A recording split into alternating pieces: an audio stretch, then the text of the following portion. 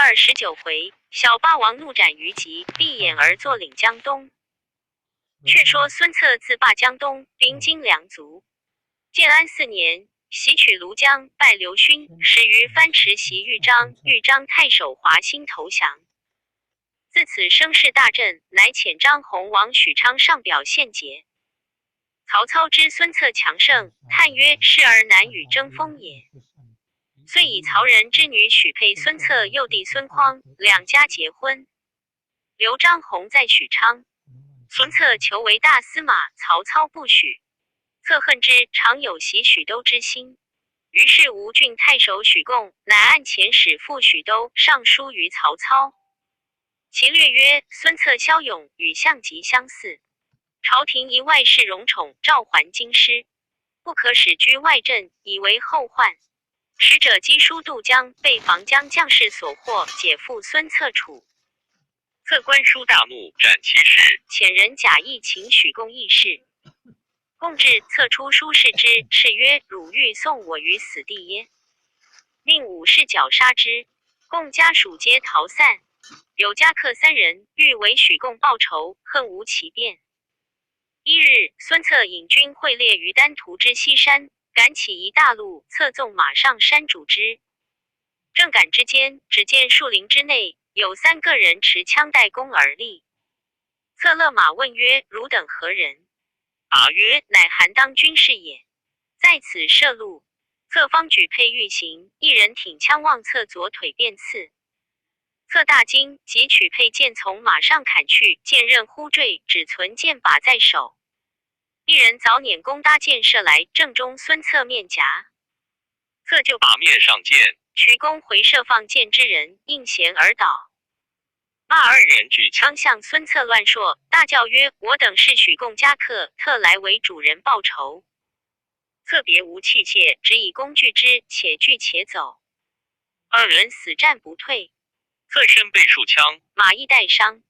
正危急之时，程普引数人至。孙策大叫：“杀贼！”程普引众骑上，将许贡家客砍为肉泥。看孙策时，血流满面，被伤至重，乃以刀割袍，裹其伤处，就回吴会养病。后人有诗赞许家3客曰：“孙郎智勇冠江梅，涉猎山中受困为。许客3人能死役，杀身欲让位为奇。”却说孙策受伤而回，使人寻请华佗医治。不想华佗已往中原去了，只有徒弟在吴，命其治疗。其徒曰：“箭头有药，毒已入骨，须静养100日，方可无虞。若怒气冲击，其疮难治。”孙策为人最是性急，恨不得即日便愈。将习到20余日，忽闻张宏有使者自许昌回，策唤问之。使者曰：“曹操甚惧主公，其帐下谋士亦惧进服，唯有郭嘉不服。”策曰：“郭嘉曾有何说？”使者不敢言。策怒，故问之。使者只得从实告曰：“郭嘉曾对曹操言，主公不足惧也。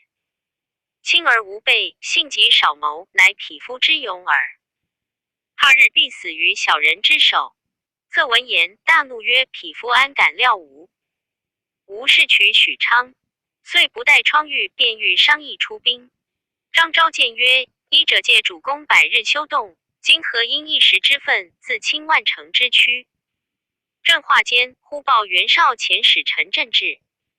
策唤入问之。震据言袁绍欲结东吴为外应，共攻曹操。策大喜，即日会诸将于城楼上设宴款待陈震。饮酒酒间，忽见诸将互相耳语，纷纷下楼。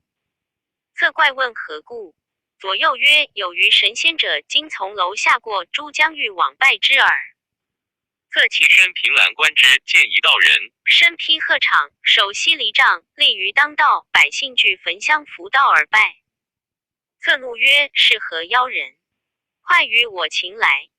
左右曰：“此人姓于，名吉，寓居东方，往来无会，普施符水，救人万病，无有不厌。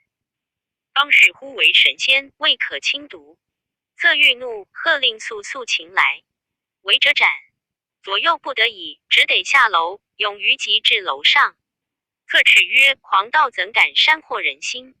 于吉曰：贫道乃琅琊宫道士。舜帝时曾入山采药，得神书于水上，号曰太平清领道，凡100余卷，皆治人疾病方术。贫道得之，唯物代天宣化，普救万人。未曾取人毫厘之物，安得煽惑人心？策曰：汝毫不取人衣服饮食，从何而得？汝及黄金张角之流，今若不诛，必为后患。斥左右斩之。张昭谏曰：余道人在江东数十年，并无过犯，不可杀害。策曰：此等妖人，无杀之，何意屠猪狗？众官皆苦谏，陈震亦劝。策怒未息，命且囚于狱中。众官俱散，陈震自归馆驿安歇。孙策归府，早有内侍传说此事与策母吴太夫人知道。夫人唤孙策入后堂，谓曰：吾闻汝将于神仙下于雷泄，此人多曾医人疾病，君民敬仰，不可加害。策曰：此乃妖人，能以妖术惑众，不可不除。夫人再三劝解。策曰：母亲勿听外人妄言，儿子有屈楚。乃出唤狱吏取于吉来问。原来狱吏皆尽信于吉，即在狱中时，尽去其枷锁。即策唤取，方带枷锁而出。策访之大怒，痛责狱吏，仍将于吉卸系下狱。张昭等数十人联名作状，拜求孙策其保于神仙。策曰：公等皆读书人，何不达理？袭胶州有一刺史张经，听信邪教，古色焚香，常以红帕里头，自称可助出军之威，后竟为敌军所杀。此等事甚无益，诸君自谓误耳。吾欲杀于吉，正思尽邪绝迷也。吕范曰：某素知于道人能奇风导雨，方今天旱，何不令其祈雨以赎罪？策曰：吾且看此妖人若何。遂命于狱中取出于吉，开其枷锁，令登坛求雨。即领命，即沐浴更衣，取绳自缚于烈日之中。百姓观者，田皆赛相。于吉谓众人曰：吾求3尺甘霖，以救万民，然我终不免一死。众人曰：若有灵验，主公必然敬服。于吉曰：气数至此，恐不能逃。少卿孙策亲至坛中下令，若午时无雨，即焚死于吉。先令人堆积干柴伺候。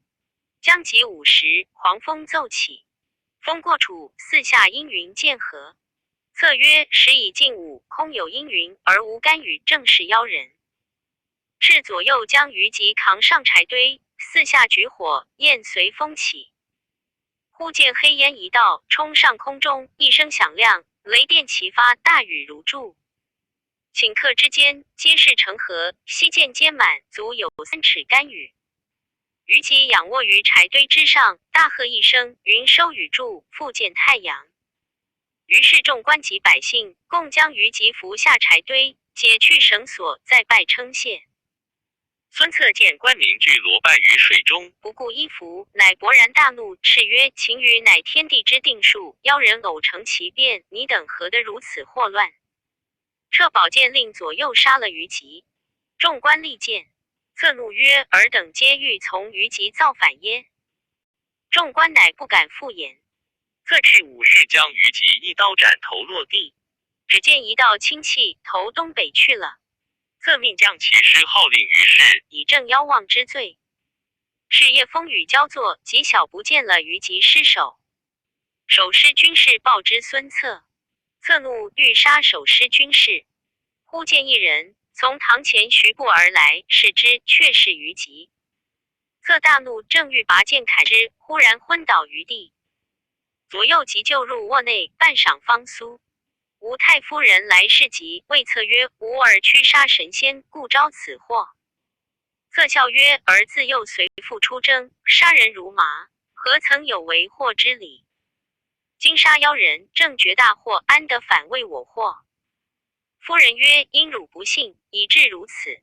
今可做好事以攘之。策曰：吾命在天，妖人绝不能为祸，何必攘耶？夫人料劝不信，乃自令左右按修缮事攘解。是夜3更，侧卧于内宅，忽然阴风奏起，灯灭而复明。灯影之下，见于吉立于前。侧大喝曰：“吾平生是诸妖妄，以尽天下。汝既为阴鬼，何敢近我？”取床头见直之，忽然不见。吴太夫人闻之，转生忧闷。侧乃服病强行，以宽母心。母谓侧曰：“圣人云，鬼神之为得其圣矣乎？又云，导尔于上下神奇。鬼神之事，不可不信。汝驱杀于先生，岂无报应？吾已令人设教于郡之御清关内，如可亲往拜倒，自然安妥。”侧不敢违母命，只得勉强成教至御清关。道士皆入，请侧焚香，侧焚香而不谢。忽香炉中烟起不散，结成一座华盖，上面端坐着于吉。侧怒，唾骂之。走离殿宇，又见于吉立于殿门，怒目视侧。侧顾左右曰：“汝等见妖鬼否？”左右皆云：“未见。”侧欲怒，拔佩剑望于吉直去，一人中箭而倒。众视之，乃前日动手杀于吉之小卒，被剑砍入脑袋，七窍流血而死。侧命扛出葬之。比吉出关，又见于吉走入关门来。侧曰：“此关亦藏妖之所也。”遂坐于关前，命武士500人拆毁之。武士方上屋揭瓦，却见于吉立于屋上，飞瓦直地。侧大怒，传令逐出本关道士，放火烧毁殿宇。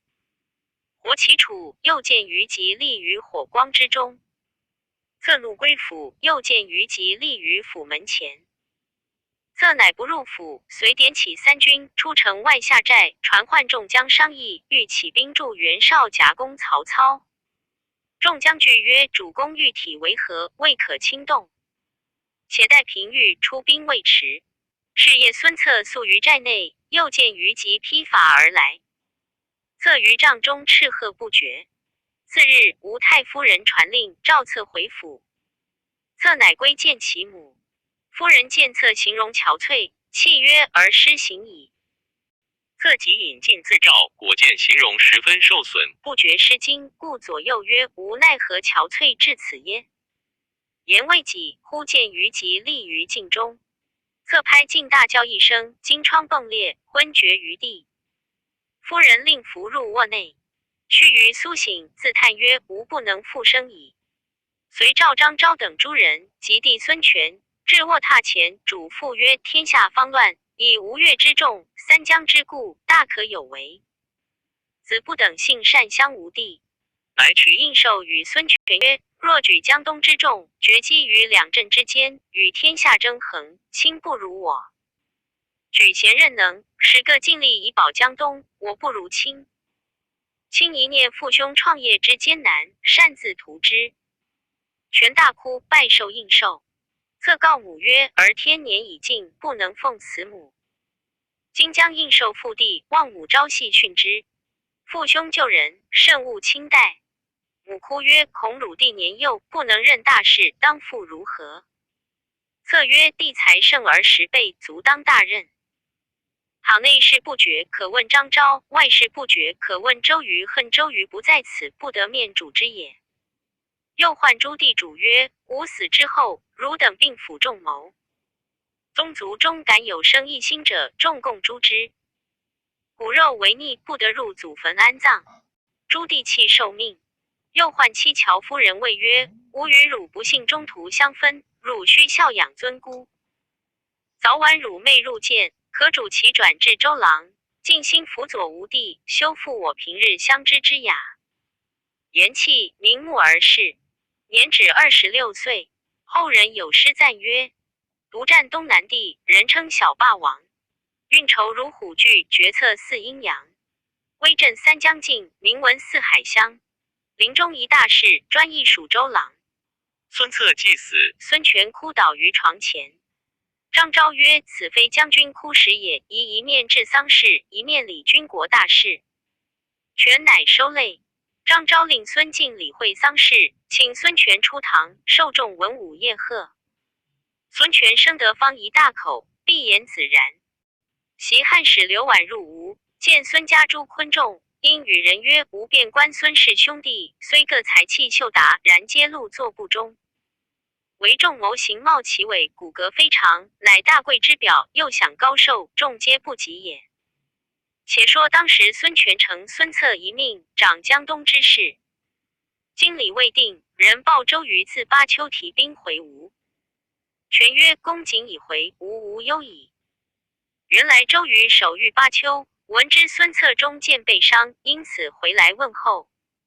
将至吴郡，闻策已亡，故星夜来奔丧。当下周瑜哭拜于孙策灵柩之前。吴太夫人出，以遗嘱之语告瑜。瑜拜伏于地曰：敢不效犬马之力，继之以死。少卿，孙权入。周瑜拜见毕，权曰：愿公无忘先兄一命。瑜顿首曰：愿以肝脑涂地，报之己之恩。权曰：今承父兄之业，将何策以守之？瑜曰：自古的仁者昌，失仁者亡。为今之计，须求高明远见之人为辅，然后江东可定也。权曰：先兄遗言，内事托子布，外事全赖公瑾。瑜曰：子布贤达之事，足当大任。瑜不才，恐父以托之重，愿见一人以辅将军。权问何人？瑜曰：姓鲁，名肃，字子敬，临淮东川人也。此人胸怀韬略，富隐机谋。早年丧父，弑母至孝，其家极富，常散财以济贫乏。瑜为居朝长之时，将数百人过临淮，因乏粮，闻鲁肃家有2囷米，各3000斛，因往求助。肃即指1囷相赠，其慷慨如此。平生好极见其舍，寓居曲阿。祖母亡，还葬东城。其有刘子扬欲约比往朝胡投正宝，肃上踌躇未往。今主公可速召之。权大喜，即命周瑜往聘。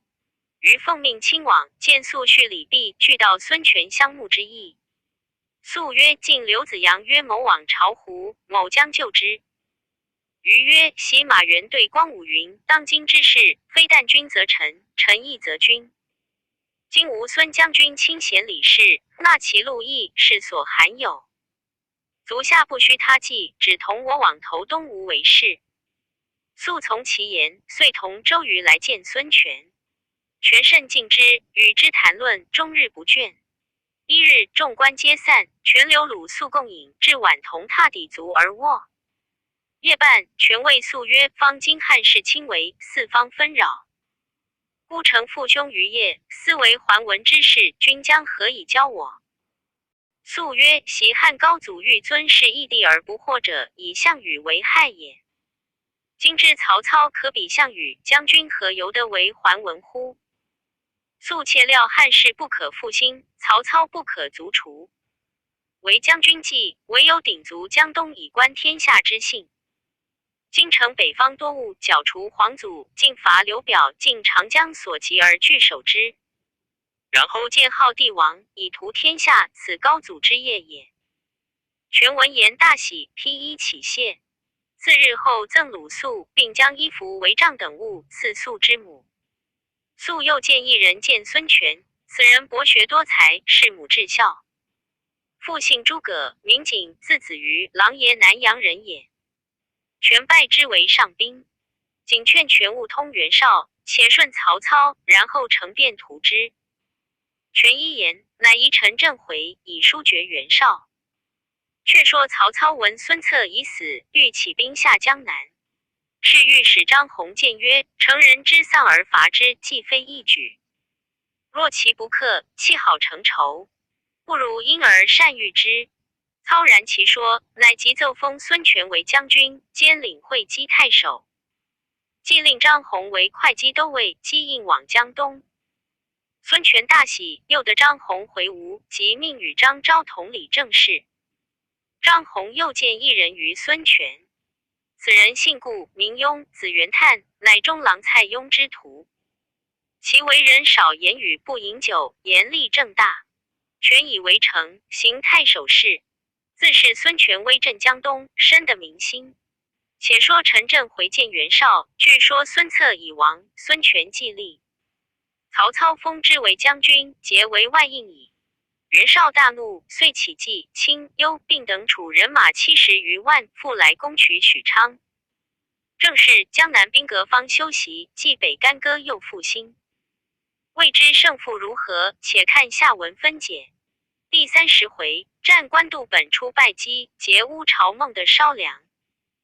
却说袁绍兴兵往官渡进发，夏侯惇发书告急，曹操起军7万前往迎敌，刘询欲守许都。绍兵临发，田丰从狱中上书谏曰：今且宜静守以待天时，不可妄兴大兵，恐有不利。冯骥赠曰：主公新仁义之师，田丰何得出此不祥之语？绍因怒，欲斩田丰，众官告免。绍恨曰：待吾破了曹操，明正其罪。遂催军进发，经其片野，刀剑如林，行至阳武，下定寨山。举寿曰：我军虽众，而勇猛不及彼军。彼军虽精，而粮草不如我军。彼军无粮，力在急战。我军有粮，宜且缓守。若能旷以日月，则彼军不战自败矣。绍怒曰：田丰慢我军心，吾回日必斩之。汝安敢又如此？至左右将举寿所进军中，待我破曹之后，与田丰一体治罪。于是下令将大军70万东西南北周围安营，联络90余里，细作探知虚实，报至官渡。曹军兴到，闻之皆惧。曹操与众谋士商议，荀攸曰：绍军虽多，不足惧也。我军具精锐之士，无不亦以当时。但力在急战，若千言日月，粮草不敷，是可忧矣。操曰：所言正合无益。遂传令军将鼓噪而进。绍军来迎，两边排成阵势。沈沛郭弩手1万，伏于两翼；弓箭手5000，伏于门旗内，约响齐发。三通鼓罢，袁绍金盔金甲，锦袍玉带，立马阵前。左右排列着张合、高览、韩猛、淳于琼等诸将。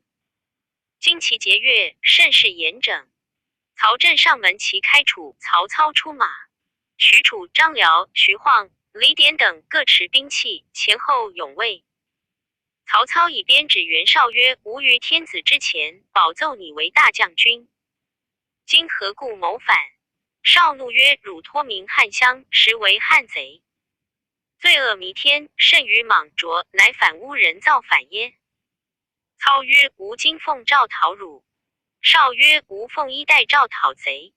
操怒，使张辽出战。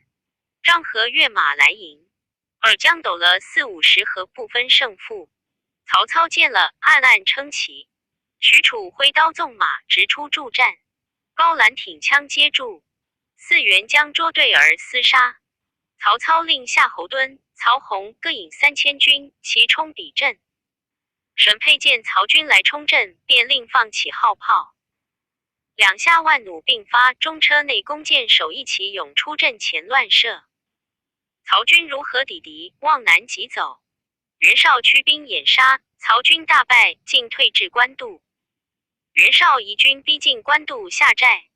沈沛曰：今可拨兵10万守官渡，就曹操寨前筑起土山，令军人下士寨中放箭。操若弃此而去，吾得此隘口，许昌可破矣。绍从之，于各寨内选精壮军人，用铁锹土担，齐来曹操寨边，垒土成山。曹营内见援军堆筑土山，欲待出去冲突，被沈沛弓弩手当住咽喉要路，不能前进。10日之内筑成土山50余座，上立高弩，分拨弓弩手于其上射箭。曹军大惧，皆顶着这箭牌守御。土山上一声梆子响处，箭下如雨。曹军皆蒙损伏地，援军呐喊而笑。曹操见军慌乱，集众谋士问计。刘烨进曰：可作发10车以破之。操令夜进车士，连夜造发10车数百乘，分布营墙内，正对着土山上云梯。后弓箭手射箭时，营内一骑拽动10车，炮10飞空，往上乱打。人无夺处，弓箭手死者无数。援军皆号骑车为霹雳车，由是援军不敢登高射箭。沈沛又献一计，令军人用铁案打地道，直透曹营内，号为绝子军。曹兵望见援军于山后掘土坑，报之曹操。操又问击于刘晏，夜曰：此援军不能攻明而攻暗，发掘伏道，欲从地下透营而入耳。操曰：何以预之？夜曰：可绕营绝长堑，则彼伏道无用也。操连夜插军绝堑，援军绝伏道到堑边，果不能入，空费军力。却说曹操守官渡，自8月起至9月中，军力渐乏，粮草不济，意欲弃官渡退回许昌。时宜未决，乃作书遣人赴许昌问荀彧。彧以书报之。书略曰：臣遵命使决进退之宜，予以袁绍西众聚于官渡，欲与民公决胜负。公以至，若当至强，若不能至，必为所成，是天下之大机也。绍军虽众，而不能用，以公之神武明哲，何相而不济？今军实虽少，未若楚、汉在荥阳、成高也。公今画地而守，扼其喉而使不能进，秦见事节，必将有变。此用其之时，断不可失。唯明公才察焉。曹操得书大喜，令将士效力死守。绍军约退30余里，操遣将出营寻绍。有徐晃部将使唤获得援军细作，解见徐晃。晃问其军中虚实，答曰：早晚大将韩猛运粮至军前接济，先令我等探路。徐晃便将此事报之曹操。荀攸曰：韩猛匹夫之勇耳，若遣一人引轻骑数千，从半路击之，断其粮草，绍军自乱。操曰：谁人可往？攸曰：即遣徐晃可也。操遂差徐晃带将使唤并所部兵先出，后使张辽、许褚引兵救应。当夜韩猛押粮车数千辆，解赴绍寨。正走之间，山谷内徐晃使唤引军截住去路，韩猛飞马来战。徐晃接住厮杀，使唤便杀散人夫，放火焚烧粮车。韩猛抵挡不住，拨马回走。徐晃催军烧尽资粮。袁绍军中望见西北上火起，正惊疑间，败军报来，粮草被劫。绍即遣张合、高览去截大路，正与徐晃烧粮而回。恰遇交锋，背后张辽、许褚军到，两下夹攻，杀散援军，似将合兵一处，回官渡寨中。曹操大喜，重加赏劳，又分军于寨前结营，为犄角之势。却说韩猛败军韩营，绍大怒，欲斩韩猛，众官劝勉。沈沛曰：行军以粮食为重，不可不用心提防。乌巢乃屯粮之处，必得重兵守之。袁绍曰：吾筹策已定，如可回邺都监督粮草，休教缺乏。沈沛领命而去。袁绍遣大将淳于琼督领部将睢元敬、韩举子、吕威煌、赵睿等引2万人马守乌巢。那淳于琼性刚好酒，军士多畏之。既至乌巢，终日与诸将聚饮。且说曹操军粮告捷，即发使往许昌教荀彧作速错办粮草，星夜解赴军前接济。使者击书而往，行不上30里，被援军捉住，伏见谋士许攸。骂许攸字子远，少时曾与曹操为友，此时却在袁绍处为谋士。当下搜的使者所击曹操催粮书信，进来见绍曰：曹操屯军官渡，与我相持已久，许昌必空虚。若分一军星夜演习许昌，则许昌可拔，而曹操可擒也。今操粮草已尽，正可乘此机会，两路击之。绍曰：曹操诡计极多，此书乃诱敌之计也。攸曰：今若不取，后将反受其害。正话间，忽有使者自邺郡来，呈上沈沛书。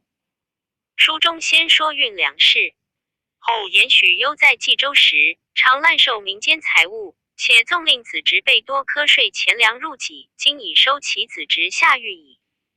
少见书大怒曰：滥行匹夫，尚有面目于无前献计耶？如与曹操有旧，想今亦受他才会，为他作奸细，辍传吴君耳。本当斩首，今权且计投在相，可速退出，今后不许相见。许攸出，仰天叹曰：忠言逆耳，庶子不足与谋。吾子侄已遭沈沛之害，吾何言复见冀州之人乎？遂欲拔剑自刎。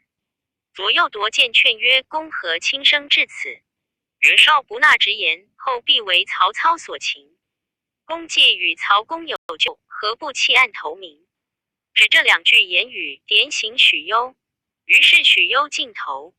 后人有诗叹曰：本出豪气盖中华，官渡相持往探阶。若使许攸谋见用，山河岂得属曹家？却说许攸暗步出营，径投曹寨，俘虏军人拿住。攸曰：我是曹丞相故友，快与我通报，说南阳许攸来见。军士忙报入寨中。时操方解衣歇息，闻说许攸私奔到寨，大喜，不及穿履，险足出营。遥见许攸，抚掌欢笑，携手共入，操先拜于地。攸慌扶起曰：公乃汉乡，吾乃布衣，何谦恭如此？操曰：公乃操故友，岂敢以名爵相上下乎？攸曰：某不能则主，屈身袁绍，言不听，计不从，今特弃之来见故人，愿赐收录。操曰：子远肯来，吾事既矣。愿即教我以破绍之计。攸曰：吾曾教袁绍以轻骑乘沿许都，首尾相攻。操大惊曰：若袁绍用子言，吾事败矣。攸曰：公今军粮尚有几何？操曰：可知1年。攸笑曰：恐未必。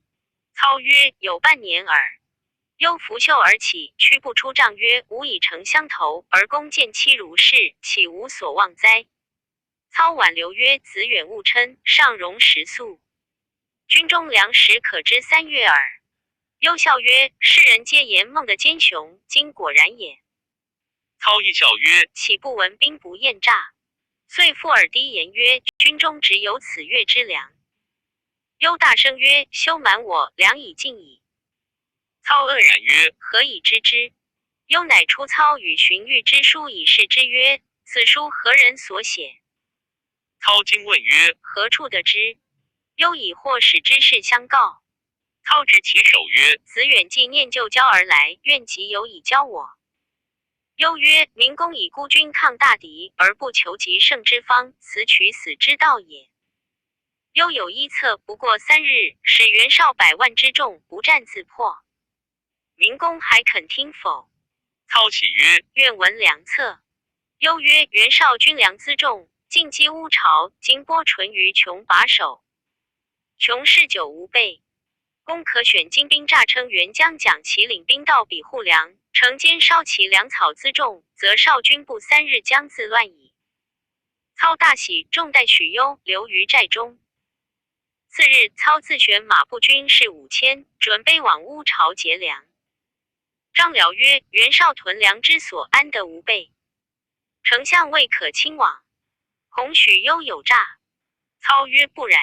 许攸此来，天拜袁绍，今无军粮不给，难以久持。若不用许攸之计，是坐而待困也。彼若有诈，安肯留我寨中？且无意欲劫寨久矣。今劫粮之举，既在必行，君请勿疑。辽曰：亦须防袁绍乘虚来袭。操教曰：吾以筹之属矣。便叫荀攸、贾诩、曹洪同许攸守大寨，夏侯惇、夏侯渊领一军伏于左，曹仁、李典领一军伏于右，以备不虞。叫张辽、许褚在前，徐晃、于禁在后，操自引诸将居中，共5000人马，打着援军旗号，军士皆束草覆心，人衔枚，马勒口。黄昏时分，望乌巢进发。是夜星光满天。且说沮授被袁绍拘禁在军中，是夜因见众心朗烈，乃命监者引出中庭，仰观天象。忽见太白逆行，侵犯牛斗之分，大惊曰：或将至矣。遂连夜求见袁绍。时绍已醉卧，听说沮授有密事启报，唤入问之。授曰：事关天象，见太白逆行于柳轨之间，流光射入牛斗之分，恐有贼兵劫掠之害。乌巢屯粮之所，不可不提备。宜速遣精兵猛将，于见到山路群哨，免为曹操所算。绍怒斥曰：汝乃得罪之人，何敢妄言惑众？因斥奸者曰：吾令汝居求之，何敢放出？遂命斩奸者，别换人监押沮授。授出，言泪叹曰：我君王在旦夕，我师还不知落于何处也。后人有诗叹曰：逆耳忠言反见仇，独夫袁绍少计谋。乌巢梁尽根基拔，犹豫区区守冀州。却说曹操领兵夜行，前过袁绍别寨，寨兵问是何处军马。操使人应曰：蒋齐奉命往乌巢护粮。袁军见是自家旗号，遂不疑惑。凡过数处，皆诈称蒋齐之兵，并无阻碍。即到乌巢，4更已尽。操教军士将树草周围举火，众将校鼓噪直入。时淳于琼方与众将饮了酒，醉卧帐中，闻鼓噪之声，连忙跳起问何故喧闹。言未已，早被挠掉脱翻。虽元尽，赵瑞运粮方回，见屯上火起，即来救应。曹军飞报曹操，说贼兵在后，请分军拒之。操大喝曰：诸将只顾奋力向前，待贼至背后，方可回战。于是众军将无不争先掩杀。一霎时，火焰四起，烟迷太空。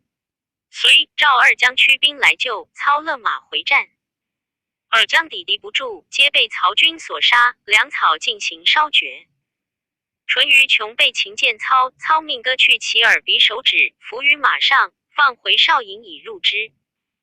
却说袁绍在帐中，闻报正北上火光满天，知是乌巢有失，即出帐赵文武各官商议遣兵往救。张合曰：某与高览同往救之。郭图曰：不可。曹军劫粮，曹操必然亲往。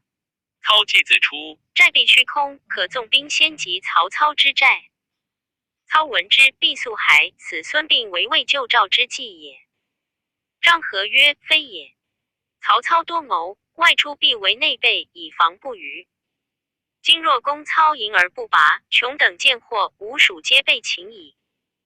郭图曰：曹操只顾劫粮，岂留兵在寨耶？再三请劫曹营。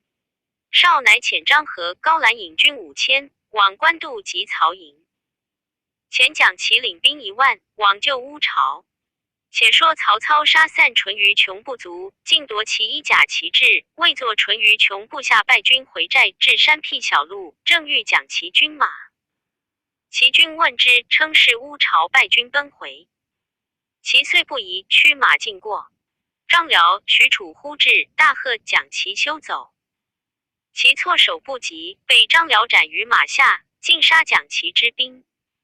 又使人当先卫报云，蒋齐已自杀散乌巢兵了。袁绍因不复遣人接应乌巢，只添兵往官渡。却说张合、高览攻打曹营，左边夏侯惇，右边曹仁，中路曹洪一齐冲出，三下攻击，援军大败。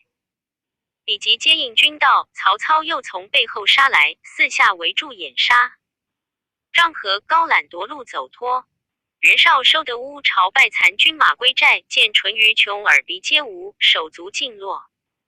绍问如何失了乌巢，败军告说淳于琼醉卧，因此不能抵敌。绍怒，力斩之。郭图恐张合、高览回寨正对是非，先于袁绍前赠曰：张合、高览见主公兵败，心中必喜。绍曰：何出此言乎？图曰：二人素有降曹之意，今遣急寨，故意不肯用力，以致损着士卒。绍大怒，遂遣使急召二人归寨问罪。郭图先使人报二人云：主公将杀汝矣。及绍使至，高览问曰：主公唤我等为何？使者曰：不知何故。览遂拔剑斩来使。何大惊。览曰：袁绍听信谗言，必为曹操所擒。吾等岂可坐而待死？不如去投曹操。何曰：吾亦有此心久矣。于是二人领本部兵马，往曹操寨中投降。夏侯惇曰：张、高二人来将，谓之虚实。操曰：吾以恩遇之，虽有一心，亦可变矣。遂开营门，命二人入。二人倒戈卸甲，拜伏于地。操曰：若使袁绍肯从二将军之言，不至有败。今二将军肯来相投，如为子去殷，韩信归汉也。遂封张合为偏将军都亭侯，高览为偏将军东莱侯。二人大喜。却说袁绍既去了许攸，又去了张合、高览，又失了乌巢梁，军心惶惶。许攸又劝曹操作速进兵，张合、高览请为先锋，操从之，即令张合、高览领兵往劫绍寨。当夜3更时分，出军3路劫寨，混战到明，各自收兵，绍军折其大半。荀攸献计曰：今可扬言调拨人马，一路取酸枣攻邺郡，一路取黎阳，断援兵归路。袁绍闻之，必然惊惶，分兵拒我。我乘其兵动时击之，绍可破也。操用其计，使大小3军四远扬言。绍军闻此信，来寨中报说曹操分兵2路，一路取邺郡，一路取黎阳去也。绍大惊，即遣袁尚分兵5万救邺郡，辛明分兵5万救黎阳，连夜起行。曹操探知袁绍兵动，便分大队军马8路齐出，直冲绍营。袁军俱无斗志，四散奔走，遂大溃。袁绍披甲不迭，单衣服巾上马。幼子袁谭后随。张辽、许褚、徐晃、于禁4员将引军追赶袁绍。绍即渡河，尽弃图书车仗金帛，只引随行800余骑而去。操军追之不及，尽获一下之物，所杀8万余人，血流银沟，溺水死者不计其数。操获全胜，将所得金宝缎匹给赏军士。于图书中检出书信一数，皆许都及军中诸人与绍案通知书。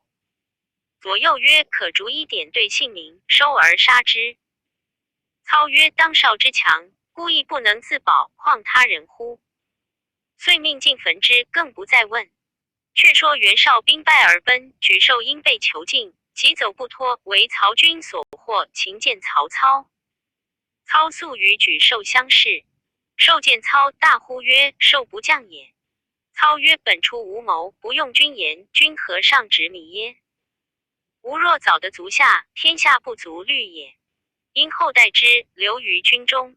授乃于营中盗马，欲归袁氏。操怒，乃杀之。授至死，神色不变。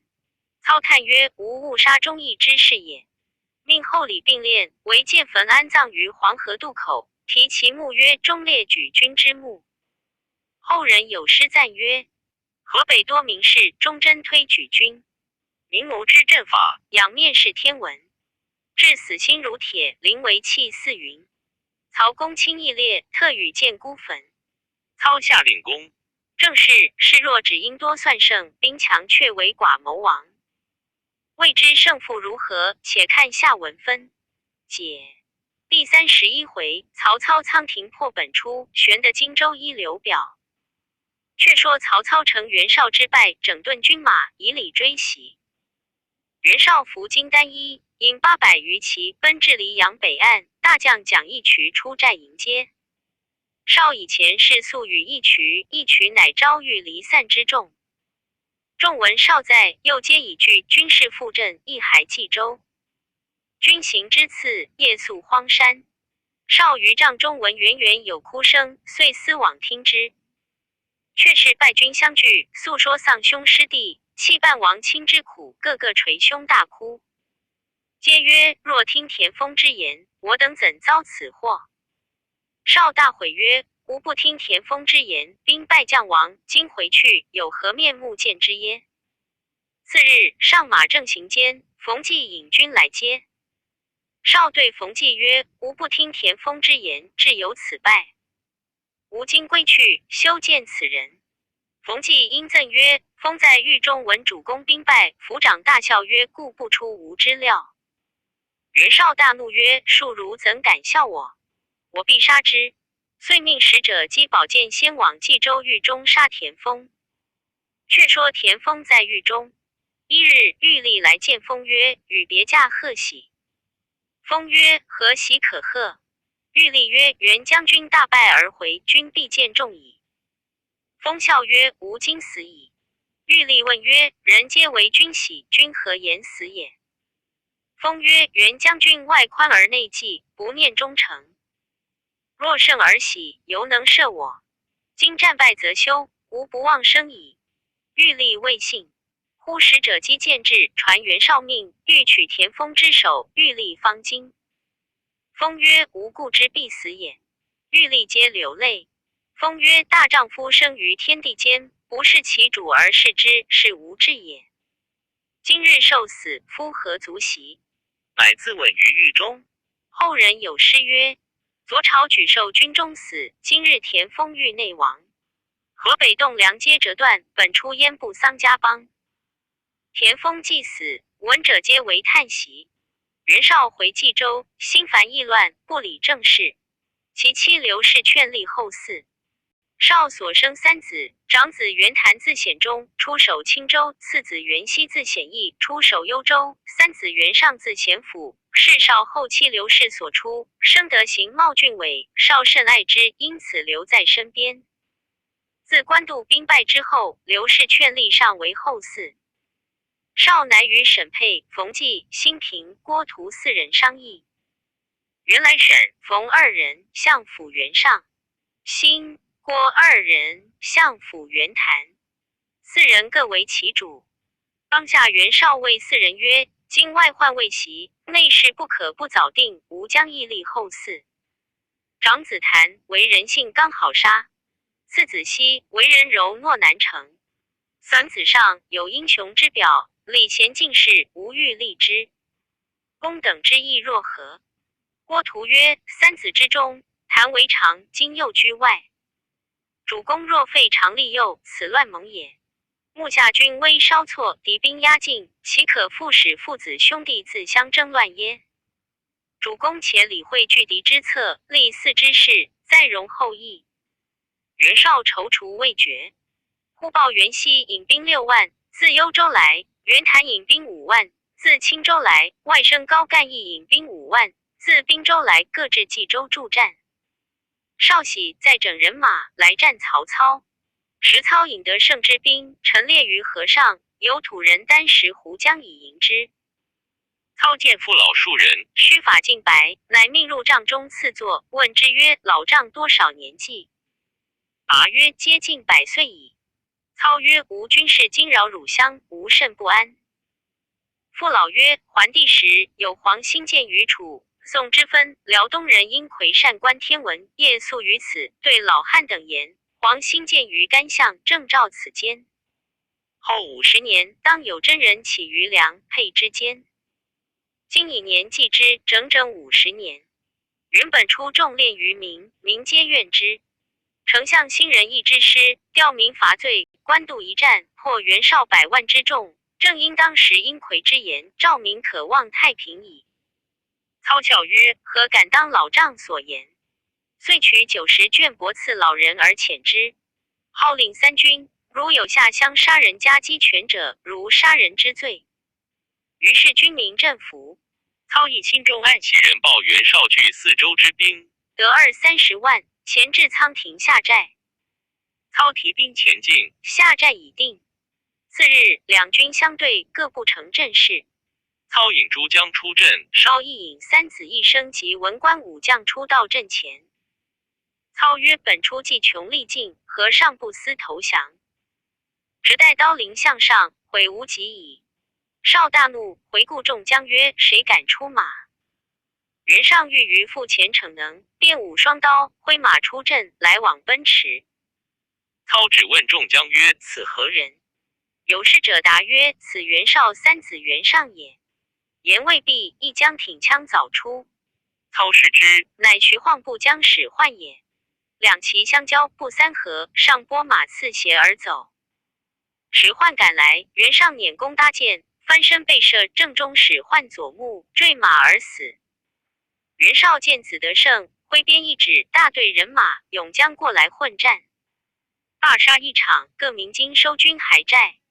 操与诸将商议破绍之策，程昱现时面埋伏之计，劝操退军于河上，伏兵10队，诱绍追至河上。我军无退路，必将死战，可胜绍矣。操然其计，左右各分5队，左一队夏侯惇，2队张辽，3队李典，4队乐进，5队夏侯渊。右一队曹洪，2队张合，3队徐晃，4队于禁，5队高览。中军许褚为先锋。次日，10队先进，埋伏左右已定。至半夜，操令许褚引兵前进，未作劫寨之势。袁绍5寨人马一齐聚起，许褚回军便走。袁绍引军赶来，喊声不绝。比及天明，赶至河上，曹军无去路。操大呼曰：“前无去路，诸军何不死战？”众军回身奋力向前。许褚飞马当先，力斩10数将。袁军大乱。袁绍退军急回，背后曹军赶来。正行间，一声鼓响，左边夏侯渊，右边高览，两军冲出。袁绍惧3子一生，死冲血路奔走。右行不到10里，左边乐进，右边于禁杀出，杀得袁军尸横遍野，血流成渠。右行不到数里，左边李典，右边徐晃，两军截杀一阵。袁绍父子胆丧心惊，奔入旧寨，令3军造饭。方欲待时，左边张辽，右边张合进来冲寨。绍慌上马，前奔仓亭。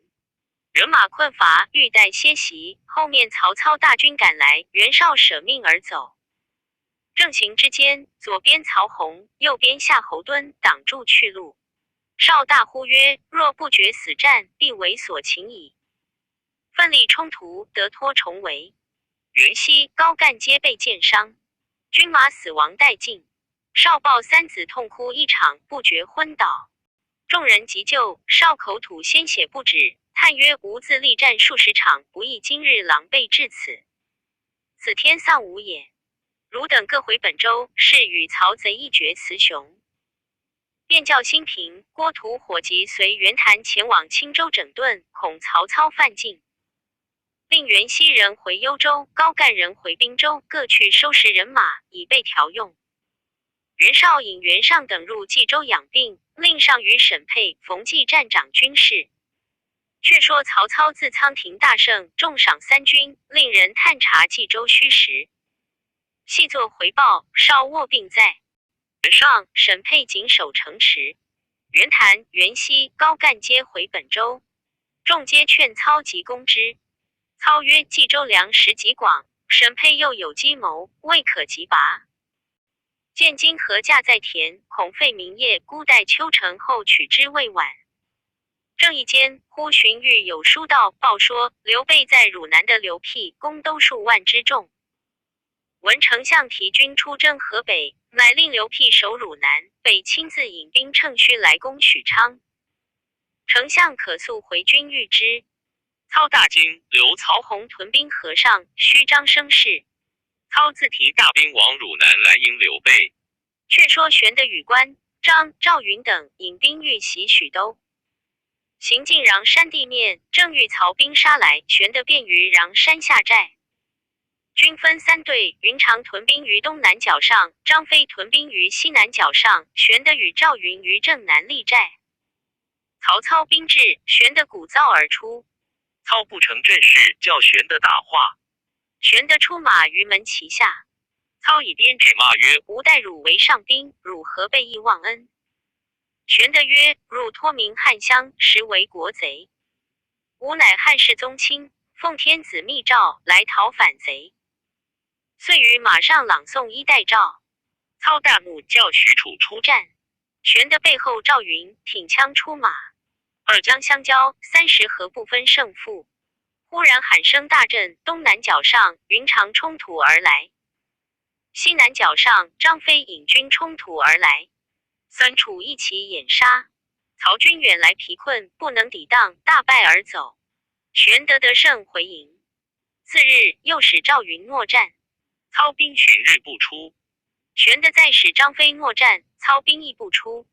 玄德欲疑，忽报宫都运粮至，被曹军围住。玄德急令张飞去救。忽又报夏侯惇引军超背后进取汝南。玄德大惊曰：若如此，吾前后受敌，无所归矣。即遣云长救之，两军皆去。不一日，飞马来报夏侯惇已打破汝南，刘辟弃城而走，云长现今被围。玄德大惊，又报张飞去救宫都，也被围住了。玄德急欲回兵，又恐操兵后袭，忽报寨外许褚搦战，玄德不敢出马。后至天明，叫军士饱餐，步军先起，马军后随，寨中须传更点。玄德等离寨约行数里，转过土山，火把齐鸣，山头上大呼曰：休教走了刘备！丞相在此专等。玄德慌寻路走。赵云曰：主公无忧，但跟某来。赵云挺枪跃马，杀开条路，玄德掣双股剑后随。正战间，许褚追至，与赵云力战，背后于禁，李典诱到，玄德见势为，落荒而走。听得背后喊声渐远，玄德望深山僻路，单马逃生。而到天明，侧手一彪军冲出，玄德大惊，视之，乃刘辟引败军1000余骑，护送玄德家小前来。孙乾、简雍、糜芳议志诉说夏侯惇军事甚锐，因此弃城而走。曹兵赶来，幸得云长当住，因此得脱。玄德曰：不知云长今在何处？刘辟曰：将军且行，却在理会。行道数里，一棒鼓响，前面涌出一彪人马。当先大将乃是张合，大叫刘备快下马受降。玄德方欲退后，只见山头上红旗挥动，一军从山雾内涌出，为首大将乃高览也。玄德两头无路，仰天大呼曰：天何使我受此窘急耶？事至此，不如就死。欲拔剑自刎。刘辟即止之曰：容某死战，夺路救军。言讫，便来与高览交锋，战不3合，被高览一刀砍于马下。玄德正慌，方欲自战，高览后军忽然自乱，一将冲阵而来，枪齐杵，高览翻身落马。视之，乃赵云也。玄德大喜，云纵马挺枪，杀散后队，又来前军独战张合。合与云战30余合，拨马败走。云乘势冲杀，却被合兵守住山隘，路窄不得出。正夺路间，只见云长、关平、周仓引300军到，两下夹攻，杀退张合，各出隘口，站住山险下寨。玄德使云长寻觅张飞，原来张飞去救宫都，宫都已被夏侯渊所杀。飞奋力杀退夏侯渊，以礼赶去，却被乐进引军围住。云长路逢败军，寻踪而去，杀退乐进，与飞同回见玄德。人报曹军大队赶来，玄德叫孙乾等保护老小先行。玄德与关张、赵云在后，且战且走。操见玄德去远，收军不敢。玄德败军不满1000，狼狈而奔。前至一江，唤土人问之，乃汉江也。玄德权且安营。土人知玄德奉献洋酒，乃聚饮于沙滩之上。玄德叹曰：诸军皆有王佐之才，不幸跟随刘备。备知命窘，累及诸军。今日生无力追，诚恐有误诸军。君等何不弃备而投明主，以取功名乎？众皆掩面而哭。云长曰：凶言差矣。昔日高祖与项羽争天下，数败于羽后9里山一战成功，而开400年基业。胜负兵家之常，何可自挥其志？孙乾曰：成败有时，不必伤心。此离荆州不远。刘景升坐镇九州，兵强粮足，更且与公皆汉室宗亲，何不往投之？玄德曰：但恐不容耳。班曰：某愿先往说之，使景升出境而迎主公。玄德大喜，便令孙乾星夜往荆州。道郡入见刘表，礼毕，刘表问曰：公从玄德何故至此？班曰：刘使君天下英雄，虽兵为将寡，而志欲匡扶社稷。汝南刘辟、公都素无亲故，亦以死报之。明公与使君同为汉室之胄，今使君兴败，欲往江东投孙仲谋。班谏言曰：不可背亲而向叔叔。荆州刘将军礼贤下士，是归之如水之投东，何况同宗乎？因此使君特使甘先来拜白，为明公命之。表大喜曰：玄德无弟也，久欲相会而不可得，今肯会故，实为幸甚。蔡瑁赠曰：不可。刘备先从吕布，后是曹操，尽投袁绍，皆不克中，足可见其为人。今若纳之，曹操必加兵于我，往动干戈。不如斩孙乾之首，以献曹操，操必重待主公也。孙乾正色曰：甘非惧死之人也。刘使君忠心为国，非曹操、袁绍、吕布等比。前此相从，不得已也。今闻刘将军汉朝苗裔，一切同宗，故千里相投。尔何献谗而妒贤如此耶？刘表闻言，乃斥蔡瑁曰：吾主意已定，汝勿多言。蔡瑁残恨而出。刘表遂命孙干先往报玄德，一面亲自出郭30里迎接。玄德见表，执礼甚恭，表亦相待甚厚。玄德引官张等拜见刘表，表遂与玄德同入荆州，分拨院宅居住。却说曹操探知玄德已往荆州，投奔刘表，便欲引兵攻之。程昱曰：袁绍未除，而据攻荆襄，倘袁绍从北而起，胜负未可知矣。不如还兵许都，养军蓄锐，待来年春暖，然后引兵先破袁绍，后取荆襄，南北之力，一举可收也。操然其言，遂提兵回许都。至建安8年春正月，操复商议兴兵，先插夏侯惇、满、宠镇守汝南，以拒刘表。刘曹人，荀彧守许都，亲统大军前赴官渡屯扎。且说袁绍自旧岁感冒吐血症后，经方稍愈，商议欲攻许都。沈沛谏曰：旧岁官渡，仓亭之败，军心未振，上当深沟高垒，以养军民之力。正义间，忽报曹操进兵官渡，来攻冀州。绍曰：若后兵临城下，将至河边，然后拒敌，是以迟矣。吾当自领大军出营。袁尚曰：父亲病体未全，不可远征，而愿提兵前去迎敌。绍许之，遂使人往青州取袁谭，幽州取袁熙，滨州取高干，4路同破曹操。正是才向汝南民战鼓，又从冀北动征皮。未知胜负如何，且看下文分解。第32回，夺冀州袁尚争锋，绝张和许攸献计。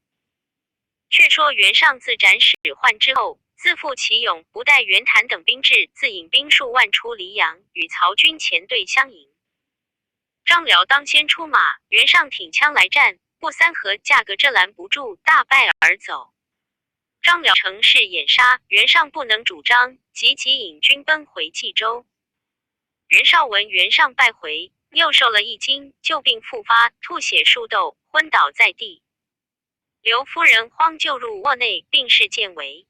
刘夫人即请沈沛、冯骥直至袁绍榻前，商议后事。绍但以手指而不能言。刘夫人曰：尚可计后事否？绍点头。沈沛便就榻前写了遗嘱。绍翻身大叫一声，又吐血斗鱼而死。后人有诗曰：累世公卿立大名，少年意气自纵横。空招俊杰3000客，漫有英雄100万兵。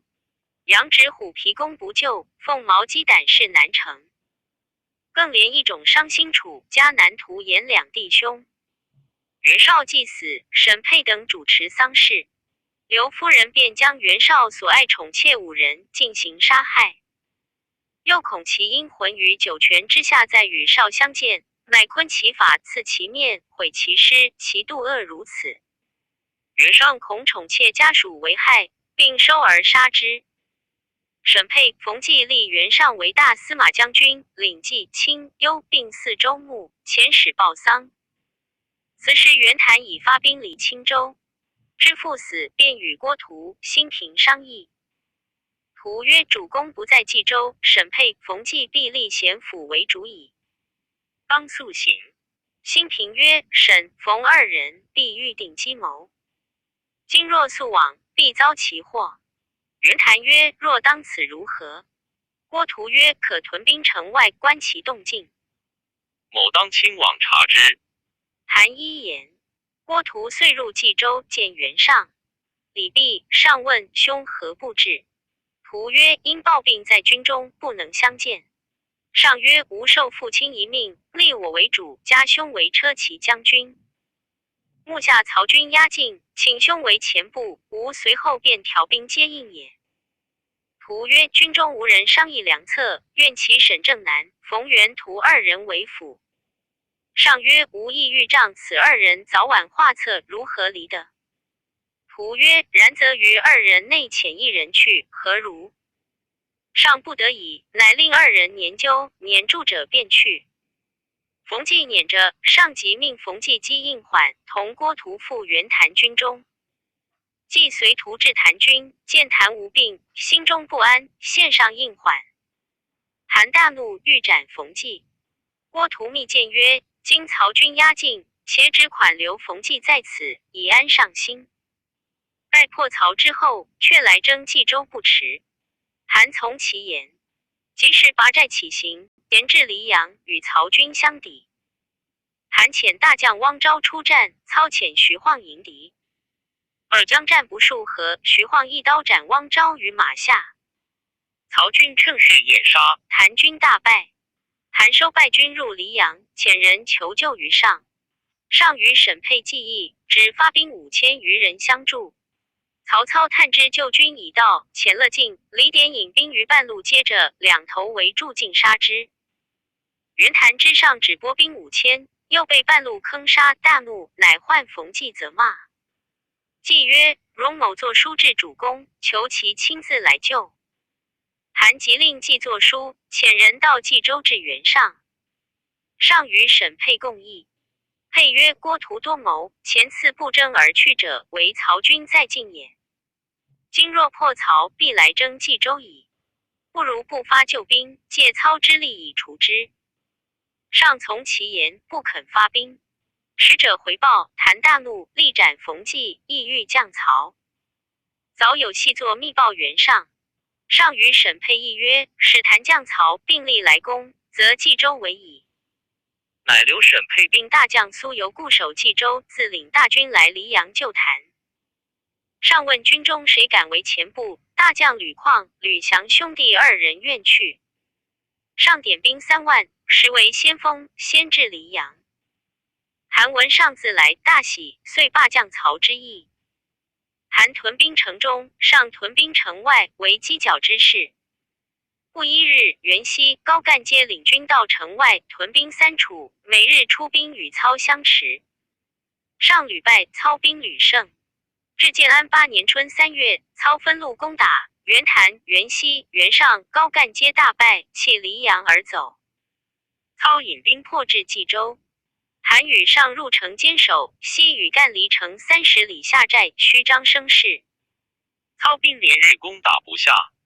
郭嘉进曰：袁氏废长利诱，而兄弟之间权力相并，各自树党，急之则相救，缓之则相争，不如举兵南向荆州，征讨刘表，以后袁氏兄弟之变。变成而后及之，可一举而定也。操善其言，命贾诩为太守，守黎阳。曹洪引兵守官渡。操引大军向荆州进兵。谭、上听知曹军自退，遂相庆贺。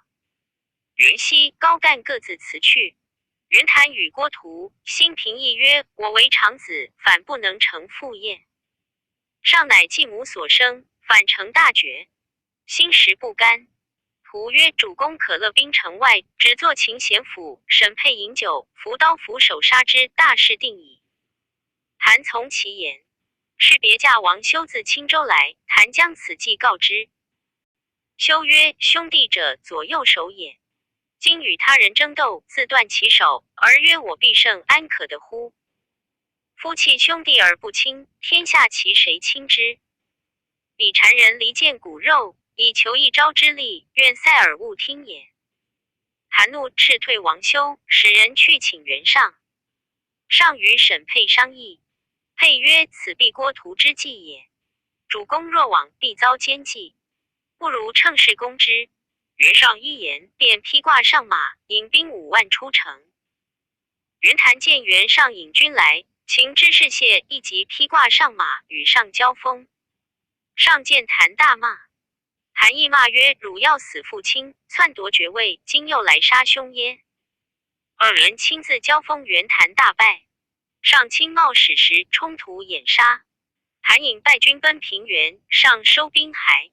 袁谭与郭图再议进兵，令岑必为将，领兵前来。上自引兵出冀州，两阵对圆，旗鼓相望。必出骂阵，上欲自战，大将吕旷拍马舞刀来战岑必。二将战无数合，旷斩岑必于马下。谭兵又败，再奔平原。沈沛劝上进兵追至平原，谭抵当不住，退入平原，坚守不出。上三面围城攻打，谭与郭图计议。图曰：今城中粮少，彼军方锐，势不相敌。余亦可遣人投降曹操，使操将兵攻冀州，上必还救。将军引兵夹击之，尚可擒矣。若操击破上军，我因而练其军时以拒操。操军远来，粮食不济，必自退去。我可以仍据冀州，以图进取也。谭从其言，问曰：使人可为使？图曰：新平之弟辛毗，字左志，见为平原令。此人乃能言之事，可命为使。谭即召辛毗，毗欣然而至。谭修书复毗，使3000军送毗出境。毗星夜击书往见曹操。时操屯军西平伐刘表，表遣玄的引兵为前部以迎之。未及交锋，辛毗到操寨，见操礼毕，操问其来意，毗具言袁谭相求之意，呈上书信。操看书毕，留辛毗于寨中，据文武技艺。程昱曰：袁谭被袁尚攻击太急，不得已而来将，不可准信。吕虔、满宠议曰：丞相既引兵至此，安可复舍表而助谭？荀攸曰：三公之言未善，以于义度之，天下方有事，而刘表作保疆，汉之间不敢斩卒，其无四方之志可知矣。袁氏据4州之地，带甲数十万，若二子和睦，共守城业，天下事未可知也。今其兄弟相攻，势穷而投我，我提兵先除袁尚，后观其变，并灭袁谭，天下定矣。此机会不可失也。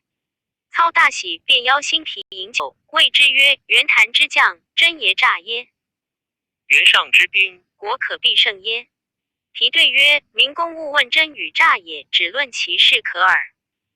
袁氏连年丧败，兵革毗于外，谋臣诛于内。兄弟缠系，国分为二。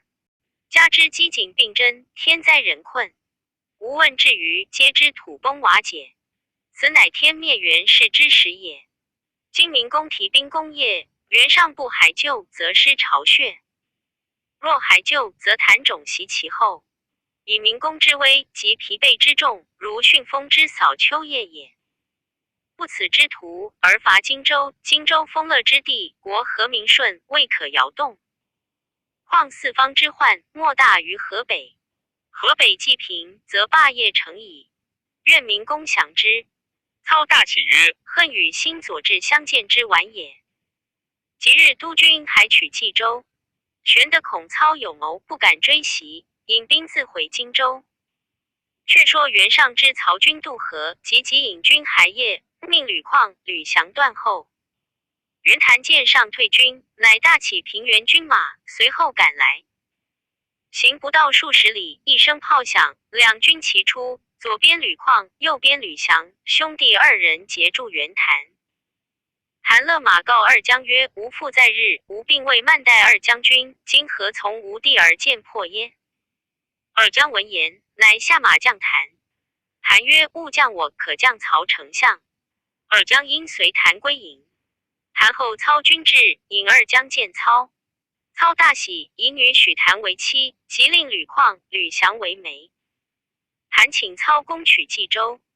操曰：方今粮草不接，搬运劳苦，我犹计河鄂其水入白沟，以通粮道，然后进兵。令谭且居平原。操引军退屯黎阳，封吕旷、吕翔为列侯，随军听用。郭图谓袁谭曰：曹操以女许婚，恐非真意。今又封赏吕旷、吕翔，带去军中，此乃牢笼河北人心。后必中为我祸。主公可克将军印2颗，按使人送与2旅，另作内应。待操破了袁尚，可乘便图之。谭一言，遂克将军印2颗，按送与2旅。2旅受气，竟将印来禀曹操。操大笑曰：谭按送印者，欲汝等为内助，待我破袁尚之后，就中取士耳。汝等权且受之，我自有主张。自此曹操便有杀谭之心。且说袁尚与沈沛商议，今曹兵运粮入白沟，必来攻冀州，如之奈何？沛曰：可发檄使武安长引凯屯毛城，通上党运粮道。并举寿之子居湖守邯郸，遥为声援。主公可进兵平原，急攻袁谭。先绝袁谭，然后破曹。袁尚大喜，留沈沛与陈琳守冀州，使马延、张以2将为先锋，连夜起兵攻打平原。谭知上兵来进，告急于操。操曰：吾今番必得冀州矣。正说间，是许攸自许昌来。闻上又攻谭，入见操曰：丞相坐守于此，岂欲待天雷击杀2人乎？操笑曰：吾已料定矣。遂令曹洪先进兵攻邺，操自引一军来攻营凯。兵临本境，凯引军来迎。凯出马，操曰：徐仲康安在？许褚应声而出，纵马直取营凯。凯措手不及，被许褚一刀斩于马下，余众崩溃。操进招降之，即勒兵取邯郸。举鼓进兵来迎。张辽出马，与鼓交锋，战不3合，鼓大败，辽从后追赶。两马相离不远，辽即取弓射之，应弦落马。操指挥军马掩杀，众皆奔散。于是操引大军前抵冀州。曹洪已进城下，操令3军绕城筑其土山，又按绝地道以攻之。沈沛射守坚固，法令甚严。东门守将冯礼因酒醉有误巡警，沛痛责之。冯礼怀恨，前地出城降操。操问破城之策，礼曰：图门内土厚，可绝地道而入。操便命冯礼引300壮士，营夜绝地道而入。却说沈沛自冯礼出将之后，每夜亲自登城点视军马。当夜在图门阁上望见城外无灯火。沛曰：冯礼必引兵从地道而入也。即唤精兵运石及屠闸门，门闭，冯礼及300壮士皆死于土内。操止了这一场，遂罢地道之计，退军于环水之上，以后袁尚回兵。袁尚攻平原，闻曹操已破营凯居湖，大军围困冀州，乃撤兵回救。不将马言曰：从大路去，曹操必有伏兵。可取小路，从西山出抚水口去劫曹营，必解围也。上从其言，自领大军先行，令马延与张以断后。早有细作去报曹操。操曰：彼若从大路上来，吾当避之；若从西山小路而来，一战可擒也。无料袁尚必举火为号，令城中皆应。吾可分兵击之。于是分拨已定。却说袁尚出涪水界口，东至阳平，屯军阳平亭，离冀州17里，一边靠着涪水。上令军士堆积柴薪干草，置夜焚烧为号。前主不理服扮作曹军都督，直至城下，大叫开门。沈沛认的是礼服声音，于入城中说袁尚已陈兵在阳平亭等候接应。若城中兵出，一举火为号。沛叫城中堆草放火，以通音信。服曰：城中无粮，可发老弱残兵并妇人出将。彼必不违背，我即以兵济百姓之后出攻之。沛从其论。次日，城上竖起白旗，上写冀州百姓投降。操曰：此事城中无粮，叫老弱百姓投降，后必有兵出也。操叫张辽、徐晃各引3000军马伏于两边。操自乘马，张辉盖至城下。我见城门开处，百姓扶老西幼，手持白旗而出。百姓才出境，城中兵突出。操叫将红旗一招，张辽、徐晃两路兵齐出乱杀，城中兵只得复回。操自飞马赶来，到吊桥边，城中弩箭如雨，射中操盔，显透其顶。众将急救回阵。操更衣换马，引众将来攻上寨，上自迎敌。10个路军马一齐杀至，两军混战，袁尚大败。上引兵退往西山下寨，令人催取马延、张以军来。不知曹操已使吕旷、吕翔去招安二将。二将随二吕来将，操一封为列侯。即日进兵攻打西山，先使二吕、马延、张以截断袁尚粮道。上情知西山守不住，夜走一口。安营未定，四下火光并起，伏兵齐出，人不及甲，马不及鞍。上军大溃，退走50里，势穷力急，只得遣豫州刺史殷魁至操营请降。操杨许之，却连夜使张辽、徐晃去劫寨。上进气应受节钺，衣甲辎重，望中山而逃。操回军攻冀州。许攸献计曰：何不绝张合之水以掩之？操然其计，先插军于城外绝河堑，周围40里。沈沛在城上见操军在城外绝堑，却觉得甚浅。沛暗笑曰：此欲绝张合之水以灌城耳。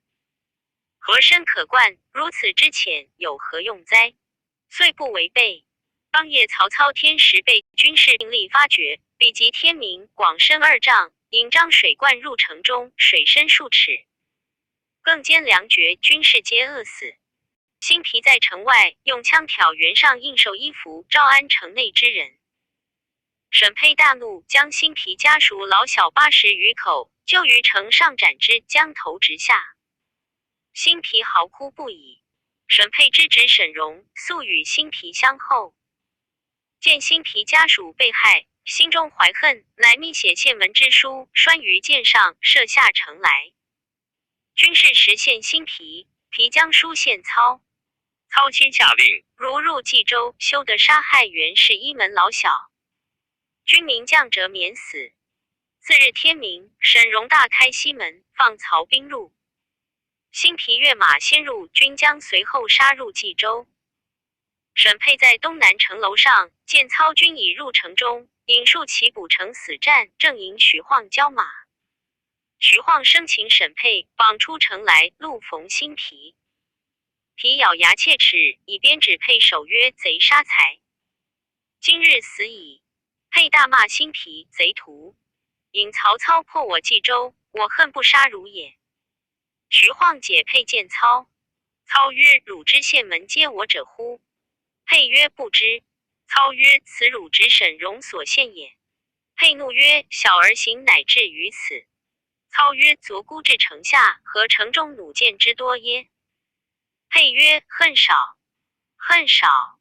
操曰：卿忠于袁氏，不容不如此。今肯降吾否？沛曰：不降，不降。辛毗哭拜于地曰：家属80余口，尽遭此贼杀害。愿丞相录之，以雪此恨。配曰：吾生为元是臣，死为元是鬼，不似汝辈谗谄阿谀之贼，可速斩我。操教迁出。临受刑，是行刑者曰：吾主在北，不可使我面南而死。乃向北跪，引颈就任。后人有诗叹曰：河北多名士，谁如沈正南？命因昏主丧，心与古人参。忠直言无隐，廉能治不贪。灵王有北面，将者尽修残。沈沛既死，操怜其忠义，命葬于城北。众将请曹操入城。操方欲起行，只见刀斧手勇一人至，操视之，乃陈琳也。操谓之曰：汝前为本初坐席，但罪状孤可也。何乃入己祖父耶？琳答曰：箭在弦上，不得不发耳。左右劝操杀之，操怜其才，乃赦之，命为从事。却说操长子曹丕，字子桓，时年18岁。丕出生时有云气一片，其色青紫，圆如车盖，附于其室，终日不散。有望气者，密谓操曰：此天子气也。令四贵不可言。丕8岁能属文，有一才，博古通今，善骑射，好击剑。时操破冀州，丕随父在军中，先领随身军，进投袁绍家，下马拔剑而入。有一将当之曰：丞相有命，诸人不许入少府。丕斥退，提剑入后堂，见2个妇人相抱而哭，向前欲杀之。正是四世公侯已成梦，一家骨肉又遭殃。未知性命如何，且看下文分解。第33回，曹丕乘乱纳甄氏，郭嘉一计定辽东。却说曹丕见2妇人啼哭，拔剑欲斩之。忽见红光满目，遂按剑而问曰：汝何人也？一妇人告曰：妾乃元将军之妻刘氏也。丕曰：此女何人？刘氏曰：此次南元熙之妻甄氏也。因熙出镇幽州，甄氏不肯远行，故留于此。丕托此女近前，见披发垢面。丕以山秀视其面而观之，见甄氏玉肌花貌，有倾国之色。遂对刘氏曰：吾乃曹丞相之子也，愿保汝家，汝勿忧虑。遂按剑坐于堂上。却说曹操统领众将入冀州城，将入城门，许攸纵马近前，以鞭指城门，呼操曰：阿蛮，汝不得我安得入此门？操大笑。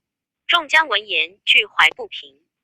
操至少府门下，问曰：谁曾入此门来？守将对曰：世子在内。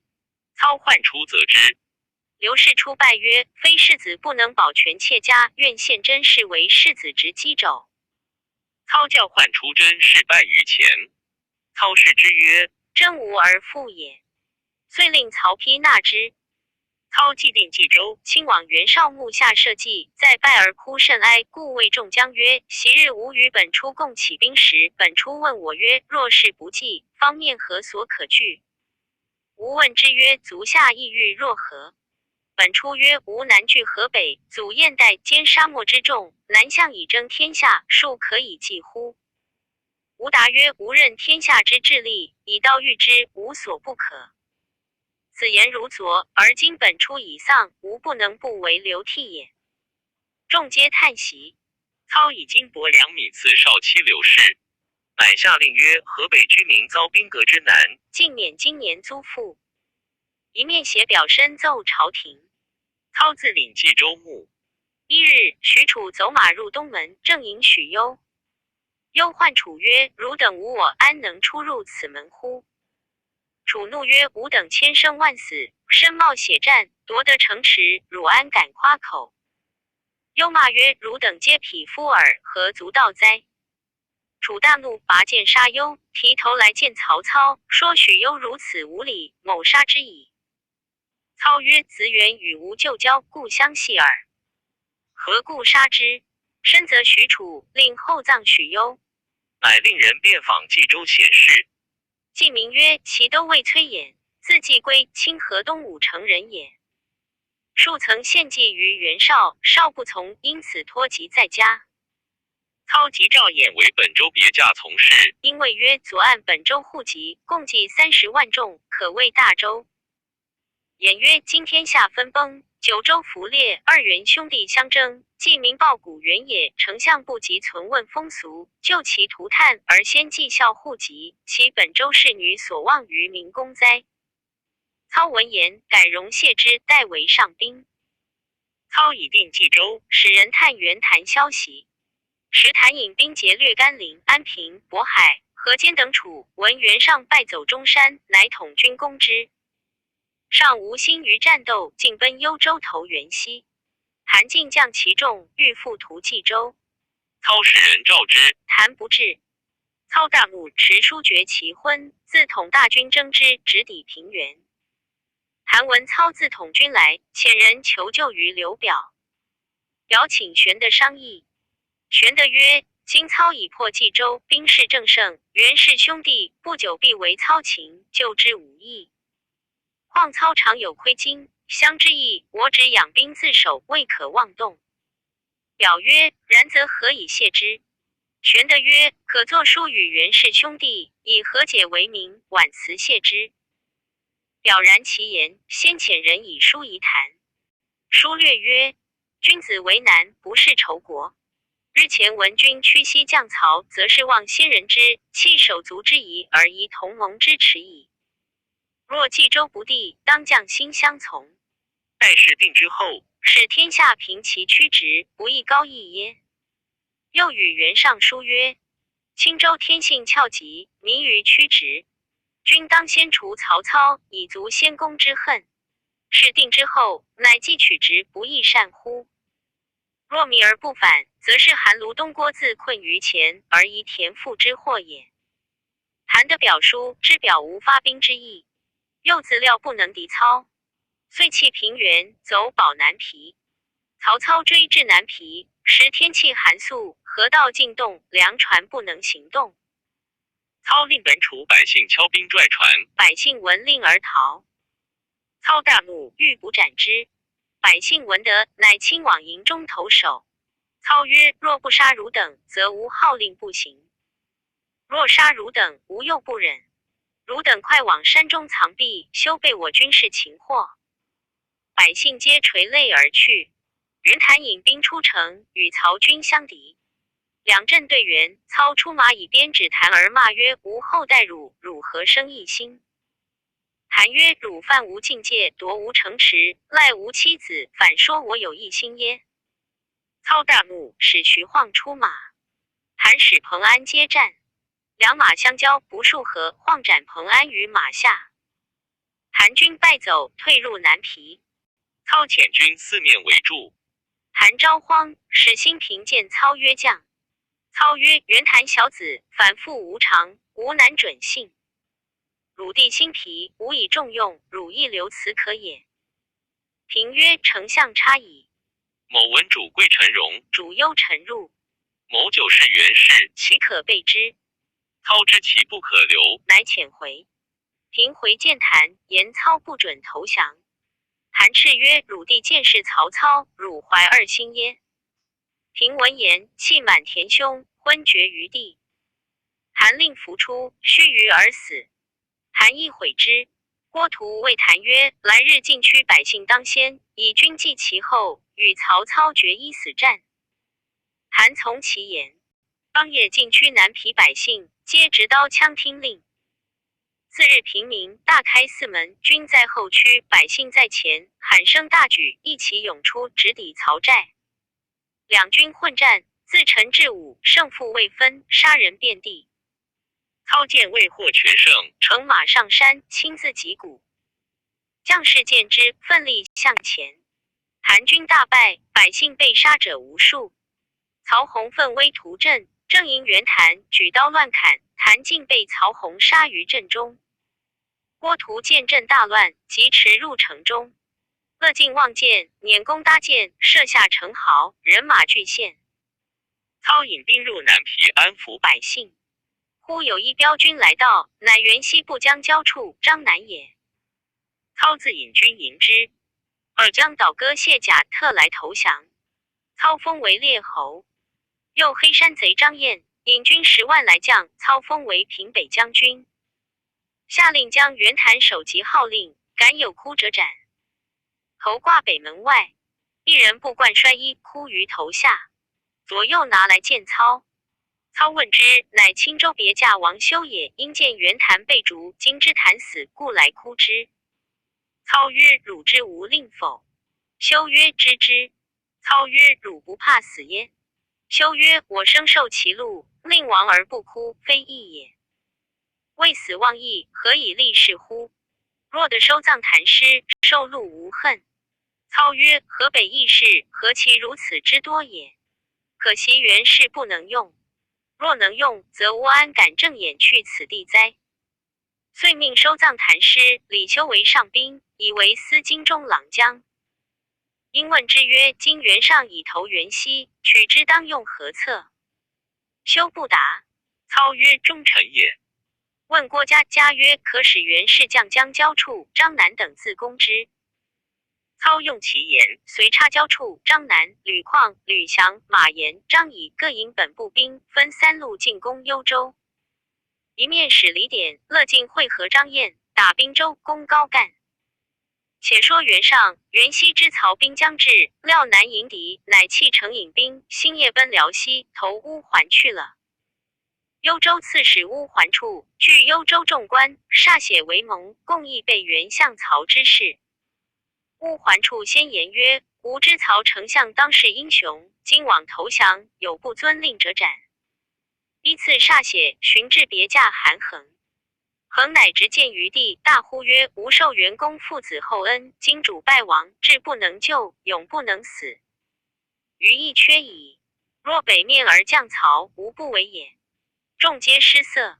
乌桓处曰：夫兴大事，当立大义。是之计否，不待一人。韩衡既有志如此，听其自辩，推衡而出。乌桓处乃出城迎接3路军马，进来降操。操大喜，加为镇北将军。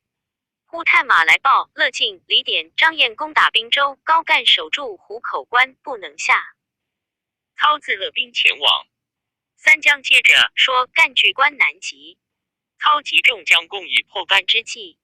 荀攸曰：若破干，须用诈降计方可。操然之。换将将吕旷、吕翔、附耳低言，如此如此。吕旷等引军数十，直抵关下，叫曰：吾等原系袁氏旧将，不得已而降曹。曹操为人诡谲，薄待吾等，吾今还服救主，可即开门相纳。高干未信，只叫2将自上关说话。2将卸甲弃马而入，谓干曰：曹军新到，可乘其军心未定，今夜劫寨。某等愿当先。干喜从其言，是夜叫2旅当先，引万余军前去。将至曹寨，背后喊声大震，伏兵四起。高干知事中计，即回湖关城。乐进、李典已夺了关，高干夺路走脱，往投单于。操领兵拒住关口，使人追袭高干。干到单于界，正迎北番左贤王。干下马拜伏于地，言曹操吞并疆土，今欲犯王子地面，万起救援，同力克复，以保北方。左贤王曰：吾与曹操无仇，岂有侵我土地？汝欲使我结怨于曹氏耶？是退高干。干寻思无路，只得去投刘表。行至上路，被都尉王衍所杀，将头借送曹操。操封衍为列侯。滨州既定，操商议西击乌桓。曹洪等曰：袁熙、袁尚兵败将亡，是穷力尽，远投沙漠。我今引兵西击，倘刘备、刘表乘虚袭许都，我就应不及，为祸不浅矣。请回师务尽为上。郭嘉曰：诸公所言差矣，主公虽威震天下，沙漠之人，视其边远，必不设备。乘其无备，卒然击之，必可破也。且袁绍与乌桓有恩，而上与西兄弟犹存，不可不除。刘表作谭之克耳，自知才不足以御刘备，重任之，则恐不能治；轻任之，则备不为用。虽虚国远征，功无忧也。操曰：奉孝之言极是。遂率大小三军，车数千辆，往前进发。但见黄沙漠漠，狂风四起，道路崎岖，人马难行。操有回军之心，问于郭嘉。嘉辞时不服水土，卧病车中。操泣曰：因我欲平沙漠，使公远涉艰辛，以致染病，吾心何安？嘉曰：某感丞相大恩，虽死不能报万一。操曰：吾见北地崎岖，意欲回军，若何？嘉曰：兵贵神速，今千里袭人，辎重多而难以驱力，不如轻兵兼道以出，掩其不备。但须得是近路者为引导耳。遂留郭嘉于益州养病，求乡导官以引路。人见袁绍就将田畴深知此境，操召而问之。畴曰：此道夏秋间有水，前不通车马，深不载舟楫，最难行动。不如回军，从卢龙口越白潭之险，出空虚之地，前进柳城，掩其不备，莫独可一战而擒也。操从其言，封田畴为晋北将军，坐乡导官为前驱，张辽为次。操自压后，背道轻骑而进。田畴引张辽前至白狼山，正遇袁熙、袁尚会合莫独等数万骑前来。张辽飞报曹操，操自勒马登高望之，见莫独兵无队伍，参差不整。操谓张辽曰：敌兵不整，便可击之。乃以回授辽。辽引许褚、于禁、徐晃分四路下山，奋力急攻。莫独大乱，辽拍马斩莫独于马下，余众皆降。袁熙、袁尚引数千骑投辽东去了。操收军入柳城，封田畴为柳亭侯，以守柳城。畴涕泣曰：某复亦逃窜之人耳，蒙厚恩全活，为幸多矣。岂可卖卢龙之债，以邀赏禄哉？死不敢受侯爵。操议之，乃拜畴为议郎。操抚慰单于人等，收得骏马万匹，即日回兵。时天气寒且旱，200里无水，军又乏粮，杀马为食。凿地3、4丈，方得水。操回至益州，众赏先曾见者。因谓众将曰：孤前者诚为远征，侥幸成功。虽得胜，天所佑也，不可以违法。诸君之见，乃万安之计，是以相赏。后务难言。操到益州时，郭嘉已死数日，停就在宫谢。操往祭之，大哭曰：奉孝死，乃天丧吾也。回顾众官曰：诸君年齿，皆孤等辈，唯奉孝最少。吾欲托以后事，不其中年夭折，使吾心肠崩裂矣。嘉之左右，将嘉临死封之书呈上曰：郭公临死，亲笔书此。主曰：丞相若从书中所言，辽东事定矣。操拆书视之，点头皆叹。诸人皆不知其意。次日，夏侯惇引众入禀曰：辽东太守公孙康久不兵符，今袁熙、袁尚又往投之，必为后患。不如乘其未动，速往征之，辽东可得也。操教曰：不反诸公虎威。数日之后，公孙康自送2员之守至矣。诸将皆不肯信。却说袁熙、袁尚引数千骑奔辽东。辽东太守公孙康本襄平人，武威将军公孙度之子也。当日知袁熙、袁尚来投，遂据本部属官商议此事。公孙公曰：袁绍存日，常有吞辽东之心。今袁熙、袁尚兵败将亡，吴楚一期来此相投，是纠夺却巢之意也。若容纳之，后必相屠。不如转入城中杀之，献头与曹公，曹公必重待我。夯曰：只怕曹操引兵下辽东，又不如纳2员使为我助。公曰：可使人探听。如曹兵来攻，则留2员；如其不动，则杀2员，送与曹公。夯从之，使人去探消息。却说袁熙、袁尚至辽东，2人密议曰：辽东军兵数万，足可与曹操争衡。今兵战投之，后当杀公孙康而夺其地，养成气力而抗中原，可复河北也。商议已定，乃入见公孙康。康留于馆驿，只推有病，不及相见。不一日，细作回报，曹操兵屯益州，并无下辽东之意。公孙康大喜，乃先扶刀斧手于壁衣中，使2人入。相见礼毕，命坐。时天气严寒，上见床榻上无阴入，谓康曰：“愿铺坐席。”康嗔目言曰：“汝2人之头，将行万里，何席之有？”上大惊。康叱曰：“左右何不下手？”刀斧手涌出，就坐席上砍下2人之头，用木匣盛煮，使人送到益州来见曹操。时操在益州按兵不动。夏侯惇、张辽入禀曰：“如不下辽东，可回许都。”孔刘表生心。操曰：“待2员守急至，即便回兵。”众皆暗笑。忽报辽东公孙康遣人送袁熙，袁尚守急至，众皆大惊。使者呈上书信，操大叫曰：“果不出奉孝之料。”众赏来使，封公孙康为襄平侯左将军。众官问曰：“何为不出奉孝之所料？”操遂出郭家书以示之。书略曰：“今闻袁熙、袁尚往投辽东，民公切不可加兵。公孙康久为袁氏吞并，2员往投必疑。若以兵击之，必并力迎敌，即不可下；若缓之，公孙康、袁氏必自相屠，其事然也。”众皆踊跃称善。操引众官复设祭于郭嘉陵前，王年38岁。从征时有1年多历。其勋后人有诗赞曰：“天生郭奉孝，豪杰冠群英。腹内藏经史，胸中隐甲兵。运谋如范蠡，决策似陈平。可其身先丧，中原粮动清。”操领兵海冀州，使人先扶郭嘉陵就于许都安葬。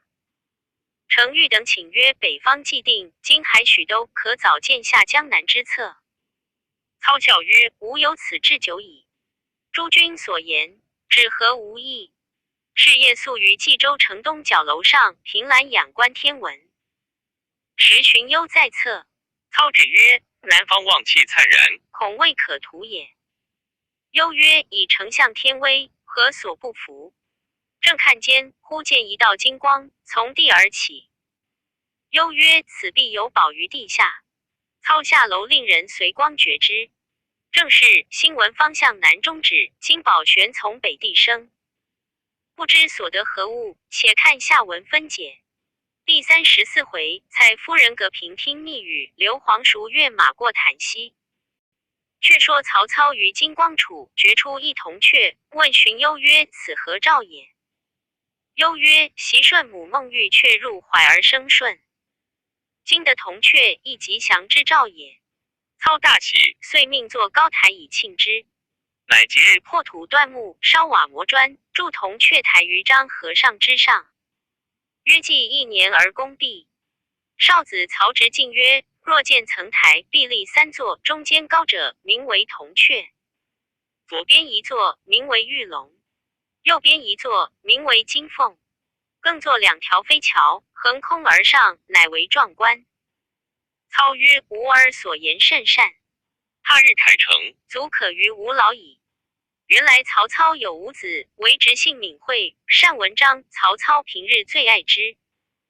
于是留曹植与曹丕在邺郡造台，使张燕守北寨。操将所得袁绍之兵，共50-60万，班师回许都，大封功臣。又表赠郭嘉为征侯，养其子义于府中。复聚众谋士商议，欲南征刘表。荀彧曰：“大军方北征而回，未可复动。且待半年，养精蓄锐，刘表、孙权可一鼓而下也。”操从之，遂分兵屯田，以后调用。却说玄德自到荆州，刘表待之甚厚。一日，正相聚饮酒，忽报将将张武、陈孙在江夏掠人民，共谋造反。表惊曰：“二贼又反，为祸不小。”玄德曰：“不须兄长忧虑，被秦王讨之。表大喜，即点3万军与玄德前去。玄德领命急行，不一日来到江夏。张武、陈孙引兵来迎。玄德与关张、赵云出马在门旗下，望见张武所骑之马极其雄峻。玄德曰：“此必千里马也。”言未毕，赵云挺枪出，尽冲敌阵。张武纵马来迎，不3合，被赵云一枪刺落马下，随手扯住辔头，牵马回阵。陈孙见了，遂赶来夺。张飞大喝一声，挺矛直出，将陈孙刺死。众皆溃散。玄德、赵安余党平复江夏诸县，班师而回。表出郭迎接入城，设宴庆功。酒至半酣，表曰：“吾弟如此雄才，荆州有以赖也。但忧南越不时来寇，张鲁、孙权皆卒为虑。”玄德曰：“弟有3将，足可委用，使张飞寻南越之境。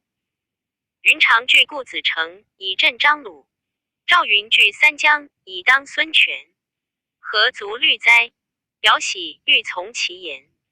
蔡瑁告其解蔡夫人曰：“刘备遣3江居外，而自居荆州，久必为患。”蔡夫人乃夜对刘表曰：“我闻荆州人多与刘备往来，不可不防之。今容其居住城中，无益不若遣使他往。”表曰：“玄德仁人也。”蔡氏曰：“只恐他人不似汝心。”表沉吟不答。次日出城，见玄德所乘之马极骏，问之，知是张武之马，表赞不已。玄德遂将此马送与刘表。表大喜，骑回城中。蒯越见而问之。表曰：“此玄德所送也。”越曰：“习先兄蒯良最善相马。”越亦颇小，此马眼下有泪槽，额边生白点，名为的卢，其则防主。张武为此马而亡，主公不可乘之。表听其言。次日请玄德饮宴，因言曰：“昨乘会良马，深感后意。但贤弟不识征进，可以用之，尽当送还。”玄德起谢。表又曰：“贤弟久居此间，恐废武士。襄阳属一新野县，颇有钱粮，弟可引本部军马于本县屯扎，何如？”玄德领诺。次日谢别刘表，引本部军马进往新野。方出城门，只见一人在马前长揖曰：“公所骑马不可乘也。”玄德视之，乃荆州募兵一介，字基伯，山阳人也。玄德忙下马问之，即曰：“昨闻蒯异度对刘荆州云，此马名的卢，乘则防主，因此还公，公岂可复乘之？”玄德曰：“深感先生见爱，但凡人死生有命，其马所能防哉？”即身扶其高见，自此常与玄德往来。玄德自到新野，军民皆喜，政治一心。建安12年春，甘夫人生刘禅。是夜有白鹤一只飞来县衙屋上，高鸣40余声，往西飞去。临分娩时，异香满室。甘夫人长夜梦仰吞北斗，故乳名阿斗。此时曹操正统兵北征。玄德乃往荆州，说刘表曰：“今曹操北征，许昌空虚，若以荆襄之众，乘奸袭之，大事可救也。”表曰：“吾坐据荆州足矣，岂可别图？”玄德默然。表邀入后堂饮酒，酒至半酣，表忽然长叹。玄德曰：“兄长何故长叹？”表曰：“吾有心事，未易明言。”玄德在欲问时，蔡夫人出丽嫔后。刘表乃垂头不语。须臾席散，玄德自归新野。至是年冬，闻曹操自柳城回，玄德甚叹表之不用其言。忽一日，刘表遣使至，请玄德赴荆州相会。玄德随使而往，刘表接着叙礼毕，请入后堂饮宴。因为玄德曰：“近闻曹操提兵回许都，是日强盛，必有吞并荆襄之心。昔日悔不听贤弟之言，失此好机会。”玄德曰：“今天下分裂，干戈日起，机会岂有尽乎？若能应之于后，未足为恨也。”表曰：吾弟之言甚当。相与对饮，酒酣，表忽潸然下泪。玄德问其故，表曰：吾有心事，前者欲速与贤弟，未得其便。玄德曰：兄长有何难决之事？倘有用弟之处，弟虽死不辞。表曰：前妻陈氏所生长子齐，为人虽贤，而柔懦不足立大事。后妻蔡氏所生少子从，颇聪明。吾欲废长立幼，恐碍于礼法。欲立长子，争奈蔡氏族中，皆掌军务，后必生乱，因此委决不下。玄德曰：自古废长立幼，取乱之道。若忧蔡氏权重，可徐徐消之，不可逆爱而立少子也。表默然。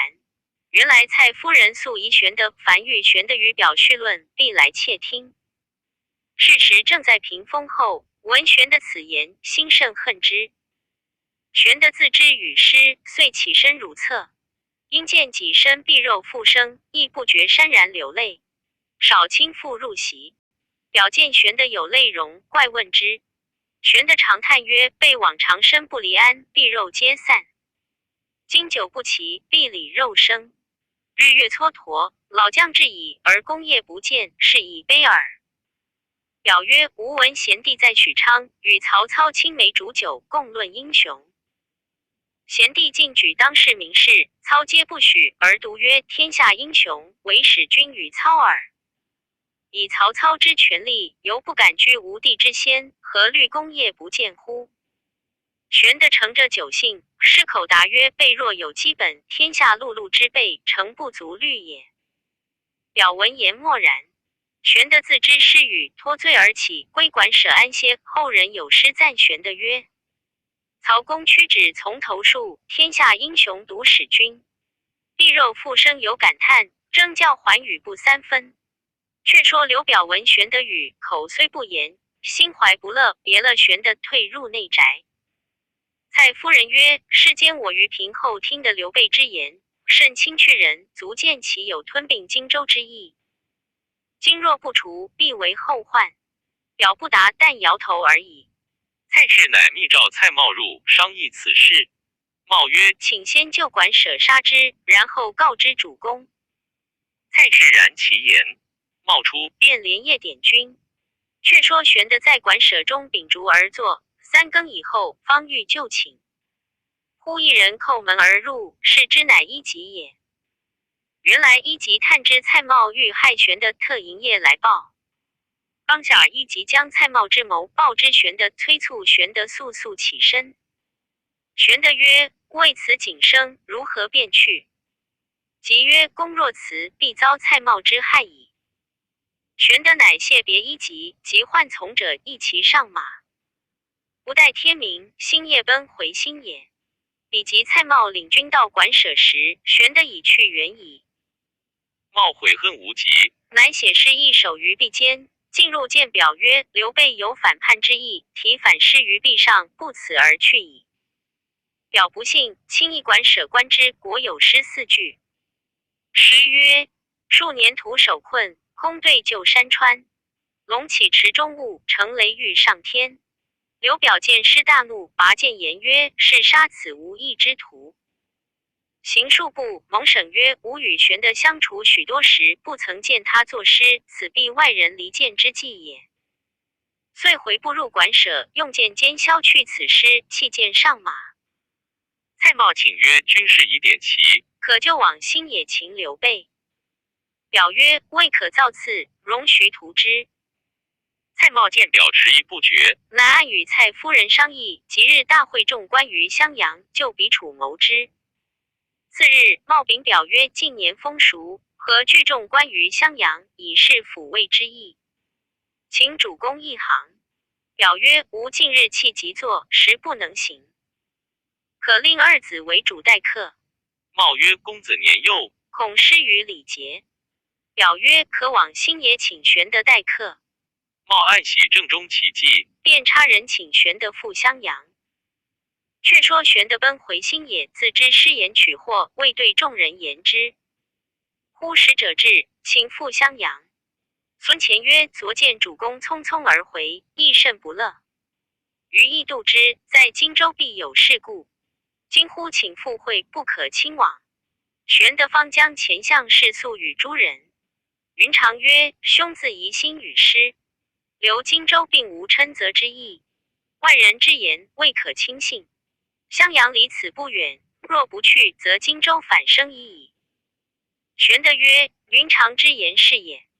张飞曰：言无好言，会无好会，不如休去。赵云曰：某将马步军300人同往，可保主公无事。玄德曰：如此甚好。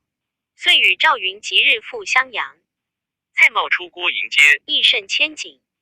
随后刘琦、刘琮二子引一班文武官僚出营。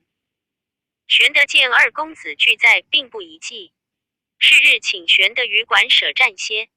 赵云引300军围绕保护。云披甲挂剑，行坐不离左右。刘琦告玄德曰：父亲气急坐，不能行动，特请叔父代客，抚劝各处守墓之官。玄德曰：吾本不敢当此，既有兄命，不敢不从。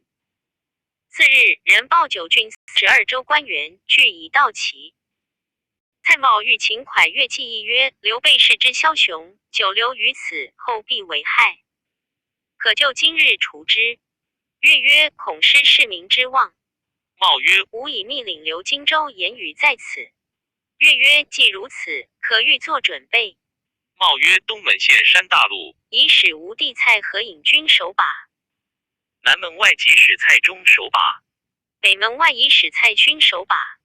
只有西门不闭守把前有檀溪阻隔，虽数万之众，不易过也。越曰：吾见赵云行坐不离玄德，恐难下手。瑁曰：吾伏500军在城内准备。越曰：可使文聘、王威2人另设一席于外厅，以示武将。先请住赵云，然后可行事。瑁从其言。当日杀牛宰马，大张筵席。玄德乘的卢马至州衙，命迁入后园换戏。众官皆至堂中。玄德主席，二公子两边分坐，其余各依次而坐。赵云待见立于玄德之侧。文聘、王威入请赵云复席，云推辞不去。玄德令云就席，云勉强应命而出。蔡瑁在外收拾的铁桶相似，将玄德带来300军都遣归馆舍，只待半酣，好起下手。9至3旬，一即起把盏，至玄德前，以目视玄德，低声谓曰：请更衣。玄德会意，即起如厕。一即把盏毕，即入后园，接着玄德附耳报曰：蔡瑁设计害军，城外东南北3处皆有军马守把，唯西门可走，公宜急逃。玄德大惊，即解的卢马，开后园门牵出，飞身上马，不顾从者，匹马望西门而走。门吏问之，玄德不答，加鞭而出。门吏当之不住，飞报蔡瑁。瑁即上马，引500军随后追赶。却说玄德撞出西门，行无数里，前有大溪，拦住去路。骂潭溪阔数丈，水通湘江，其波甚紧。玄德到溪边，见不可渡，勒马再回，遥望城西城头大起，追兵将至。玄德曰：今番死矣。遂回马到溪边，回头看时，追兵已尽。玄德招慌，纵马下溪，行不数步，马前蹄忽现，尽失衣袍。玄德乃加鞭大呼曰：的卢，的卢！今日防吴。言毕，那马忽从水中涌身而起，一跃3丈，飞上西岸。玄德如从云雾中起。后来苏学士有古风一篇，单咏刘玄德跃马潭溪事。诗曰：老去花残春日暮，换有偶至潭溪路。平洲遥望独徘徊，眼前零落飘红絮。暗想咸阳火得衰，龙争虎斗交相持。襄阳会上王孙颖，座中玄德身将围。豪生独出西门道，背后追兵复江道。一川烟水涨潭溪，即赤征旗往前跳。马蹄踏碎清波离，天风响楚金边挥。耳畔但闻牵旗走，波中忽见双龙飞。西川独霸真阴主，坐下龙居两相遇。韩溪溪水自东流，龙居阴主今何处？临流三叹心欲酸，斜阳急急照空山。三分鼎足魂如梦，踪迹空留在世间。玄德越过西溪，故望东岸。蔡瑁以引军赶到西边，大叫：“使君何故逃袭而去？”玄德曰：“吾与汝无仇，何故欲相害？”瑁曰：“吾并无此心，使君休听人言。”玄德见瑁守将辇弓取箭，乃急拨马望西南而去。瑁谓左右曰：“是何神助也？”方欲收军回城，只见西门内赵云引300军赶来。正是越去龙驹能救主，追来虎将欲诛仇。未知蔡瑁性命如何，且看下文分解。第35回，玄德南张冯隐伦，单扶新野遇阴主。却说蔡瑁方欲回城，赵云引军赶出城来。原来赵云正饮酒间，忽见人马动，即入内观之，席上不见了玄德。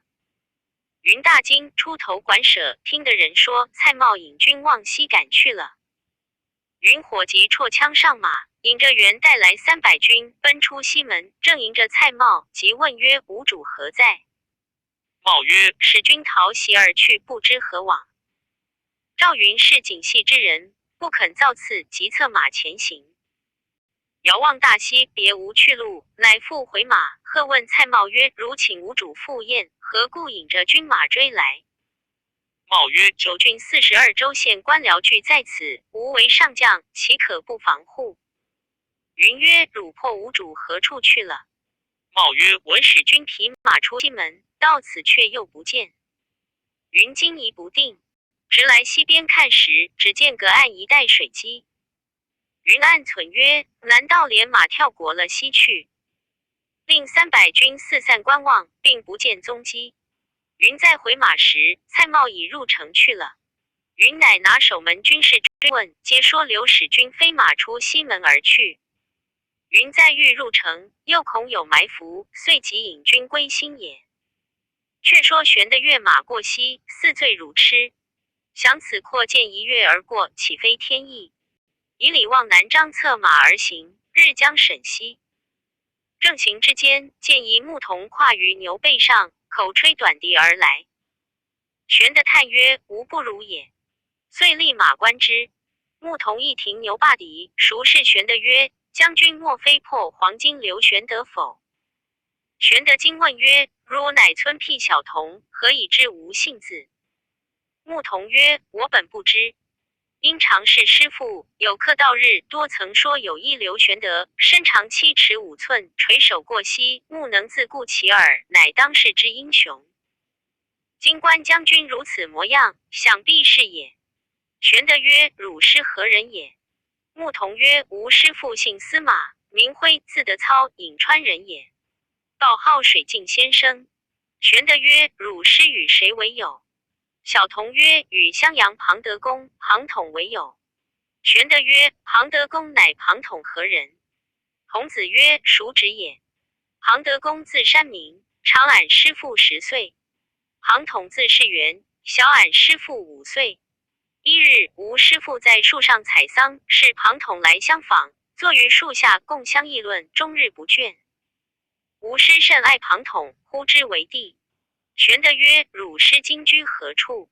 牧童遥指曰：“前面林中，便是庄院。”玄德曰：“吾正是刘玄德，如可引我去拜见你师父。”童子便引玄德行2里余，到庄前下马，入至中门，忽闻琴声甚美。玄德叫童子且休通报，侧耳听之，琴声忽住而不弹。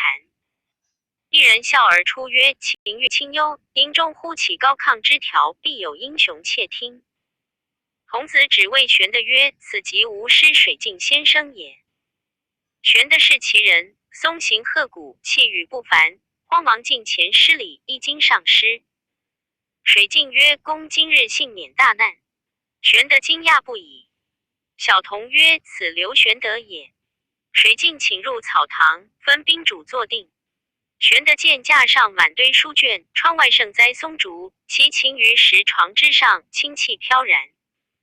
水镜问曰：明公何来？玄德曰：偶尔今有此地，因小童相指，得拜尊严，不生心性。水镜笑曰：公不必隐晦，公今必逃难至此。玄德遂以襄阳一事告之。水镜曰：吾关公气色，已知之矣。因问玄德曰：吾久闻明公大名，何故至今犹落魄不偶耶？玄德曰：命途多简，所以至此。水镜曰：不然，盖因将军左右不得其人耳。玄德曰：备虽不才，闻有孙乾、糜竺、简雍之辈，吾有关张、赵云之流，结中府乡，颇赖其力。水镜曰：关张、赵云皆万人敌，习无善用之人。若孙乾、糜竺辈，乃白面书生耳，非经纶济世之才也。玄德曰：备亦常侧身以求山谷之遗贤，奈未遇其人何？水镜曰：岂不闻孔子云：时事之义，必有忠信。何谓无人？玄德曰：备愚昧不是，愿求指教。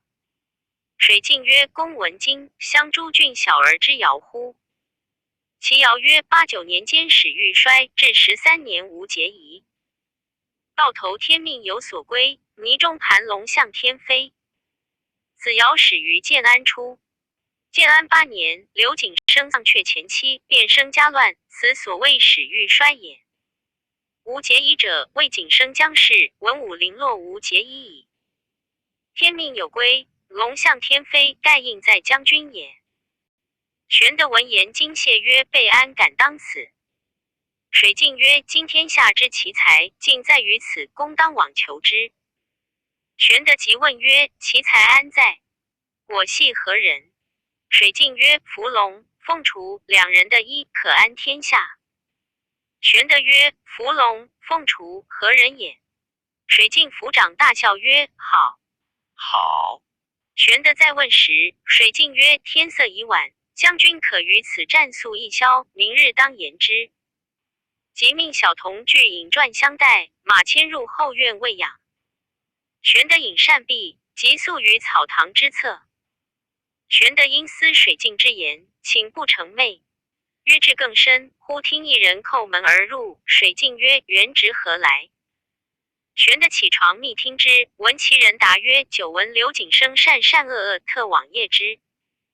及至相见，徒有虚名，盖善而不能用，恶而不能去者也。故遗书别之，而来至此。水镜曰：公怀王佐之才，宜择人而事，奈何轻生往见景升乎？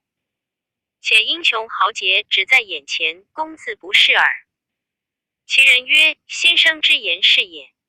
玄德闻之大喜，暗存此人必是伏龙、凤雏，急欲出见，又恐造次。后至天晓，玄德求见水镜，问曰：昨夜来者是谁？水镜曰：此无有也。玄德求与相见。水镜曰：此人欲往投明主，已到他处去了。玄德请问其姓名。水镜笑曰：好。好。玄德再问：伏龙、凤雏果系何人？水镜亦只笑曰：好。好。玄德拜请水镜出山相助，同服汉室。水镜曰：山野闲散之人，不堪适用。自有圣无10倍者来助攻，公以访之。正谈论间，忽闻庄外人喊马嘶，小童来报，有一将军引数百人到庄来也。玄德大惊，即出视之，乃赵云也。玄德大喜，云下马入见曰：某夜来回县，寻不见主公，连夜更问到此，主公作速回县，只恐有人来县中厮杀。玄德辞了水镜，与赵云上马，投新野来。行不数里，一彪人马来到，视之，乃云长、翼德也，相见大喜。玄德诉说跃马谈息之事，共相接讶。告县中与孙乾等商议，干曰：可先致书于景升，速告此事。玄德从其言，即令孙乾赍书至荆州。刘表唤入问曰：吴请玄的襄阳赴会，缘何逃袭而去。孙乾呈上书札据言蔡瑁设谋相害赖月马谭西的托，表大怒，即唤蔡瑁，则骂曰：汝焉敢害吾弟，命推出斩之。蔡夫人出哭求免死，表怒犹未息。孙乾告曰：若杀蔡瑁，恐皇叔不能安居于此矣。表乃责而释之，使长子刘琦同孙乾至玄德处请罪。其奉命负心也，玄德接着设宴相待。酒酣，其忽然堕泪。玄德问其故，其曰：继母蔡氏常怀谋害之心，直无计免祸，幸叔父指教。玄德劝以小心尽孝，自然无祸。次日，其弃别。玄德乘马送其出郭，因指马谓其曰：若非此马，吾以为泉下之人矣。其曰：此非马之力，乃叔父之鸿福也。说罢，相别。刘琦涕泣而去。玄德回马入城，忽见世上一人葛巾布袍，皂左密，右条乌履，长歌而来。歌曰：天地反复兮，火欲卒；大夏将崩兮，一木难扶。山谷有贤兮，欲投民主；民主求贤兮，却不知无。玄德闻歌，暗思此人莫非水镜所言伏龙凤雏乎？遂下马相见，邀入县衙，问其姓名。答曰：谋南尹上人也，姓丹，名福。久闻使君纳士招贤，欲来投托，未敢折造，故行歌于市，以动尊听耳。玄德大喜，代为上宾。班福曰：是使君所乘之马，再起一关。玄德命却安迁于堂下。班福曰：此非的鲁马乎？虽是千里马，却要防主，不可乘也。玄德曰：以应之矣。遂具言月檀溪之事。福曰：此乃救主，非防主也。终必防一主，某有依法可攘。玄德曰：愿闻攘法。福曰：公议中有仇怨之人，可将此马赐之。待防过了此人，然后乘之，自然无事。玄德闻言变色曰：公出至此，不教吾以正道，便叫做利己防人之事，备不敢闻教。福笑谢曰：向闻使君仁德，未敢变性，故以此言相示耳。玄德一改容起谢曰：备安能有仁德及人，为先生教之。福曰：吾自引上来此，闻星野之人歌曰：星野木，刘皇叔自到此，名风足。可见使君之仁德及人也。玄德乃拜丹福为军师，调练本部人马。却说曹操自冀州回许都，常有取荆州之意，特差曹仁、李典并将吕旷、吕翔等领兵3万，屯樊城、虎视荆襄，就探看虚实。使吕旷、吕翔禀曹仁曰：今刘备屯兵新野，招军买马，积草除粮，其志不小，不可不早图之。吾二人自将丞相之后，未有寸功，愿请精兵5000，取刘备之头，以献丞相。曹仁大喜，与2旅兵5000前往新野厮杀。探马飞报玄德，玄德请丹福商议。福曰：既有敌兵，不可令其入境，可使关公引一军从左而出，以敌来军中路；张飞引一军从右而出，以敌来军后路。公自引赵云出兵前路相迎，敌可破矣。玄德从其言，即插关张2人去气，然后与丹福、赵云等共引2000人马出关相迎。行不数里，只见山后尘头大起，吕旷、吕翔引军来到，两边各设助阵脚。玄德出马于其门下，大呼曰：来者何人？敢犯无禁。吕旷出马曰：吾乃大将吕旷也，奉丞相命，特来擒虏。玄德大怒，使赵云出马。二将交战不数合，赵云一枪刺吕旷于马下。玄德挥军掩杀，吕翔抵敌不住，引军便走。正行间，路旁一军突出，为首大将乃关云长也。冲杀一阵，吕翔折兵大半，夺路走脱。行不到10里，有一军拦住去路。为首大将挺毛大叫张翼德在此，直取吕翔，翔措手不及，被张飞一矛刺中，翻身落马而死。余众四散奔走，玄德合军追赶，大半多被擒获。玄德班师回县，众带丹服犒赏3军。却说败军回见曹仁，报说2旅被杀，军士多被活捉。曹仁大惊，与李典商议。典曰：二将欺敌而亡，今只宜按兵不动，申报丞相，起大兵来征剿，乃为上策。人曰：不然，今二将阵亡，又者许多兵马，此仇不可不急报。亮星野弹丸之地，何劳丞相大军？典曰：刘备人杰也，不可轻视。人曰：公何却也？典曰：兵法云：知彼知己，百战百胜。某非确战，但恐不能必胜耳。人怒曰：公怀二心耶？吾必欲生擒刘备。典曰：将军若去，某守樊城。人曰：汝若不同去，真怀二心矣。典不得已，只得与曹仁点起25000军马渡河投新野而来。正是偏必计有余失入，主将众信血耻兵。未知胜负何如，且看下文分解。第36回，玄德用计袭樊城，元直走马见诸葛。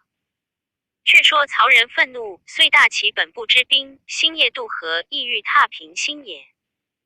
且说丹伏得胜回县，谓玄德曰：曹仁屯兵樊城，今知二将被诛，必起大军来战。玄德曰：当何以迎之？伏曰：彼若尽提兵而来，樊城空虚，可乘奸袭之。玄德问计，伏附耳低言如此如此。玄德大喜，预先准备已定。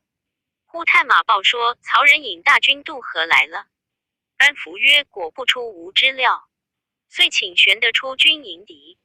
两阵对员，赵云出马换比将答话。曹仁命李典出阵，与赵云交锋，约战10数合，李典料敌不过，拨马回阵。云纵马追赶，两翼军射住，遂各罢兵归寨。李典回见曹仁，言彼军精锐，不可轻敌，不如回樊城。曹仁大怒曰：汝未出军时，已漫无军心，今又卖阵，罪当斩首。便喝刀斧手推出李典要斩。众将苦告方免，乃调李典领后军，人自引兵为前部。次日鸣鼓进军，布成一个阵势，使人问玄德曰：是无阵否？班伏便上高处观望壁，谓玄德曰：此八门金所阵也。八门者，修、生、伤、杜、景、死、金、开。如从生门、景门、开门而入则吉；从伤门、金门、修门而入则伤；从杜门、死门而入则亡。今八门虽布得整齐，只是中间还欠主持。如从东南角上生门即入，往正西景门而出，其阵必乱。玄德传令，叫军士把住阵脚，命赵云引500军从东南而入，径往西出。云得令，挺枪跃马，引兵尽头东南角上呐喊，杀入中军。曹仁便投北走。云不追赶，却突出西门，又从西沙转东南角上来。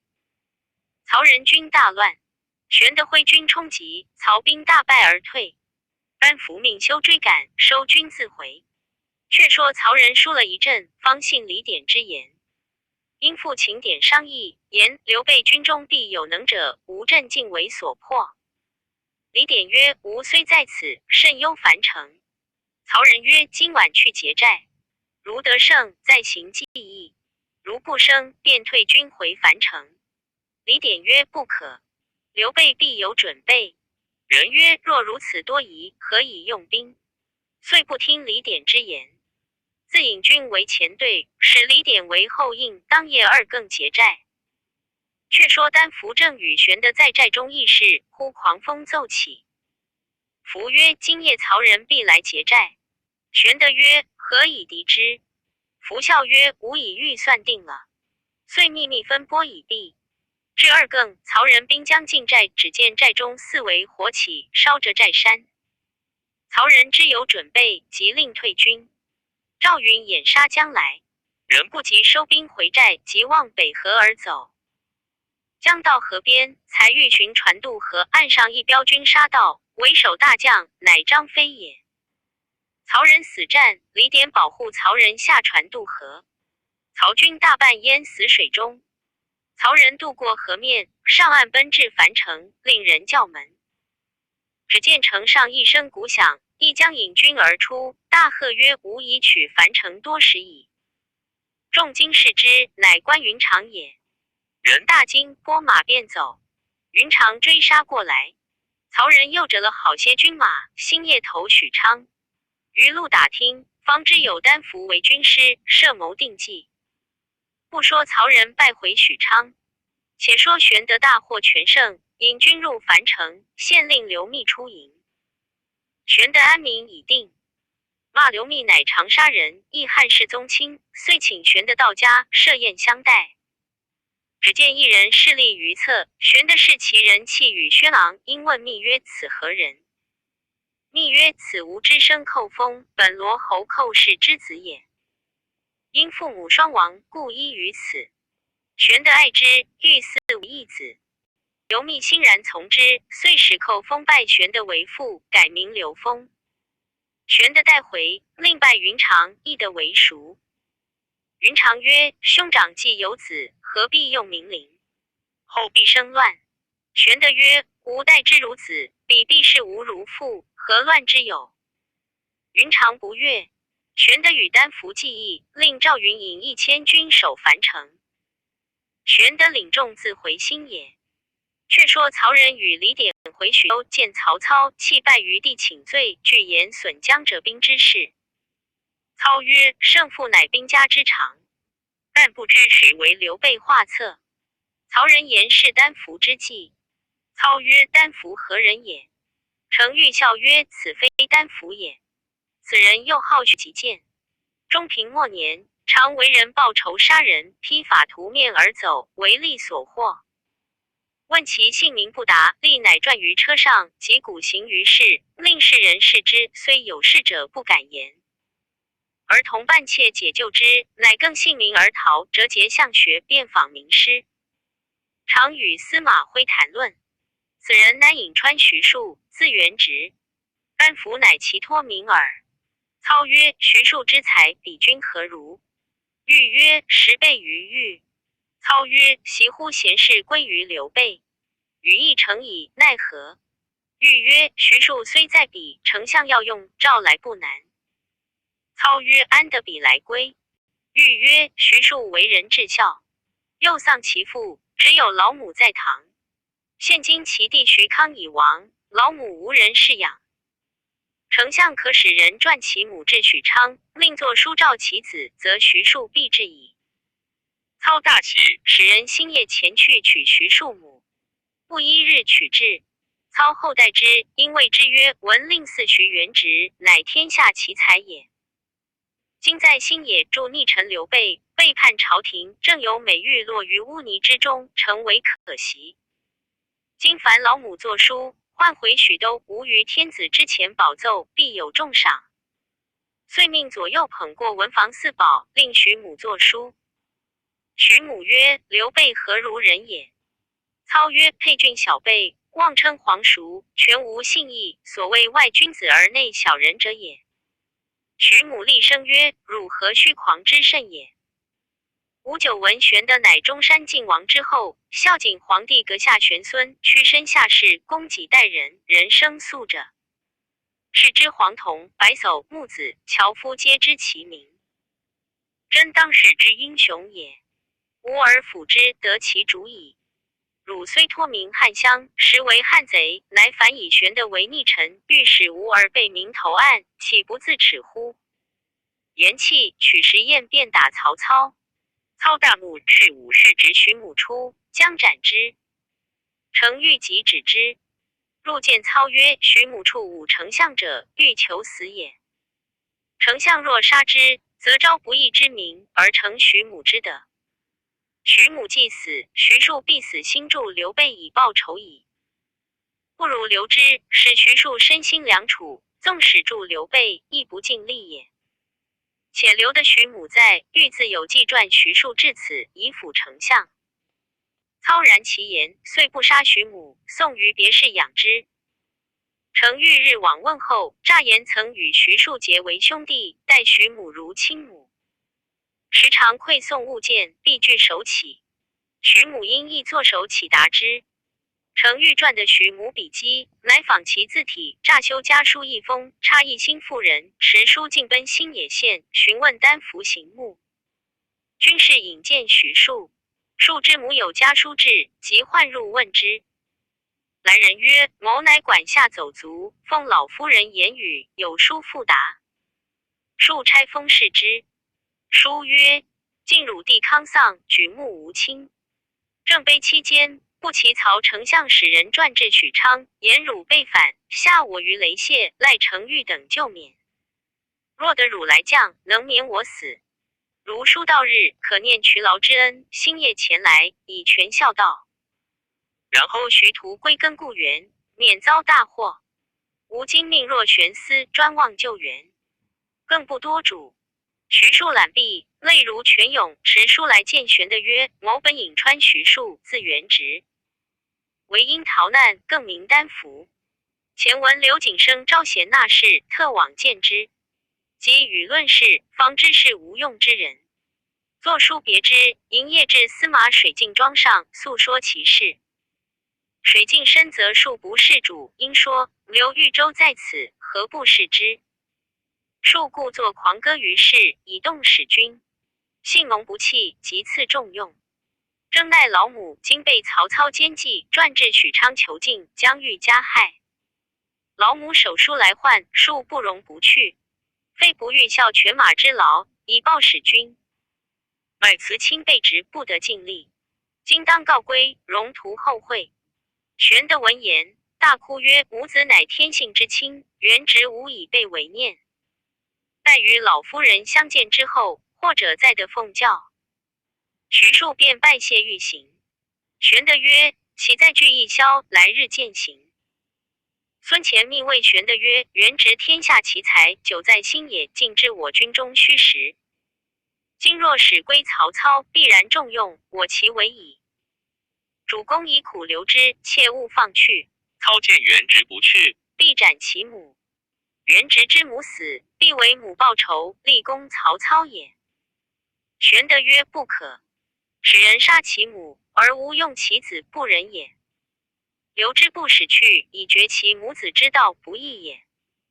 吾宁死不为不仁不义之事。众皆感叹。玄德请徐庶饮酒，庶曰：今闻老母被囚，虽金钵玉亦不能下咽矣。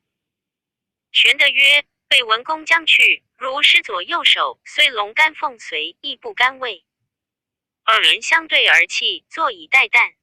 诸将以于郭外安排筵席饯行。玄德与徐庶并马出城，至长亭，下马相辞。玄德举杯谓徐庶曰：辈分浅缘薄，不能与先生相聚，望先生善事新主，以成功名。庶泣曰：某才为至浅，生何使君重用？今不幸半途而别，实为老母故也。纵使曹操相迫，庶亦终身不赦一谋。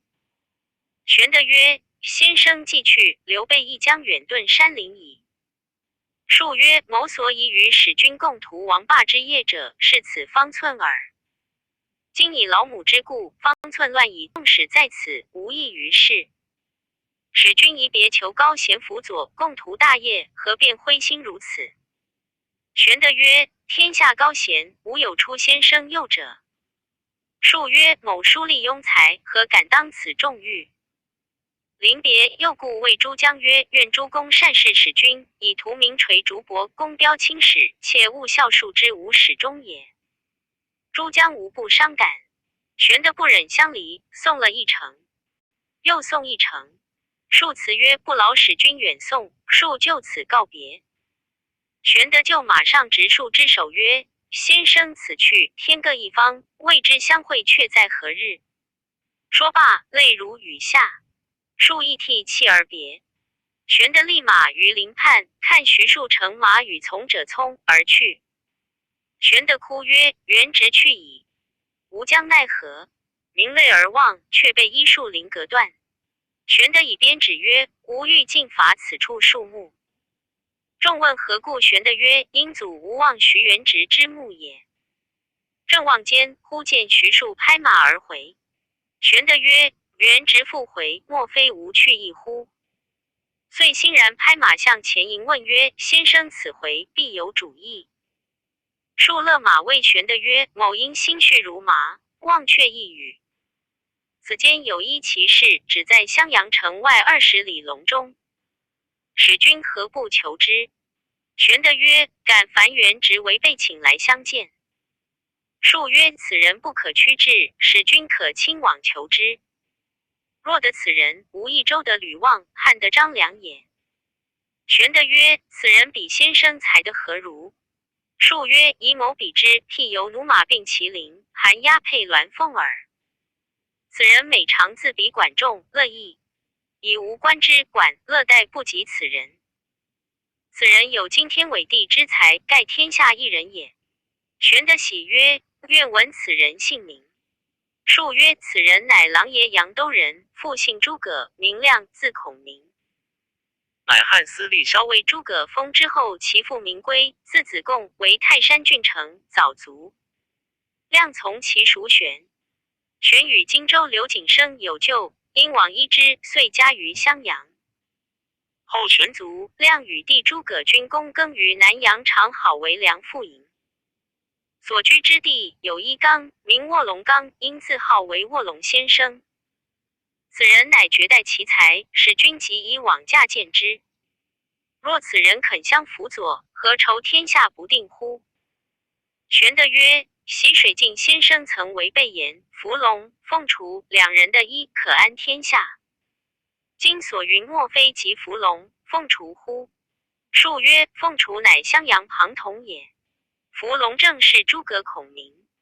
玄德踊跃曰：今日方知伏龙、凤雏之语，何其大贤只在目前？非先生言，备有眼如盲也。后人有赞徐庶走马见诸葛诗曰：痛恨高贤不再逢，临其气别两情浓。片言却似春雷震，能使南阳起卧龙。徐庶见了孔明，再别玄德，策马而去。玄德闻徐庶之语，方悟司马的操之言，似醉方醒，如梦初觉，引众将回至新野，便据后壁、潼关、张前去南阳请孔明。且说徐庶既别玄德，感其留恋之情，恐孔明不肯出山辅之，遂乘马直至卧龙冈下，入草庐见孔明。孔明问其来意，庶曰：庶本欲事刘豫州，奈老母为曹操所求，持书来召，只得舍之而往。临行时，将弓箭与玄德。玄德即日将来奉业，望公务推阻，即斩平生之大才以辅之，幸甚。孔明闻言作色曰：君以我为享祭之牺牲乎？说罢，拂袖而入。庶羞惭而退，上马攒城，赴许昌见母。正是主有一言因爱主，富家千里为私亲。未知后事若何，且看下文分解。第37回，司马徽再见名士，刘玄德三顾草庐。却说徐庶攒城赴许昌，曹操知徐庶已到，遂命荀彧、程昱等一班谋士往迎之。庶入相府拜见曹操。操曰：公乃高明之士，何故屈身而事刘备乎？庶曰：某又逃难，流落江湖，偶至新野，遂与玄德交厚。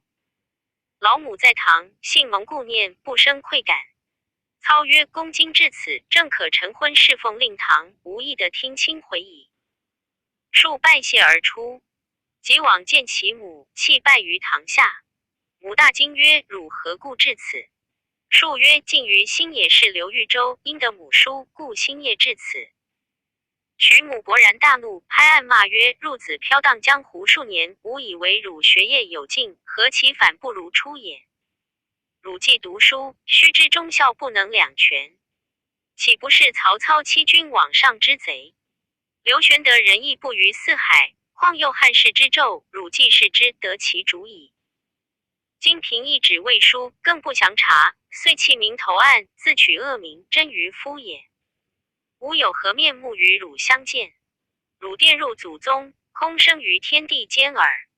骂的徐庶拜伏于地，不敢仰视。吾自转入屏风后去了。少卿家人出报曰：老夫人亦于梁间。徐庶慌入旧时，无气已绝。后人有徐母赞曰：贤哉徐母，流芳千古，守节无亏，余家有补。教子多方，处身自苦。气若秋山，溢出肺腑。赞美豫州，毁处魏武。不畏鼎祸，不惧刀斧，唯恐后嗣玷辱先祖。福建同流，断机堪武。生得其名，死得其所。贤哉徐母，流芳千古。徐庶见母已死，哭绝于地，良久方苏。曹操使人赍礼吊问，又亲往祭奠。徐庶葬母就于许昌之南园，居丧守墓。凡曹操所赐，数据不受。时操欲商议南征，荀彧谏曰：天寒未可用兵，故待春暖，方可长驱大进。一操从之，南引河之水作一池，名玄武池，于内教练水军，准备南征。却说玄德正安排礼物，欲往隆中谒诸葛亮，忽人报门外有一先生，额冠博带，道貌非常，特来相探。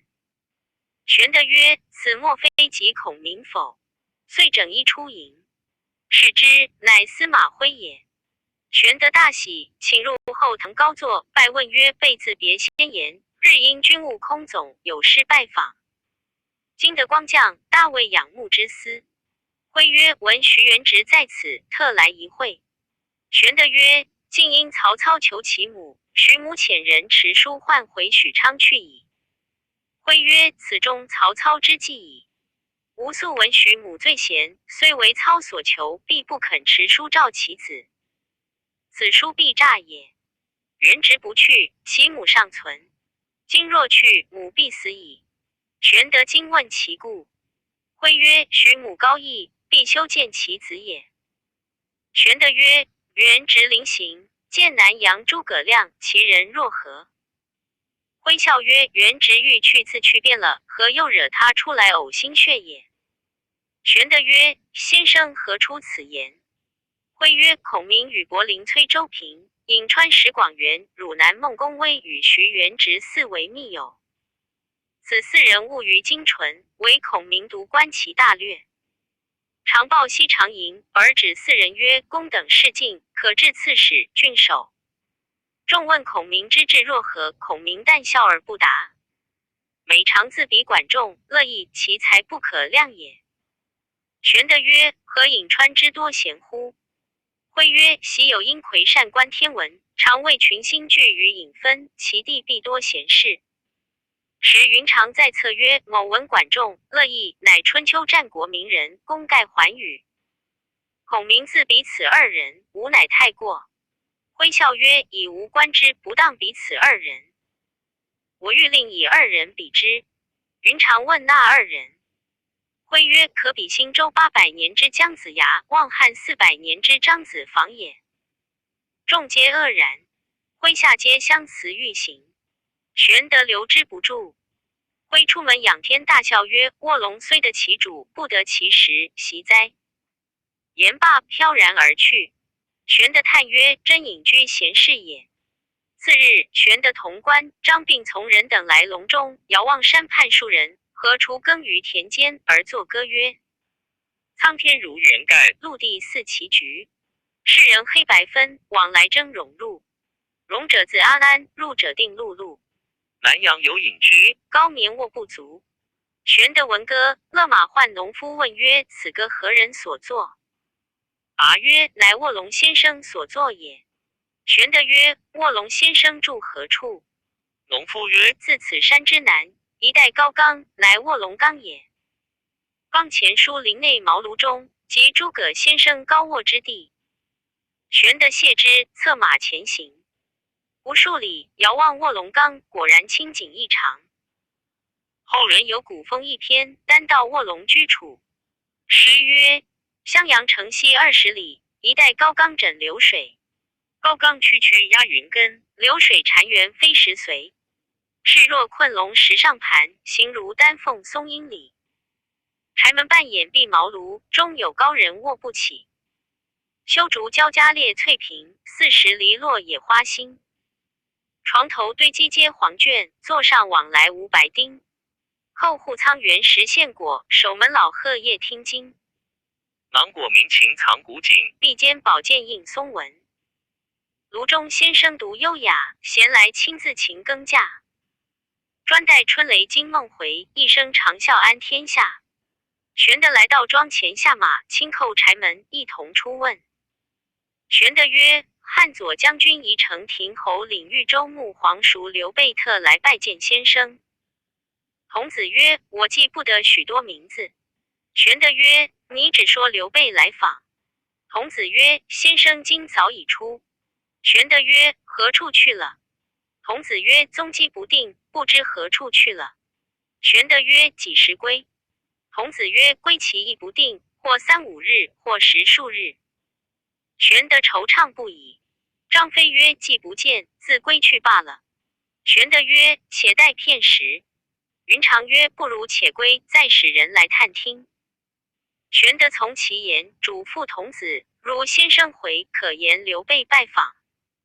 遂上马，行数里，勒马回观笼中景物。果然山不高而秀雅，水不深而澄清，地不广而平坦，林不大而茂盛，猿鹤相亲，松黄交翠，观之不已。忽见一人，容貌轩昂，风姿俊爽，头戴逍遥巾，身穿皂布袍，杖藜从山僻小路而来。玄德曰：此必卧龙先生也。即下马向前施礼，问曰：先生非卧龙否？其人曰：将军是谁？玄德曰：刘备也。其人曰：吾非孔明，乃孔明之友伯陵崔周平也。玄德曰：久闻大名，幸得相遇，且即席地权坐，请教一言。二人对坐于林间石上，观张势力于侧。周平曰：将军何故欲见孔明？玄德曰：方今天下大乱，四方云扰，欲见孔明，求安邦定国之策耳。周平笑曰：公以定乱为主，虽是人心，但自古以来治乱无常。自高祖斩蛇起义，诛无道秦，是由乱而入治也。至哀平之事200年，太平日久，王莽损逆，又由治而入乱。光武中兴，重整基业，复由乱而入治。至今200年，民安已久，故干戈又复四起。此正由治入乱之时，未可促定也。将军欲使孔明斡旋天地，补缀乾坤，恐不亦为徒费心力耳。岂不闻顺天者易，逆天者劳？术之所在，理不得而夺之；命之所在，人不得而强之乎？玄德曰：先生所言，诚为高见。但被身为汉胄，何当匡扶汉室？何敢违之术与命？周平曰：山野之夫，不足与论天下事，事成明问，故妄言之。玄德曰：蒙先生见教，但不知孔明往何处去了。周平曰：吾意欲访之，正不知其何往。玄德曰：请先生同至蓟县，若何？周平曰：余性颇乐闲散，无益功名久矣。容他日再见。言讫，长揖而去。玄德与关张上马而行。张飞曰：孔明又访不着，却欲此腐儒，闲谈许久。玄德曰：此一隐者之言也。三人回至新野，过了数日，玄德使人探听孔明。回报曰：卧龙先生已回矣。玄德便叫备马。张飞曰：亮一村夫，何必各个自去？可使人唤来便了。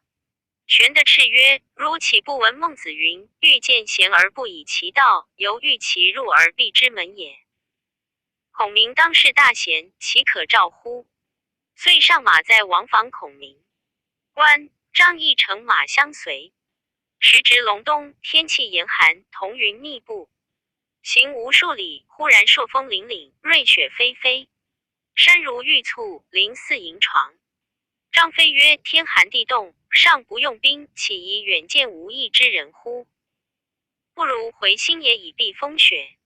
玄德曰：吾正欲使孔明知我殷勤之意，如弟备怕冷，可先回去。飞曰：死且不怕，岂怕冷乎？但恐哥哥空劳神思。玄德曰：勿多言，只相随同去。将近茅庐，忽闻路旁酒店中有人作歌。玄德立马听之。其歌曰：壮士功名尚未成，呜呼久不遇阳春。君不见东海老叟辞金针，后车遂与文王亲。800诸侯不齐会，白鱼入舟射孟津。牧野一战血流楚，阴阳伟烈冠武臣。又不见高阳酒徒起草中，长衣芒荡龙准公。高谈王霸惊人耳，辍喜言作清音风。东夏齐城72，天下无人能继宗。二人非继圣天子，至今谁复是英雄？歌罢，又有一人急着而歌。其歌曰：吾黄鹂见青环海，创业垂击400载。环，灵迹业火的衰，奸臣贼子调顶耐。青蛇飞下欲作棒，又见妖红降玉堂。群盗四方如蚁聚，奸雄百倍皆阴阳。无柴长啸空拍手，闷来村店饮村酒。独善其身近日安，何须千古名不朽。二人歌罢，抚掌大笑。玄德曰：卧龙骑在此间乎？遂下马入殿，见二人平桌对饮，上手者白面长须，下手者青旗鼓帽。玄德一而问曰：二公谁是卧龙先生？长须者曰：公何人？欲寻卧龙何干？玄德曰：某乃刘备也。欲访先生，求济世安民之术。长须者曰：吾等非卧龙，皆卧龙之友也。吾乃颍川石广元，此谓是汝南孟公威。玄德喜曰：备久闻二公大名，幸得邂逅。今有随行马匹在此，敢请二公同往卧龙庄上一谈。广元曰：吾等皆山野慵懒之徒，不省治国安民之事，不劳下问。明公请自上马，寻访卧龙。玄德乃辞二人，上马投卧龙冈来。到庄前下马，叩门问童子曰：先生今日在庄否？童子曰：现在堂上读书。玄德大喜，遂跟童子而入。至中门，只见门上大书一联云：淡泊以明志，宁静而致远。玄德正看间，忽闻吟咏之声，乃立于门侧窥之，见草堂之上一少年咏卢豹兮，歌曰：凤翱翔于千仞兮，非吾不期。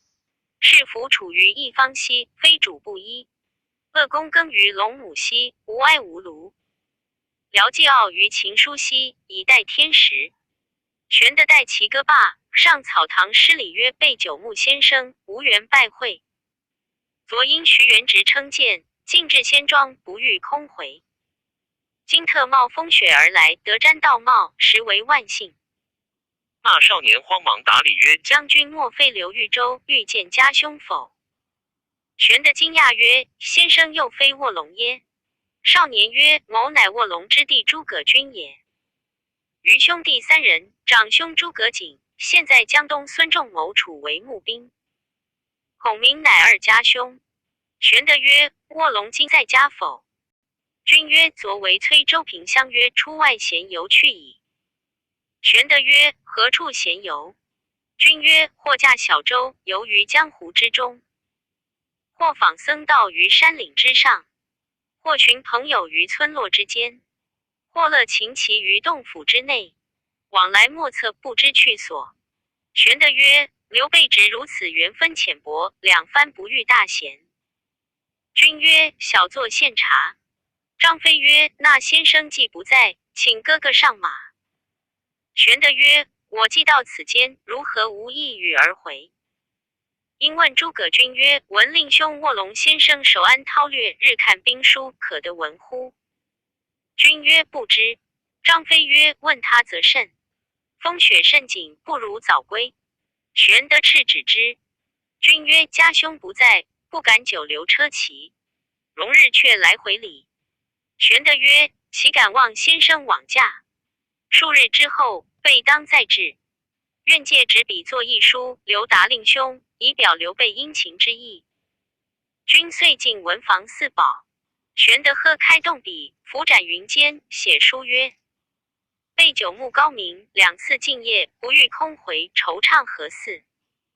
切念被汉朝苗裔，滥刀名爵，服官朝廷灵替，纲纪崩摧，群雄乱国，恶党欺君，被心胆俱裂。虽有匡济之诚，实乏经纶之策。仰望先生仁慈忠义，坦然展吕望之大才，施子房之宏略，天下幸甚。社稷甚幸。先此不达，再容其戒勋目，特拜尊严，面亲鼻捆，统悉建元。玄德写罢，递与诸葛均收了，拜辞出门。君送出，玄德再三殷勤致意而别。方上马欲行，忽见童子招手篱外叫曰：老先生来也。玄德视之，见小桥之西，一人暖帽遮头，狐裘蔽体，骑着一驴后随一青衣小童，携一葫芦酒，踏雪而来。转过小桥，口吟诗一首，诗曰：一夜北风寒，万里同云后。长空雪乱飘，改尽江山旧。仰面观太虚，疑是玉龙斗。纷纷鳞甲飞，顷刻变宇宙。骑驴过小桥，独叹梅花瘦。玄德闻歌曰：此真卧龙矣。滚鞍下马，向前施礼曰：先生冒寒不易。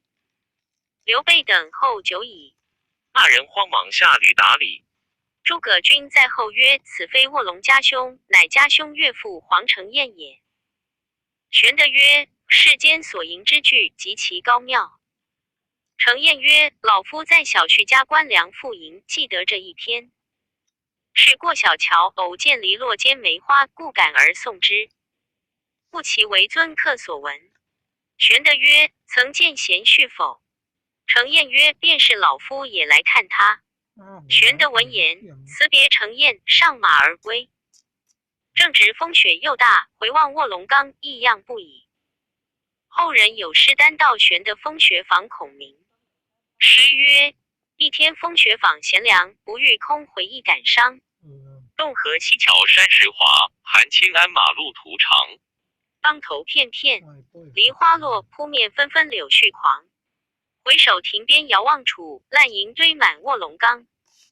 玄德回新野之后，光阴荏苒，又早新春。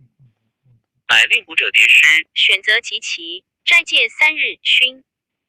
暮更衣，再往卧龙岗谒孔明。关张闻之不悦，遂一齐入见玄德。正是高贤为服英雄志，曲节偏生节事宜。未知其言若何，且看下文分解。第38回，定3分隆中决策，战长江孙氏报仇。却说玄德访孔明2次不遇，欲再往访之。关公曰：兄长2次亲往拜谒，其礼太过矣。想诸葛亮有虚名而无实学，故避而不敢见。兄何或于斯人之甚也？玄德曰：不然。习其桓公欲见东郭野人，无反而方的一面，况无欲见大贤耶？张飞曰：哥哥差矣。亮此村夫，何足为大贤？今番不须哥哥去，他如不来，我只用一条麻绳扶将来。玄德叱曰：汝皆不闻周文王爷姜子牙之事乎？文王且如此敬贤，汝何太无礼？今番汝休去，我自与云长去。飞曰：既2位哥哥都去，小弟如何落后？玄德曰：汝若同往，不可失礼。飞应诺。于是3人乘马引从者住笼中。离草庐半里之外，玄德便下马步行，正遇诸葛均。玄德忙施礼，问曰：令兄在庄否？均曰：昨暮方归。将军今日可与相见。言罢，飘然自去。玄德曰：今番侥幸，得见先生矣。张飞曰：此人无礼，便引我等到庄也不妨，何故径自去了？玄德曰：彼个有事，岂可相强？三人来到庄前叩门，童子开门出问。玄德曰：有劳仙童转报，刘备专来拜见先生。童子曰：今日先生虽在家，但现在草堂上昼寝未醒。玄德曰：既如此，且休通报，吩咐关张二人只在门首等着。玄德徐步而入，见先生仰卧于草堂几席之上。玄德拱立阶下，半晌先生未醒。关张在外历久不见动静，入见玄德犹然侍立。张飞大怒，谓云长曰：这先生如何傲慢？见我哥哥侍立阶下，他竟高卧推睡不起。等我去屋后放一把火，看他起不起。云长再三劝住，玄德仍命二人出门外等候。望堂上时，见先生翻身将起，忽又朝里必睡着。童子欲报，玄德曰：且勿惊动。又立了一个时辰，孔明才醒，口吟诗曰：大梦始先觉，平生我自知。草堂春睡足，窗外日迟迟。孔明吟罢，翻身问童子曰：有俗客来否？童子曰：刘皇叔在此，立后多时。孔明乃起身曰：何不早报？上容更衣，遂转入后堂。又半晌，方整衣冠出迎。玄德见孔明身长8尺，面如冠玉，头戴冠巾，身披鹤氅，飘飘然有神仙之概。玄德下拜曰：汉室莫胄卓俊渔夫，久闻先生大名，如雷贯耳。昨2次进谒，不得一见，以书荐名于文己，未审得入览否？孔明曰：南阳野人，疏懒性诚，吕蒙将军往临，不生愧难。二人叙礼，分宾主而坐。童子献茶，茶罢，孔明曰：昨观书意，足见将军忧民忧国之心。但恨2年又才疏，有误下问。玄德曰：司马的操之言，徐元直之语，岂须谈哉？望先生不弃笔剑，取4教诲。孔明曰：德操、元直是之高士，亮乃一耕夫耳，安敢谈天下事？尔公谬举矣。将军奈何舍美玉而求顽石乎？玄德曰：大丈夫抱经世奇才，岂可空老于林泉之下？愿先生以天下苍生为念，开备于鲁而4教。孔明笑曰：愿闻将军之志。玄德平人促席而告曰：汉室倾颓，奸臣窃命，备不量力，欲伸大义于天下，而治数浅短，弃无所救。唯先生开其愚而整恶，实为万幸。孔明曰：自董卓造逆以来，天下豪杰并起。曹操是不及袁绍，而竟能克绍者，非为天时，亦一人谋也。今操以勇100万之众，挟天子以令诸侯，此诚不可与争锋。孙权据有江东，以立3世，国险而民富，此可用为援，而不可图也。荆州北据汉沔，历尽南海，东连吴会，西通巴蜀，此用武之地，非其主不能守。是待天所以资将军，将军岂可弃乎？益州险塞，沃野千里，天府之国，高祖因之以成帝业。今刘璋暗弱，民因国富而不知存续，智能之士，私得明君。将军继帝室之胄，信义者于四海，总揽英雄，思贤如渴，若跨有荆益，保其延祖，西河朱荣，南抚夷越，外结孙权，内修正理。待天下有变，则命一上将，将荆州之兵以向宛洛。将军身虑益州之众，已出秦川，百姓有不单石捆将以迎将军者乎？诚如是，则大业可成，汉室可兴矣。此亮所以为将军谋者也。为将军图之。言罢，命童子取出画一轴，挂于中堂，只谓玄德曰：此西川54州之图也。将军欲成霸业，北让曹操占天时，南让孙权占地利，将军可占人和？先取荆州为家，后即取西川建基业，以成鼎足之势，然后可图中原也。玄德闻言，必席拱手谢曰：先生之言，顿开茅塞，使备如拨云雾而睹青天。但荆州刘表、益州刘璋皆汉室宗亲，被安忍夺之。孔明曰：亮夜观天象，刘表不久人事。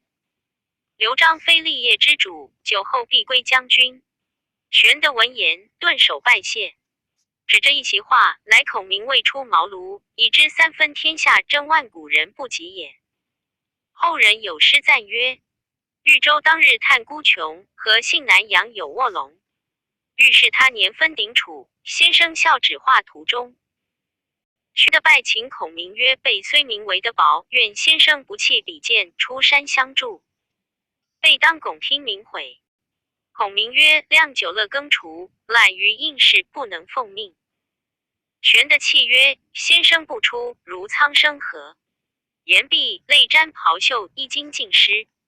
孔明见其意甚诚，乃曰：将军既不相弃，愿效犬马之劳。玄德大喜，遂命关张入拜献金帛礼物。孔明故辞不受。玄德曰：此非聘大贤之礼，但表刘备寸心耳。孔明方受。于是玄德等在庄中共宿一宵。次日，诸葛均回，孔明嘱咐曰：吾受刘皇叔三顾之恩，不容不出。如可躬耕于此，勿得荒芜田亩。待吾攻城之日，即当归隐。后人有诗叹曰：身未升腾思退步，攻城应意去时言。因先主丁宁后，星落秋风5丈原。又有古风一篇曰：高皇手提3尺雪，芒砀白蛇夜流血。平秦灭楚入咸阳，200年前几断绝。大哉光武兴洛阳，传至桓灵又崩。献帝迁都幸许昌，纷纷四海生豪杰。曹操专权的天时，江东孙氏开鸿业。孤穷玄德走天下，独居新野愁名为。南阳卧龙有大志，腹内穷兵分正齐。只因徐庶临行雨，茅庐三顾心相知。先生耳10年3九，收拾秦书离龙母。先取荆州后取川，大展金轮补天手。纵骑舌上鼓风雷，谈笑胸中换星斗。龙相虎视安乾坤，万古千秋名不朽。玄德等3人别了诸葛均，与孔明同归新野。玄德待孔明如师，食则同桌，寝则同榻，终日共论天下之。孔明曰：曹操于冀州作玄武池以练水军，必有侵江南之意，可密令人过江探听虚实。玄德从之，使人往江东探听。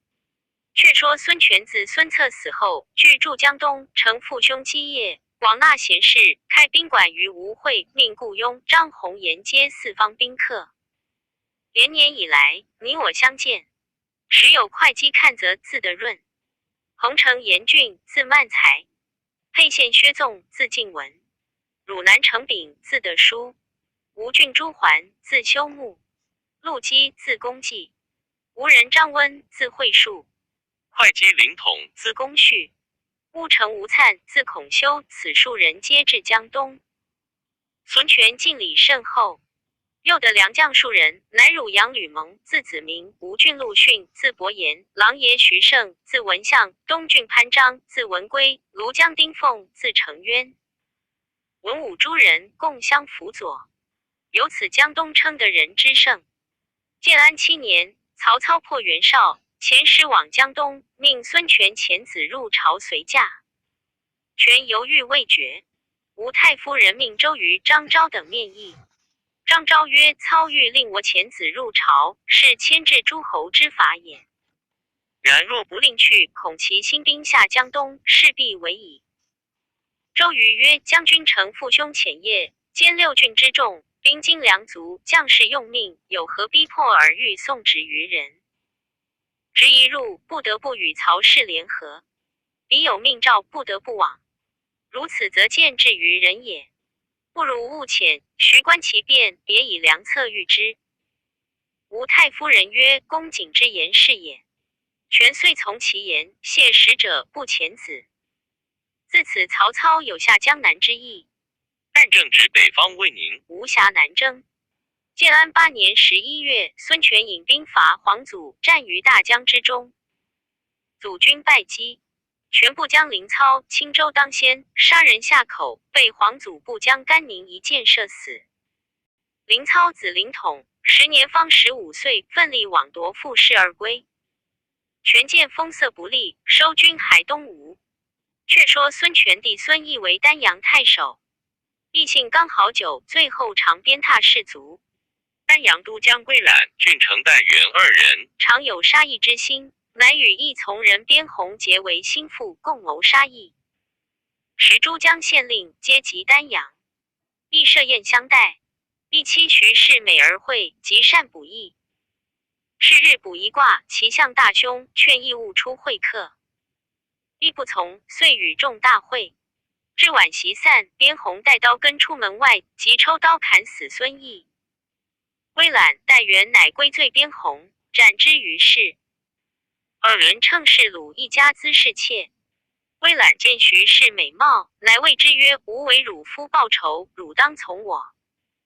不从则死。”徐氏曰：“夫死为己，不忍便相从。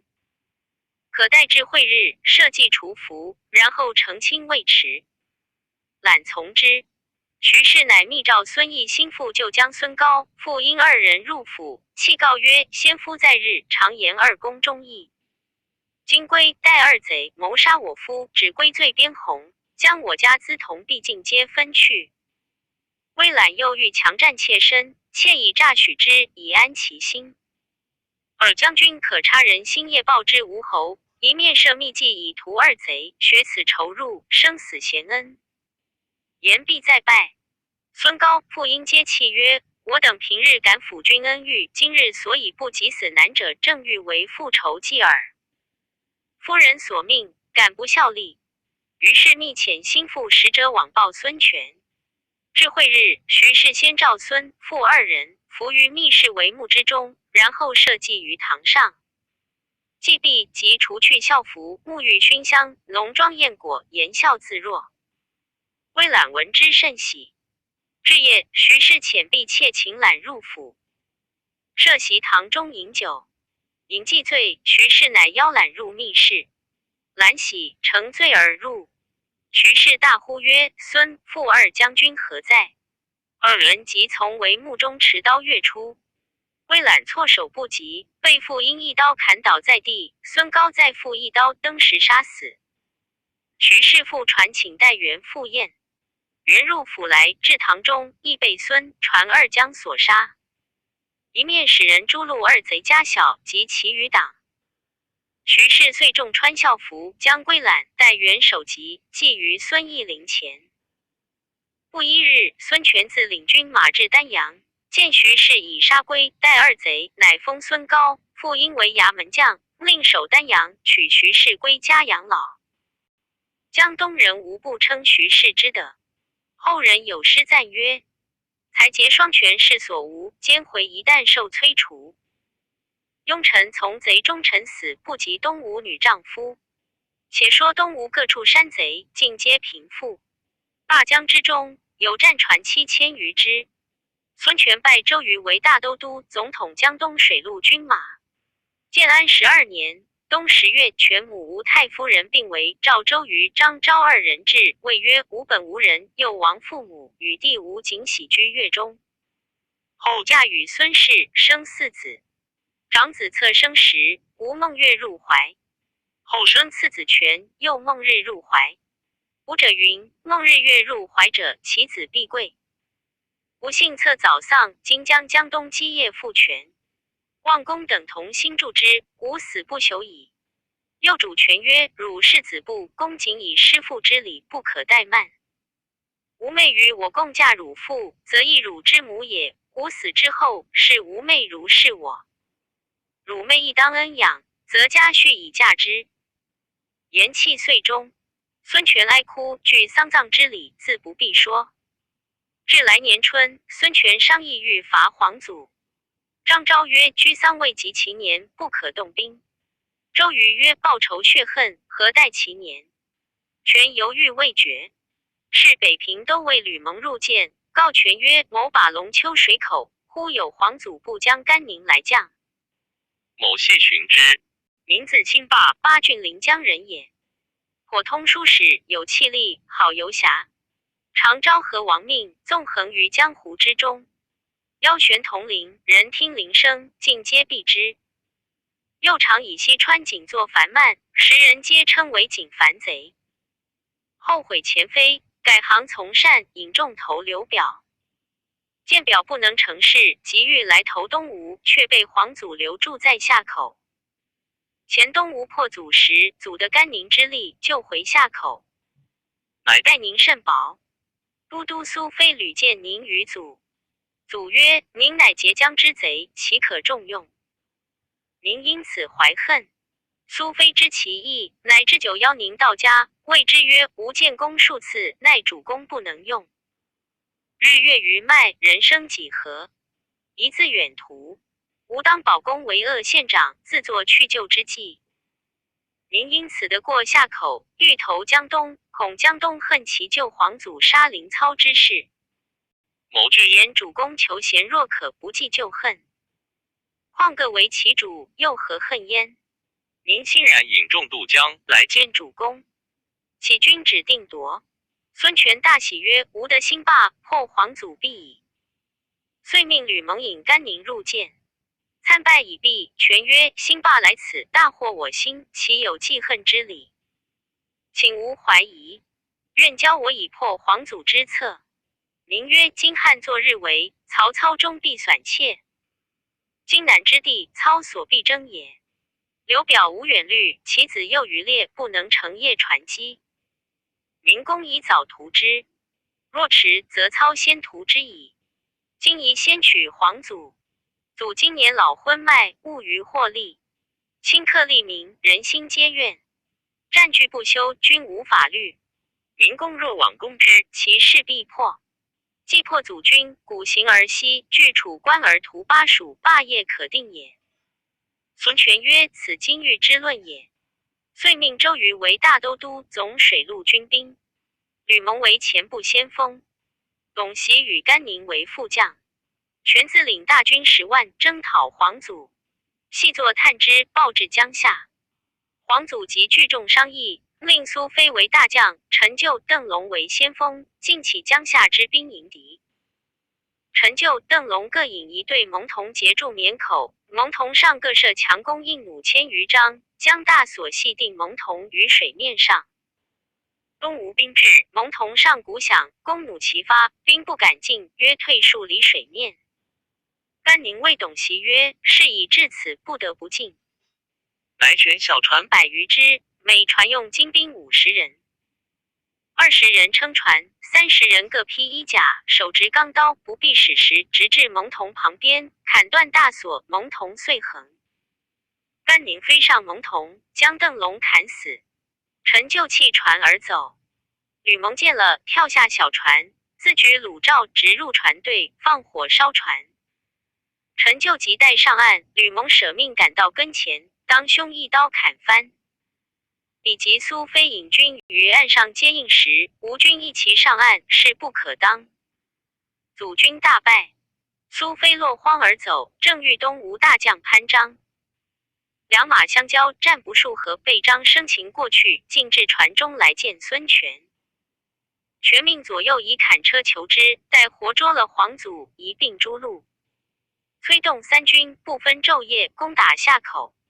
正是只因不用景樊贼，致令冲开大锁船。不知皇祖胜负如何，且看下文分解。第39回，荆州城公子三求计，博望坡军师出用兵。却说孙权督众攻打夏口，皇祖兵败将亡，秦之手把不住，遂弃江夏，望荆州而走。甘宁料得皇祖必走荆州，乃于东门外伏兵等候。祖待数十骑突出东门，正走之间，一声喊起，甘宁拦住。祖于马上谓宁曰：“我向日不曾亲待汝，今何相逼耶？”宁斥曰：“吾习在江夏，多立功绩，如难以截江贼待我，今日上有何说？”皇祖自知难免，拨马而走。甘宁冲开士卒，只赶将来，只听得后面喊声齐楚，又有数骑赶来。宁视之，乃程普也。宁恐普来争功，慌忙拈弓搭箭，被射黄祖。祖中箭翻身落马，宁削其首级，回马与程普合兵一处，回见孙权，献黄祖首级。权命以木匣圣主带回江东，祭献于王父陵前。重赏3军，升甘宁为都尉。商议欲分兵守江夏。张昭曰：孤城不可守，不如且回江东。刘表知我破黄祖，必来报仇。我以逸待劳，必败刘表。表败而后乘势攻之，今相可得也。权从其言，遂弃江夏，班师回江东。苏飞在坎车内，密使人告甘宁求救。宁曰：非急不言，吾岂忘之。罢军既至吴会，权命将苏飞枭首，与黄祖首级一同祭献。甘宁乃入见权，顿首哭告曰：某向日若不得苏飞，则古田沟或以安能效命将军麾下哉？今非罪当诛，某念其昔日之恩情，愿纳还官爵，以赎非罪。权曰：彼既有恩于君，吾为君赦之。但彼若逃去，奈何？宁曰：非得免诛戮，感恩无地，岂肯走乎？若非去，宁愿将首级献于阶下。权乃赦苏飞，只将黄祖首级祭献。祭毕设宴，大会文武庆功。正饮酒间，忽见座上一人大哭而起，拔剑在手，直取甘宁。宁忙举座以迎之。权今是其人，乃灵统也。因甘宁在江夏时射死他父亲凌操，今日相见，故欲报仇。权连忙劝住，谓统曰：兴霸射死亲父，彼时各为其主，不容不尽力。今既为一家人，岂可复礼旧仇？万事皆看无面。凌统叩头大哭曰：不共戴天之仇，岂容不报？权与众官再三劝之，凌统只是怒目而视甘宁。权即日命甘宁领兵5000，战船100只，往下口镇守，以避凌统。宁拜谢，领兵自往下口去了。权又加封凌统为成列都尉，统只得含恨而止。东吴自此广造战船，分兵守把江岸。又命孙敬引1支军守吴会。孙权自领大军屯柴桑。周瑜日于鄱阳湖教练水军，以备攻战。话分两头。却说玄德差人打探江东消息，回报东吴已攻杀黄祖，现今屯兵柴桑。玄德便请孔明计议。正话间，忽刘表差人来请玄德赴荆州议事。孔明曰：此必因江东破了黄祖，故请主公商议报仇之策也。某当与主公同往，相机而行，自有良策。玄德从之，留云长守新野，令张飞引500人马跟随往荆州来。玄德在马上谓孔明曰：今见景生，当若何对答？孔明曰：当先谢襄阳之事。他若令主公去征讨江东，切不可应允。但说荣归新野，整顿军马。玄德依言，来到荆州，管驿安下，留张飞屯兵城外。玄德与孔明入城见刘表，礼毕，玄德请罪于阶下。表曰：吾以昔知贤弟被害之事，当时即欲斩蔡瑁之首，以献贤弟。因众人告免，故孤恕之。必信勿见罪。玄德曰：非干蔡将军之事，想阶下人所为耳。表曰：今江夏失守，黄祖遇害，故请贤弟共议报复之策。玄德曰：黄祖性暴，不能用人，故致此祸。今若兴兵南征，倘曹操北来，又将奈何？表曰：吾今年老多病，不能理事，贤弟可来助我。我死之后，弟便为荆州之主也。玄德曰：兄何出此言？亮备安敢当此重任？孔明以目视玄德。玄德曰：容徐思良策。遂辞出，回至馆驿。孔明曰：景生欲以荆州复主公，奈何却之？玄德曰：景生待我恩礼交至，安忍乘其为而夺之？孔明叹曰：真人辞之主也。正商论间，忽报公子刘琦来见。玄德皆入，其泣拜曰：继母不能相容，性命只在旦夕，望叔父怜而救之。玄德曰：此贤侄家事耳，奈何问我？孔明为笑，玄德求计于孔明。孔明曰：此家事，谅不敢与闻。少时，玄德送其出，附耳低言曰：来日我使孔明回拜贤侄，可如此如此，必定有妙计相告。其谢而去。次日，玄德只推腹痛，来挽孔明带往回拜刘琦。孔明允诺，来至公子宅前下马入见公子。公子邀入后堂，茶罢，其曰：其不见容于继母，幸先生一言相救。孔明曰：亮客既于此，岂敢与人骨肉之事？倘有泄露，危害不浅。说罢，起身告辞。其曰：既承光顾，安敢慢待？乃挽留孔明入密制共饮。饮酒之间，其又曰：继母不见容，岂先生一言救我？孔明曰：此非亮所敢谋也。言讫，又欲辞去。其曰：先生不言则已，何便欲去？孔明乃复坐。其曰：其有一古书，请先生一观。乃引孔明登一小楼。孔明曰：书在何处？其泣拜曰：继母不见容，其命在旦夕，先生忍无一言相救乎？孔明作色而起，便欲下楼，只见楼梯已撤去。其告曰：其欲求教良策，先生恐有泄露，不肯出言。今日上不至天，下不至地，出君之口，入其之耳，可以四教矣。孔明曰：书不兼亲，亮何能为公子谋？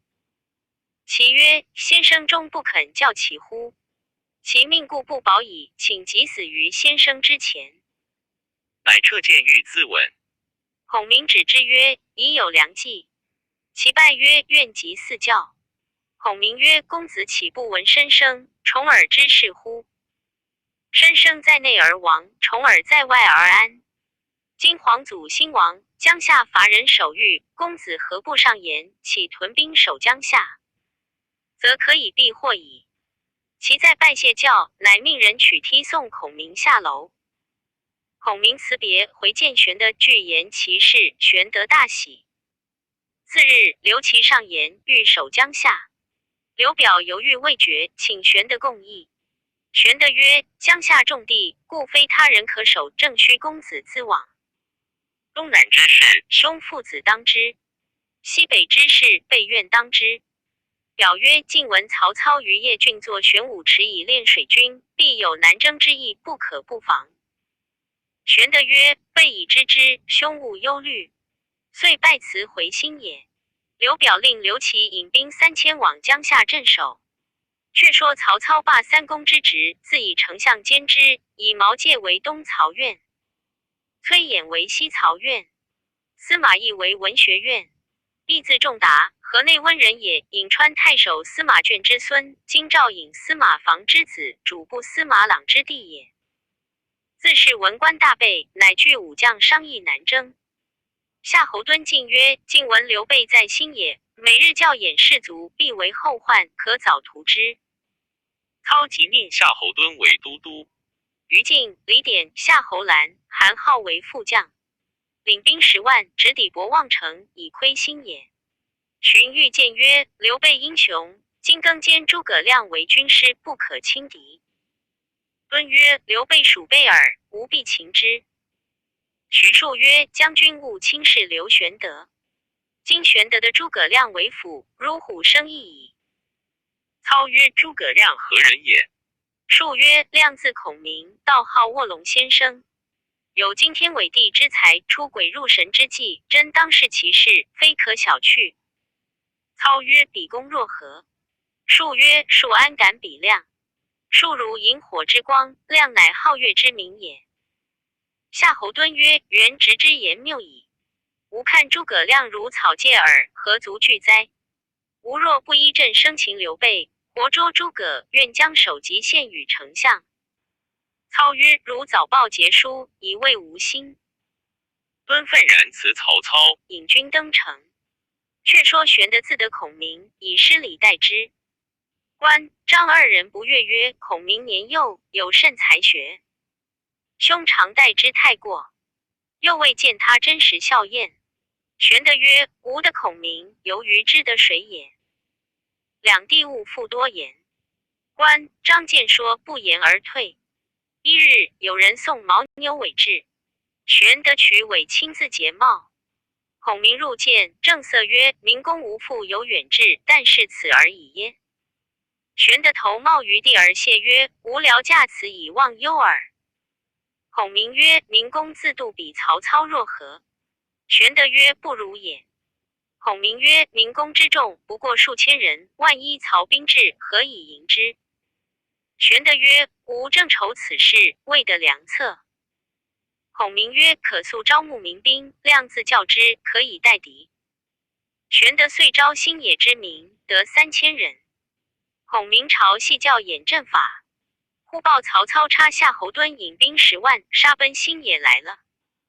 张飞闻之，谓云长曰：可着孔明前去迎敌便了。正说之间，玄德召2人入，谓曰：夏侯惇引兵到来，如何迎敌？张飞曰：哥哥何不使水去？玄德曰：至赖孔明，永续2弟，何可推诿？关张出，玄德请孔明商议。孔明曰：但孔关张2人不肯听吾号令。主公若欲量行兵，起驾见应。玄德便以剑应付孔明，孔明遂聚集众将听令。张飞谓云长曰：且听令去，看他如何调度。孔明令曰：博望之左有山，名曰玉山，又有陵，名曰安陵，可以埋伏军马。云长可引1000军往玉山之前，先遣埋伏，等彼军至，放过休敌。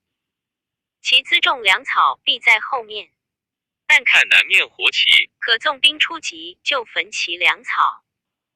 必得可引1000军去安陵背后山谷中埋伏，只看南面火起，便可出，向博望城就屯粮草储，纵火烧之。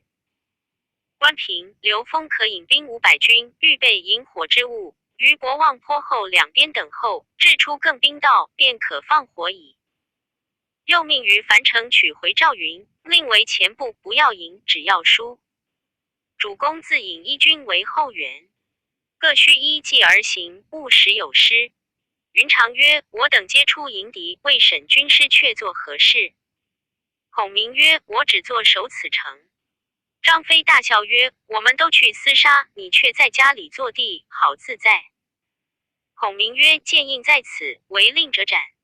玄德曰：岂不闻运筹帷幄之中，决胜千里之外？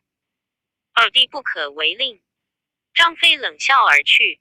云长曰：我们且看他的计应也不应，那时却来问他未迟。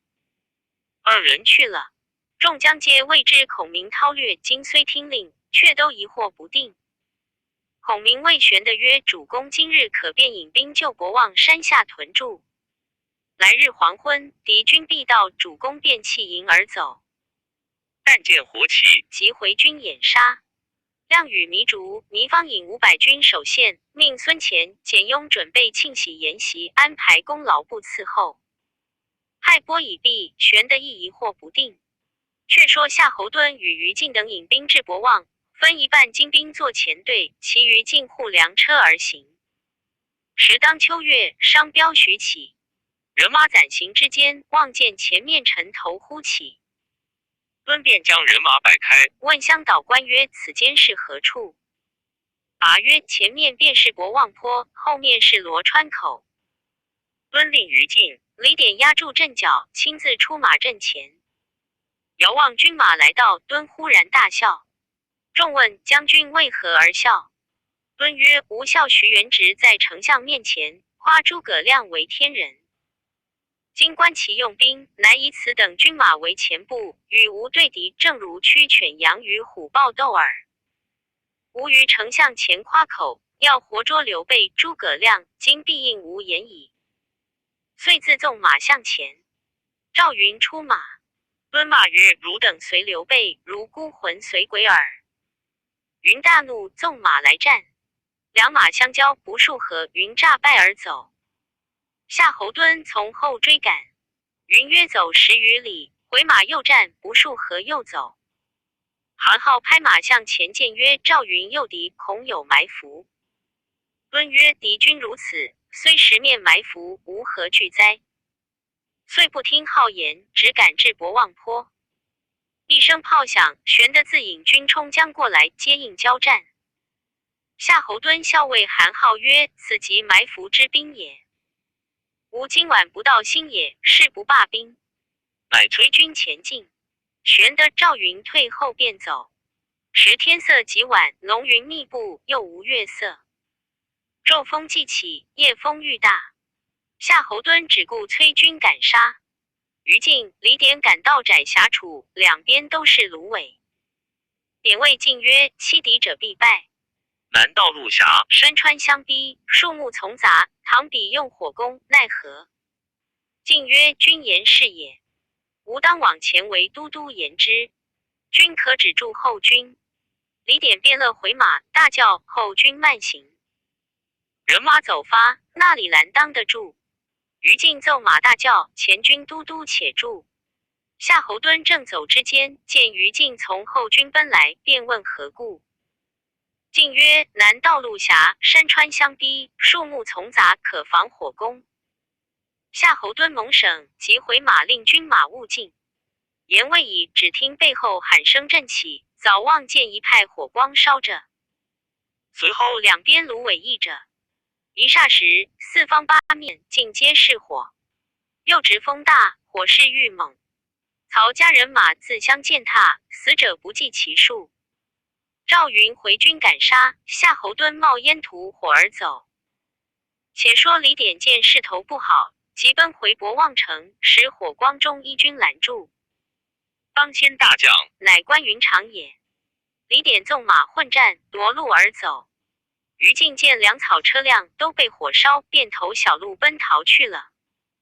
夏侯兰、韩浩来救粮草，正与张飞战不数合，张飞一枪刺夏侯兰于马下。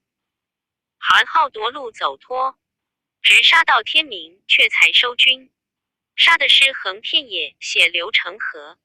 后人有诗曰：“博望相持用火攻，指挥如意笑谈中。直须惊破曹公胆，初出茅庐第一功。”夏侯惇收拾残军，自回许昌。却说孔明收军，关张二人相谓曰：“孔明真英杰也。”行不数里，见糜竺、糜芳引军簇拥着一辆小军，车中端坐一人，乃孔明也。关张下马拜伏于车前。须臾，玄德、赵云、刘封、关平等皆至，收聚众军，把所获粮草辎重分赏将士，班师回新野。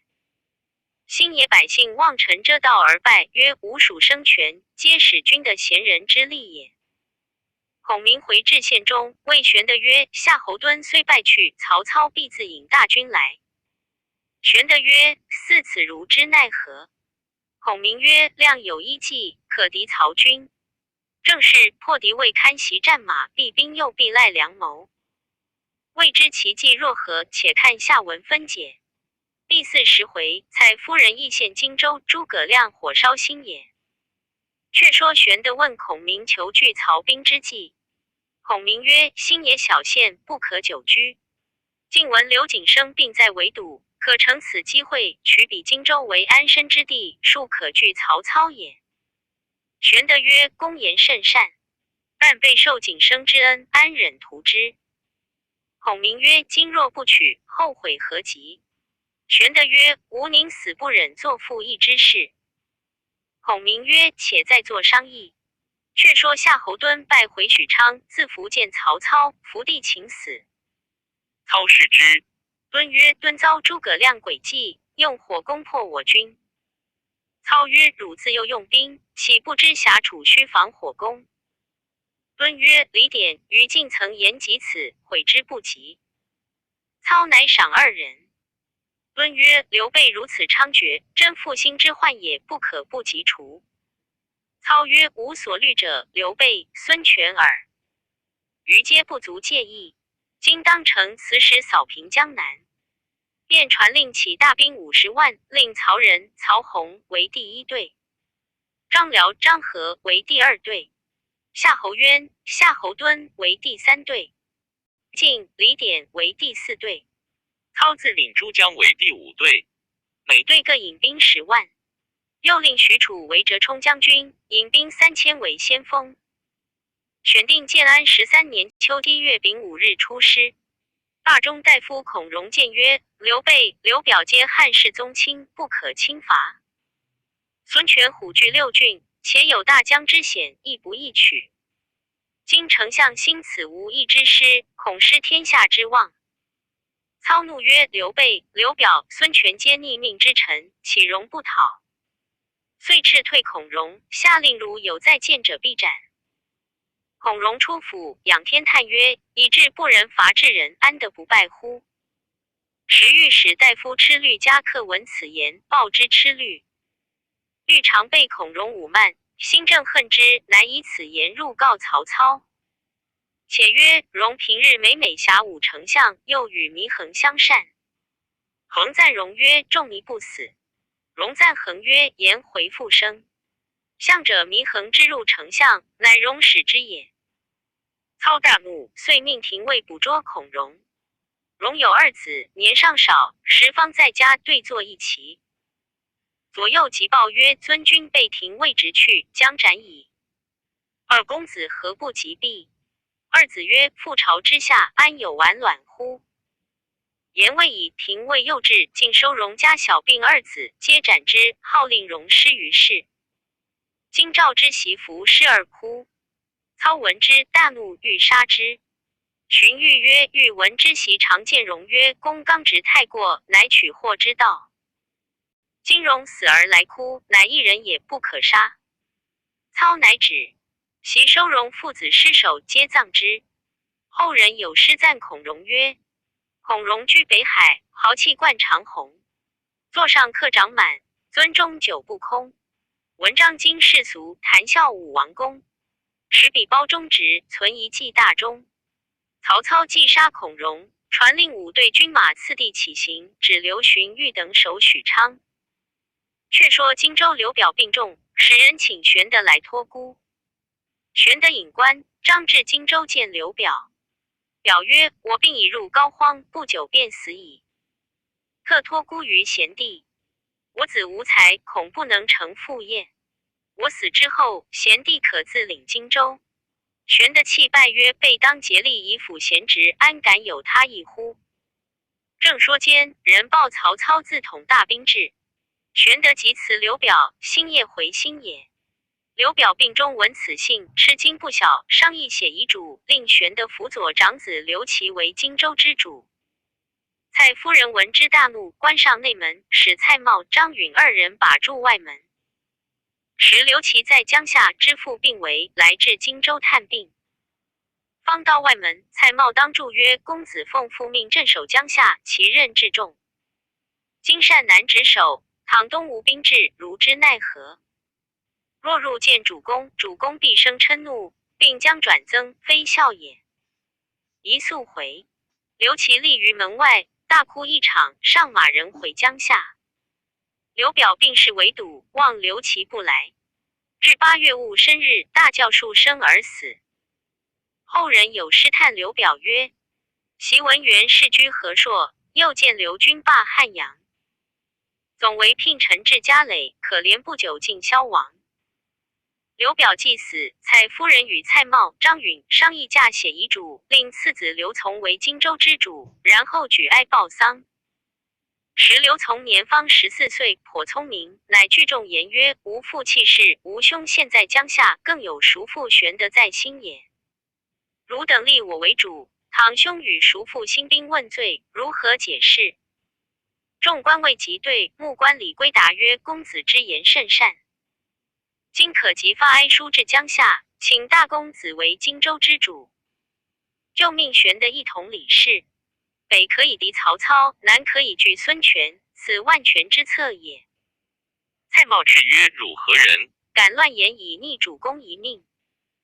李圭大骂曰：汝内外朋谋，假称一命，废长立幼，言见荆襄9郡，送于蔡氏之手。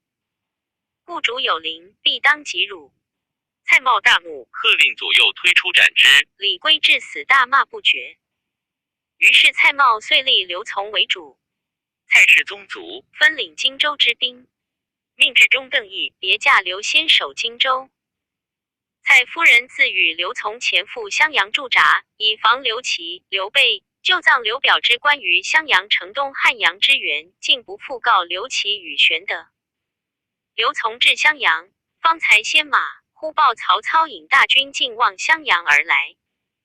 从大惊，遂请蒯越、蔡瑁等商议。东曹岳父训进言曰：不特曹操兵来为可忧。今大公子在江夏，玄德在新野，我皆为往报丧。若比新兵问罪，今相为矣。训有一计，可使荆襄之民安如泰山，又可保全主公名爵。从曰：即将安出。训曰：不如将荆襄9郡献与曹操。操必重待主公也。从斥曰：是何言也？孤受先君之基业，坐尚未稳，岂可便弃之他人？蒯越曰：复公替之言是也。夫逆顺有大体，强弱有定势。今曹操南征北讨，以朝廷为名，主公惧之，其民不顺。且主公心力，外患未宁，内忧将作。今襄之民闻曹兵至，未战而胆先寒，安能与之敌哉？从曰：诸公之言，非我不从。但以先君之业，一旦弃与他人，恐贻笑于天下耳。言未已，一人昂然而进曰：复公替，蒯异度之言甚善，何不从之？众视之，乃山阳高平人，姓王，名粲，字仲宣。粲容貌馊弱，身材短小。幼时往见中郎蔡邕，时邕高朋满座，闻粲至，导履迎之。宾客皆惊曰：蔡中郎何独敬此小子耶？邕曰：此子有一才，无不如也。粲博闻强记，人皆不及。常观道旁碑文一过，便能记诵。官人一齐，棋局乱，粲复为百出，不差一子。又善算术，其文辞妙绝一时。年17，辟为黄门侍郎，不就。后因避乱至荆襄，刘表以为上宾。当日谓刘琮曰：将军自料比曹公何如？琮曰：不如也。粲曰：曹公兵强将勇，足智多谋。请吕布于下邳，摧袁绍于官渡，逐刘备于陇右，破乌桓于白狼，消除荡定者，不可胜计。今以大军南下荆襄，是难抵敌。复蒯二军之谋，乃长策也。将军不可迟疑，致生后悔。从曰：先生见教即是，但须禀告母亲之道。只见蔡夫人从屏后转出，谓从曰：既是仲宣、公替、异度三人所见相同，何必告我？于是刘琮一决，便写降书，令宋忠前地往曹操军前投献。宋忠领命，直至宛城，接着曹操献上降书。操大喜，重赏宋忠，吩咐叫刘琮出城迎接，便着他永为荆州之主。宋忠拜辞曹操，取路回荆襄。将欲渡江，忽见一支人马到来，视之，乃关云长也。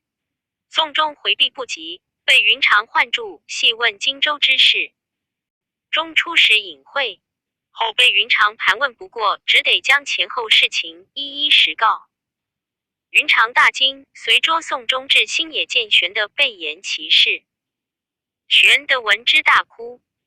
张飞曰：事已如此，可先斩宋忠，随起兵渡江，夺了襄阳，杀了蔡氏、刘琮，然后与曹操交战。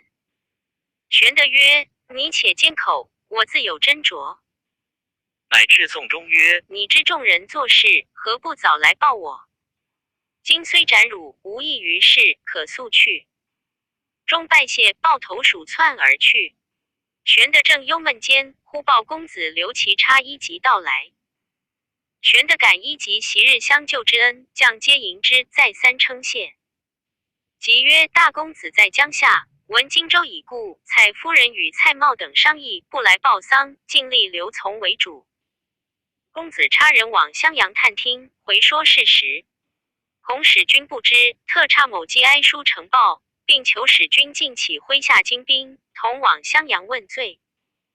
玄德看书毕，谓一级曰：姬伯只知刘从建立，更不知刘从已将荆襄9郡献与曹操矣。即大惊曰：使君何从知之？玄德具言拿获宋中之事。即曰：若如此，使君不如以吊丧为名，前赴襄阳，诱刘从出营，就便秦下诸其党类，则荆州属使君矣。孔明曰：姬伯之言是也，主公可从之。玄德垂泪曰：吾兄临危托孤于我，今若执其子而夺其地，翌日死于九泉之下，何面目复见吾兄乎？孔明曰：如不行此事，今曹兵已至宛城，何以拒敌？玄德曰：不如走樊城以避之。正商议间，探马飞报曹兵已到博望了。玄德慌忙发付一级回江夏，整顿军马，一面与孔明商议拒敌之计。孔明曰：主公且宽心，前番一把火，烧了夏侯惇大半人马。今番曹军又来，必叫他中这条计。我等在新野住不得了，不如早到樊城去。便差人四门张榜，晓谕居民，无论老幼男女，愿从者即于今日皆跟我往樊城战毕，不可自误。差孙乾往河边调拨船只，救济百姓。差糜竺护送各官家眷到樊城，一面据诸将听令，先叫云长引1000军去白河上流头埋伏，各带部带多装沙土，扼住白河之水。至来日3更后，只听下流头人喊马嘶，即取起布袋，放水淹之，却顺水杀江下来接应。又唤张飞引1000军去柏林渡口埋伏，此处水势最慢，曹军被淹，必从此逃难，可便乘势杀来接应。又唤赵云引军3000，分为4队，自领1队伏于东门外，其3队分伏西南北3门，却先于城内人家屋上多藏硫磺焰硝引火之物。曹军入城，必安歇民房。来日黄昏后，必有大风。但看风起，便令西南北3门伏军尽将火箭射入城去。待城中火势大作，却于城外呐喊助威，只留东门放他出走，汝却于东门外从后击之。天明会合关张二将收军回樊城。再令糜芳、刘封2人带2000军，一半红旗，一半青旗，去新野城外30里阙尾坡前屯驻。一见曹军到，红旗军走在左，青旗军走在右。他心一避，不敢追，汝2人却去分头埋伏，指望城中火起，便可追杀败兵，然后却来白河上流头接应。孔明分拨已定，乃与玄德登高瞭望，指后结因。却说曹仁、曹洪引军10万为前队，前面已有许褚引3000铁甲军开路，浩浩荡荡杀奔新野来。是日午牌时分，来到阙尾坡，望见坡前一簇人马，竟打清红旗号。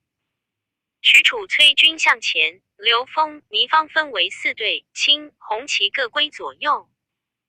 许褚勒马叫：且休进，前面必有伏兵，我兵只在此处住下。许褚依计马飞报前队曹仁。曹仁曰：此事疑兵，必无埋伏，可速进兵，我当催军继至。许褚复回坡前，提兵杀入。至林下追寻时，不见一人。10日已坠西，许褚方欲前进，只听得山上大吹大雷。抬头看时，只见山顶上一簇旗，其从中2把伞盖，左玄德右孔明2人对坐饮酒。许褚大怒，引军寻路上山。山上擂木炮实打将下来，不能前进。又闻山后喊声大震，欲寻路厮杀，天色已晚。曹仁领兵到，叫且夺新野城先马。军士至城下时，只见四门大开，曹兵突入，并无阻当。城中亦不见一人，竟是一座空城了。曹洪曰：此事是孤计穷，故静待百姓逃窜去了。我军权且在城安歇，来日平民进兵。此时各军走伐都已饥饿，皆去巡防造饭。曹仁、曹洪就在野内安歇。初更以后，狂风大作，守门军士飞报火起。曹仁曰：此必军士造饭不小心，遗漏之火，不可自禁。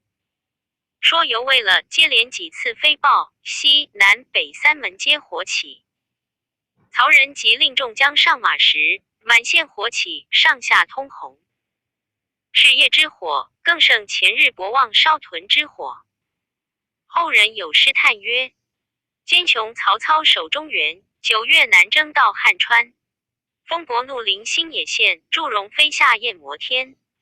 曹仁引众将屠烟冒火，寻路奔走，闻说东门无火，急奔出东门。军士自相践踏，死者无数。曹仁等方才脱得火遏，背后一声喊起，赵云引军赶来混战，败军各逃性命，谁肯回身厮杀？正奔走间，糜芳引一军至，又冲杀一阵，曹仁大败，夺路而走。刘封又引一军截杀一阵。到4更时分，人困马乏，军士大半焦头烂额。奔至白河边，洗得河水不甚深，人马都下河吃水。人相喧嚷，马尽嘶鸣。却说云长在上留用布袋扼住河水。黄昏时分，望见新野火起，至4更，忽听得下流头人喊马嘶，即令军士一齐撤起布袋，水势滔天，往下流冲去。曹军人马俱溺于水中，死者极多。曹仁引众将望水势慢处夺路而走。行到柏林渡口，只听喊声大起，一军拦路，当先大将乃张飞也，大叫：曹贼快来纳命！曹军大惊。正是城内才看红艳兔，水边又遇黑风来。未知曹仁性命如何，且看下文分解。第41回，刘玄德西明渡江，赵子龙单骑救主。却说张飞因关公放了上流水，遂引军从下流杀将来，截住曹仁混杀。忽遇许褚，便与交锋。许褚不敢恋战，夺路走脱。张飞赶来，接着玄德、孔明一同沿河到上流。刘封、糜芳已安排船只等候，遂一齐渡河，径往樊城而去。孔明叫将船筏放火烧毁。却说曹仁收拾残军，就新野屯驻，使曹洪去见曹操，具言失利之事。操大怒曰：诸葛村夫安敢如此！催动3军，漫山塞野，进至新野下寨。传令军士一面搜山，一面填塞白河，令大军分作8路，一齐去取樊城。刘烨曰：丞相出至襄阳，必须先买民心。今刘备竟迁新野百姓入樊城，若我兵进境，2县为齑粉矣。不如先使人招降刘备，备急不降，亦可见我爱民之心。若其来降，则荆州之地可不战而定也。操从其言，便问谁可为使。刘烨曰：徐庶与刘备至后，今现在军中，何不命他一往？操曰：他去恐不复来。烨曰：他若不来，一笑于人矣。丞相勿疑。操乃召徐庶至，谓曰：我今欲踏平樊城，乃连众百姓之命。公可往说刘备，如肯来降，免罪赐爵。若更执迷，军民共戮，玉石俱焚。吾知公忠义，故特使公往，愿勿相负。徐庶受命而行，至樊城。玄德、孔明接见，共诉旧日之情。庶曰：曹操使庶来招将使军，乃价买民心也。今彼分兵8路，填白河而进，樊城恐不可守，宜速作行计。玄德欲留徐庶，庶谢曰：某若不还，恐惹人笑。今老母已丧，报恨中天。身虽在彼，是不为设一谋。公有卧龙辅佐，何愁大业不成？数请辞，玄德不敢强留。徐庶辞回，见了曹操，言玄德并无将意。操大怒，即日进兵。玄德问计于孔明，孔明曰：可速弃樊城，取襄阳战歇。玄德曰：奈百姓相随许久，安忍弃之？孔明曰：可令人便告百姓，有愿随者同去，不愿者留下。先使云长往江岸整顿船只，令孙乾、简雍在城中声扬曰：令曹兵将至，孤城不可久守，百姓愿随者便同过江。两县之民齐声大呼曰：我等虽死，亦愿随使君。即日豪气而行。扶老携幼，江南带女滚滚渡河，两岸哭声不绝。玄德于船上望见，大痛曰：唯吾一人而使百姓遭此大难，吾何生哉？欲投江而死，左右急救之，闻者莫不痛呼。船到南岸，回顾百姓，有未渡者，望南而哭。玄德即令云长催船渡之，方才上马。行至襄阳东门，只见城上遍插旌旗，壕边密布鹿角。玄德勒马大叫曰：刘从贤侄，吾但欲救百姓，并无他念，可快开门。刘从闻玄德至，拒而不出。蔡瑁、张允进来敌楼上，斥军士乱箭射下。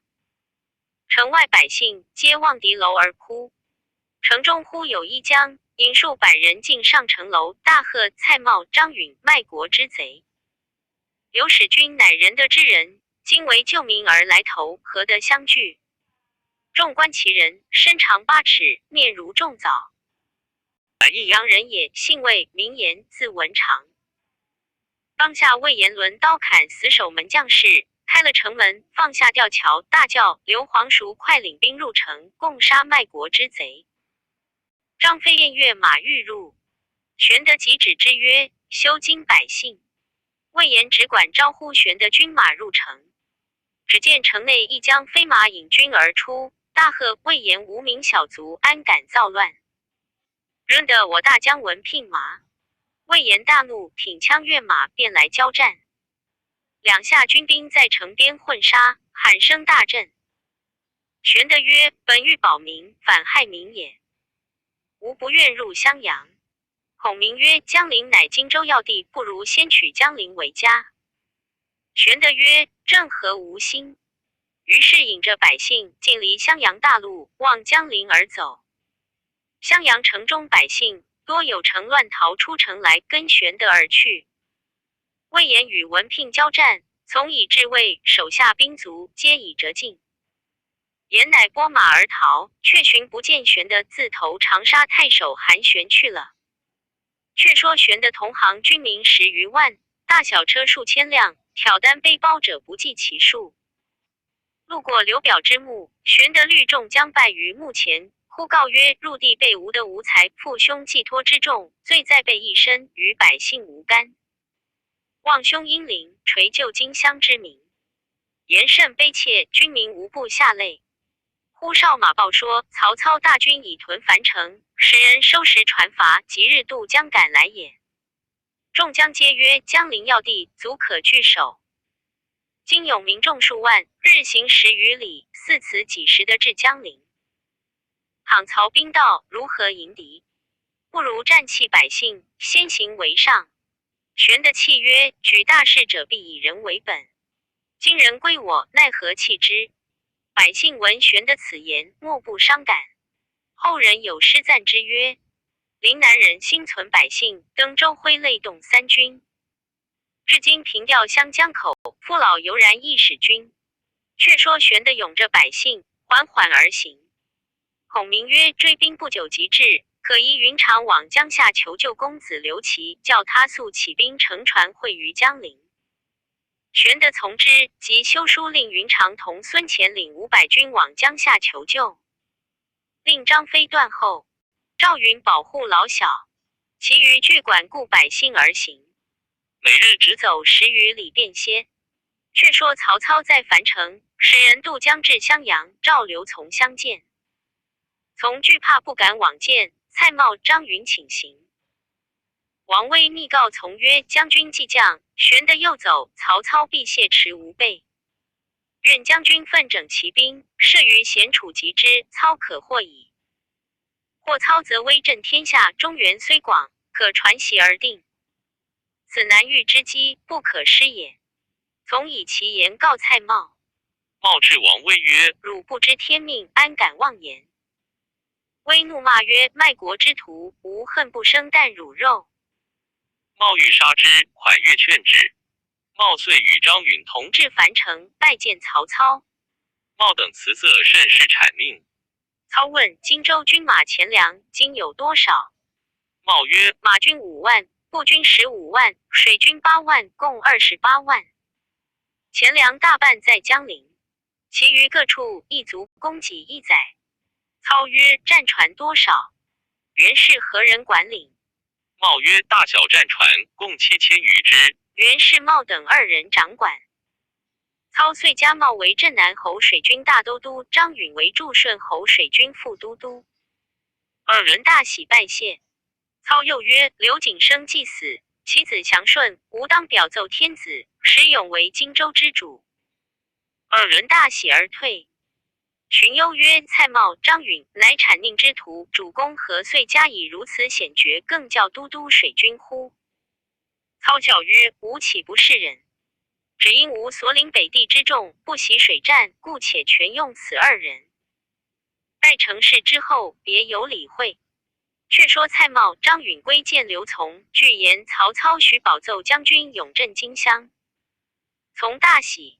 次日，与母蔡夫人击捧应受兵符，亲自渡江拜迎曹操。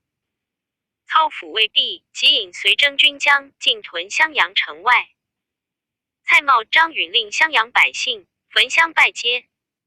曹操具用好言抚谕，入城至府中坐定，即召蒯越近前。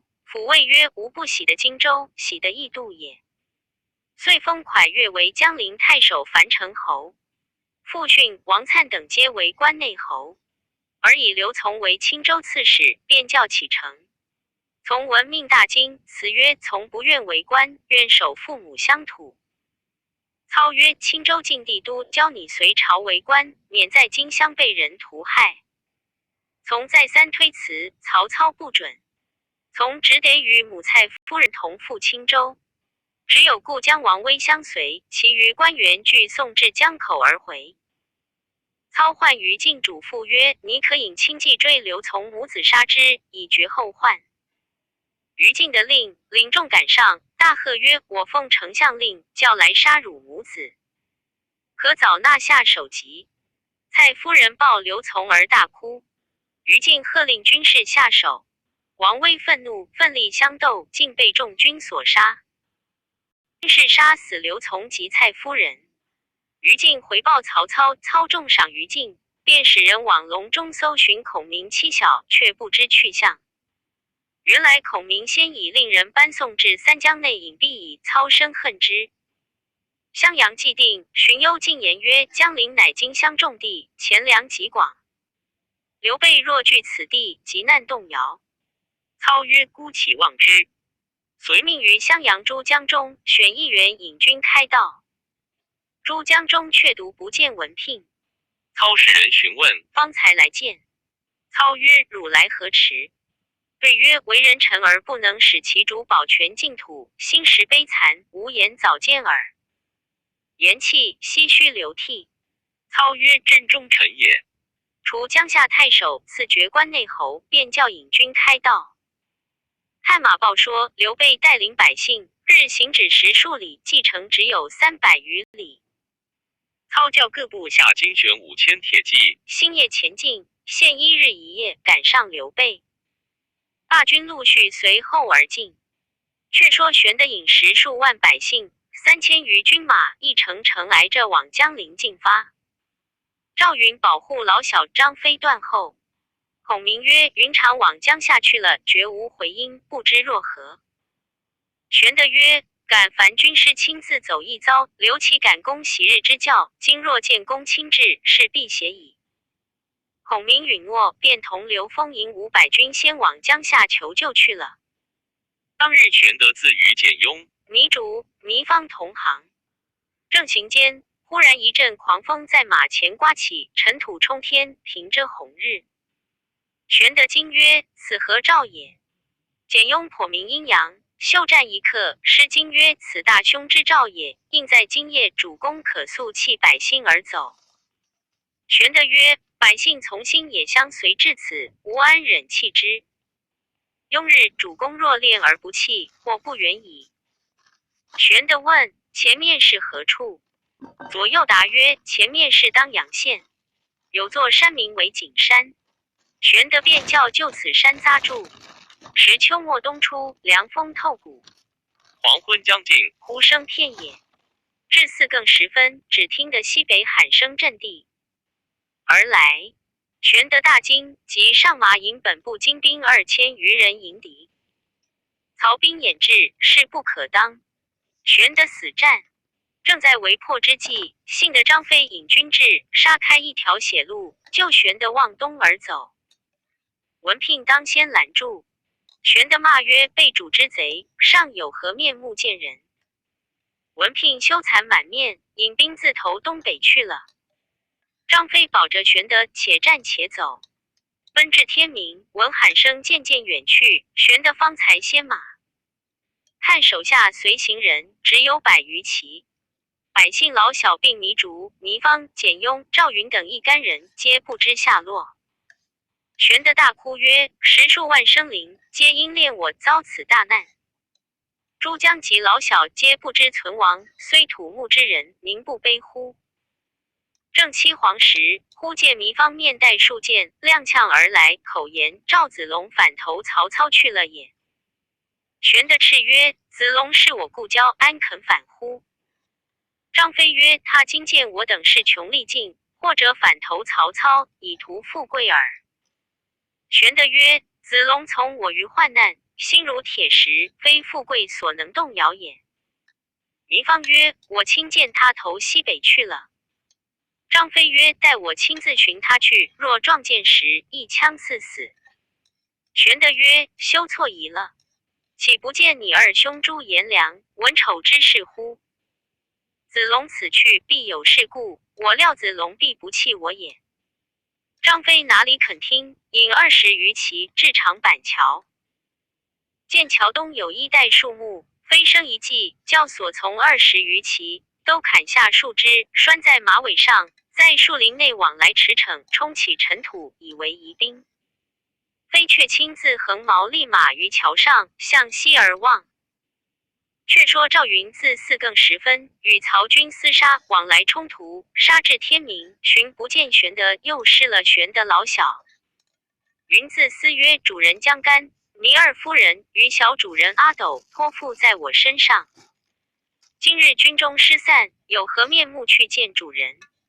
不如去决一死战，好歹要寻逐母与小主人下落。”回顾左右，只有30-40骑相随。云拍马在乱军中寻觅，2县百姓嚎哭之声震天动地。中见着枪抛男弃女而走者，不计其数。赵云正走之间，见一人卧在草中，是之乃简雍也。云即问曰：“曾见2位主母否？”雍曰：“二主母弃了车仗，抱阿斗而走。我飞马赶去，转过山坡，被一将刺了一枪，跌下马来，马被夺了去。我争斗不得，故卧在此。”云乃将从人所骑之马借一匹与简雍骑坐，诱着2卒扶护简雍先去，报与主人：“我上天入地，好歹寻逐母与小主人来，如寻不见，死在沙场上也。”说罢，拍马望长坂坡而去。忽一人大叫：“赵将军哪里去？”云勒马问曰：“你是何人？”答曰：“我乃刘使军帐下护送车仗的军士，被箭射倒在此。”赵云便问2夫人消息。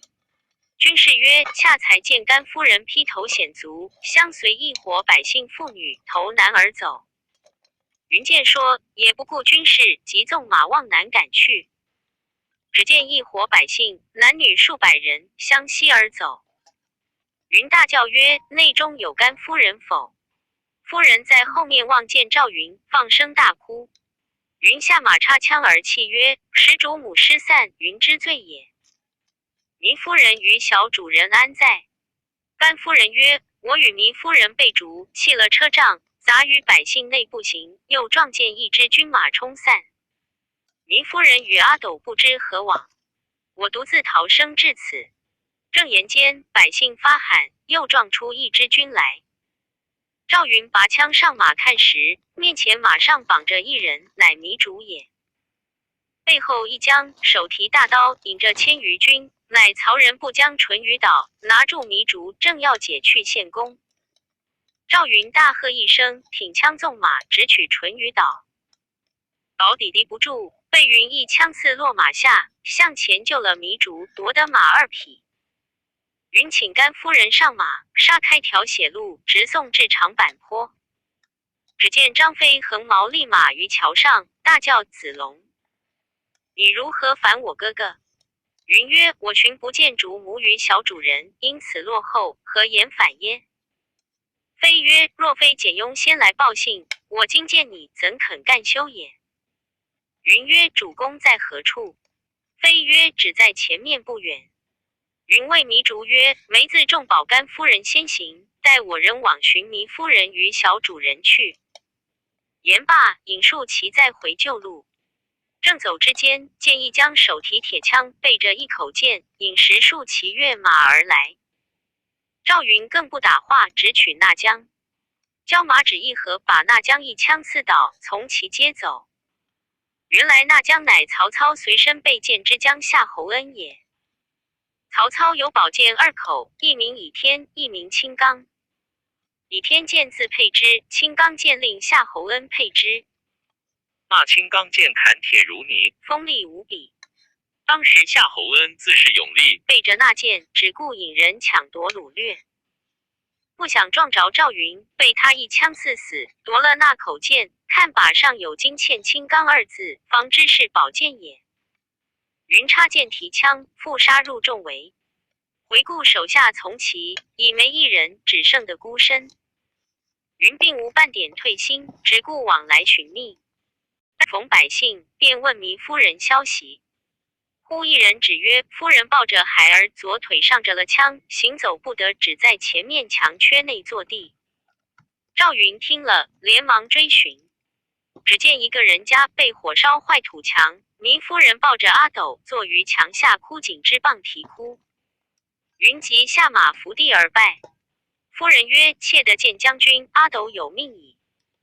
望将军可怜他父亲飘荡办事，只有这点骨血。将军可护持此子，叫他的剑覆面，妾死无恨。云曰：夫人受难，云之罪也。不必多言，请夫人上马。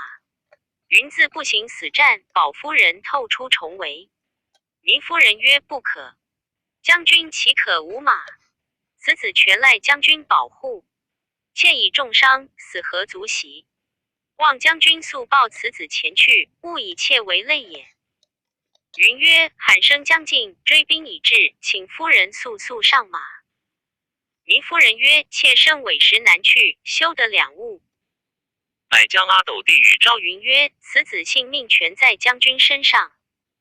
赵云3回5次，请夫人上马，夫人只不肯上马。四边喊声又起，云厉声曰：夫人不听无言，追军若至，为之奈何？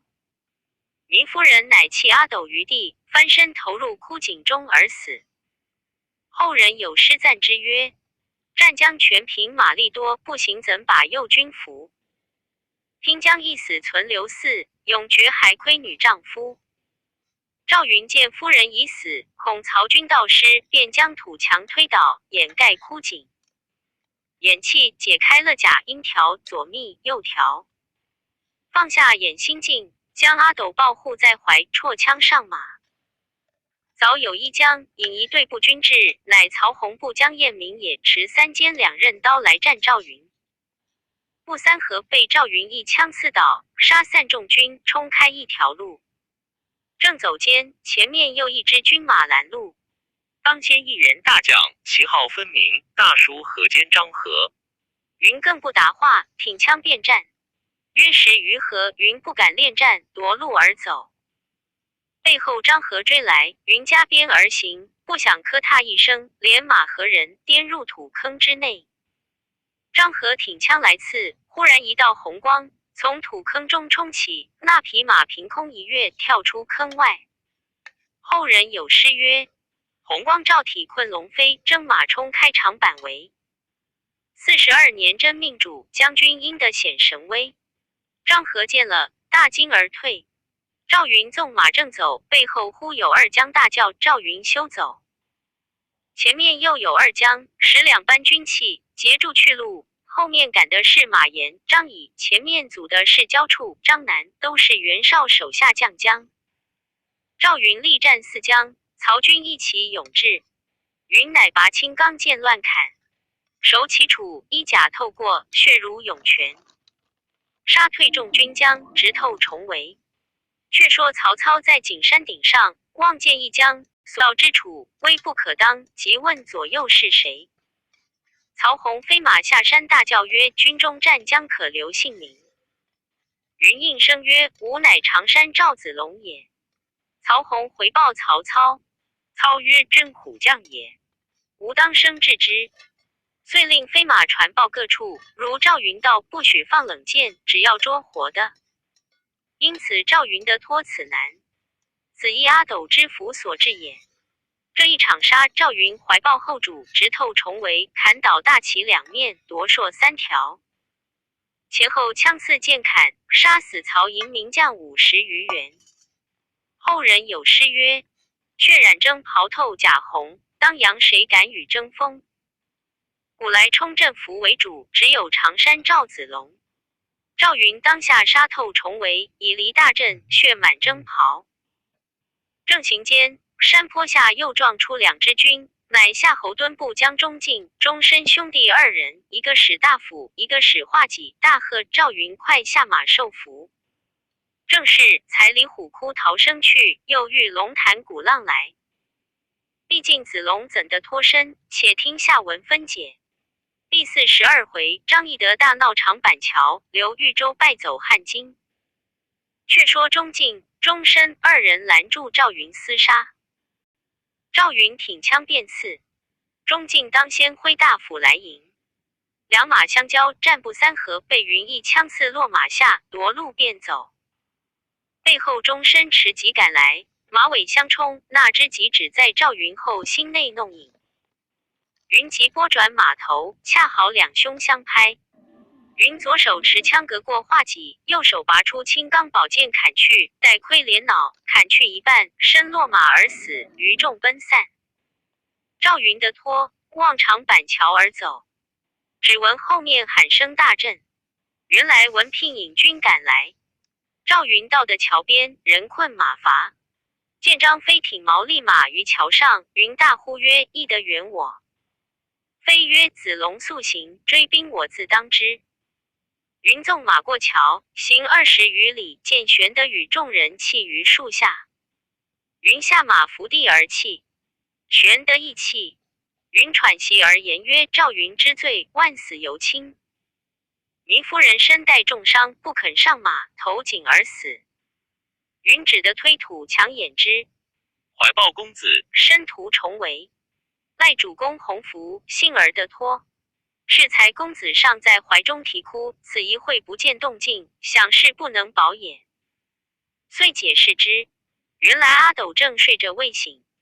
云喜曰：幸得公子无恙。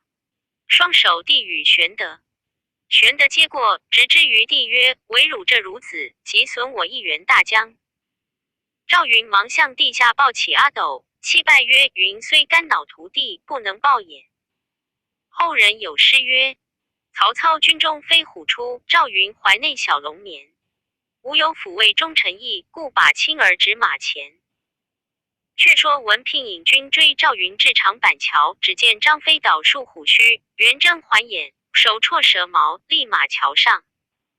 又见桥东树林之后，尘头大起，已有伏兵，便勒住马不敢近前。俄而曹仁、李典、夏侯惇、夏侯渊、乐进、张辽、张合、许褚等都至。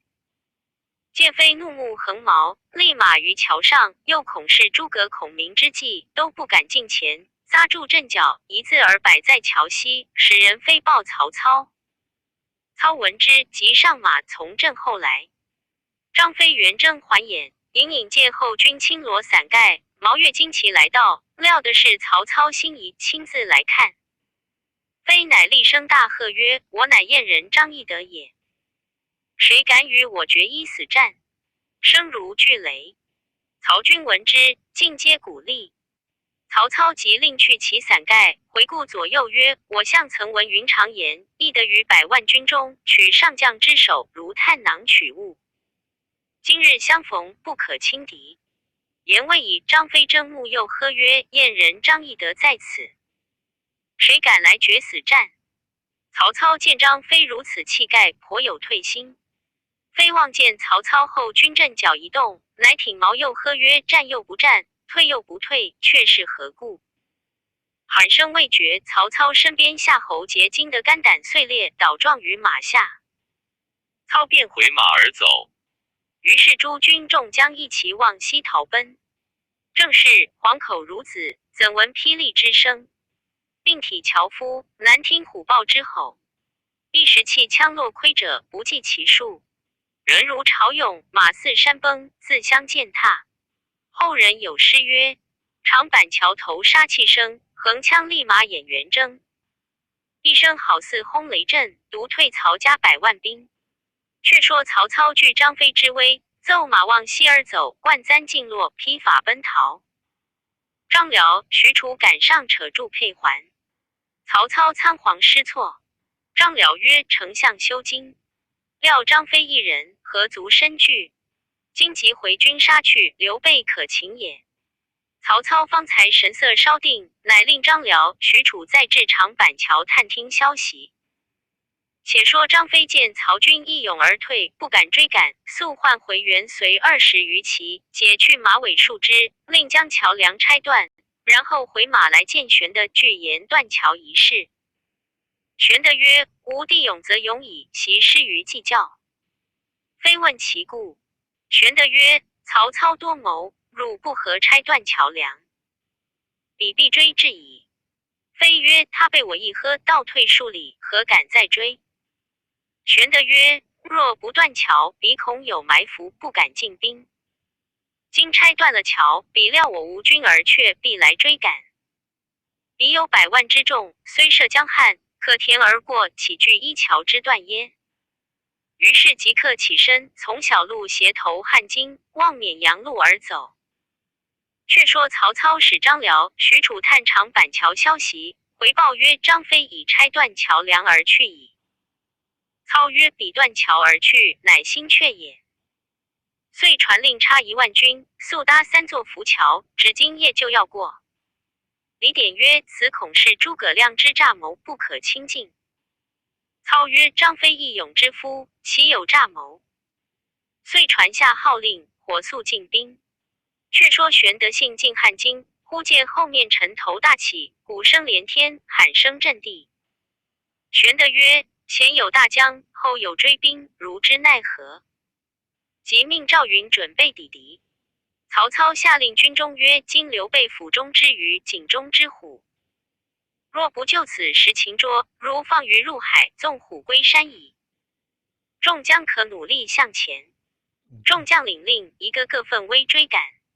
忽山坡后鼓声响处，一队军马飞出，大叫曰：“我在此等候多时了。”当头那员大将手执青龙刀，坐下赤兔马。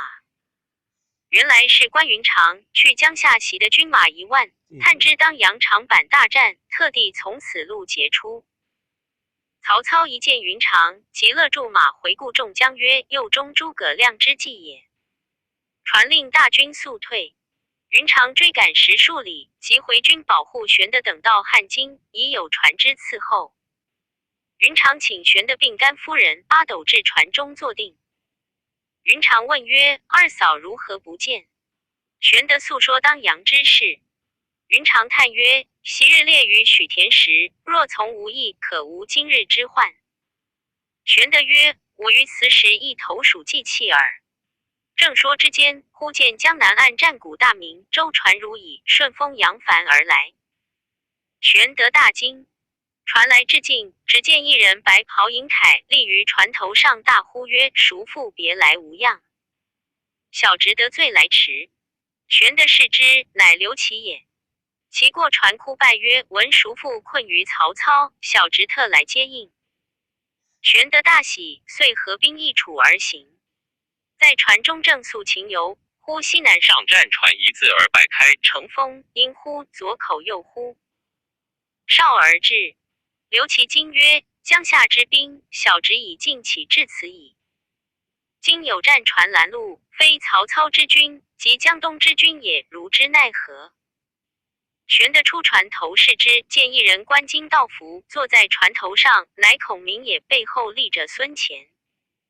玄德慌请过船，问其何故却在此。孔明曰：亮自至江夏，先令云长于汉津登陆地而接应。我料曹操必来追赶，主公必不从江陵来，必挟取汉津矣。故特请公子先来接应，我竟往下口，尽起军前来相助。玄德大悦，合为一处，商议破曹之策。孔明曰：下口城险，颇有钱粮，可以久守。请主公到下口屯驻，公子自回江夏，整顿战船，收拾军器，为犄角之势，可以抵挡曹操。若共归江夏，则事反孤矣。刘琦曰：军师之言甚善，但于意欲请叔父战至江夏，整顿军马停当，再回下口不迟。玄德曰：贤侄之言亦是。遂留下云长，引5000军守下口。玄德、孔明、刘琦共投江夏。却说曹操见云长在汉路引军截出，已有伏兵，不敢来追。又恐水路先被玄德夺了江陵，便星夜提兵赴江陵来。荆州治中邓毅别驾刘先，以备知襄阳之事，料不能抵敌曹操，遂引荆州军民出郭投降。曹操入城，安民已定，是韩松之囚，加为大鸿胪。其余众官各有封赏。曹操与众将议曰：今刘备已投江夏，恐结连东吴，使滋蔓也。当用何计破之？荀攸曰：我今大振兵威，遣使持袭江东，请孙权会列于江夏，共擒刘备，分荆州之地，永结盟好。孙权必今以而来降，则无事计矣。操从其计，一面发檄遣使赴东吴，一面祭点马步水军共83万，诈称100万，水陆并进，船骑双行，沿江而来。西连金峡，东接祁黄，寨山联络300余里，划分两头。却说江东孙权屯兵柴桑郡，闻曹操大军至襄阳，刘琮已降，今又星夜间盗取江陵，乃集众谋士商议欲守之策。鲁肃曰：荆州与国邻接，江山险固，市民殷富，吾若惧而有之，此帝王之资也。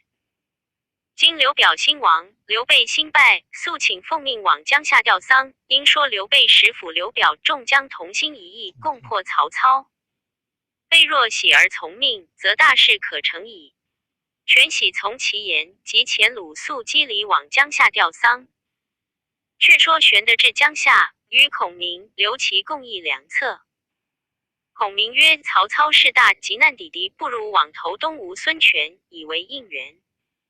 使南北相持，吾等于中取利，有何不可？玄德曰：江东人物极多，必有远谋，安肯相容耶？孔明笑曰：今操引100万之众，虎踞江汉，江东安得不使人来探听虚实？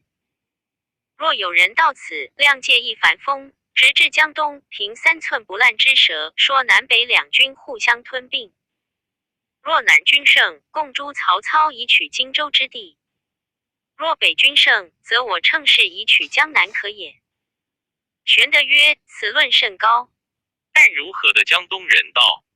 正说间，人报江东孙权差鲁肃来吊丧，传已傍岸。孔明笑曰：大事既矣。遂问刘琦曰：往日孙策亡时，襄阳曾遣人去吊丧否？其曰：江东与我家有杀父之仇，安得通庆吊之礼？孔明曰：然则鲁肃之来，非为吊丧，乃来探听军情也。遂谓玄德曰：鲁肃至，若问曹操动静，主公只推不知。再三问时，主公只说可问诸葛亮。计议已定，使人迎接鲁肃。肃入城吊丧，收过礼物，刘琦请肃与玄德相见。礼毕，邀入后堂饮酒。肃曰：久闻黄叔大名，无缘拜会，今幸得见，实为欣慰。近闻黄叔与曹操会战，必知彼虚实，敢问操军约有几何？玄德曰：备兵为将寡，一闻操至即走，竟不知彼虚实。鲁肃曰：闻黄叔用诸葛孔明之谋，两场火烧的曹操魂亡胆落，何言不知耶？玄德曰：除非问孔明，便知其详。肃曰：孔明安在？愿求一见。玄德叫请孔明出来相见。肃见孔明礼毕，问曰：项目先生才得未得拜晤，今幸相遇，愿闻目今安危之事。孔明曰：曹操奸计，量以尽之，但恨力未及，故且避之。肃曰：黄叔今将止于此乎？孔明曰：使君与苍梧太守吴臣有救，将往投之。肃曰：吴臣粮少兵为，自不能保，焉能容人？孔明曰：吴臣楚虽不足久居，今且战一之，别有良图。肃曰：孙将军虎踞六郡，兵精粮足，又集进贤李氏，江东英雄多归附之。今为军纪，莫若遣心腹往结东吴，以共图大事。孔明曰：刘使君与孙将军自来无救，恐须废此说，且别无心腹之人可使。肃曰：先生之兄，现为江东参谋，日望与先生相见。肃不才，愿与公同见孙将军，共议大事。玄德曰：孔明是吾之师，请客不可相离，安可去也？肃坚请孔明同去。玄德佯不许。孔明曰：事急矣，请奉命一行。玄德方才许诺。鲁肃遂别了玄德、刘琦，与孔明登州望柴桑郡来。正是只因诸葛偏舟去，致使曹兵一旦休。不知孔明此去必竟如何，且看下文分解。第43回，诸葛亮舌战群儒，鲁子尽力排众议。却说鲁肃、孔明辞了玄德、刘琦，登州望柴桑郡来。二人在州中共议。鲁肃谓孔明曰：先生见孙将军，切不可食言曹操兵多将广。孔明曰：不须子敬叮咛，亮自有对答之语。即传到案，肃请孔明于馆驿中暂歇，先自往见孙权。权正据文武于堂上议事，闻鲁肃回，即召入问曰：子敬往江夏，体探虚实若何？肃曰：已知其略，尚容许禀。权将曹操檄文示肃曰：操昨遣使赍文至此，孤先发遣来使，现今会众商议未定。肃接檄文观看，其略曰：孤进城帝命，奉诏伐罪，毛辉南至，刘从戍守。荆襄之民，望风归顺。今统雄兵100万，上将1000员，欲与将军会列于江夏，共伐刘备，同分土地，永结盟好。信勿观望。肃赐回音。鲁肃看毕曰：主公尊意若何？权曰：未有定论。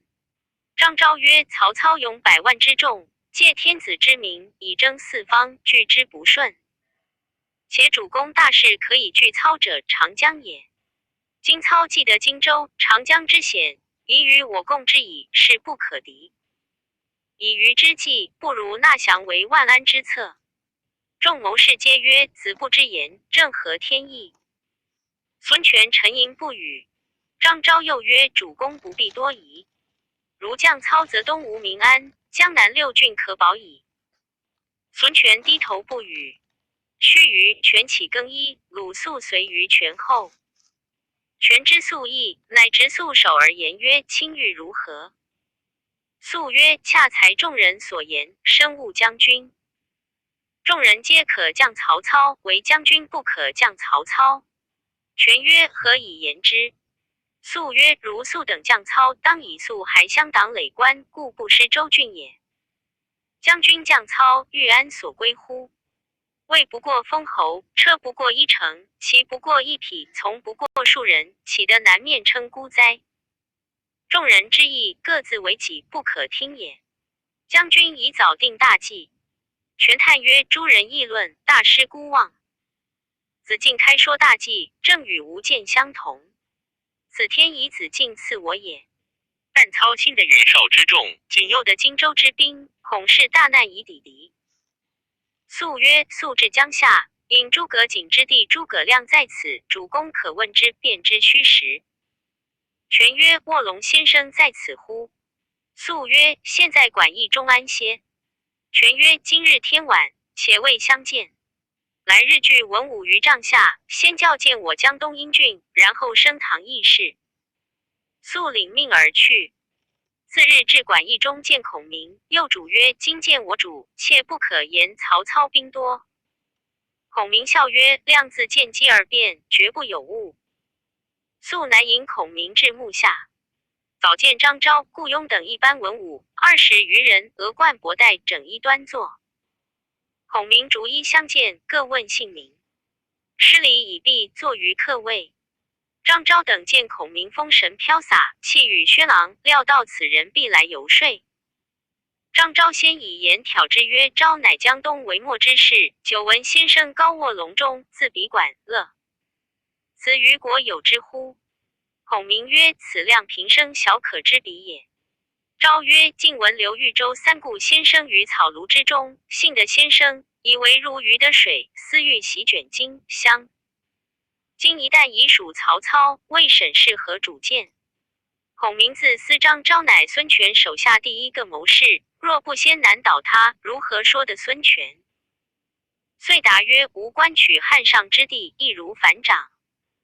我主刘豫州公行仁义，不忍夺同宗之基业，故立辞之。刘从孺子，听信佞言，暗自投降，致使曹操得以猖獗。今我主屯兵江夏，别有良图，非等闲可知也。昭曰：若此，是先生言行相违也。先生自比管乐，管仲相桓公，霸诸侯，一匡天下。乐以扶持为弱之燕，下其70余城。此二人者，真济世之才也。先生在草庐之中，但笑傲风月，抱膝为坐。今既从事刘豫州，当为生灵兴利除害，剿灭乱贼。且刘豫州未得先生之时，尚且纵横寰宇，割据城池。今的先生，人皆仰望。虽三尺同盟，亦未标虎生翼，将见汉室复兴，曹氏即灭矣。朝廷旧臣，山林隐士，无不拭目而待，以为浮高天之云翳，仰日月之光辉，整思民于水火之中，挫天下于任席之上，在此时也。何先生自归豫州，曹兵一出，弃甲抛戈，望风而窜。上不能报刘表以安庶民，下不能抚孤子而据疆土。乃弃亲也。走樊城，拜当阳，奔夏口，无容身之地。是豫州既得先生之后，反不如其初也。管仲、乐毅果如是乎？愚直之言，信勿见怪。孔明听罢，哑然而笑曰：鹏飞万里，其志岂群鸟能视哉？譬如人染尘埃，当先用迷粥以饮之，和药以服之，待其腑脏调和，形体渐安，然后用肉食以补之，猛药以治之，则病根尽去，人得全生也。若不待气脉和缓，便投以猛药后喂，欲求安保，诚为难矣。吾主刘豫州，向日军败于汝南，既击刘表兵不满千，将指关张赵云而已。此正如病逝汪雷以及之时也。新野山僻小县，人民稀少，粮食鲜薄，豫州不过战借以容身，岂真将作守于此耶？夫以甲兵不完，城郭不固，军不精练，良不继日，然而博望烧屯，白河用水，使夏侯惇、曹仁被心惊胆裂。且为管仲、乐毅之用兵未必过此。至于刘从将操豫州时出不知，且又不忍乘乱夺同宗之基业，此真大仁大义也。当阳之败，豫州见有数10万负义之民，扶老西幼相随，不忍弃之，日行10里，不思进取江陵，甘与同败，此亦大仁大义也。寡不敌众，胜负乃其常事。袭高皇数败于项羽，而垓下一战成功，此非韩信之良谋乎？夫信久视高皇，未尝累胜。盖国家大计，社稷安危，是有主谋，非彼夸辩之徒，须欲欺人，作义利谈，无人可及。灵机应变，百无一能，诚为天下笑耳。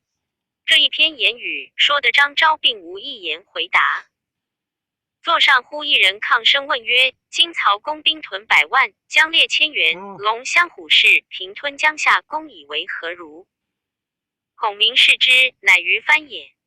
孔明曰：曹操收袁绍以拒之兵，结刘表乌合之众，虽数百万不足惧也。于翻冷笑曰：君败于当阳，既穷于下口，区区求救于人，而犹言不惧，此真大言欺人也。孔明曰：刘豫州以数千人义之师，安能敌100万残暴之众？退守下口，所以待时也。今将东兵精良足，且有长江之险，犹欲使其主屈膝降贼，不顾天下耻笑。由此论之，刘豫州真不惧操贼者矣。于翻不能对。座间又一人问曰：孔明欲效以秦之蛇游说东吴耶？孔明视之，乃不知也。孔明曰：不子山以苏秦，张仪为辩士，不知苏秦、张仪亦豪杰也。苏秦配6国相昂，张仪2次相秦，皆有匡扶人国之谋，非彼为强凌弱、拒刀避剑之人也。君等闻曹操须发诈魏之辞，便畏惧请降，敢效苏秦、张仪乎？不知默默然无语。忽一人问曰：孔明以操何如人也？孔明是其人，乃薛纵也。孔明答曰：曹操乃汉贼也，又何必问？纵曰：公言差矣。汉历传至今，天数江中。今曹公已有天下2/3，人皆归心。刘豫州不是天时，强欲与争，正如以卵击石，安得不败乎？孔明厉声曰：薛敬闻安得出此无父无君之言乎？夫人生天地间，以忠孝为立身之本。公既为汉臣，则见有不臣之人，当是共戮之，臣之道也。今曹操祖宗刀石汉禄，不思报效，反怀损逆之心，天下之所共愤。公乃以天数归之，真无父无君之人也。不足与语，请勿复言。薛纵满面羞惭，不能对答。座上又一人应声问曰：曹操虽挟天子以令诸侯，犹是相国曹参之后。刘豫州虽云中山靖王苗裔，却无可稽考，眼见只是之袭范雎之夫耳，何足与曹操抗衡哉？孔明视之，乃陆机也。孔明笑曰：公非袁术作奸怀局之陆郎乎？请安坐听无一言。曹操既为曹襄国之后，则是为汉臣矣。今乃专权四横，欺凌君父，是不为吴君，亦且灭祖。不为汉室之乱臣，亦曹氏之贼子也。刘豫州堂堂帝胄，当今皇帝，按谱赐爵，何云无可稽考？且高祖起身廷常，而终有天下。知袭范雎，又何足为入乎？公小儿之见，不足与高士共语。陆机语塞。座上一人呼曰：孔明所言，皆强词夺理，均非正论，不必再言。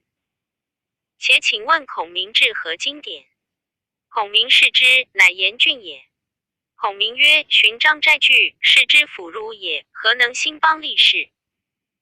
且古更新、伊尹、调尉、子牙、张良、陈平之流、邓禹、耿弇之辈，皆有匡扶宇宙之才，未审其生平至何经典？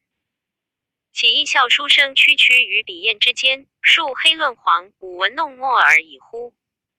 严峻低头丧气而不能对。忽又一人大声曰：公好为大言，未必真有实学，恐是为儒者所笑耳。孔明是其人，乃汝南城的书也。孔明答曰：如有君子小人之别。君子之儒，忠君爱国，守正恶邪，勿使则及当时，名留后世。若夫小人之儒，唯物雕虫，专攻翰墨，青春作赋，好守穷经。笔下虽有千言，胸中实无一策。且如杨雄以文章名士，而居身是莽，不免投戈而死，此所谓小人之儒也。虽日复万言，亦何取哉？诚得书不能对。众人见孔明对答如流，尽皆失色。时座上张温、骆统二人又欲问难。忽一人自外而入，厉声言曰：孔明乃当世奇才，君等以唇舌相难，非进客之礼也。曹操大军临近，不思退敌之策，乃图斗口耶？众视其人，乃零陵人，姓黄，名盖，字公父，现为东吴梁官。当时黄盖谓孔明曰：余闻多言获利，不如默而无言。何不将今时之论为我主言之，乃与众人辩论也。孔明曰：诸君不知事物，互相问难，不容不答耳。于是黄盖与鲁肃引孔明入，至中门，正遇诸葛瑾，孔明失礼。瑾曰：贤弟既到江东，如何不来见我？孔明曰：弟既是豫州，礼仪先公后私，公事未必不敢急私，望兄见谅。瑾曰：贤弟见过吴侯，却来叙话。说罢自去。鲁肃曰：世间所主，不可有误。孔明点头应诺。迎至堂上，孙权降阶而迎，优礼相待。施礼毕，赐孔明坐。众文武分两行而立。鲁肃立于孔明之侧，只看他讲话。孔明至玄德之翼壁，偷眼看孙权，闭眼子虚，堂堂仪表。孔明暗思，此人相貌非常，只可击不可说。等他问时，用言击之辩了。献茶已毕，孙权曰：多闻鲁子敬谈足下之才，今幸得相见，敢求教义。孔明曰：不才无学，有入明问。权曰：足下尽在心也，左留豫州与曹操决战，必深知彼军虚实。孔明曰：留豫州兵为将寡，更兼新野城小无粮，安能与曹操相持？权曰：曹兵共有多少？孔明曰：马步水军约有100余万。权曰：莫非诈乎？孔明曰：非诈也。曹操就兖州已有青州军20万，平了袁绍，又得50-60万。中原新招之兵30-40万，今又得荆州之军20-30万，以此计之，不下150万。量以100万言之，恐惊江东之事也。鲁肃在旁闻言失色，以目视孔明。孔明只坐不见。权曰：曹操部下战将还有多少？孔明曰：足智多谋之士，能征惯战之将，何止1-2千人？权曰：今曹操平了荆楚，复有远图乎？孔明曰：即今沿江下寨，准备战船，不欲图江东，待取何地？权曰：若彼有吞并之意，战与不战，请足下为我一决。孔明曰：亮有一言，但恐将军不肯听从。权曰：愿闻高论。孔明曰：项者宇内大乱，故将军起江东，留豫州收众汉南，与曹操并争天下。今操删除大难，略已平矣。今又新破荆州，威震海内。纵有英雄，无用武之地，故豫州遁逃至此。愿将军量力而处之。若能以吴越之众与中国抗衡，不如早与之决。若其不能，何不从众谋士之论，按兵数甲北面而视之？权未及答。孔明又曰：将军外托服从之名，内怀一二之见，是急而不断，或至无日矣。权曰：诚如君言，留豫州何不降操？孔明曰：袭田横旗之壮士耳，有守亦不入，况留豫州王室之胄，因才盖世，众士仰慕。视之不济，此乃天也，又安能驱楚人下乎？孙权听了孔明此言，不觉勃然变色，拂衣而起，退入后堂。众皆沈笑而散。鲁肃则孔明曰：先生何故出此言？幸是吾主宽宏大度，不及面责。先生之言，藐视吾主甚矣。孔明仰面笑曰：何如此不能容物耶？我自有破曹之计，彼不问我，我故不言。肃曰：国有良策，速当请主公求教。孔明曰：吾视曹操100万之众，如群蚁耳。但我一举手，则皆为齑粉矣。肃闻言，便入后堂见孙权。权怒气未息，故谓肃曰：孔明欺吾太甚。肃曰：臣亦以此责孔明。孔明反笑主公不能容物，破曹之策，孔明不肯轻言。主公何不求之？权回称作喜曰：原来孔明有良谋，故以言辞激我。我一时浅见，己误大事，便同鲁肃众复出堂，再请孔明叙话。权见孔明，谢曰：是来冒读轻言，幸勿见罪。孔明亦谢曰：谅言语冒犯，望起恕罪。权邀孔明入后堂，置酒相待。数旬之后，权曰：曹操平生所恶者，吕布、刘表、袁绍、袁术、豫州与孤耳。今数雄已灭，独豫州与孤尚存。孤不能以全无之地受制于人，吾既决矣。非留豫州莫与当曹操者。然豫州兴败之后，安能抗此难乎？孔明曰：豫州虽兴败，然关云长犹虑精兵10000人，刘琦领江夏战士亦不下10000人。曹操之众远来疲惫，进追豫州，经济1日夜行300里。此所谓强弩之末，是不能穿卢镐者也。且北方之人不习水战，荆州市民复操者迫于事耳，非本心也。今将军诚能与豫州协力同心，破曹军必矣。操军破壁北还，则今吾之势强，而鼎足之形成矣。成败之机在于今日，唯将军裁之。权大悦曰：先生之言，顿开茅塞。吾意已决，更无他疑。即日商议起兵，共灭曹操。遂令鲁肃将此一传谕文武官员，就送孔明于馆驿安歇。张昭知孙权欲兴兵，遂与众议曰：中了孔明之计也。即入见权曰：昭等闻主公将兴兵与曹操争锋，主公自思比袁绍若何？曹操向日兵为将寡，尚能一鼓克袁绍，何况今日勇100万之众南征，岂可轻敌？若听诸葛亮之言，妄动甲兵，此所谓复兴救火也。孙权只低头不语。顾雍曰：刘备因为曹操所败，故欲借我江东之兵以拒之，主公奈何为其所用乎？愿听子布之言。孙权沉吟未决。张昭等出，鲁肃入见曰：是张子布等，又劝主公休动兵，力主将义，此皆权屈保妻子之臣，为自谋之计耳。愿主公勿听也。孙权尚在沉吟。肃曰：主公若迟疑，必为众人误矣。权曰：卿且暂退，容我三思。肃乃退出。时武将或有要战的，文官都是要将的，议论纷纷不一。且说孙权退入内宅，寝食不安，犹豫不决。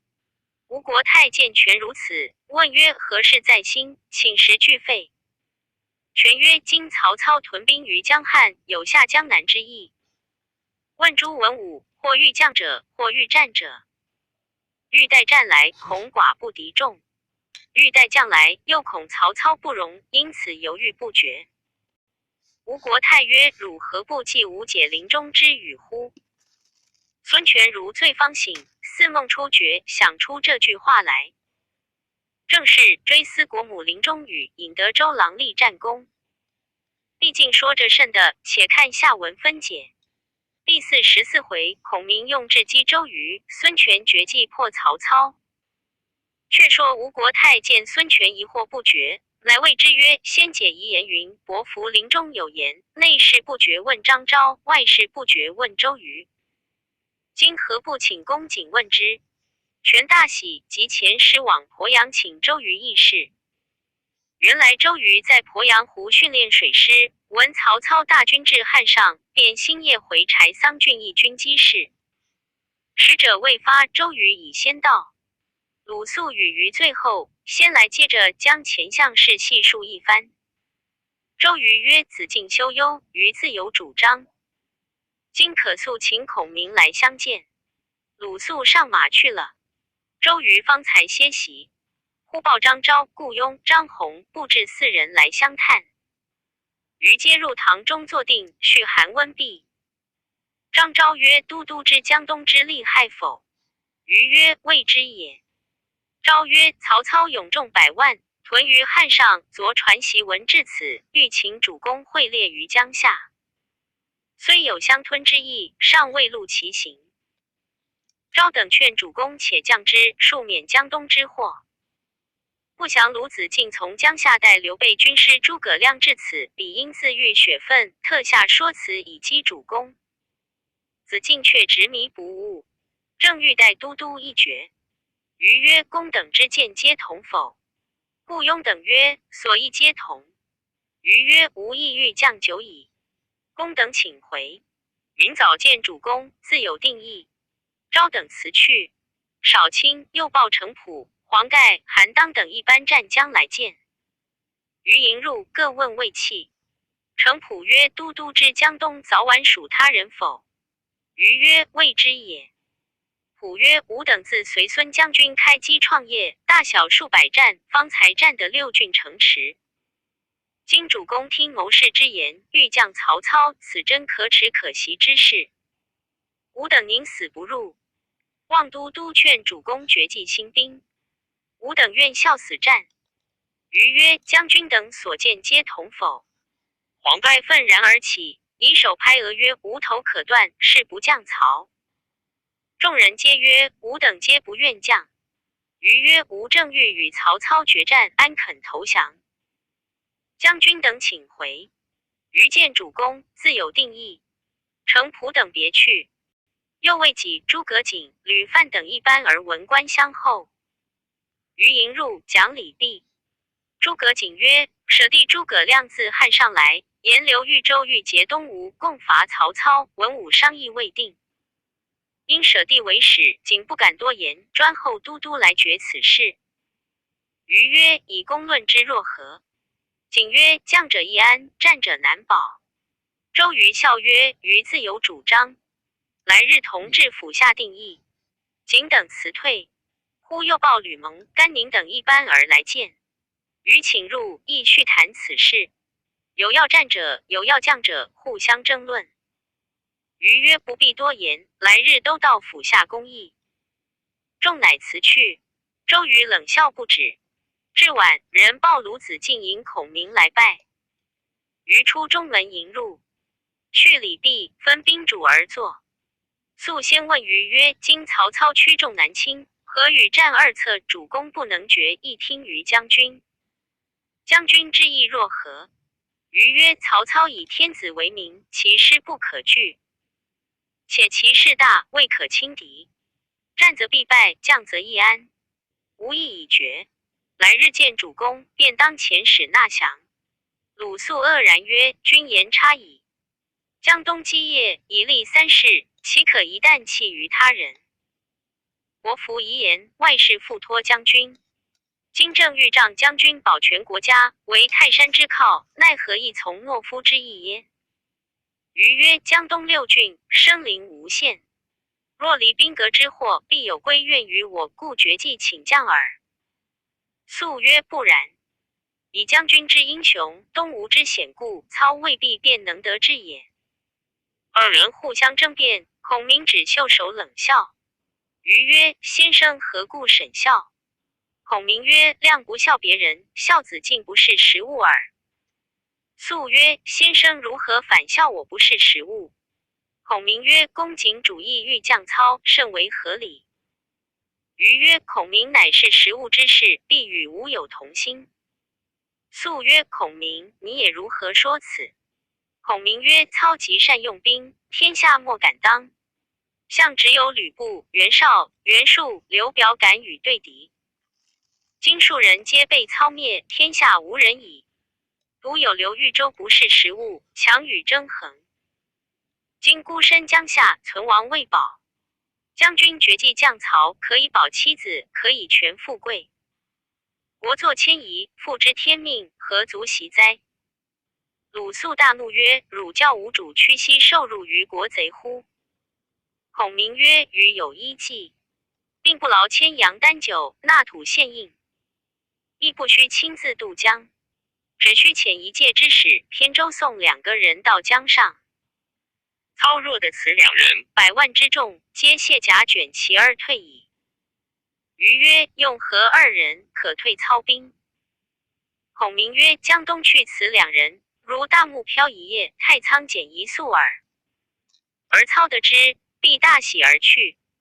瑜又问果用何2人？孔明曰：亮居隆中时，即闻操于漳河新造一台，名曰铜雀，极其壮丽。王选天下美女以食其中。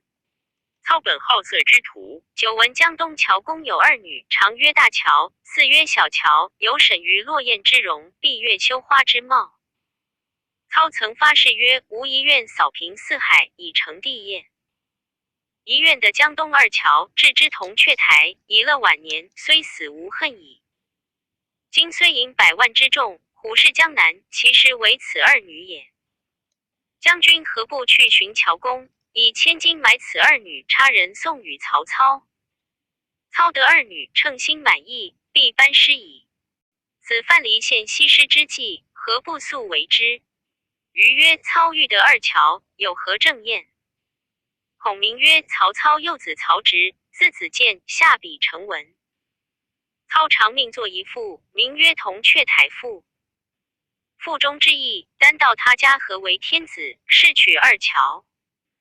瑜曰：此赋公能记否？孔明曰：吾爱其文华美，常切记之。瑜曰：是请一诵。孔明即时诵《铜雀台赋》云：从明后以西游西，登层台以娱晴。见太府之广开西，关圣德之所营。见高门之嵯峨西，扶双阙乎太清。立中天之华观西，连飞阁乎西城。临漳水之长流西，望园果之滋荣。立双台于左右西，有玉龙与金凤。揽2乔于东南西，乐朝夕之与共。抚黄兜之红丽西，看云霞之浮动。兴群才之来翠西，挟飞熊之极梦。养春风之和睦西，听百鸟之悲鸣。云天护其既立兮，家苑得乎双城。洋人化于宇宙兮，尽肃功于上京。惟桓文之为圣兮，岂足方乎圣明？修矣，美矣，惠则远扬。一佐我皇家兮，宁比四方。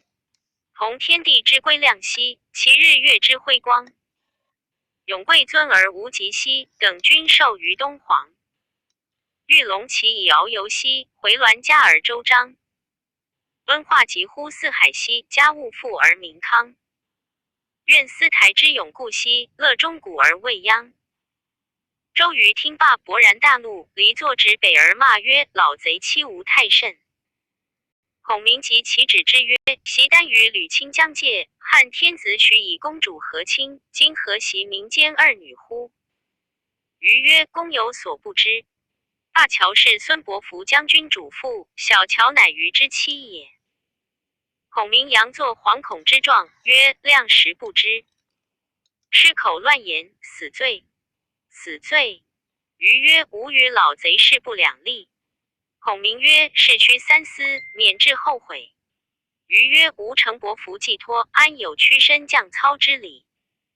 是来所言，故相视耳。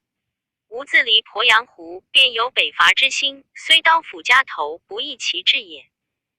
望孔明助一臂之力，同破曹操。孔明曰：若蒙不弃，愿效犬马之劳，早晚拱听驱策。余曰：来日入见主公，便亦起兵。孔明与鲁肃辞出，相别而去。次日清晨，孙权升堂，左边文官张昭、顾雍等30余人，右边武官程普、黄盖等30余人。衣冠济济，剑佩锵锵，分班侍立。少卿、周瑜入见，礼毕，孙权问魏霸。瑜曰：近闻曹操引兵屯汉上，持书至此，主公尊意若何？权即取檄文与周瑜看，瑜看毕，笑曰：老贼以我江东无人，敢如此相侮耶？权曰：君之意若何？瑜曰：主公曾与众文武商议否？权曰：连日议此事，有劝我将者，有劝我战者，无意未定，故请公瑾一决。瑜曰：谁劝主公将？权曰：张子布等皆主其意。瑜即问张昭曰：愿闻先生所以主将之意。昭曰：曹操挟天子而征四方，动以朝廷为名，近诱的荆州，威势愈大。吾江东可以拒操者，长江耳。今操蒙同战舰，何止千百？水陆并进，何可当之？不如且将，更图后继。瑜曰：此迂儒之论也。江东自开国以来，经历3世，安忍一旦废弃？权曰：若此计将安出？瑜曰：操虽托名汉乡，实为汉贼。将军以神武雄才，仗父兄余业，具有江东兵精粮足，正当横行天下，为国家除残去暴，奈何将贼耶？且操今此来，多犯兵家之忌，北土未平，马腾、韩遂为其后患，而操久于南征，一计也。北军不安水战，操舍鞍马仗舟楫，与东吴争衡，二计也。又时值隆冬盛寒，马无蒿草，三计也。驱中国士卒，远涉江湖，不服水土，多生疾病，四计也。操兵犯此数计，虽多必败。将军秦操正在今日，余请的精兵数千，进屯下口，为将军破之。权决然起曰：老贼欲废汉自立久矣，所据2员，吕布、刘表与孤耳。今数雄已灭，唯孤尚存。孤与老贼，势不两立。轻言当伐，甚合孤意？此天以轻受我也。瑜曰：臣为将军决意血战，万死不辞。只恐将军狐疑不定。权拔佩剑砍面前，奏案一角曰：诸官将有在言将操者，与此案同。言罢，便将此剑赐周瑜，即封瑜为大都督，程普为副都督，鲁肃为赞军校尉。如文武官将有不听号令者，即以此剑诛之。瑜受了剑，对众言曰：吾奉主公之命，率众破曹。诸将官吏来日聚于江畔行营听令。如迟误者，依期禁令54斩施行。言罢，辞了孙权，起身出府。众文武各无言而散。周瑜回到下楚，便请孔明议事。孔明至，瑜曰：今日府下公议已定，愿求破曹良策。孔明曰：孙将军心尚未稳，不可以决策也。瑜曰：何谓心不稳？孔明曰：心却曹兵之多，怀寡不敌众之意。将军以军数开解，使其了然无疑，然后大事可成。瑜曰：先生之论甚善。乃复入见孙权。权曰：公瑾夜至，必有事故。瑜曰：来日调拨军马，主公心有疑否？权曰：但忧曹操兵多，寡不敌众耳。他无所疑。瑜笑曰：余正为此，特来开解主公。主公因见操檄文，言水陆大军100万，故怀疑惧不复料其虚实。今以实教之，比将中国之兵不过15、16万，且以9疲，所得袁氏之众亦只7、8万耳，尚多怀疑未服。谓以9疲之卒，狐疑之众，其数虽多，不足畏也。余得5万兵，自足破之。愿主公务以为虑。权抚于备曰：公瑾此言，足是无疑。子不无谋，身失孤望。独卿及子敬与孤同心耳。卿可与子敬、程普即日选军前进。孤当续发人马，多载资粮，为卿后应。卿前军倘不如意，便还救孤。孤当卿与曹贼决战，更无他疑。周瑜谢出暗忖曰：孔明早已料着吴侯之心，其计划又高我一头，久必为江东之患，不如杀之。乃令人连夜请鲁肃入帐，言欲杀孔明之事。肃曰：不可。今操贼未破，先杀贤士，是自去其助也。瑜曰：此人助刘备，必为江东之患。肃曰：诸葛瑾乃其亲兄，可令召此人同是东吴，岂不妙哉？瑜善其言。次日平明，瑜复行营，升中军帐高坐，左右立刀斧手，聚集文官武将听令。原来程普年长于瑜，今瑜决居其上，心中不乐。是日乃托病不出，令长子程咨自带。瑜令众将曰：王法无亲，诸军各守乃直。方今曹操弄权，甚于董卓求天子于许昌，屯暴兵于境上。吾今奉命讨之，诸军信皆努力向前。大军到处，不得扰民，赏劳罚罪，并不训纵。令毕即插韩当、黄盖为前部先锋，领本部战船，即日起行，前至三江口下寨，别听将令。蒋钦、周泰为第二队，凌统、潘璋为第三队，太史慈、吕蒙为第四队，陆逊、董袭为第五队，吕范、朱志为四方巡警使，崔督六队官军，水陆并进，克其取其。调拨已毕，诸将各自收拾船只军器起行。程咨回见父程普，说周瑜调兵，动职有法。普大惊曰：吾素欺周郎懦弱，不足为将。今能如此，真将才也。我如何不服？遂轻易行营谢罪。瑜亦训谢。次日，瑜请诸葛瑾，谓曰：令弟孔明有王佐之才，如何屈身事刘备？今信至江东，欲凡先生不惜齿牙舆论，使令弟弃刘备而事东吴，则主公既得良辅，而先生兄弟又得相见，岂不美哉？先生信极一行。瑾曰：瑾自至江东，愧无寸功。今都督有命，敢不效力？及时上马，径投一亭来见孔明。孔明接入，哭拜，各诉阔情。瑾泣曰：弟之伯夷，孰其乎？孔明暗思，此必周郎叫来说我也。遂答曰：夷其古之圣贤也。瑾曰：夷其虽至饿死首阳山下，兄弟二人亦在一处。我今与你同胞共辱，乃各是其主，不能旦暮相聚，是宜其之为人，能无愧乎？孔明曰：兄所言者情也，弟所守者义也。弟与兄皆汉人，今刘皇叔乃汉室之胄，兄若能去东吴，而与弟同是刘皇叔，则尚不愧为汉臣，而骨肉又得相聚，此情义两全之策也。吾视兄义以为何如？瑾思曰：我来说他，反被他说了我也。遂无言回答，起身辞去，回见周瑜，细述孔明之言。瑜曰：公义若何？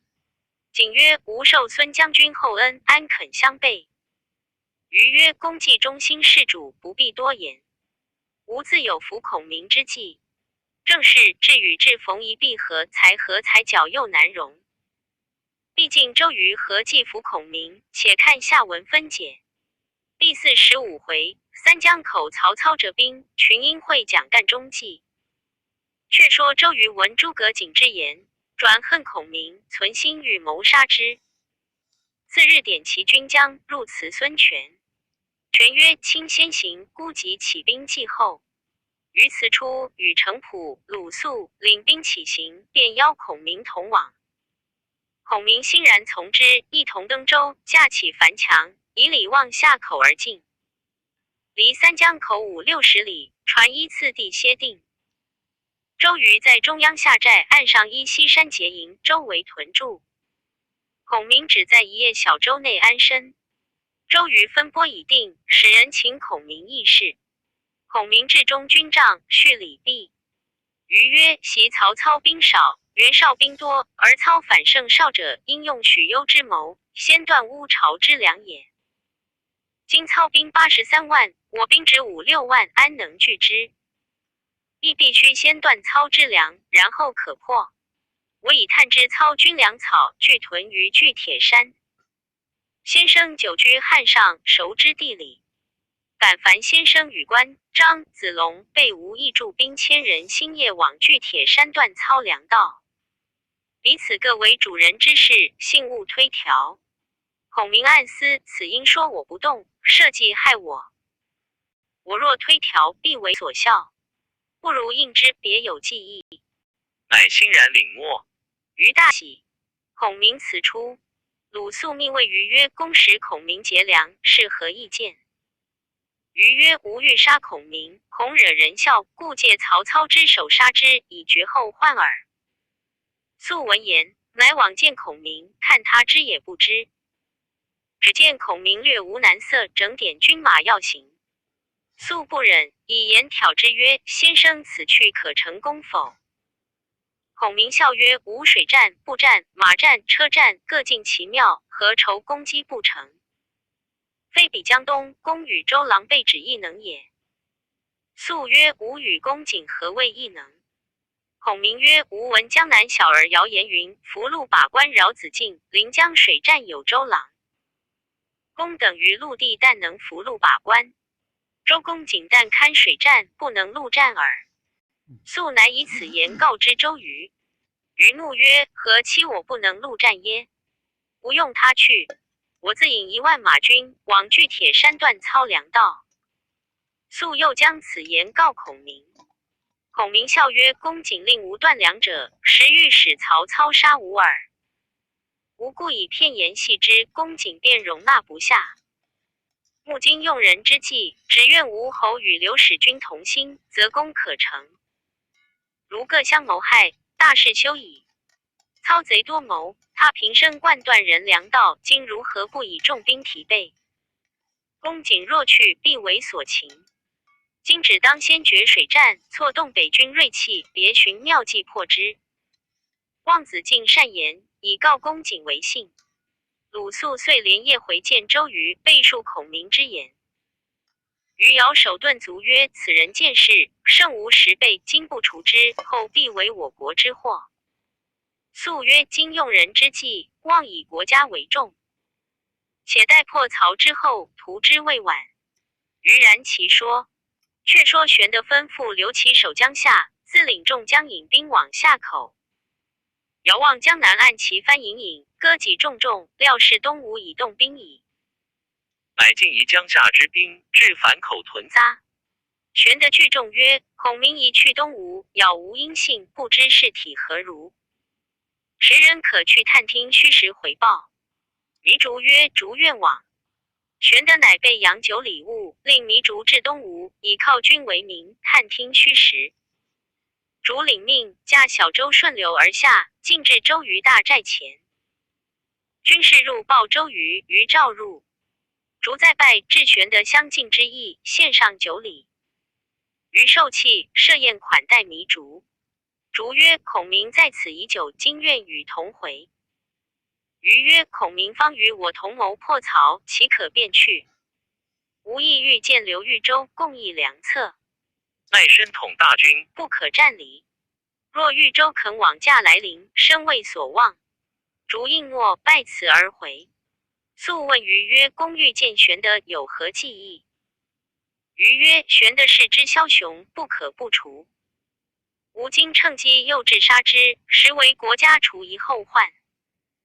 鲁肃再三劝谏，瑜只不听，遂传密令：如玄德至，先埋伏刀斧手50人于壁一中，看我执杯为号，便出下手。却说糜竺回见玄德，具言周瑜欲请主公到彼面会，别有商户。玄德便叫收拾快船1只，只经便行。云长谏曰：周瑜多谋之事，又无孔明书信，恐其中有诈，不可轻去。玄德曰：我今结东吴以共破曹操，周郎欲见我，我若不往，非同盟之意。两相猜忌，事不协矣。云长曰：兄长若坚意要去，弟愿同往。张飞曰：我也跟去。玄德曰：只云长随我去，必得与子龙守寨，简雍固守鄂县。我去便回。吩咐毕，即与云长乘小舟，并从者20余人，飞照赴江东。玄德观看江东蒙同战舰，旌旗甲兵左右分布整齐，心中甚喜。军士飞报周瑜、刘豫州来了。瑜问带多少船只来？军士答曰：只有1只船，20余从人。瑜笑曰：此人命何休笑？乃命刀斧手先埋伏定，然后出寨迎接。玄德引云长等20余人，直到中军帐，叙礼毕。瑜请玄德上座。玄德曰：将军名传天下，备不才，何烦将军重礼？乃分宾主而坐，周瑜设宴相待。且说孔明偶来江边，闻说玄德来此，与都督相会，吃了一惊，即入中军帐窃看动静。只见周瑜面有杀气，两边壁衣中密排刀斧手。孔明大惊曰：似此如之奈何？回视玄德，谈笑自若。却见玄德背后一人按剑而立，乃云长也。孔明喜曰：吾主无为矣。遂不复入，仍回身至江边等候。周瑜与玄德饮宴，酒行数巡，瑜起身把盏，猛见云长按剑立于玄德背后，忙问何人。玄德曰：吾弟关云长也。瑜惊曰：非向日斩颜良、文丑者乎？玄德曰：然也。瑜大惊，汗流浃背，便斟酒与云长把盏。少卿、鲁肃入。玄德曰：孔明何在？樊子敬请来一会。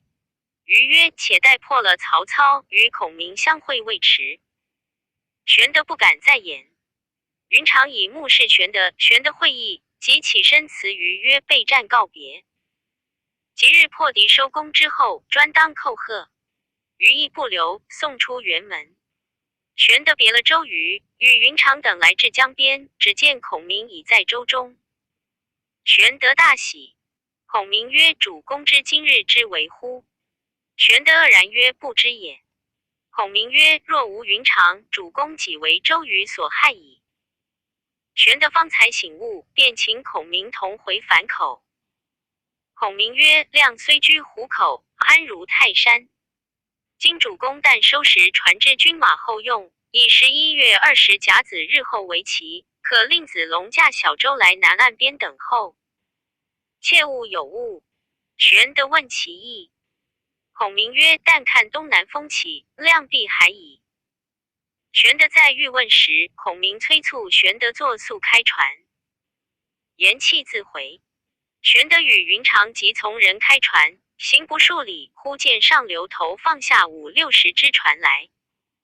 船头上一员大将，横矛而立，乃张飞也。因恐玄德有失，云长独立难支，特来接应。于是3人一同回寨，不在话下。却说周瑜送了玄德回至寨中，鲁肃入问曰：公既诱玄德至此，为何又不下手？瑜曰：关云长是之虎将也，与玄德性作相随，吾若下手，他必来害我。肃愕然。忽报曹操遣使送书至，瑜唤入。使者呈上书看时，封面上判云汉大丞相赴州都督开差。瑜大怒，更不开看，将书扯碎，执于地上，喝斩来使。肃曰：两国相争，不斩来使。瑜曰：斩使以示威。遂斩使者，将首级副从人持回。遂令甘宁为先锋，韩当为左翼，蒋钦为右翼，于自部领诸将接应。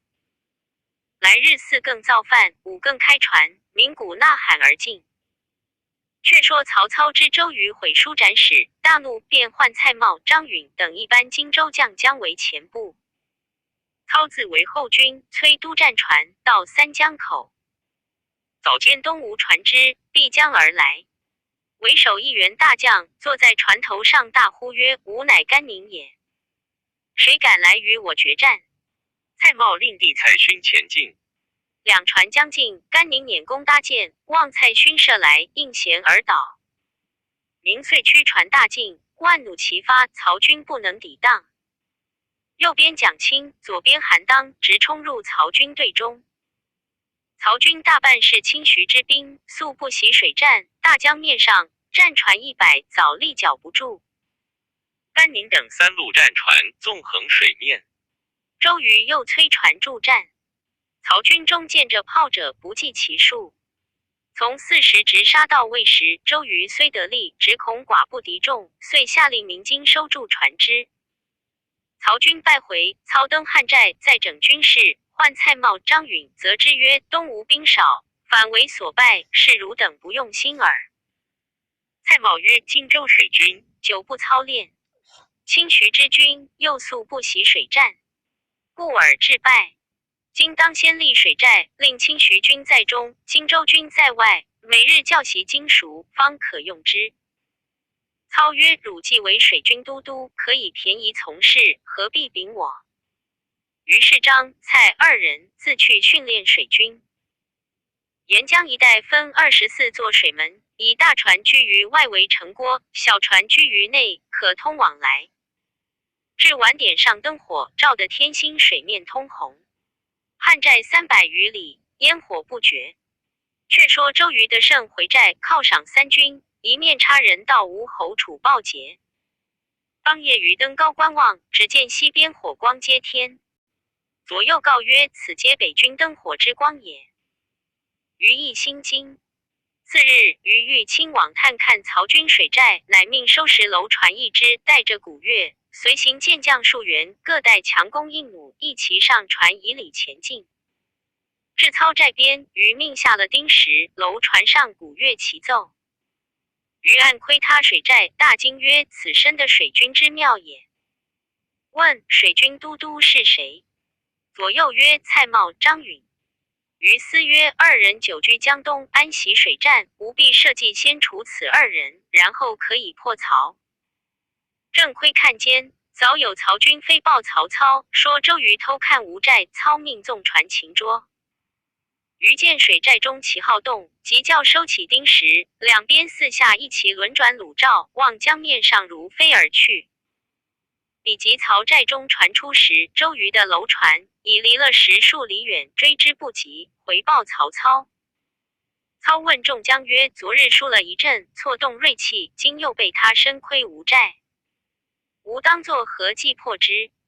言未毕，忽帐下一人出曰：“某自幼与周郎同窗交气，愿凭3寸不烂之舌，往江东说此人来降。”曹操大喜，视之，乃九江人，姓蒋，名干，字子义，见为帐下募兵。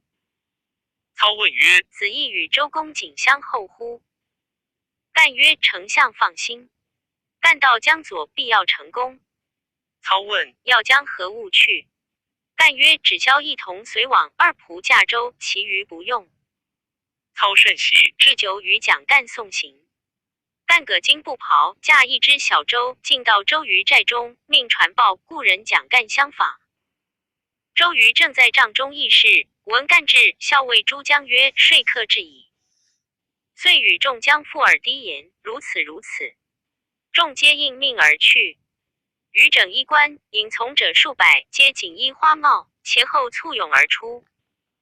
蒋干引一青一小童昂然而来，余拜迎之。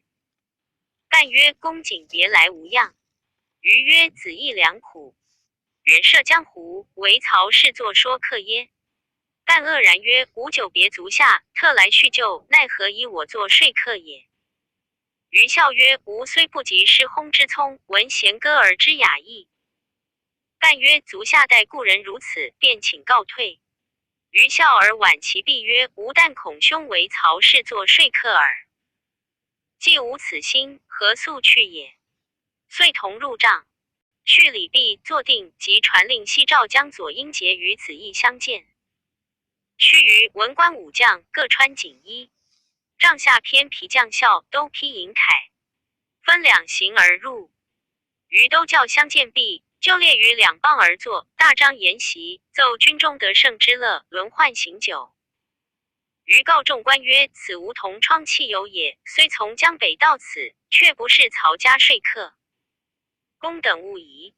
遂解配见赴太史辞曰：公可配我见作监酒。今日宴饮，但叙朋友交情，如有提起曹操与东吴军旅之事者，即斩之。太史慈应诺，案件坐于席上。蒋干惊愕，不敢多言。周瑜曰：吾自领军以来，滴酒不饮，今日见了故人，又无一计，当饮一醉。说罢，大笑畅饮，座上觥筹交错，饮至半酣，于西干手同步出帐外。左右军士皆全装冠带，持戈执戟而立。瑜曰：吾知军士颇雄壮否？干曰：真雄虎之势也。瑜又引干到帐后一望，粮草堆积如山。瑜曰：吾知粮草颇足备否？干曰：兵精粮足，名不虚传。于阳最大笑曰：想周瑜与子义同学时，不曾忘有今日。干曰：以吾兄高才，实不为过。于直干守曰：大丈夫处事，欲知己之主，外托君臣之义，内结骨肉之恩，言必行，计必从，祸福共之。假使苏奏、张仪、陆贾、厉声、复出，口似悬河，舌如利刃，安能动我心哉？言罢大笑。蒋干面如土色。于复西干入帐，会诸将在饮。因指诸将曰：此皆江东之英杰，今日此会可名群英会。饮至天晚，点上灯烛，于自起舞剑作歌。歌曰：丈夫处事兮立功名，立功名兮为平生，为平生兮无将醉，无将醉兮发狂吟。歌罢，满座欢笑。至夜深，干辞曰：不胜酒力矣。余命撤席，诸将辞出。余曰：久不与子义同榻，今宵抵足而眠。于是佯作大醉之状，西干入帐共寝。余合衣卧倒，呕吐狼藉。蒋干如何睡得着？扶枕听时，军中鼓打二更，岂是残灯上明。看周瑜时，鼻息如雷。干见帐内桌上堆着一卷文书，乃起床偷视之，却都是往来书信。内有一封，上写蔡瑁、张云景封。干大惊，暗读之。书略曰：某等将曹，非图仕路，迫于事耳。今已传北军困于寨中，但得其变，即将操贼之首陷于麾下。早晚人到，便有官报，信物见疑，先此尽付。干思曰：原来蔡瑁、张允结连东吴，遂将书暗藏于衣内。在欲检看他书时，床上周瑜翻身，干即灭灯就寝。于口内含糊曰：子义，我数日之内教你看曹贼之手。干勉强应之。于又曰：子义，且住，教你看曹贼之手。即干问之，于又睡着。干伏于床上，将近4更，只听得有人入帐唤曰：都督行否？周瑜梦中作忽觉之状，故问那人曰：床上睡着何人？答曰：都督请子义同寝，何故忘却？于懊悔曰：吾平日未尝饮醉，昨日醉后失事，不知可曾说甚言语。那人曰：江北有人到此。于呵低声，便唤子义。蒋干只装睡着。于前出帐，干窃听之，只闻有人在外曰：张蔡二都督到，急切不得下手。后面言语颇低，听不真实。少顷，于入帐，又唤子义。蒋干只是不应，蒙头驾睡。于一解衣就寝。干寻思周瑜是个精细人，天门寻书不见，必然害我。睡至5更，干起唤周瑜，瑜却睡着。干带上金泽，前步出帐，换了小童，进出辕门。军士问：先生哪里去？干曰：吾在此恐误都督事，权且告别。军士亦不阻当。干下船，飞诏回见曹操。操问子义干事若何？干曰：周瑜雅量高志，非言辞所能动也。操怒曰：事又不济，反为所笑。干曰：虽不能说周瑜，却与丞相打听的一件事。启退左右。干取出书信，将上相事逐一说与曹操。操大怒曰：二贼如此无礼耶？即便换蔡瑁、张允到帐下。操曰：我欲使汝二人进兵。瑁曰：君尚未曾练熟，不可亲近。操怒曰：君若练熟，吾首级陷于周郎矣。蔡、张二人不知其意，惊慌不能回答。操喝武士推出斩之。须臾，现头帐下，操方醒悟曰：吾中计矣。后人有诗叹曰：曹操奸雄不可当，一时诡计中周郎。蔡张卖主求生计，谁料今朝见下亡。众将见杀了蔡张二人，入问其故。操虽心知中计，却不肯认错，乃谓众将曰：二人怠慢军法，无故斩之。众皆讶不已。操于众将内选毛玠、于禁为水军都督，以代蔡张二人之职。细作探之，报过江东。周瑜大喜曰：吾所患者，此二人耳。今计剿除，吾无忧矣。素曰：都督用兵如此，何愁曹贼不破乎？瑜曰：吾料诸将不知此计，独有诸葛亮事件胜我，想此谋亦不能瞒也。子敬是以言挑之，看他知也不知，便当回报。正是还将反见成功事，去世从旁冷眼人。未知速去问孔明还是如何，且看下文分解。第46回，用奇谋孔明借箭，献秘计黄盖受刑。却说鲁肃领了周瑜言语，进来州中相探孔明，孔明接入小州对坐。肃曰：连日错办军务，有失听教。孔明曰：便是亮意未与都督贺喜。肃曰：何喜？孔明曰：公瑾使先生来探亮之也不知，便是这件事可贺喜耳。吓得鲁肃失色问曰：先生何由知之？孔明曰：这条计只好弄蒋干。曹操虽被一时瞒过，必然便醒悟，只是不肯认错耳。今蔡张两人既死，江东无患矣，如何不贺喜？吾闻曹操换毛玠、于禁为水军都督，在这两个手里，好歹送了水军性命。鲁肃听了，开口不得，把些言语支吾了半晌，别孔明而回。孔明主曰：望子敬在公瑾面前勿言亮先知此事。孔公瑾心怀妒忌，又要寻事害亮。鲁肃应诺而去，回见周瑜，把上相事只得实说了。瑜大惊曰：此人绝不可留，吾决意斩之。肃劝曰：若杀孔明，却被曹操笑也。瑜曰：吾自有公道斩之，叫他死而无怨。肃曰：以何公道斩之？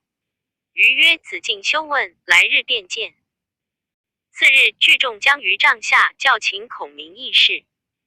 孔明欣然而至，坐定。瑜问孔明曰：即日将与曹军交战，水陆交兵，当以何兵器为先？孔明曰：大江之上，以弓箭为先。瑜曰：先生之言，甚合吾意。但今军中正缺箭用，敢烦先生监造10万支箭，以为应敌之具。仔细公事，先生信勿推却。孔明曰：都督建委自当效劳。敢问10万支箭何时要用？瑜曰：10日之内可办完否？孔明曰：操军即日将至，若后10日必无大事。瑜曰：先生料几日可办完？孔明曰：只消3日，便可拜纳10万支箭。瑜曰：军中无戏言。孔明曰：怎敢戏都督？愿纳军令状，3日不办，甘当重罚。瑜大喜，唤军政司当面取了文书，置酒相待，曰：待军事毕后，自有酬劳。孔明曰：今日已不及，来日早起。至第3日，可差500小军到江边搬箭。饮了数杯，辞去。鲁肃曰：此人莫非诈乎？瑜曰：他自送死，非我逼他。今明白对重要了文书，他便两胁生斥，也非不去。我只吩咐军将人等，叫他故意迟延，凡应用物件都不与其备。如此必然误了日期，那时定罪，有何理说？公今可去探他虚实，却来回报。肃领命来见孔明。孔明曰：吾曾告子敬，休对公瑾说，他必要害我。不想子敬不肯为我隐晦，今日果然又弄出事来。3日内如何造的10万箭？子敬只得救我。肃曰：公自取其祸，我如何救得你？孔明曰：望子敬借我20只船，每船要军士30人，船上皆用青布为幔，各束草1000余个，分布两边。吾自有妙用。第3日包管有10万支箭，只不可又叫公瑾得知。若彼知之，无计败矣。肃应诺，却不解其意，回报周瑜，果然不提起借船之事。只言孔明并不用箭竹、翎毛、胶漆等物，自有道理。于大疑曰：且看他3日后如何回复我。却说鲁肃私自拨轻快船20只，各船30余人，并布蔓树草等物，尽皆齐备，后孔明调用。第1日却不见孔明动静，第2日一止不动。至第3日4更时分，孔明密请鲁肃到船中。肃问曰：公召我来何意？孔明曰：特请子敬同往取剑。肃曰：何处去取？孔明曰：子敬休问，前去便见。遂命将20只船用长索相连，径往北岸进发。是夜大雾漫天，长江之中雾气更甚，对面不相见。孔明促舟前进，果然是好大雾。前人有篇大雾垂江赋曰：大哉长江，西接明峨，南控三吴，北带九河。汇百川而入海，立万谷以扬波。志若龙伯，海若江飞，水母长经千丈，天无九首，鬼怪异类，咸集而有。盖夫鬼神之所平一，英雄之所战守也。时而阴阳既乱，媚爽不分。亚长空之一色，忽大雾之四屯。虽于心而莫睹，惟今古之可闻。初若明蒙，才引南山之豹；渐而冲塞，欲迷北海之鲲。然后上接高天，下垂厚地，渺乎苍茫，浩乎无际。今泥出水而腾波，蛟龙潜渊而吐气。又如梅林收入，春阴酿寒。明明蒙蒙，浩浩漫漫。东是柴桑之岸，拿摩下口之山。及船千艘，俱沉沦于盐祸。渔舟一叶，今出没于波澜。甚则穷浩无光，朝阳失色。反白昼为昏黄，变丹山为水碧。虽大禹之志，不能测其浅深。离楼之明，焉能辨乎咫尺？于是逢夷袭浪，平易收工。鱼鳖遁迹，鸟兽潜踪。隔断蓬莱之岛，暗为昌河之关。恍惚奔腾，如骤雨之将至。纷纭杂沓，若寒云之欲同。乃腹中引毒蛇，因之而为瘴疠。内藏妖媚，凭之而为祸害。降极恶于人间，起风尘于塞外。小民欲之失伤，大人观之感慨。盖将反元气于洪荒，混天地为大块。当夜5更时后，船已进曹操水寨。孔明叫把船只头西尾东一带摆开，就船上擂鼓呐喊。鲁肃惊曰：倘曹兵齐出，如之奈何？孔明笑曰：无料曹操于众雾中必不敢出。吾等只顾酌酒取乐，待雾散便回。却说曹操寨中，听得擂鼓呐喊，毛玠、于禁2人慌忙飞报曹操。操传令曰：众雾迷江，彼军忽至，必有埋伏，切不可轻动。可拨水军弓弩手乱射之。又差人往汉寨内换张辽、徐晃各带弓弩军3000，火速到江边驻设。比及号令到来，毛烨、于禁怕南军抢入水寨，已插弓弩手在寨前放箭。少卿、汉寨内弓弩手亦到，约1万余人，尽皆向江中放箭，箭如雨发。孔明叫把船调转，投东尾西，逼近水寨受箭，一面擂鼓呐喊。待至日高雾散，孔明令收船即回。20只船两边树草上排满箭支。孔明令各船上军士齐声叫曰：“谢丞相见。”比及曹军寨内报知曹操时，这里船清水急，已放回20余里，追之不及。曹操懊悔不已。却说孔明回传谓鲁肃曰：“每船上箭约5、6千矣，无费江东半分之力，已得10万余箭。明日即将来射曹军，却不甚便。”肃曰：“先生真神人也，何以知今日如此大误？”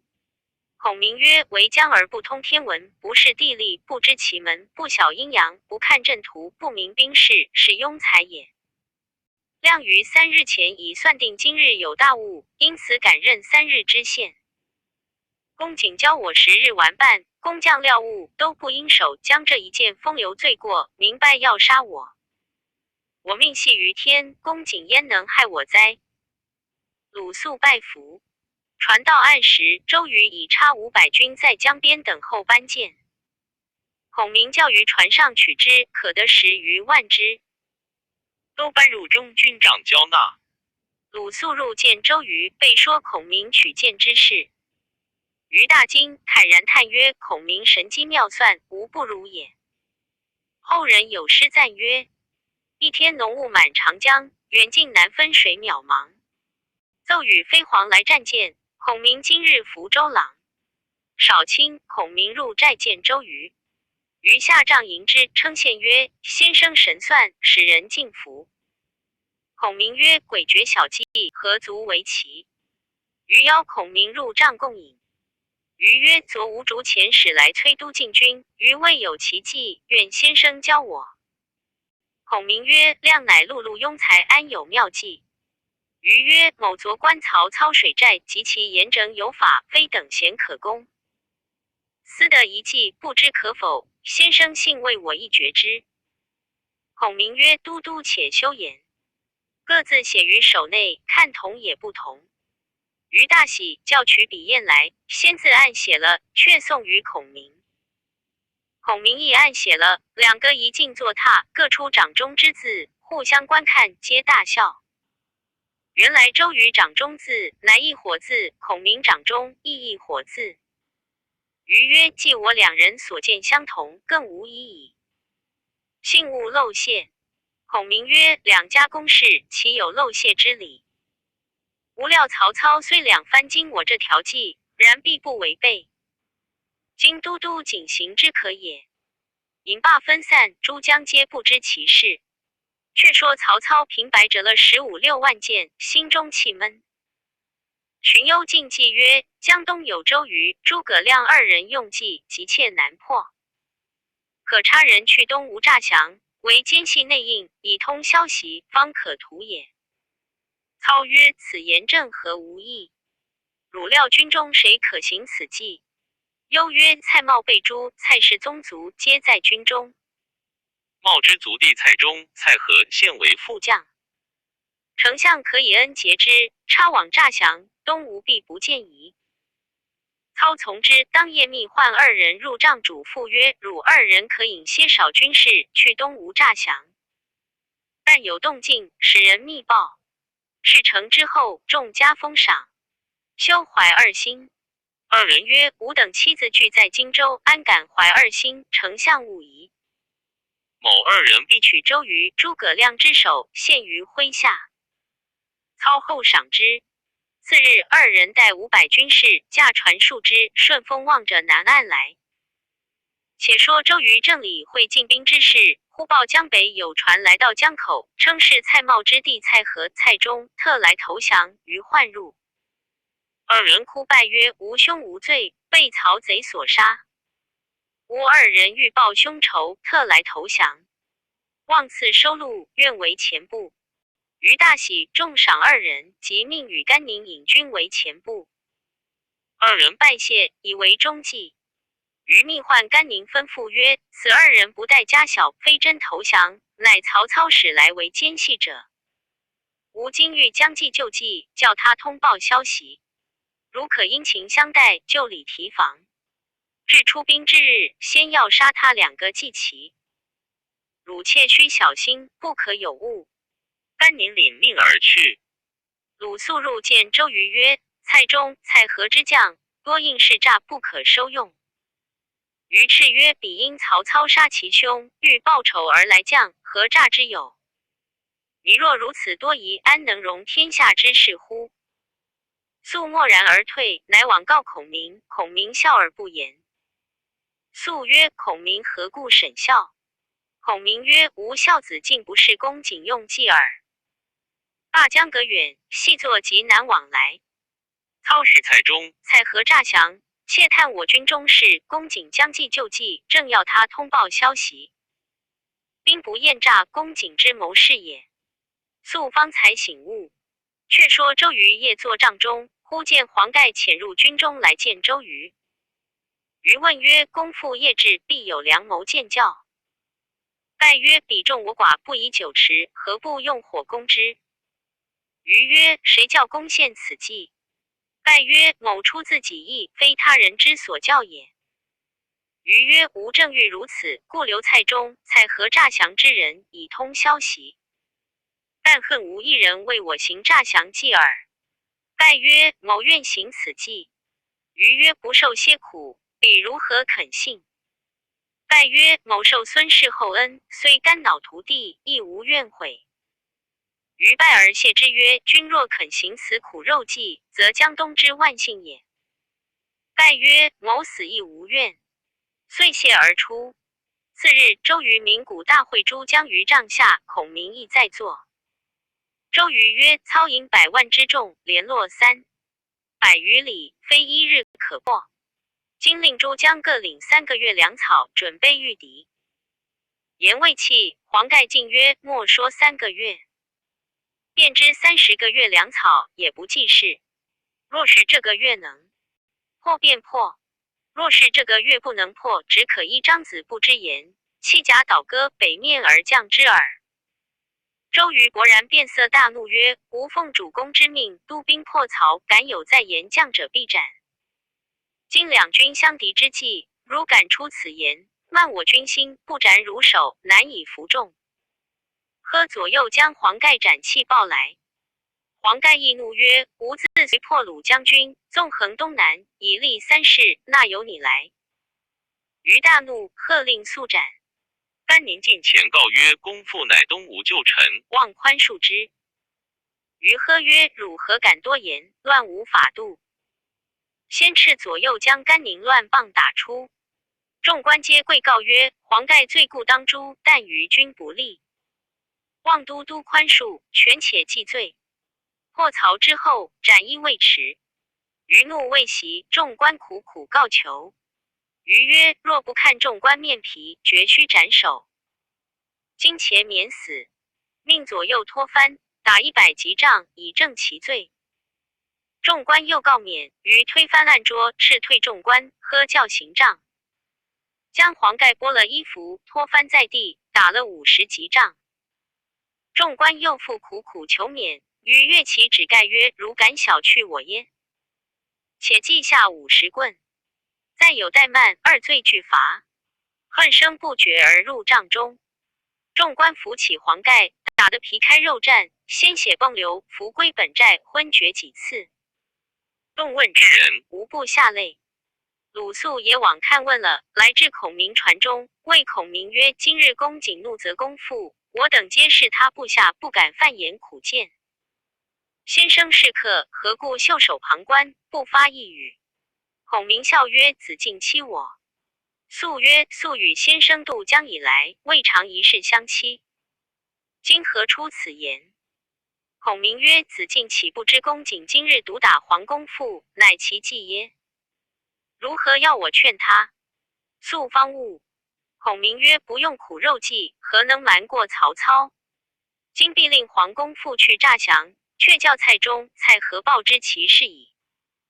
子敬见公瑾时，切勿言亮先知其事，只说亮也埋怨都督变了。肃辞去，入帐见周瑜，瑜邀入帐后。肃曰：今日何故痛责黄公父？瑜曰：诸将愿否？肃曰：多有心中不安者。瑜曰：孔明之意若何？肃曰：他也埋怨都督特薄情。瑜笑曰：今番须瞒过他也。肃曰：何谓也？瑜曰：今日痛打黄盖，乃计也。吾欲令他诈降，先须用苦肉计，瞒过曹操，就中用火攻之，可以取胜。肃乃暗思孔明之高见，却不敢明言。且说黄盖卧于帐中，众将皆来动问。盖不言语，但常欲而已。忽报参谋阚泽来问，盖令请入卧内，斥退左右。阚泽曰：将军莫非与都督有仇？盖曰：非也。则曰：然则公之受责，莫非苦肉计乎？盖曰：何以知之？则曰：某关公瑾举动，已料着8、9分。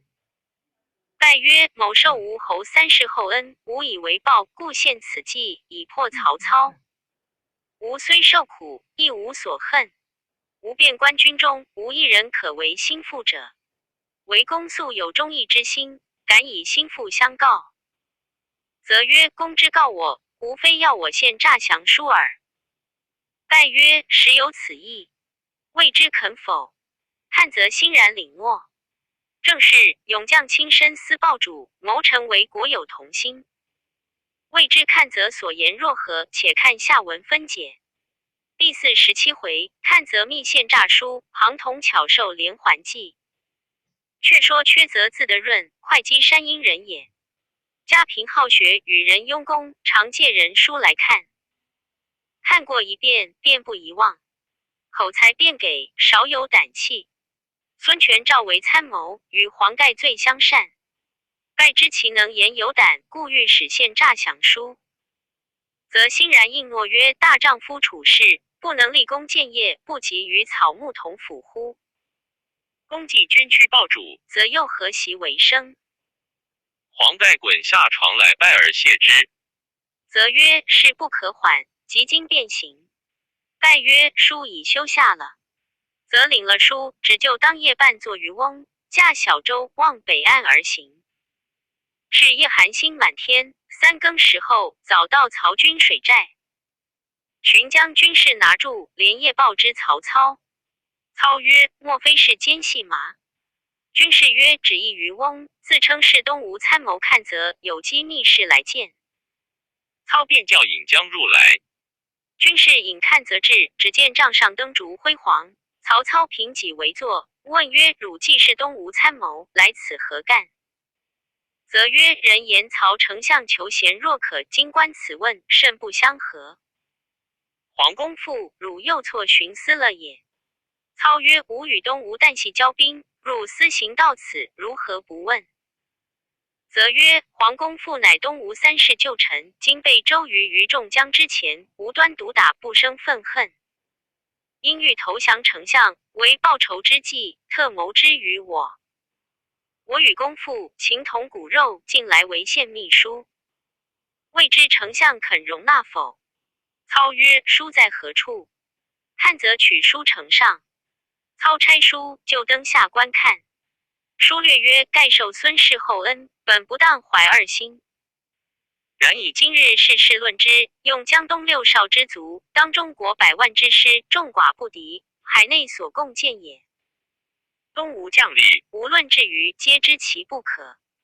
周瑜小子偏怀浅放，自负其能，折欲以卵敌时。兼之擅作威服，无罪受刑，有功不赏。拜系旧臣，无端为所催入，心时恨之。夫闻丞相诚心待物，须怀纳事，盖愿率众归降，以图建功血耻。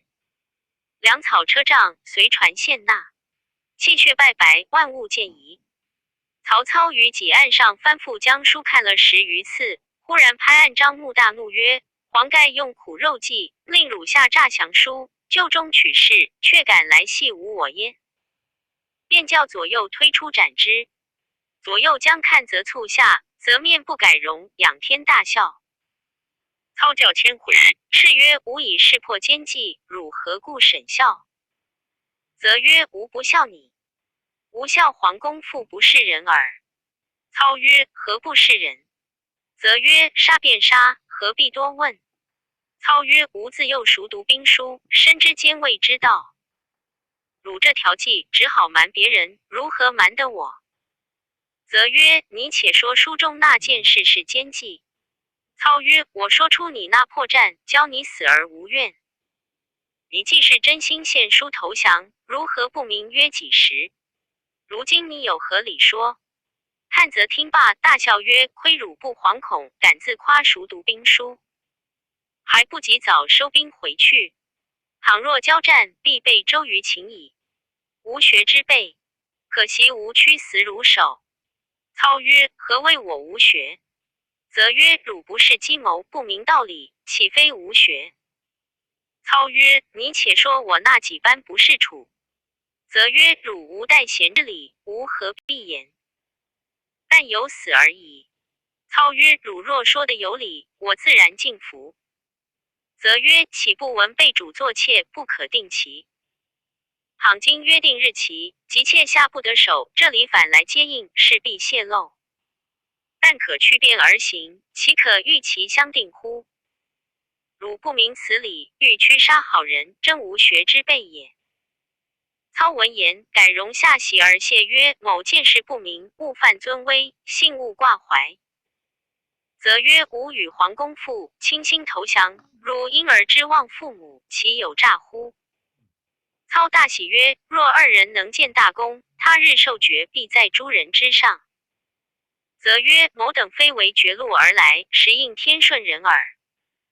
操取酒待之。少卿有人入帐，于操耳边私语。操曰：将书来看。其人以密书呈上。操观之，颜色颇喜。看则暗思，此必蔡中。蔡何来报黄盖受刑消息？操故喜我投降之事为真实也。操曰：樊先生在回江东，与黄公父约定，先通消息过江，吾以兵接应。则曰：某以离江东，不可复还，望丞相别遣机密人去。操曰：若他人去，是恐泄露，则再三推辞。良久，乃曰：若去则不敢久停，便当行矣。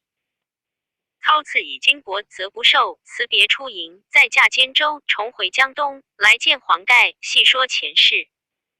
盖曰：非公能辩，则盖徒受苦矣。则曰：吾今去甘宁寨中，探蔡中、蔡何消息。盖曰：甚善。则至宁寨，宁皆入。则曰：将军昨为救黄公父，被周公瑾所入，无甚不平。宁笑而不答。正话间，蔡和、蔡中至，则以目送甘宁。宁会意，乃曰：周公瑾只自是其能，全不以我等为念。我今被入，休见江左诸人。说罢，咬牙切齿，怕暗大叫。则乃去与宁耳边低语，宁低头不言，长叹数声。蔡和、蔡中见则宁皆有反意，以言挑之曰：将军何故烦恼？先生有何不平？则曰：吾等腹中之苦，如岂知耶？蔡和曰：莫非欲被无头曹耶？汉则失色。甘宁拔剑而起曰：吾是以为窥破，不可不杀之以灭口。蔡和、蔡中慌曰：二公勿忧，吾亦当以心腹之事相告。宁曰：可速言之。蔡和曰：吾二人乃曹公使来诈降者，二公若有归顺之心，吾当引进。宁曰：汝言果真乎？二人齐声曰：安敢相欺？宁阳喜曰：若如此，是天赐其变也。二蔡曰：黄公父与将军被入之事，吾已报之丞相矣。则曰：吾以为黄公父献书丞相，今特来见兴霸，相约同将耳。宁曰：大丈夫既遇明主，自当倾心相投。于是四共饮，同论心事。二蔡及时写书密报曹操，说甘宁与某同为内应。汉则令自修书，遣人密报曹操。书中具言黄盖欲来，未得其便。但看船头插青牙，其二来者即是也。却说曹操连得二书，心中已感不定，聚众谋士商议曰：江左甘宁被周瑜所入，愿为内应。黄盖受责，令看则来纳降。据未可深信，谁敢直入周瑜寨中，探听实信？蒋干进曰：某前日空往东吴，未得成功，深怀惭愧。今愿舍身再往，悟得实信，回报丞相。操大喜，及时令蒋干上船。干驾小舟进到江南水寨边，便使人传报。周瑜听得干又道，大喜曰：吾之成功，只在此人身上。遂嘱咐鲁肃，请庞士元来，为我如此如此。原来襄阳庞统字士元，因避乱寓居江东。鲁肃曾见之于周瑜，统未及往见。瑜先使肃问计于统曰：破曹当用何策？统命谓肃曰：欲破曹兵，须用火攻。但大江面上一船着火，渔船四散。除非献连环计，叫他钉作一杵，然后攻可成也。肃以告于余身服其论，因谓肃曰：为我行此计者，非庞士元不可。肃曰：只怕曹操奸猾，如何去的？周瑜沉吟未决，正寻思没个机会，忽报蒋干又来。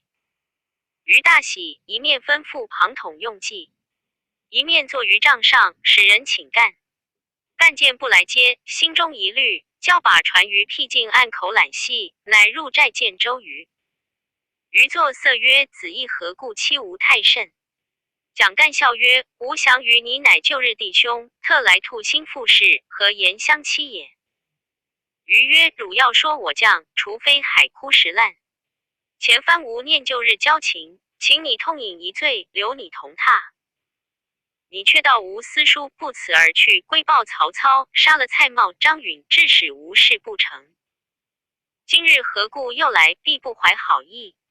吾不看旧日之情，一刀两断。本待送你过去，争奈无一二日间，便要破曹贼。待留你在军中，又必有泄漏，便叫左右送子义往西山庵中歇息。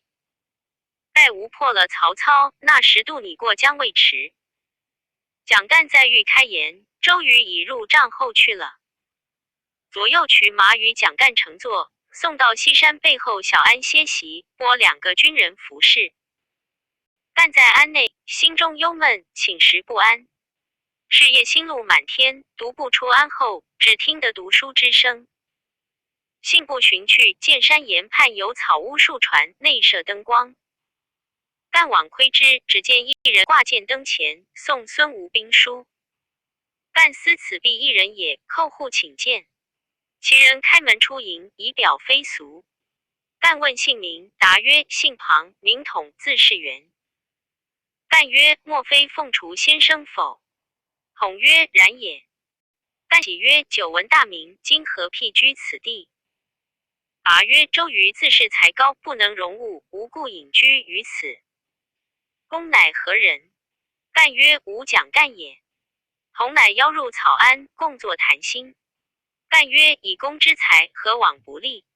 如肯归曹，干当引进。统曰：吾意欲离江东久矣。公既有引进之心，即今便当一行。如迟则周瑜闻之，必将见害。于是与干连夜下山，至江边寻着原来船只，飞照投江北。既至操寨，干先入见，备述前事。操闻凤雏先生来，亲自出帐迎入，分宾主坐定，问曰：周瑜年幼，恃才欺众，不用良谋。操久闻先生大名，今得惠顾，岂不令教诲？统曰：某素闻丞相用兵有法，今愿一睹军容。操叫备马，先邀统同观汉寨。统与操并马登高而望。统曰：傍山依林，前后顾盼，出入有门，退进曲折。虽孙吴再生，穰居复出，亦不过此矣。操曰：先生务得过誉，尚望指教。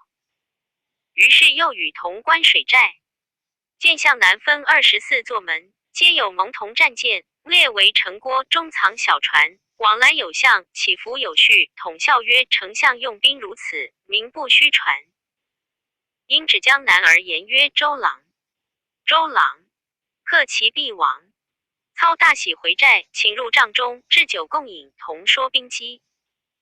统高谈雄辩，应答如流。操真敬服，殷勤相待。统扬罪曰：敢问军中有良医否？操问何用？统曰：水军多疾，须用良医治之。时操军因不服水土，俱生呕吐之疾，多有死者。操正虑此事，忽闻统言，如何不问？统曰：丞相教练水军之法甚妙，但可惜不全。操再三请问。统曰：某有一策，使大小水军并无疾病，安稳成功。操大喜，请问妙策。统曰：大江之中，潮生潮落，风浪不息，北冰不灌成舟，受此颠簸，便生疾病。若以大船小船各皆配搭，或30为一排，或50为一排，首尾用铁环连锁，上铺阔板，修沿人可渡，马亦可走矣。乘此而行，任他风浪潮水上下，复何惧哉？曹操下席而谢曰：非先生良谋，安能破东吴耶？统曰：于浅之见，丞相自裁之。操即时传令，唤军中铁匠，连夜打造连环大钉，锁住船只。诸军闻之，俱各喜悦。后人有诗曰：赤壁鏖兵用火攻，运筹决策尽皆同。若非庞统连环计，公瑾安能立大功？庞统又谓操曰：某观江左豪杰，多有怨周瑜者。某凭3寸舌，为丞相说之，使皆来将。周瑜孤立无援，必为丞相所擒。余既破，则刘备无所用矣。操曰：先生果能成大功。操请奏闻天子，封为3公之列。统曰：某非为富贵，但欲救万民耳。丞相渡江，慎勿杀害。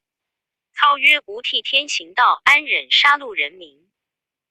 统拜求榜文，以安宗族。操曰：先生家属现居何处？统曰：只在江边。若得此榜，可保全矣。操命携榜牵押赴统。统拜谢曰：别后可速进兵，休待周郎之决。操然之。统拜别，至江边，正欲下船，忽见岸上一人，道袍竹冠，一把扯住统曰：你好大胆！黄爱用苦肉计，看则下诈降书，你又来献连环计，只恐稍不尽绝。你们拿出这等毒手来，只好瞒曹操，也须瞒我不得。喝得庞统魂飞散。正是莫道东南能制胜，谁云西北独无人。毕竟此人是谁，且看下文分解。第48回，宴长江曹操赋诗，所战传北军用武。却说庞统闻言，吃了一惊，即回视其人，原来却是徐庶。统见是故人，心下方定，回顾左右无人，乃曰：你若说破我计，可惜江南81州百姓，皆是你送了也。庶笑曰：此间83万人马，性命如何？统曰：原直真欲破我计耶？庶曰：吾敢留皇叔厚恩，未尝忘报。曹操逼死吾母，吾已说过终身不赦一谋，今安肯破兄良策？只是我亦随军在此，兵败之后，玉石不分，岂能免难？君当教我脱身之术，我即缄口远避矣。统笑曰：原直如此高见远视，量此有何难哉？庶曰：愿先生赐教。统去徐庶耳边略说数句，庶大喜，拜谢。庞统别却徐庶下船，自回江东。且说徐庶当晚密使近人去各寨中暗布谣言。次日，寨中3355交头接耳而说，早有探视人报知曹操，说军中传言西凉州韩遂、马腾谋反，杀奔许都来。操大惊，即聚众谋士商议曰：吾引兵南征，心中所忧者韩遂、马腾耳。军中谣言虽未辨虚实，然不可不防。言未毕，徐庶进曰：庶蒙丞相收录，恨无寸功报效，请得3000人马，星夜往散关把住隘口，如有紧急，暂行告报。操启曰：若得原直去，吾无忧矣。散关之上亦有军兵，共统领之。目下拨3000军步军，命臧霸为先锋，星夜前去，不可击迟。徐庶辞了曹操，与臧霸便行。此便是庞统救徐庶之计。后人有诗曰：曹操征南日日忧，马腾韩遂起戈矛。凤雏一语教徐庶，正似游鱼脱钓钩。曹操自遣徐庶去后，心中稍安，遂上马先看沿江旱寨，次看水寨。乘大船一只，于中央上见帅字旗号，两傍皆列水寨，船上埋伏弓弩千张。操居于上。时建安12年冬11月15日，天气晴明，平风静浪。操令置酒设乐于大船之上，吴京系欲会珠江。天色向晚，东山月上，皎皎如同白日。长江一带如横素练。操作大船之上，左右侍御者数百人，皆锦衣绣袄，合歌执戟。文武众官各依次而坐。操见南平山色如画，东是柴桑之境，西观下口之江，南望繁山，北去乌林，四顾空阔，心中欢喜。谓众官曰：吾自起义兵以来，与国家除凶去害，誓愿扫清四海，消平天下。所谓得者江南也。今吾有100万雄师，更赖诸公用命，何患不成功耶？收服江南之后，天下无事，与诸公共享富贵，以乐太平。文武皆起谢曰：愿得早奏凯歌，我等终身皆赖丞相福音。操大喜，命左右行酒。饮至半夜，操酒酣，遥指南岸曰：周瑜、鲁肃不是天时。今幸有投降之人，唯彼心腹之患，此天助吾也。荀攸曰：丞相勿言，恐有泄漏。操大笑曰：座上诸公与进士左右，皆无心腹之人也，言之何碍？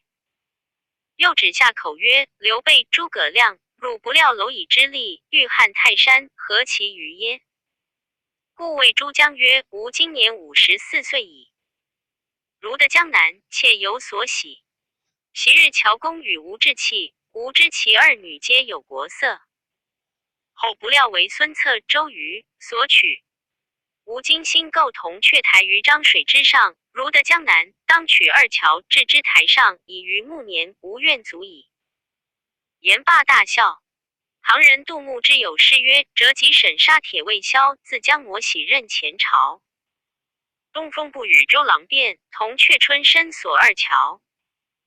曹操正笑谈间，忽闻鸦声望南飞鸣而去。操问曰：此鸦缘何夜鸣？左右答曰：鸦见月明，疑是天晓，故离树而鸣也。操又大笑。时操已醉，乃取槊立于船上，以酒奠于江中，满饮3绝。横槊谓诸将曰：我持此槊破黄巾，请吕布灭袁术，收袁绍，深入塞北，直抵辽东，纵横天下，颇不负大仗之志也。今对此景，甚有慷慨。吾当作歌，汝等何之？歌曰：对酒当歌，人生几何？譬如朝露，去日苦多。海当以慷，忧思难忘。何以解忧？唯有杜康。青青子衿，悠悠我心。悠悠鹿鸣，食野之苹。我有嘉宾，鼓瑟吹笙。皎皎如月，何时可辍？忧从中来，不可断绝。月末度迁，往用相存。气阔谈宴，心念旧恩。月明星稀，乌鹊南飞。绕树三匝，无枝可依。山不厌高，水不厌深。周公吐哺，天下归心。歌罢众和之，共皆欢笑。忽坐监一人进曰：大军相当之际，将士用命之时，丞相何故出此不及之言？操视之，乃扬州刺史，沛国乡人，姓刘，名父，字元颖。父起自合肥，创立州治，据逃散之名，立学校，广屯田，兴治教，久视曹操，多立功绩。当下操横硕问曰：吾言有何不及？父曰：月明星稀，乌鹊南飞，绕树三匝，无之可依。此不及之言。操大怒曰：汝安敢拜吾心？手起一槊，刺死刘父。众皆惊骇，遂罢宴。次日，操酒醒，懊恨不已。父子刘熙告请父师归葬。操泣曰：吾昨因罪误伤汝，父悔之无及，可以3公厚礼葬之。又拨军士护送灵柩，即日回葬。次日，水军都督毛玠于禁驿帐下请曰：大小船只俱已配搭连锁停当，今其战具一一齐备，请丞相调遣，刻日进兵。操至水军中央大战船上坐定，唤集诸将，各个听令。水汉二军俱分5色旗号。水军中央黄旗毛玠于禁，前军红军张合，后军皂旗吕虔，左军青旗文聘，右军白旗吕通。马步前军红旗徐晃，后军皂旗李典，左军青旗乐进，右军白旗夏侯渊。水陆路都接应使夏侯惇、曹洪，护卫往来兼战使许褚、张辽，其余骁将各依队伍。令毕，水军寨中发了3通，各队伍战船分门而出。是日西北风骤起，各船拽起风帆，冲波激浪，稳如平地。北军在船上踊跃施勇，刺枪使刀，前后左右各军旗帆不杂，又有小船50余只往来巡警催督。操立于江台之上观看条练，心中大喜，以为必胜之法，叫且收住帆慢，各依次续回寨。操升帐谓众谋士曰：若非天命助吾，安得凤雏妙计？铁索连舟，果然渡江如鸡平地。程昱曰：船皆连锁，故事平稳，但彼若用火攻，难以回避，不可不防。操大叫曰：城中的虽有远虑，却还有见不到处。荀攸曰：仲德之言甚是，丞相何故笑之？操曰：凡用火攻，必借风力。方今隆冬之际，但有西风北风，安有东风南风耶？吾居于西北之上，彼兵皆在南岸，彼若用火，是烧自己之兵也，无何惧哉？若是10月小春之时，吾早已提备矣。诸拜皆伏拜曰：丞相高见，众人不及。操故诸将曰：卿、徐、燕、代之众不惯成舟，今非此计，安能涉大江之险？只见班不中2将挺身出曰：小将虽优，燕之人也能乘舟。今愿借寻船20只，直至北江口，夺其鼓而还，以显北军亦能乘舟也。操视之，乃袁绍手下救江交处张南也。操曰：汝等皆生长北方，恐乘舟不便。江南之兵往来水上，习练精熟，汝勿轻以性命为儿戏也。交处张南大叫曰：如其不生，甘受军法。操曰：战船尽以连锁，唯有小舟，每舟可容20人，只恐未便接战。处曰：若用大船，何足为奇？岂复小舟20余只。某与张南各引一半，只今日直抵江南水寨，需要夺其斩江而还。操曰：吾与汝20只船，插拨精锐军500人，皆长枪硬弩。到来日天明，将大寨传出到江面上，远为之势。更差文聘一领30只巡船接应汝回。交处张南欣喜而退。次日4更造饭，5更结束已定，早听得水寨中擂鼓鸣金，船皆出寨，分布水面。长江一带青红旗号交杂，交处张南，领少船20只，穿寨而出，望江南进发。却说南岸隔日听得鼓声喧阵，四望曹操调练水军，探视人报知周瑜。瑜往山顶观之，操军已收回。次日，忽又闻鼓声震天，军士急登高观望，见有小船冲波而来，飞报中军。周瑜问帐下谁敢先出？韩当、周泰二人齐出曰：某当全为先锋破敌。瑜喜，传令各寨严加守御，不可轻动。韩当、周泰各引少船5只，分左右而出。却说交处张南凭义勇之气，飞照小船而来。韩当兄披掩心，手执长枪，立于船头。交处船先到，便命军士乱箭往韩当船上射来。当用排遮隔，交处挺长枪与韩当交锋，当手起一枪，刺死交处。张南随后大叫赶来，四协里周泰传出。张南挺枪立于船头，两边弓矢乱射。周泰一臂挽排，一手提刀，两船相离7、8尺，太极飞身一跃，直越过张南船上，手起刀落，砍张南于水中，乱杀驾舟军士。众船飞照急回。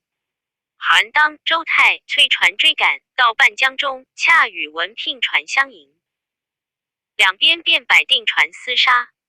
却说周瑜引众将立于山顶，遥望江北水面蒙头战船，排河江上，旗帜号带皆有次序。回看文聘与韩当、周泰相持，韩当、周泰奋力攻击，文聘抵敌不住，回船而走。韩、周二人即催船追赶。周瑜恐二人深入重地，便将白旗招展，令众鸣金。二人乃挥诏而回。周瑜于山顶看隔江战船进入水寨，瑜故谓众将曰：江北战船如芦苇之密，操又多谋，当用何计以破之？众未及对，忽见曹操寨中被风吹折中央黄旗飘入江中。瑜大笑曰：此不祥之兆也。正观之际，忽狂风大作，江中波涛拍岸。一阵风过，刮起旗角于周瑜脸上拂过。瑜猛然想起一事在心，大叫一声，往后便倒，口吐鲜血。诸将急救起时，却早不省人事。正是一时呼啸又呼叫，难使南军破北军。毕竟周瑜性命如何，且看下文分解。第49回，七星坛诸葛祭风，三江口周瑜纵火。却说周瑜立于山顶，观望良久，忽然望后而倒，口吐鲜血，不省人事。左右救回帐中，诸将皆来动问，尽皆愕然，相顾曰：江北100万之众，虎踞鲸吞。不料都督如此，倘曹兵一至，如之奈何？慌忙差人申报吴侯，一面求医调治。却说鲁肃见周瑜卧病，心中忧闷，来见孔明，言周瑜猝病之事。孔明曰：公以为何如？肃曰：此乃曹操之福，江东之祸也。孔明笑曰：公瑾之病，量亦能医。肃曰：诚如此，则国家幸甚。即请孔明同去看病。肃先入见周瑜，瑜已被蒙头而卧。肃曰：都督病势若何？周瑜曰：心腹绞痛，时腹昏迷。肃曰：曾服何药耳？瑜曰：心中偶逆，药不能下。肃曰：是来去望孔明，言能医都督之病。现在帐外，凡来医治，何如？瑜命请入，叫左右扶起，坐于床上。孔明曰：廉不务君言，何其贵体不安？瑜曰：人有旦夕祸福，岂能自保？孔明笑曰：天有不测风云，人又岂能料乎？瑜闻失色，乃作呻吟之声。孔明曰：都督心中似觉烦积否？瑜曰：然。孔明曰：必须用良药以解之。瑜曰：以服良药，全然无效。孔明曰：须先理其气，气若顺，则呼吸之间自然全可。余料孔明必知其意，乃以言挑之曰：欲得顺气，当服何药？孔明笑曰：量有一方，便叫都督气顺。余曰：愿先生赐教。孔明所指笔屏退左右，秘书16字曰：欲破曹公，宜用火攻。万事俱备，只欠东风。写毕，帝与周瑜曰：此都督病源也。瑜见了大惊，暗思孔明真神人也，早已知我心事，只所以实情告之。乃笑曰：先生已知我病源，将用何药治之？事在为急，望即赐教。孔明曰：亮虽不才，曾遇一人传授奇门遁甲天书，可以呼风唤雨。都督若要东南风时，可于南屏山建一台，名曰七星坛，高9尺，坐3层，用120人手执旗幡围绕。亮于台上做法，借3日3夜东南大风，助都督用兵，何如？瑜曰：修道3日3夜，只1夜大风，大事可成矣。只是实在目前，不可迟缓。孔明曰：11月20日甲子祭风，至22日丙寅风袭，如何？瑜闻言大喜，决然而起，便传令差500精壮军士往南屏山筑坛，拨120人执其守坛，听候使令。孔明辞别出帐，与鲁肃上马，来南屏山相度地势，令军士取东南方赤土筑坛，方圆24丈，每一层高3尺，共是9尺。下一层插28绣旗，东方7面青旗，按角抗堤防兴尾鸡步苍龙之形。北方7面造旗，按斗牛女须为是璧作玄武之势。西方7面白旗，按魁楼胄卯璧资参具白虎之威。南方7面红旗，按景鬼柳星张翼轸成朱雀之状。第2层周围黄旗64面，按64卦分8位而立。上一层用4人，各人戴束法冠，穿皂罗袍，凤衣帛带，珠履方居，前左立一人，手执长杆，杆尖上用鸡羽为宝，以招风信。前右立一人，手执长杆，杆上系7星号带，以表风色。后左立一人，捧宝剑；后右立一人，捧香炉。坛下24人，各持旌旗、宝盖、大戟、长戈、黄矛、白会、朱幡、皂线，环绕4面。孔明于11月20日甲子即晨，沐浴斋戒，身披道衣，显足散发，来到坛前，吩咐鲁肃曰：子敬自往军中相助，公瑾调兵。倘亮所其无应，不可有怪。鲁肃别去。孔明嘱咐守坛将士，不许擅离方，不许交头接耳，不许失口乱言，不许失惊打怪，如违令者斩。众皆领命。孔明缓步登坛，观瞻方位已定，焚香于炉，注水于鱼，仰天暗祝。下坛入帐中少歇，令军士更替吃饭。孔明一日上坛3次，下坛3次，却不见有东南风。且说周瑜请程普、鲁肃一班军官在帐中伺候，只等东南风起，便调兵出。一面官报孙权接应。黄盖已自准备火船20只，船头密布大钉。船内装载芦苇干柴，灌以鱼油，上铺硫磺焰消引火之物，各用青布油单遮盖。船头上插青龙牙旗，船尾各系走葛。在帐下听候，只等周瑜号令。甘宁、看则窝盘菜和菜中，在外寨中每日饮酒，不放一卒登岸。周围尽是东吴军马，把得水泄不通，只等帐上号令下来。周瑜正在帐中作揖，探子来报吴侯船只离寨85里停泊，只等都督好音。于即差鲁肃便告各部下官兵将士，俱各收拾船只军器帆橹等物。号令一出，时刻修为，行有违物，即按军法。众兵将得令，一个个摩拳擦掌，准备厮杀。是日看看镜夜，天色清明，微风不动。余谓鲁肃曰：孔明之言谬矣。隆冬之时，怎得东南风乎？肃曰：无料孔明必不谬谈。将近3更时分，忽听风声响，旗帆转动。余出帐看时，其脚径飘西北，霎时间东南风大起。余骇然曰：此人有夺天地造化之法，鬼神不测之术。若留此人，乃东吴祸根也。及早杀却，免生他日之忧。即换帐前护军校尉丁奉、徐盛二将各带100人。徐盛从江内去，丁奉从汉路去，都到南屏山七星坛前。休问长短，拿住诸葛亮便行斩首，将首级来请功。二将领命，徐盛下船，100刀斧手荡开赵蒋。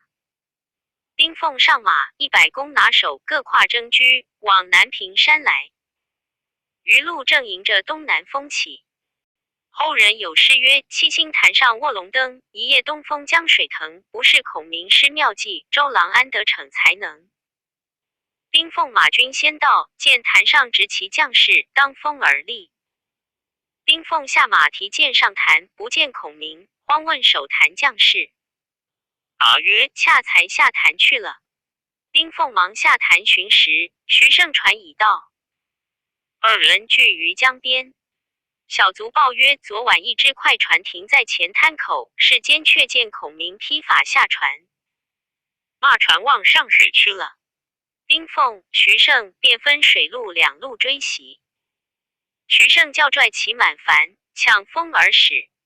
遥望前船不远，徐盛在船头高声大叫：军师休去！都督有请。只见孔明立于船尾大笑曰：上父都督，好好用兵。诸葛亮战回下口，翌日再容相见。徐盛曰：请战少住。有景话说。孔明曰：吾已料定都督不能容我，必来加害，欲先叫赵子龙来相接。将军不必追赶。徐盛见前船无篷，只顾赶去。看看至近，赵云拈弓搭箭，立于船尾大叫曰：吾乃常山赵子龙也。奉令特来接军师，你如何来追赶？本待一箭射死你来，显得失了2家和气，教你知我手段。言讫，箭到处，射断徐盛船上篷索。那篷堕落下水，其船便横。赵云却叫自己船上拽其满帆，乘顺风而去。其船如飞，追之不及。岸上丁奉唤徐盛船进岸，言曰：诸葛亮神机妙算，人不可及。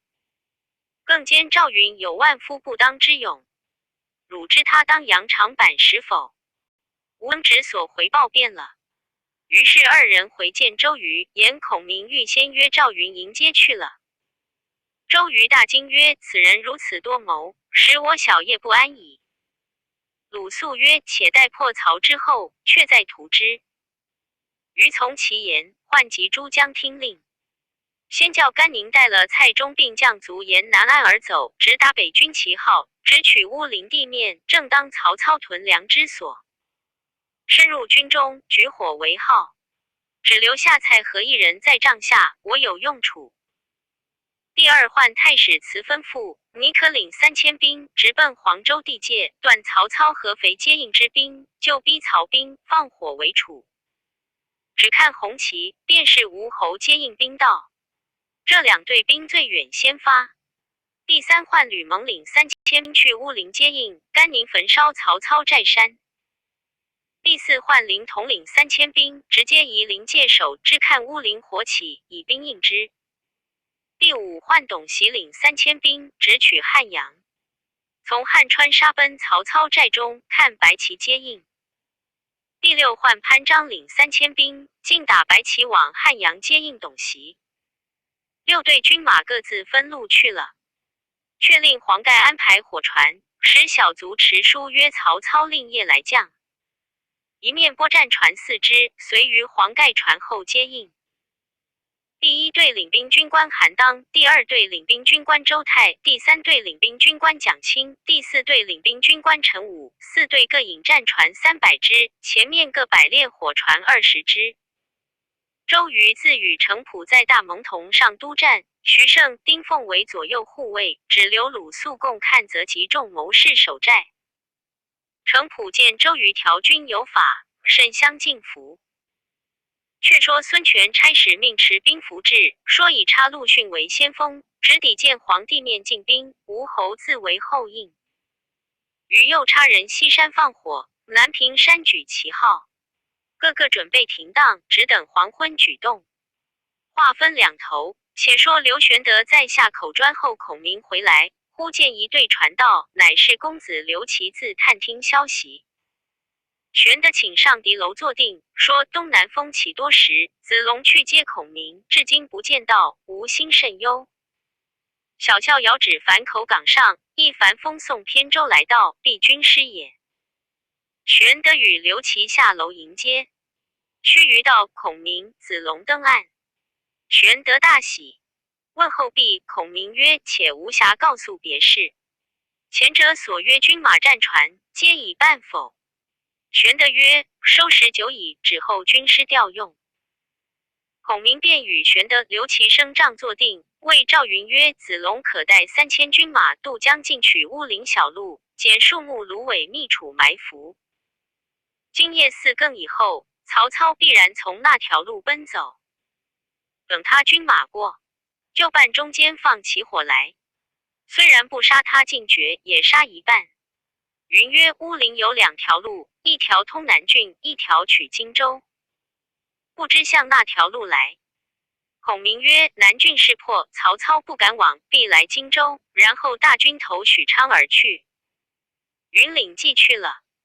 又唤张飞曰：翼德可领3000兵渡江，截断夷陵这条路，去葫芦谷口埋伏。曹操不敢走南夷陵，必往北夷陵去。来日雨过，必然来埋锅造饭。只看烟起，便就山边放起火来。虽然不捉得曹操，翼德这场功料也不小。飞领计去了。又唤糜竺、糜芳、刘封3人，各驾船只，绕江剿秦败军，夺取器械。3人领计去了。孔明起身，谓公子刘琦曰：武昌一望之地最为紧要。公子便请回，率领所部之兵沉于岸口。操一败，必有逃来者救而擒之，却不可轻离城郭。刘琦便辞玄德、孔明去了。孔明谓玄德曰：主公可于樊口屯止，凭高而望，坐看今夜周郎成大功也。时云长在侧，孔明全然不采。云长忍耐不住，乃高声曰：关某自随兄长征战多年来，未尝落后。今日逢大敌，军师却不委用，此事何意？孔明笑曰：云长勿怪，某本欲樊足下把一个最紧要的隘口，怎奈有些远隘处，不敢叫去。云长曰：有何为碍？愿即见谕。孔明曰：昔日曹操待足下甚厚，足下当有以报之。今日操兵败，必走华容道，若令足下去时，必然放他过去，因此不敢叫去。云长曰：军师好多心。当日曹操果是重待某，某以斩颜良、诛武文丑，解白马之围，报过他了。今日撞见，岂肯轻放？孔明曰：倘若放了时，却如何？云长曰：愿依军法。孔明曰：如此，立下军令状。云长便与了军令状。云长曰：若曹操不从那条路上来，如何？孔明曰：我亦与你军经状。云长大喜。孔明曰：云长可于华容小路高山之处堆积柴草，放起一把火焰，引曹操来。云长曰：曹操望见烟，知有埋伏，如何肯来？孔明笑曰：岂不闻兵法须虚实时之论？操虽能用兵，只此可以瞒过他也。他见烟起，将谓虚张声势，必然投这条路来。将军休得容情。云长领了将令，引关平、周仓并500校刀手投华容道埋伏去了。玄德曰：吾弟义气深重，若曹操果然投华容道去时，只恐端地放了。孔明曰：亮夜观干相，操贼为何身亡？留着人情，叫云长做了，亦是美事。玄德曰：先生神算，是所罕及。孔明遂与玄德往樊口看周瑜用兵，留孙乾、简雍守城。却说曹操在大寨中与众将商议，只等黄盖消息。当日东南风起甚紧，程昱入告曹操曰：今日东南风起，宜欲提防。操笑曰：冬至一阳生，来复之时，安得无东南风？何足为怪？军士忽报江东一支小船来到，说有黄盖秘书操急唤入，其人呈上书。书中诉说周瑜关防严谨，因此无计脱身。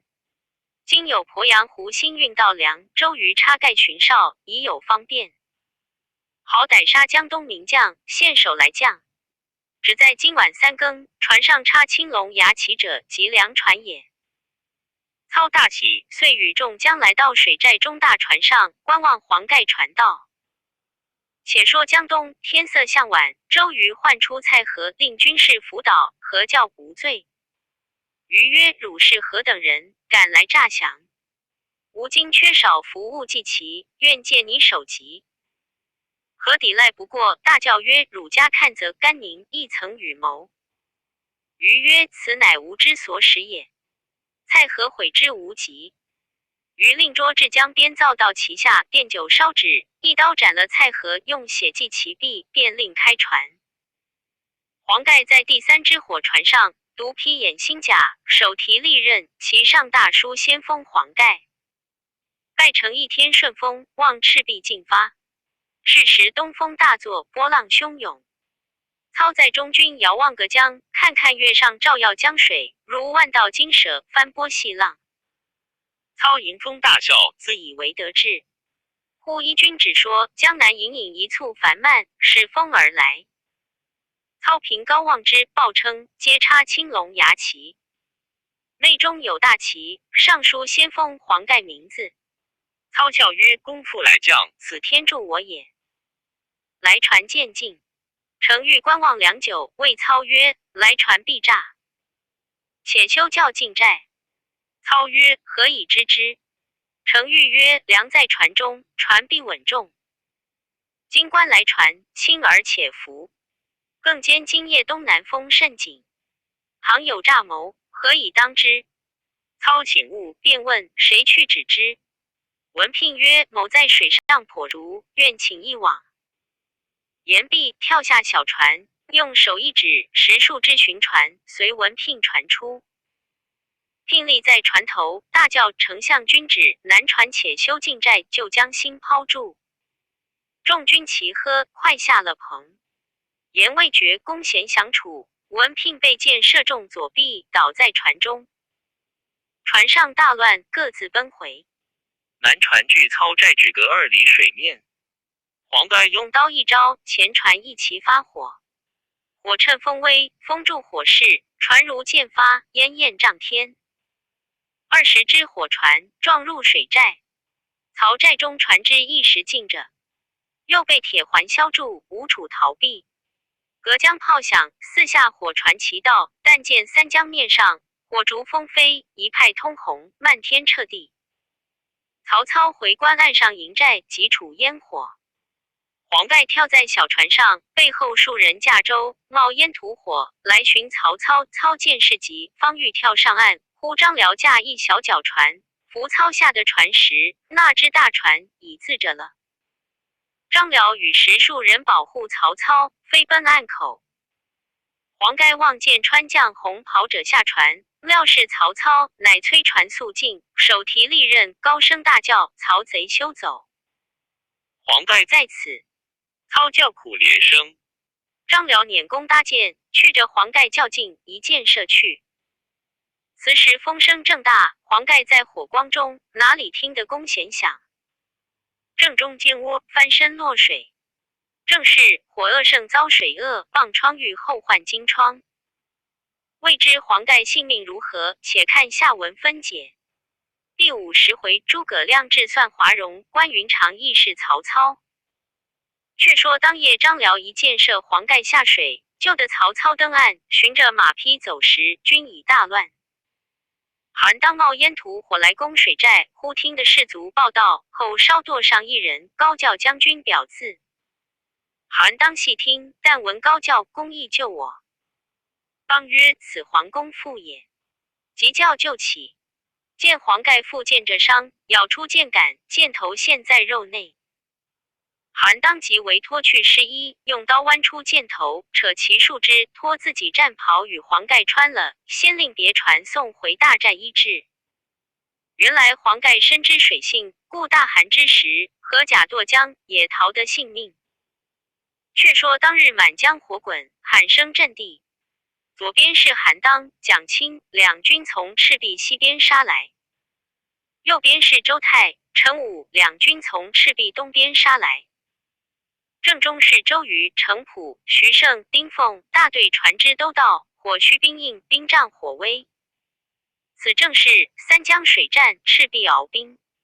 曹军着枪中箭，火焚水逆者不计其数。后人有诗曰：魏吴争斗决雌雄，赤壁楼船一扫空。烈火出张赵云海，周郎曾死破曹公。又有一绝云：山高月小水茫茫，追探前朝歌剧忙。南市无心迎魏武，东风有意变周郎。不说江中鏖兵，且说甘宁令蔡中引入曹寨深处，宁将蔡中一刀砍于马下，就草上放起火来。吕蒙遥望中军火起，也放10数处火接应甘宁。潘璋、董袭分头放火呐喊，四下里鼓声大震。曹操与张辽引100余骑，在火林内走，看前面无一处不着。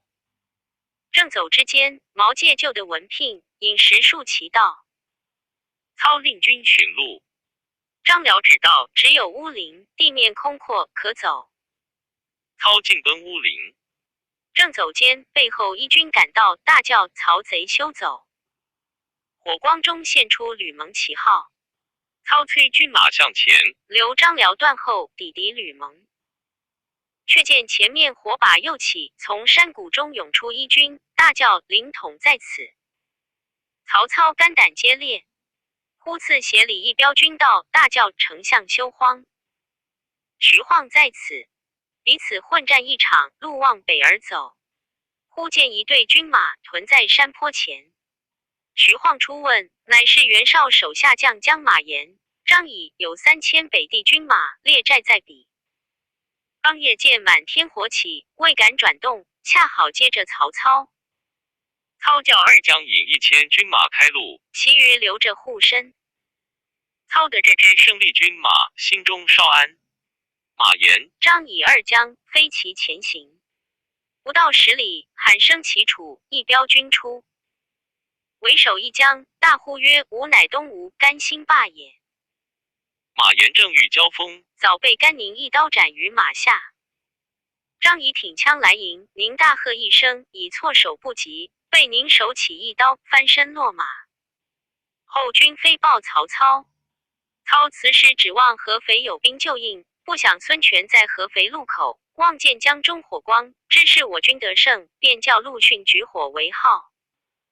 太史慈见了，与陆逊合兵一处，冲杀将来。操只得望夷陵而走。路上撞见张合，操令断后，纵马加鞭，走至五更，回望火光渐远，操心方定，问曰：此是何处？左右曰：此是乌林之西，夷都之北。操见树林丛杂，山川险峻，乃于马上仰面大笑不止。诸将问曰：丞相何故大笑？操曰：吾不笑别人，单笑周瑜无谋，诸葛亮少智。若是吾用兵之时，预先在这里伏下一军，如之奈何？说犹未了，两边鼓声震响，火光冲天而起，惊得曹操几乎坠马。四斜里一彪军杀出，大叫：我赵子龙奉军师将令，在此等候多时了。操教去晃张合双弟赵云，自己冒烟吐火而去。子龙不来追赶，只顾抢夺旗帜，曹操的托。天色为明，黑云罩地，东南风上不息。忽然大雨倾盆，湿透衣甲。操与军士冒雨而行，诸军皆有饥色。操令军士往村落中劫掠粮食，寻觅火种。方欲造饭，后面一军赶到。操心甚慌，原来却是李典、许褚保撸着众谋士来到。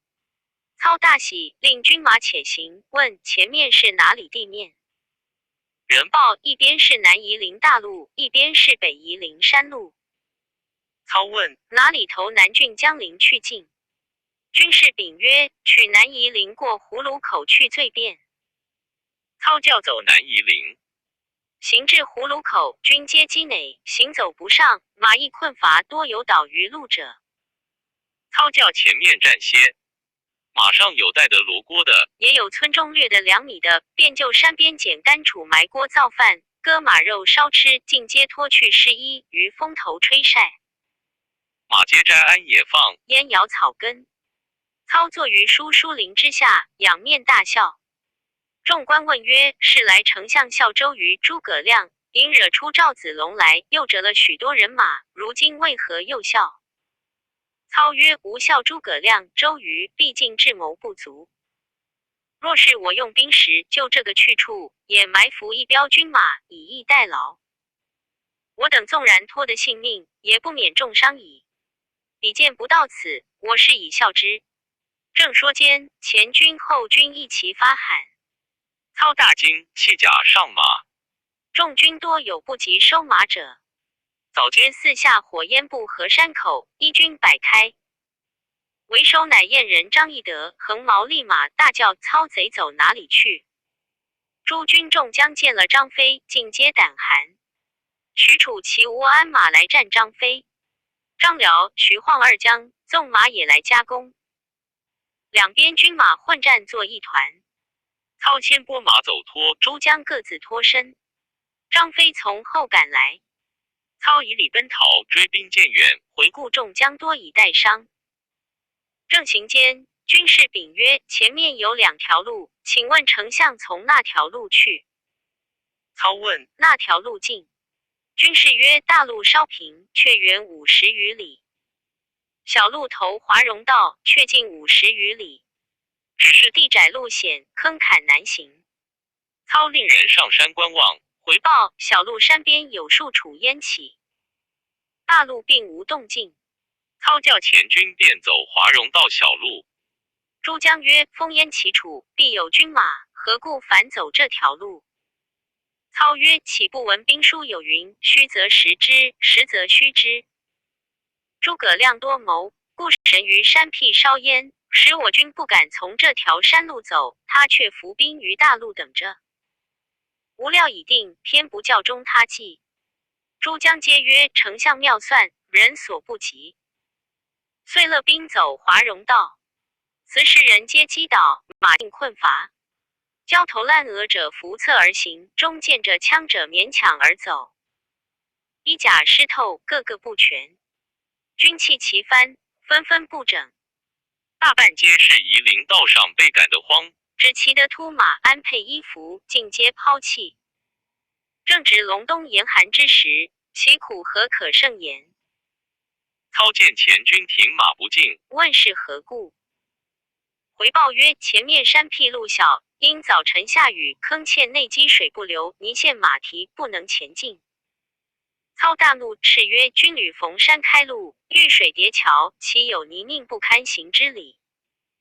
传下号令，教老弱重伤军士在后慢行，强壮者担土树柴，搬草运炉，填塞道路，务要及时行动。如违令者斩。众军只得都下马，就路旁砍伐竹木，填塞山路。操恐后军来赶，令张辽、许褚、徐晃引百骑执刀在手，但迟慢者便斩之。操喝令人马沿战而行，死者不可胜数，嚎哭之声于路不绝。操怒曰：生死有命，何哭之有？如在哭者力斩。三庭人马，一庭落后，一庭填了沟壑，一庭跟随曹操。过了险峻，路稍平坦。操回顾只有300余骑随后，并无衣甲袍铠整齐者。操催速行，众将曰：“马尽乏矣，只好少些。”操曰：“赶到荆州，将袭未迟。”又行不到数里，操在马上扬鞭大笑。众将问：“丞相何又大笑？”操曰：“人皆言周瑜、诸葛亮足智多谋，以无官之，到底是无能之辈。若使此处伏一旅之师，吾等皆束手受缚矣。”言未毕，一声炮响，两边500校刀手摆开，为首大将关云长提青龙刀，跨赤兔马，截住去路。操军见了，亡魂丧胆，面面相觑。操曰：“既到此处，只得决一死战。”众将曰：“人纵然不却，马力已乏，安能复战？”程昱曰：“某素知云长傲上而不忍下，欺强而不凌弱，恩怨分明，信义肃者。丞相昔日有恩于彼，今只亲自告知，可脱此难。”操从其说，即纵马向前，欠身谓云长曰：“将军别来无恙。”云长亦欠身答曰：“关某奉军师将令，等候丞相多时。”操曰：“曹操兵败势危，到此无路，望将军以昔日之情为重。”云长曰：“昔日关某虽蒙丞相厚恩，然以斩颜良、诛文丑，解白马之围，以奉报矣。今日之事，岂敢以私废公？”操曰：“武关斩将之时，还能记否？大丈夫以信义为重，将军深明春秋，岂不知与公之私追子卓孺子之事乎？”云长是个义重如山之人，想起当日曹操许多恩义，与后来武关斩将之事，如何不动心？又见曹军惶惶皆欲垂泪，越发心中不忍。于是把马头了回，谓众军曰：“四散摆开。”这个分明是放曹操的意思。操见云长回马，便和众将一齐冲将过去。云长回身时，曹操已与众将过去了。云长大喝一声，众军皆下马，哭拜于地。云长愈加不忍，正犹豫间，张辽奏马而至。云长见了，又动故旧之情，长叹一声，并皆放去。后人有诗曰：“曹蛮兵败走华容，正与关公狭路逢。只为当初恩义重，放开金锁走蛟龙。”曹操寄托华容之难，行至谷口，回顾所随军兵只有27骑。比及天晚，已进南郡，火把齐鸣，一簇人马拦路。操大惊曰：“吾命休矣！”只见一群哨马冲到，方认得是曹仁军马。操才心安。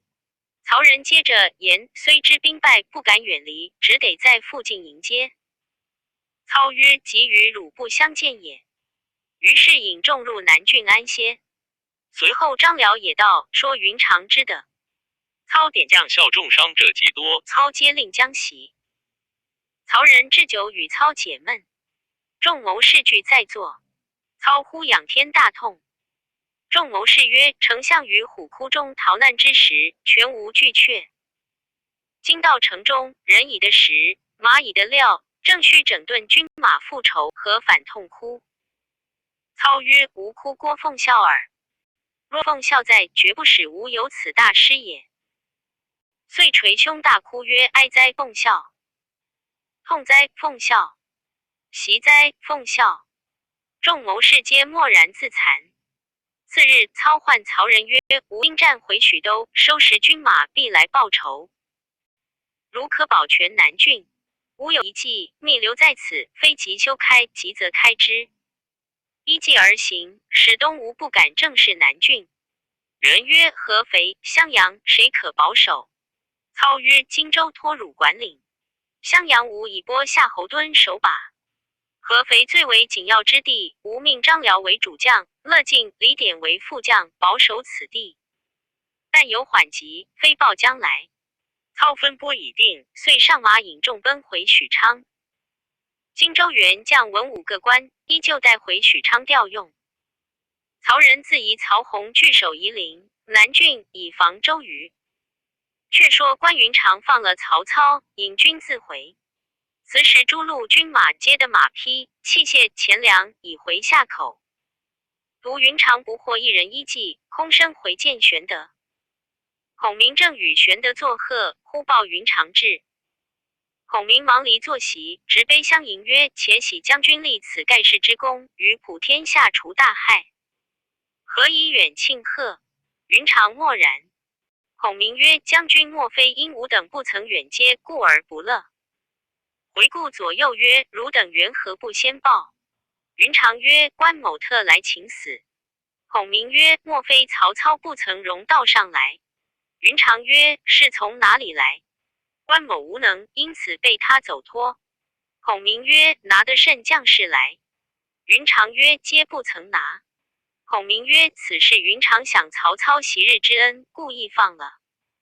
但既有军令状在此，不得不按军法。”遂斥武士推出斩之。正是拼将一死仇之矣，没令千秋养一名。未知云长性命如何，且看下文分解。第51回，曹仁大战东吴兵，孔明遗弃周公瑾。却说孔明欲斩云长，玄德曰：“昔吾三人结义时，视同生死。今云长虽犯法不忍，唯却前盟，望权记过，容将功赎罪。”孔明方才饶了。且说周瑜收军点将，个个续功，申报吴侯。所得将卒尽皆发赴渡江，大犒三军。遂进兵攻取南郡，前队临江下寨，前后分5营。周瑜居中。于正与众商议征进之策，忽报刘玄德使孙乾来与都督作贺。于命请入。班师礼毕，言主公特命甘拜谢都督大德，有薄礼上献。于问曰：“玄德在何处？”班答曰：“现移兵屯游江口。”于惊曰：“孔明亦在游江否？”班曰：“孔明与主公同在游江。”于曰：“足下先回，某自来相谢也。”于收了礼物，发付孙乾先回。素曰：“却才都督为何失惊？”于曰：“刘备屯兵游江，必有取南郡之意。我等费了许多军马，用了许多钱粮，目下南郡垂手可得。彼等心怀不仁，要救建成，须放着周瑜不死。”素曰：“当用何策退之？”瑜曰：“吾自去和他说话，好便好；不好时，不等他取南郡，先结果了刘备。”素曰：“某愿同往。”于是瑜与鲁肃引3000轻骑，径投游江口来。先说孙乾回见玄德，言周瑜将亲来相谢。玄德乃问孔明曰：“来意若何？”孔明笑曰：“哪里为这些薄礼，肯来相谢？只为南郡而来。”玄德曰：“他若提兵来，何以待之？”孔明曰：“他来便可如此答应。”遂于游江口摆开战船，岸上列着军马。人报周瑜、鲁肃引兵到来。孔明使赵云领数骑来接。瑜见军势雄壮，心甚不安。行至营门外，玄德、孔明迎入帐中，各叙礼毕，设宴相待。玄德举酒致谢敖兵之事。酒至数旬，瑜曰：“豫州疑兵在此，莫非有取南郡之意否？”玄德曰：“闻都督欲取南郡，故来相助。若都督不取，备必取之。”瑜笑曰：“吴东吴久欲吞并汉江，今南郡已在掌中，如何不取？”玄德曰：“胜负不可预定。曹操临归，今曹仁守南郡等处，必有奇计。更兼曹仁勇不可当，但恐都督不能取耳。”瑜曰：“吾若取不得，那时任从公取。”玄德曰：“孔明、子敬在此为证，都督休悔。”鲁肃踌躇未对。瑜曰：“大丈夫一言既出，何悔之有？”孔明曰：“都督此言，甚是公论。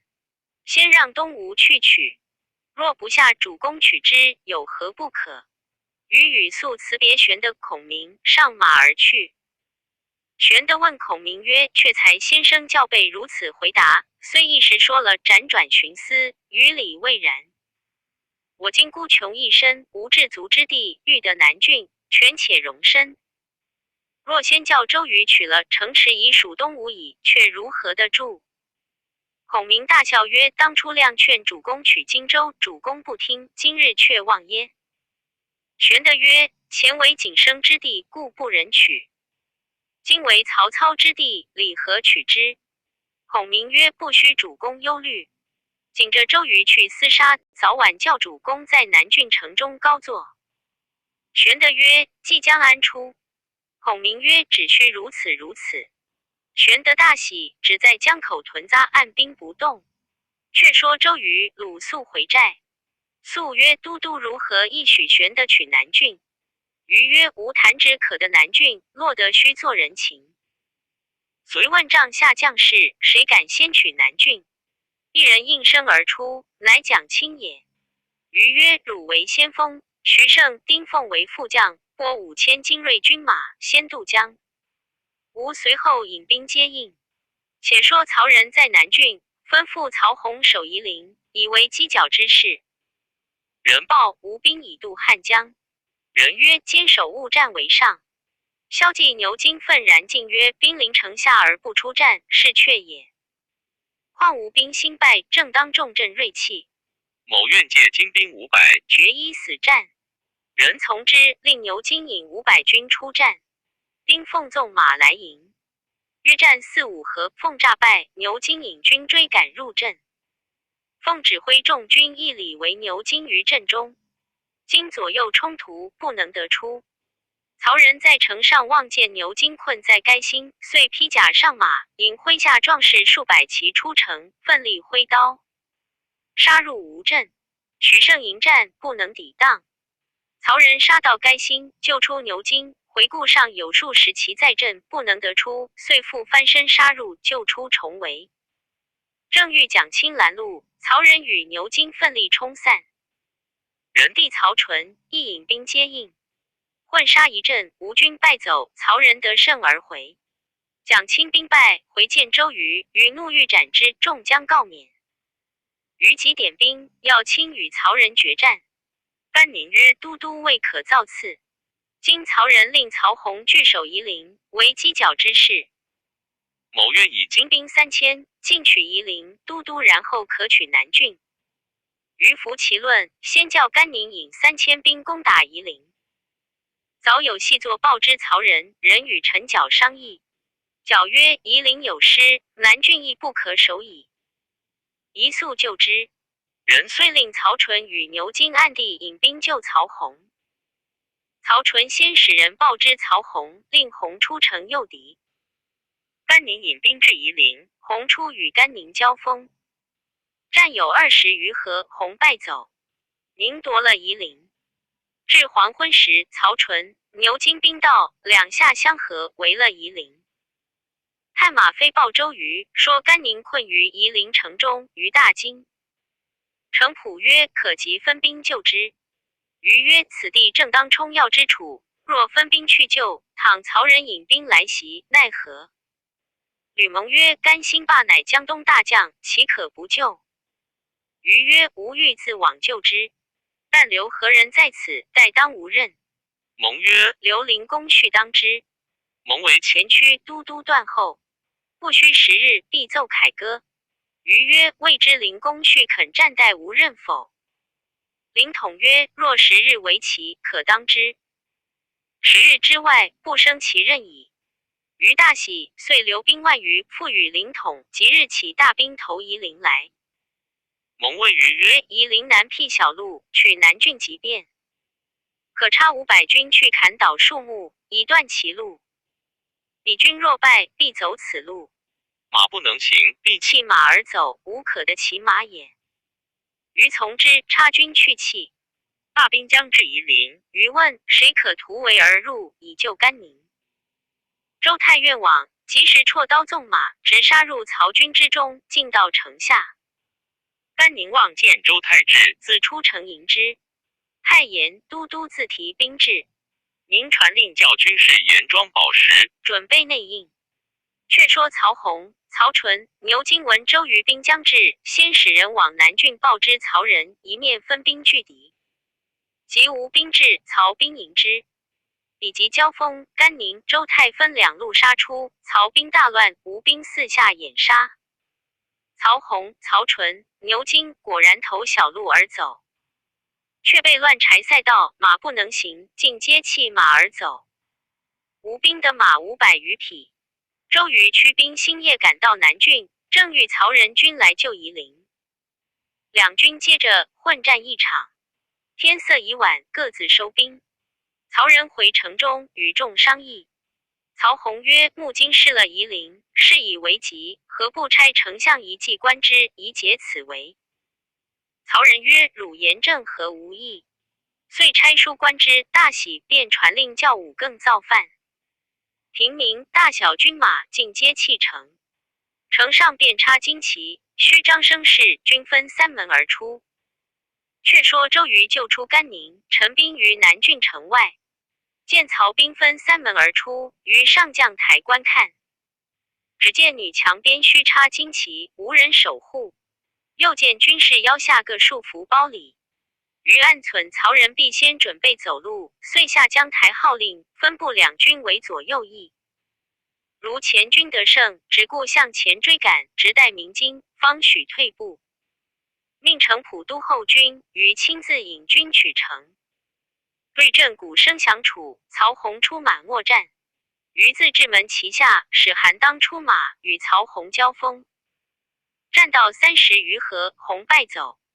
曹仁自出接战，周泰纵马相迎。60余合，人亦败走，阵势错乱。周瑜挥两翼军杀出，曹军大败。于自引军马追至南郡城下，曹军皆不入城，往西北而走。韩当、周泰引前部尽力追赶。于见城门大开，城上又无人，遂令众军抢城。数十骑当先而入，于在背后纵马加鞭，直入瓮城。陈角在敌楼上，望见周瑜亲自入城来，暗暗喝彩道：丞相妙策如神。一声梆子响，两边弓弩齐发，势如骤雨。争先入城的都左手部，右为颠入陷坑内。周瑜急勒马回时，背翼弩箭正射中左勒，翻身落马。牛金从城中杀出来捉周瑜，徐盛、丁奉2人舍命救去。城中曹兵突出，吴兵自相践踏，落陷坑者无数。程普急收军时，曹洪、曹仁分兵两路杀回。吴兵大败，幸得凌统引一军从次斜里杀来，敌住曹兵。曹仁引得胜军进城，程普收败军回寨。丁、徐2将救得周瑜到帐中，唤行军医者用铁钳子拔出箭头，将金疮药敷眼窗口，疼不可当，饮食俱废。医者曰：此箭头上有毒，急切不能全可。若怒气冲击，其疮复发。程普令3军紧守各寨，不许轻出。3日后，牛金引军来搦战，程普按兵不动。牛金骂至日暮方回，次日又来骂战。程普恐于生气，不敢报之。第3日，牛金直至寨门外叫骂，声声指道要捉周瑜。程普与众商议，欲战且退兵，回见吴侯，却在理会。却说周瑜虽患疮痛，心中自有主张，已知曹兵常来寨前叫骂，却不见众将来禀。一日，曹仁自引大军，擂鼓呐喊，前来搦战。程普拒住不出。周瑜唤众将入帐，问曰：何处鼓噪呐喊？众将曰：军中教演士卒。瑜怒曰：何欺我也？吾已知曹兵常来寨前辱骂，程德谋计同掌兵权，何敢作事？遂命人请程普入帐问之。普曰：吾见公瑾病疮，医者言误触怒，故曹兵搦战，不敢报之。瑜曰：公等不战，主意若何？普曰：众将皆欲收兵战回江东，待公见疮平复，再作驱除。余听罢，于床上愤然跃起曰：大丈夫既识君路，当死于战场，以马革履尸骸，信也。岂可为我一人而废国家大事乎？言讫，即披甲上马。诸军众将无不骇然，遂引数百骑出营前。望见曹军已不成阵势，曹仁自立马于门旗下，扬鞭大骂曰：周瑜孺子，料必横腰，再不敢正去我兵。骂犹未绝，于从群骑内突然出曰：曹仁匹夫，见周郎否？曹军看见，尽皆惊骇。曹仁回顾众将曰：可大骂之。众军厉声大骂。周瑜大怒，使潘璋出战。未及交锋，周瑜忽大叫一声，口中喷血，坠于马下。曹兵冲来，众将向前抵住，混战一场，救起周瑜，回到帐中。程普问曰：都督贵体若何？瑜命谓普曰：此吾之计也。普曰：即将安出？瑜曰：吾身本无甚痛楚，吾所以为此者，欲令曹兵知我并为，必然欺敌。可使心腹军士去城中诈降，说吾已死。今夜曹仁必来劫寨，吾却于四下埋伏以应之，则曹仁可一鼓而擒也。程普曰：此计大妙。随就帐下举起哀声。众军大惊，竟传言都督箭疮大发而死，各寨尽皆挂笑。却说曹仁在城中与众商议，言周瑜怒气冲发，惊疮崩裂，以致口中喷血，坠于马下，不久必亡。正论间，忽报吴寨内有10数个军士来将，中间亦有2人，原是曹兵被掳过去的。曹仁忙唤入问之，军士曰：今日周瑜阵前惊疮碎裂，归寨即死。今众将皆以挂孝举哀，我等因受程普之辱，故特归降，便报此事。曹仁大喜，随即商议今夜便去劫寨，夺周瑜之师，斩其首级，送赴许都。陈缴曰：此计速行，不可迟误。曹仁遂令牛金为先锋，自为中军，曹洪、曹纯为合后，只留陈缴领些少军士守城，其余军兵尽起。初更时出城，尽投周瑜大寨。来到寨门，不见一人，但见须插其枪而已。情之中计，急忙退军。四下炮声齐发，东边韩当、蒋钦杀来，西边周泰、潘璋杀来，南边徐盛、丁奉杀来，北边陈武、吕蒙杀来。曹兵大败，3路军皆被冲散，首尾不能相救。曹仁引10数骑杀出重围，正遇曹洪，遂引败残军马一同奔走。杀到5更，离南郡不远，一声鼓响，凌统又引一军拦住去路，截杀一阵。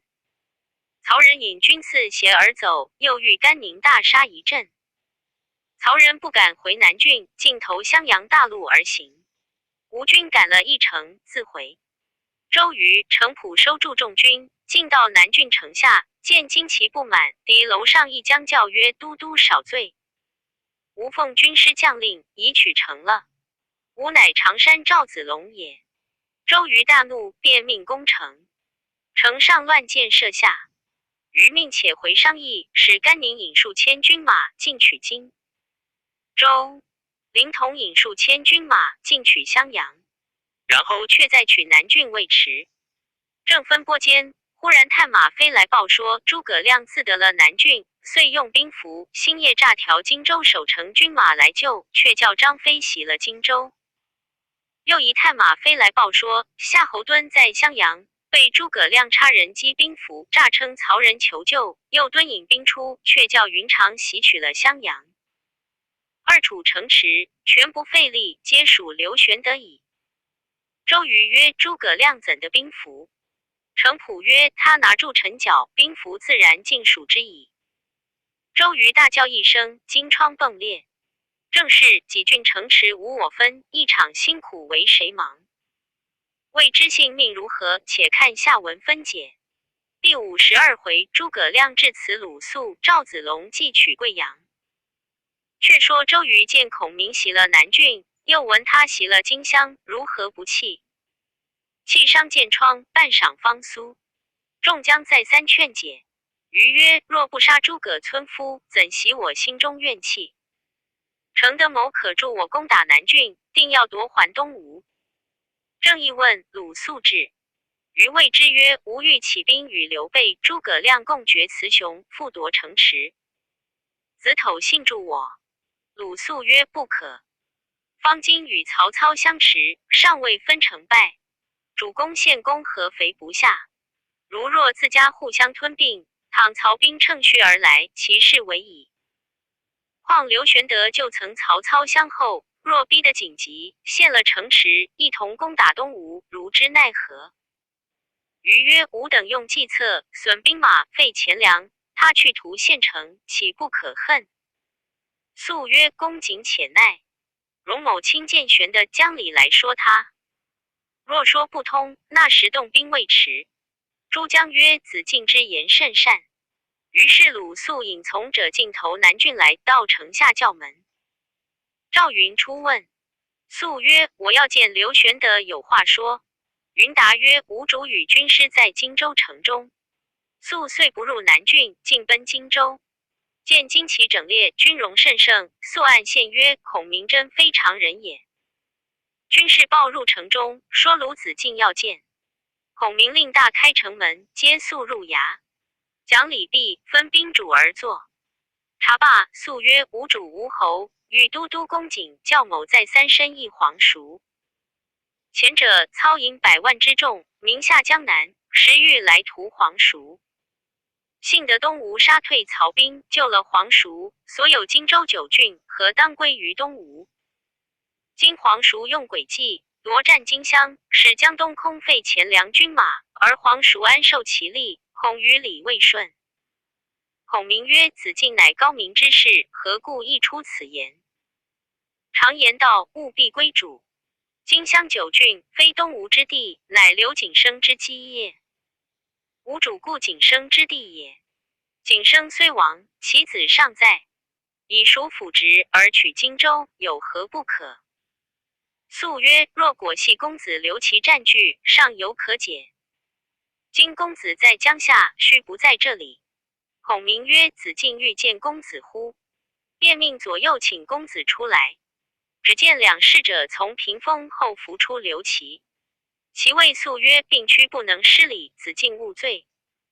鲁肃吃了一惊，默然无语，良久言曰：公子若不在，便如何？孔明曰：公子在1日，守1日；若不在，别有商议。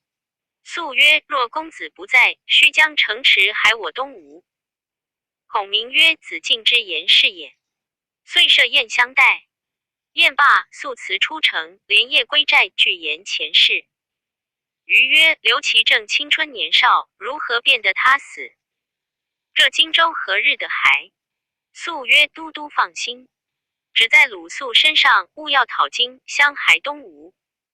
余曰：子敬有何高见？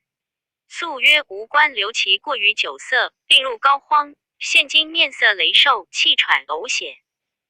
不过半年，其人必死。那时王取荆州，刘备须无得推故。周瑜犹自愤气未消，呼孙权遣使至。瑜令请入，使曰：主公为合肥，累战不捷，特令都督收回大军，且拨兵赴合肥相助。周瑜只得班师回柴桑养病，令程普部领战船士卒来合肥听孙权调用。却说刘玄德自得荆州、南郡、襄阳，心中大喜，商议久远之计。忽见一人上厅献策，视之，乃一己也。玄德感其旧日之恩，十分相敬，坐而问之。即曰：要知荆州久远之计，何不求贤士以问之？玄德曰：贤士安在？即曰：荆襄马氏兄弟5人，并有才名。幼者名肃，字幼长。其最贤者，眉间有白毛，名良，字季常。乡里为之谚曰：马氏5长，白眉最良。公何不求此人而与之谋？玄德遂命请之。马良至，玄德优礼相待，请问保守荆襄之策。良曰：荆襄四面受敌之地，恐不可久守。可令公子留其于此养病。昭欲救人以守之，就表奏公子为荆州刺史，以安民心。然后南征武陵、长沙、贵阳、零陵四郡，积收钱粮，以为根本。此久远之计也。玄德大喜，遂问四郡当先取何郡？良曰：湘江之西，零陵最近，可先取之。自取武陵，然后湘江之东取贵阳，长沙为后。玄德遂用马良为从事，一即复之。请孔明商议送刘琦回襄阳，替云长回荆州。便调兵取零陵，插张飞为先锋，赵云合后，孔明、玄德为中军，人马15000。留云长守荆州，糜竺、刘封守江陵。却说零陵太守刘度闻玄德军马到来，乃与其子刘贤商议。贤曰：父亲放心，他虽有张飞、赵云之勇，我本州上纳邢道荣，力敌万人，可以抵对。刘度遂命刘贤与邢道荣引兵万余，离城30里，依山靠水下寨。探马报说孔明自引一军到来，道荣便引军出战。两阵对圆，道荣出马，手使开山大斧，厉声高叫：反贼安敢侵我境界！只见对阵中，一簇黄旗，门旗开处，推出一辆4轮车，车中端坐一人，头戴冠巾，身披鹤氅，手执羽扇，用扇招邢道荣曰：吾乃南阳诸葛孔明也。曹操引100万之众，被吾略施小计，杀得片甲不回。汝等岂可与我对敌？我今来招安汝等，何不早降？道荣大笑曰：赤壁有兵，乃周郎之谋也，干汝何事，敢来狂语？抡大斧进奔孔明。孔明便回车，往阵中走，阵门复闭。道荣直冲杀过来，阵势即分两下而走。道荣遥望中央一簇黄旗，料是孔明，乃指望黄旗而赶。磨过山脚，黄旗扎住，忽地中央分开，不见4轮车，只见一将挺毛跃马，大喝一声，直取道荣，乃张翼德也。道荣抡大斧来迎，战不数合，气力不佳，拨马便走。翼德随后赶来，喊声大震，两下伏兵齐出。道荣舍死冲过，前面一员大将拦住去路，大叫：认得常山赵子龙否？道荣料敌不过，又无处奔走，只得下马请降。子龙扶来寨中，见玄德、孔明。玄德喝叫斩首。孔明即止之，问道荣曰：汝若与我捉了刘贤，便准你投降。道荣连声愿往。孔明曰：你用何法捉他？道荣曰：军师若肯放某回去，某自有巧说。今晚军师引兵劫寨，某为内应，活捉刘贤，献与军师。刘贤既擒，刘度自降矣。玄德不信其言。孔明曰：邢将军非谬言也。遂放道荣归。道荣的放回寨，将前事实诉刘贤。贤曰：汝之奈何？道荣曰：可将计就计。今夜将兵伏于寨外，寨中须立旗幡，待孔明来劫寨，就而擒之。刘贤依计。当夜2更，果然有一彪军到寨口，每人各带草把，一齐放火。刘贤、道荣两下杀来，放火军便退。刘贤、道荣两军乘势追赶，赶了10几里，军皆不见。刘贤、道荣大惊，即回本寨，只见火光未灭，寨中突出一将，乃张翼德也。刘贤叫道荣不可入寨，却去劫孔明寨变了。于是复回军。走不10里，赵云引一军次斜里杀出，一枪刺道荣于马下。刘贤即拨马奔走，背后张飞赶来，活捉过马，绑缚见孔明。贤告曰：邢道荣教某如此，实非本心也。孔明令士祈福，与衣穿了，赐酒压惊，叫人送入城，说复投降。如其不降，打破城池，满门尽诛。刘贤回零陵见父刘度，背述孔明之的，劝父投降。度从之，遂于城上竖起将旗，大开城门，击捧应寿出城，尽投玄德大寨纳降。孔明教刘度人为郡守，其子刘贤赴荆州随军办事。零陵一郡居民尽皆喜悦。玄德入城安抚己毕，赏劳三军，乃问众将曰：零陵已取了，贵阳郡何了敢取？赵云应曰：某愿往。张飞愤然出曰：非亦愿往。二人相争。孔明曰：中士子龙先应，只教子龙去。张飞不服，定要去取。孔明叫撵究，撵着的便去。又是子军撵着。张飞怒曰：我并不要人相帮，只独领3000军去，稳取城池。赵云曰：某也只领3000军去，如不得城，愿受军令。孔明大喜，则写军令状，选3000精兵赴赵云去。张飞不服，玄德喝退。赵范拗不过，只得应允。陈应领3000人马出城迎敌，早望见赵云领军来到。陈应列成阵势，飞马绰插而出。赵云挺枪出马，责骂陈应曰：吾主刘玄德乃刘景升之弟，今辅公子刘琦统领荆州，特来抚民，汝何故迎敌？陈应骂曰：我等只服曹丞相，岂顺刘备？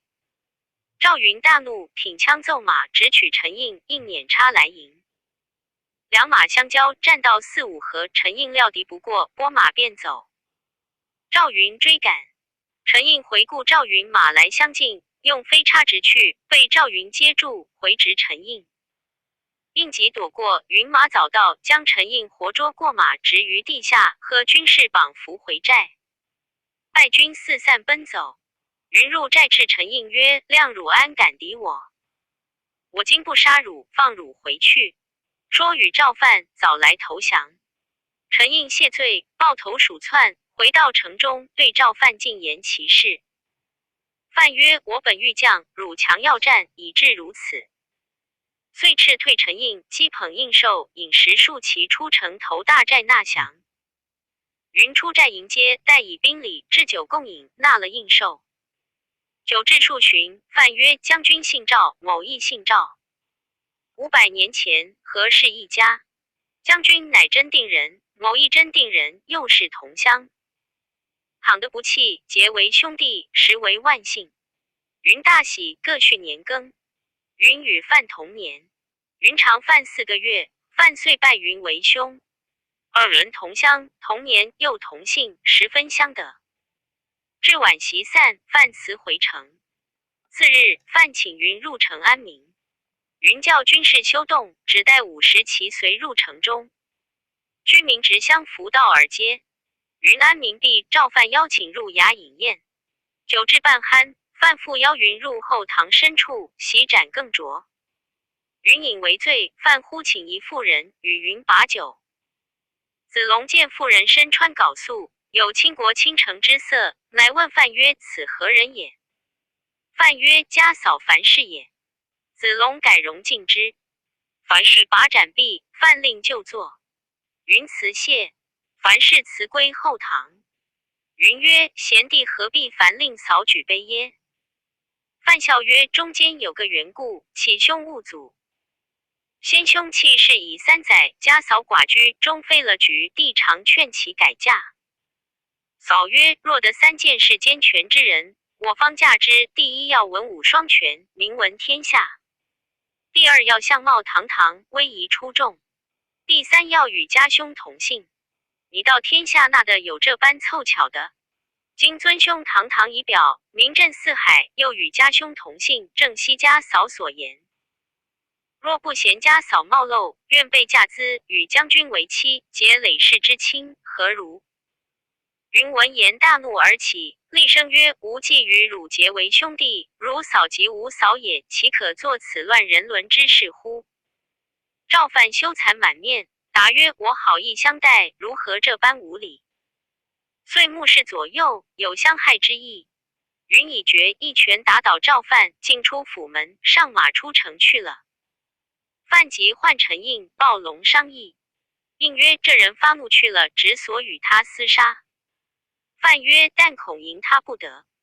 暴龙曰：我两个诈降到他军中，太守却引兵来搦战，我二人就阵上擒之。陈应曰：必须带些人马。龙曰：500骑足矣。当夜二人引500军进投赵云寨来投降。云以心知其诈，遂叫唤入。尔将到帐下说，赵范欲用美人计赚将军，只等将军醉了，伏入后堂谋杀，将头去曹丞相楚献公，如此不仁。某二人见将军怒出，必连累于某，因此投降。赵云仰喜，置酒与二人痛饮。二人大醉，云乃伏于帐中，请其手下人问之，果是诈降。云唤500军人，各赐酒食，传令曰：要害我者，陈应、暴龙也。吾干众人之事，汝等听吾行迹，皆有重赏。众军拜谢，将将将臣、暴二人当时斩了。却叫500军引路，云引1000军在后，连夜到贵阳城下叫门。丞上听时，说陈、暴二将军杀了赵云回军，请太守商议事务。丞上将火照看，果是自家军马。赵范急忙出城，云喝左右桌下，遂入城安抚百姓。已定非报玄德。玄德与孔明亲赴贵阳，云迎接入城，推赵范于阶下。孔明问之，范被言以扫许驾之事。孔明谓云曰：此一美事，公何如此？云曰：赵范既与某结为兄弟，今若取其嫂，惹人唾骂，一也；其父再嫁，使失大节，二也；赵范出将，其心难测，三也。主公心定江汉，枕袭魏安，云安敢以一妇人而废主公之大事？玄德曰：今日大事已定，于汝取之，若何？云曰：天下女子不少，但孔明欲不利，何患无妻子乎？玄德曰：子龙真丈夫也。遂是赵范，仍令为贵阳太守，重赏赵云。张飞大叫曰：偏子龙干的功，偏我是无用之人。只拨3000军与我去取武陵郡，活捉太守金旋来献。孔明大喜曰：义的要去不妨，但要依一件事。正是军师决胜多奇策，将士争先立战功。未知孔明说出那一件事来，且看下文分解。第53回，关云长义释黄汉升，孙仲谋大战张文远。却说孔明谓张飞曰：前者子龙取贵阳郡时，则下军令状而去。今日义的要取武陵，必须也则下军令状，方可领兵去。张飞遂立军令状，欣然领3000军，星夜投武陵界上来。金旋听得张飞引兵到，乃即将校整点精兵器械，出城迎敌。从事龚志谏曰：刘玄德乃大汉皇叔，仁义布于天下。加之张翼德骁勇非常，不可迎敌，不如纳降为上。金旋大怒曰：汝欲与贼通连为内便取。喝令武士推出斩之。众官皆告曰：先斩家人，于君不利。金旋乃喝退龚志，自律兵出，离城20里，正迎张飞。飞挺毛立马，大喝金旋。旋问不将，谁敢出战？众皆畏惧，莫敢向前。旋自奏马舞刀迎之。张飞大喝一声，浑如巨雷。金旋失色，不敢交锋，拨马便走。飞引众军随后引杀。金旋走至城边，城上乱箭射下。玄经视之，见龚志立于城上曰：汝不顺天时，自取败亡，吾与百姓自将留矣。言未毕，一箭射中金旋面门，坠于马下。军士割头献张飞，龚志出城纳降。飞就令龚志击应寿，往贵阳见玄德。玄德大喜，遂令龚志代金旋之职。玄德亲至武陵安民毕，持书报云长、严毅的子龙各得一郡。云长乃回书上请曰：闻长沙尚未取，如兄长不以地为不才，教官某干这件功劳甚好。玄德大喜，遂令张飞星夜去替云长守荆州，令云长来取长沙。云长既至，入见玄德、孔明。孔明曰：子龙取贵阳，翼德取武陵，都是3000军去。今长沙太守韩玄，故不足道，只是他有一员大将，乃南阳人，姓黄，名忠，字汉生，是刘表帐下中郎将，与刘表之侄刘盘共守长沙，后事韩玄。虽今年近60旬，却有万夫不当之勇，不可轻敌。云长去，必须多带军马。云长曰：军师何故尝别人锐气，灭自己威风？量亦老卒，何足道哉？关某不须用3000军，只消本部下500名校刀手，决定斩黄忠、韩玄之首，来献麾下。玄得苦党，云长不依，只领500校刀手而去。孔明谓玄德曰：云长轻敌黄忠，只恐有失，主公当往接应。玄德从之，随后引兵往长沙进发。却说长沙太守韩玄平生性急，轻于杀戮，众皆恶之。是时听知云长军到，便唤老将黄忠商议。忠曰：不须主公忧虑，凭某这口刀，这张弓，1000个来，1000个死。原来黄忠能开20支弓，百发百中。言未毕，阶下一人应声而出，曰：不须老将军出战，只救某手中定活捉关某。韩玄视之，乃管军校尉杨凌。韩玄大喜，遂令杨凌引军1000，飞奔出城。约行50里，望见城头齐楚，云长军马早到。杨凌挺枪出马，立于阵前骂战。云长大怒，更不打话，飞马舞刀直取杨凌。凌挺枪来迎，不3合，云长手起刀落，砍杨凌于马下，追杀败兵，直至城下。韩玄闻之大惊，便叫黄忠出马。玄自来城上观看，忠提刀纵马，引500骑兵飞过吊桥。云长见一老将出马，知是黄忠，把500校刀手一字摆开，横刀立马而问曰：来将莫非黄忠否？忠曰：既知我名，焉敢犯我境？云长曰：特来取汝首级。言罢，两马交锋，战100余合，不分胜负。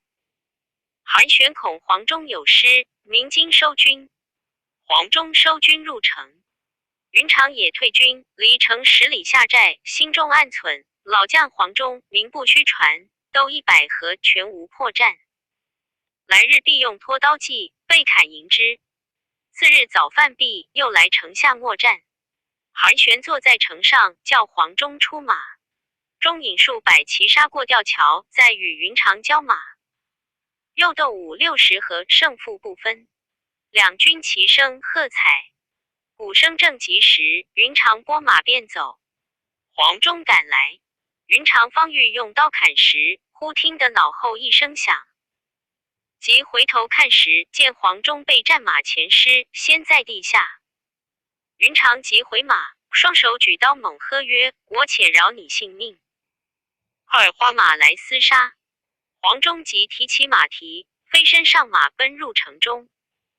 玄惊问之，忠曰：此马久不上阵，故有此失。玄曰：汝见百发百中，何不射之？忠曰：来日再战，必然诈败，又到吊桥边射之。玄以自己所乘一匹青马与黄忠。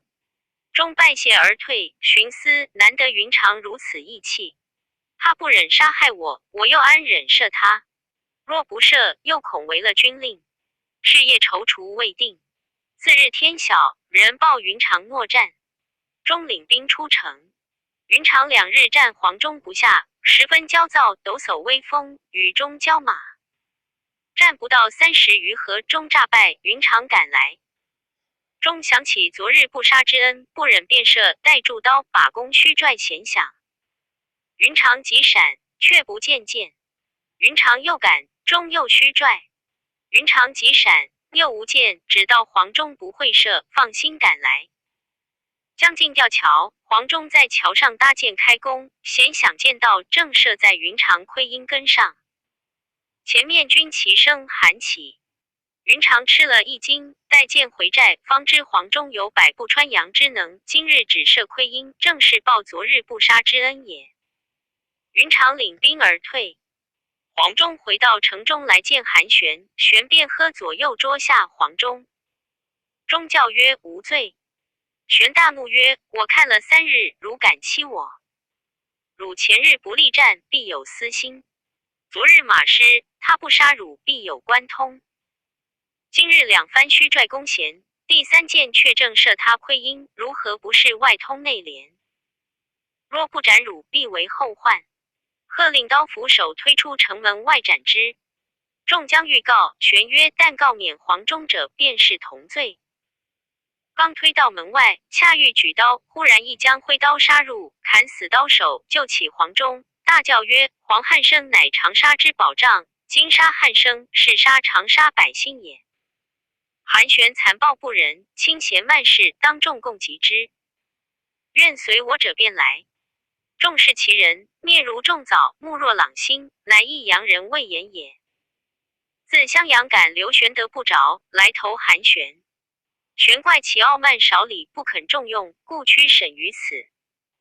当日救了黄忠，教百姓同杀韩玄，坦臂一呼，相从者数百余人。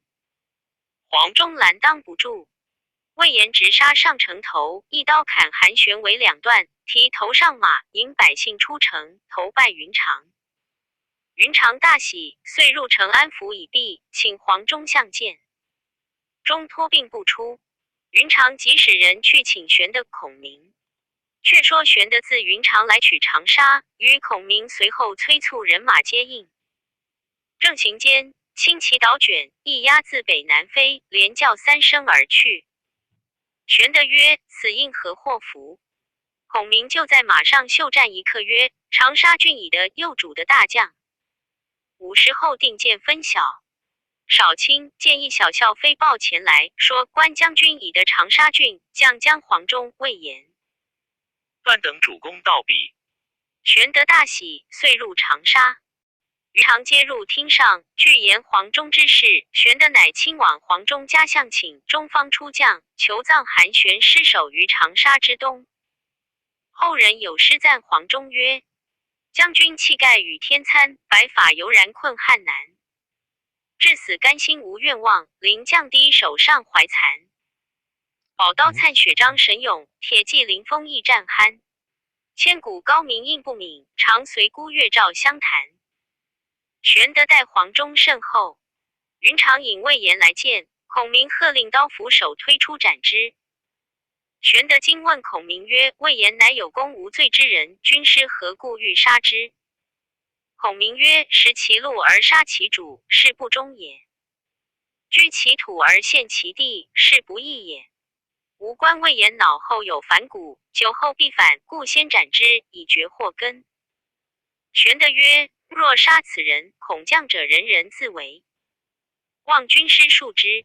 孔明指魏延曰：吾今饶汝性命，汝可尽忠报主，勿生一心。若生一心，我好歹取汝首级。魏延诺诺，连声而退。黄忠见刘表执刘盘，现在幽县闲居。玄德取回，教掌长沙郡。4郡几平，玄德班师回荆州，改由江口为公安。自此钱粮广盛，贤士归之，将军马四散屯于隘口。却说周瑜自回柴桑养病，令甘宁守巴陵郡，令凌统守汉阳郡。2处分部战船，听候调遣。程普引其余将士投合肥县来。原来孙权自从赤壁鏖兵之后，久在合肥，与曹兵交锋，大小10余战，未决胜负，不敢逼城下寨，离城50里屯兵。闻程普兵到，孙权大喜，亲自出迎犒军。人报鲁子敬先至，权乃下马立待之，速急忙滚鞍下马施礼。众将见权如此待宿，皆大惊异。权请速上马，并辔而行，命谓曰：孤下马相迎，足显功否？宿曰：未也。权曰：然则如何而后为显耶？宿曰：愿明公威德加于四海，总括九州，克成帝业，使宿名书竹帛，实为显矣。权抚掌大笑，同至帐中，大设饮宴，犒劳鏖战将士，商议破合肥之策。忽报张辽差人来下战书，全差书关闭，大怒曰：张辽欺吾太甚！汝闻程普军来，故意使人诺战。来日吾不用新军复敌，看我大战一场。传令当夜5更，三军出寨，望合肥进发。辰时左右，军马行至半途，曹兵挤到，两边不成阵势。孙权金盔金甲披挂出马，左宋谦，右贾华，二将使方天画戟，两边护卫。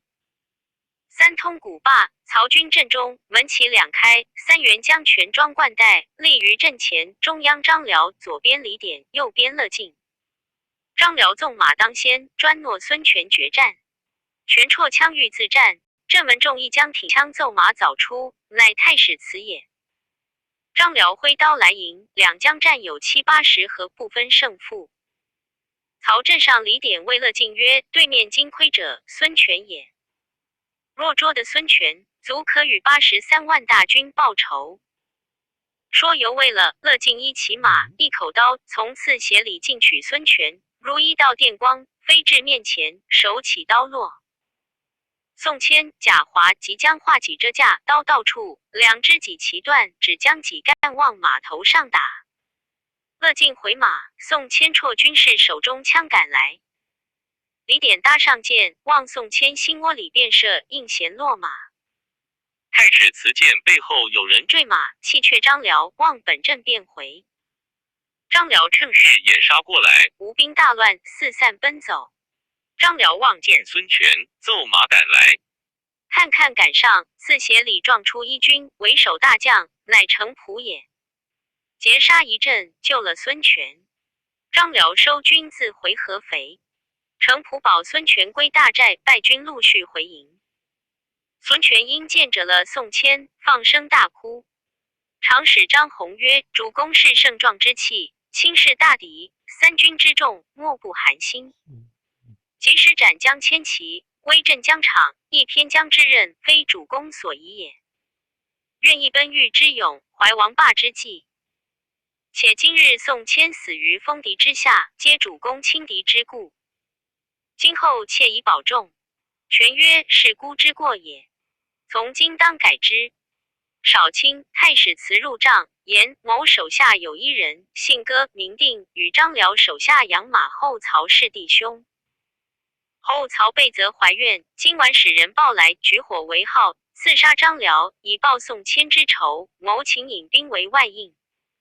权曰：戈定何在？太史慈曰：已混入合肥城中去了。某愿起5000兵去。诸葛瑾曰：张辽多谋，恐有准备，不可造次。太史慈坚持要行，权因伤感宋谦之死，即要报仇，遂令太史慈引兵5000去为外应。却说戈定乃太史慈乡人，当日杂在军中，随入合肥城，寻见养马后曹，两个商议。戈定曰：我已使人报太史慈将军去了，今夜必来接应，你如何用事？后曹曰：此间离军中较远，夜间急不能进，只就草堆上放起一把火，你去前面叫反，城中兵乱，就里刺杀张辽，余军自走也。戈定曰：此计大妙。是夜张辽得胜回城，赏劳三军，传令不许解甲宿睡。左右曰：今日全胜，吴兵远遁，将军何不卸甲安息？辽曰：非也，为将之道，勿以胜为喜，勿以败为忧。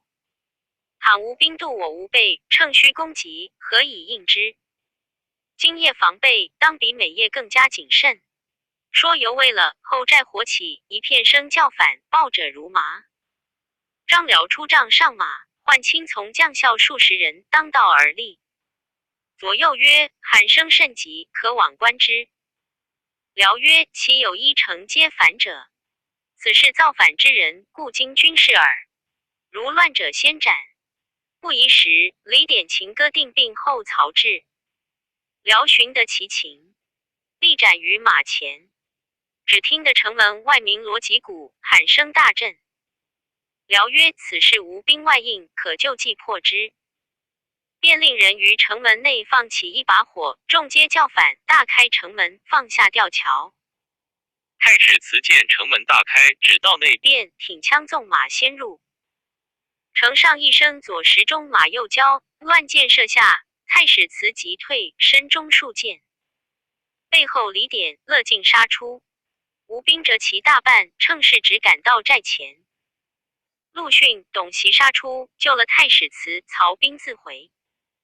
孙权见太史慈身带重伤，愈加伤胆。张昭请权罢兵，权从之，遂收兵下船，回南徐、润州。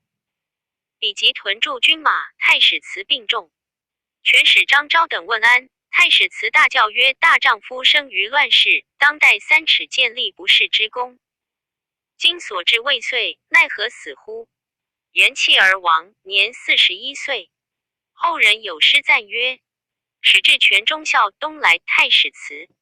姓名招远塞，弓马振雄师。北海酬恩日，神庭酣战时。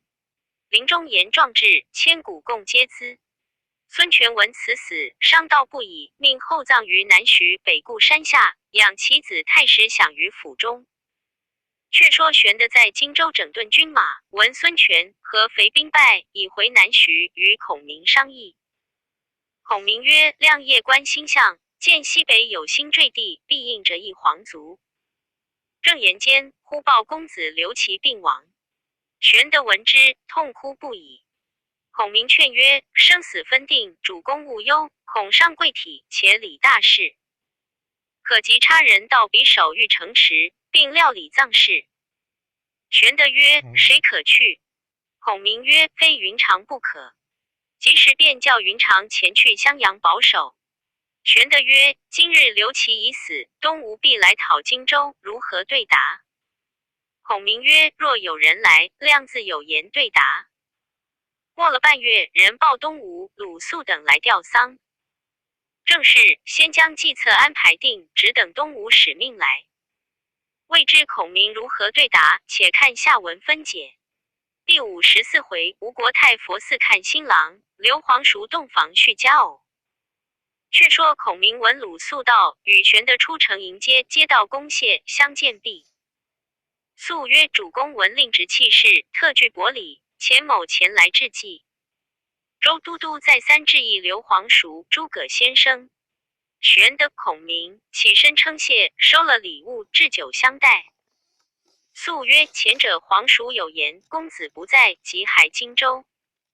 今公子已去世，必然见还，不是几时可以交割？”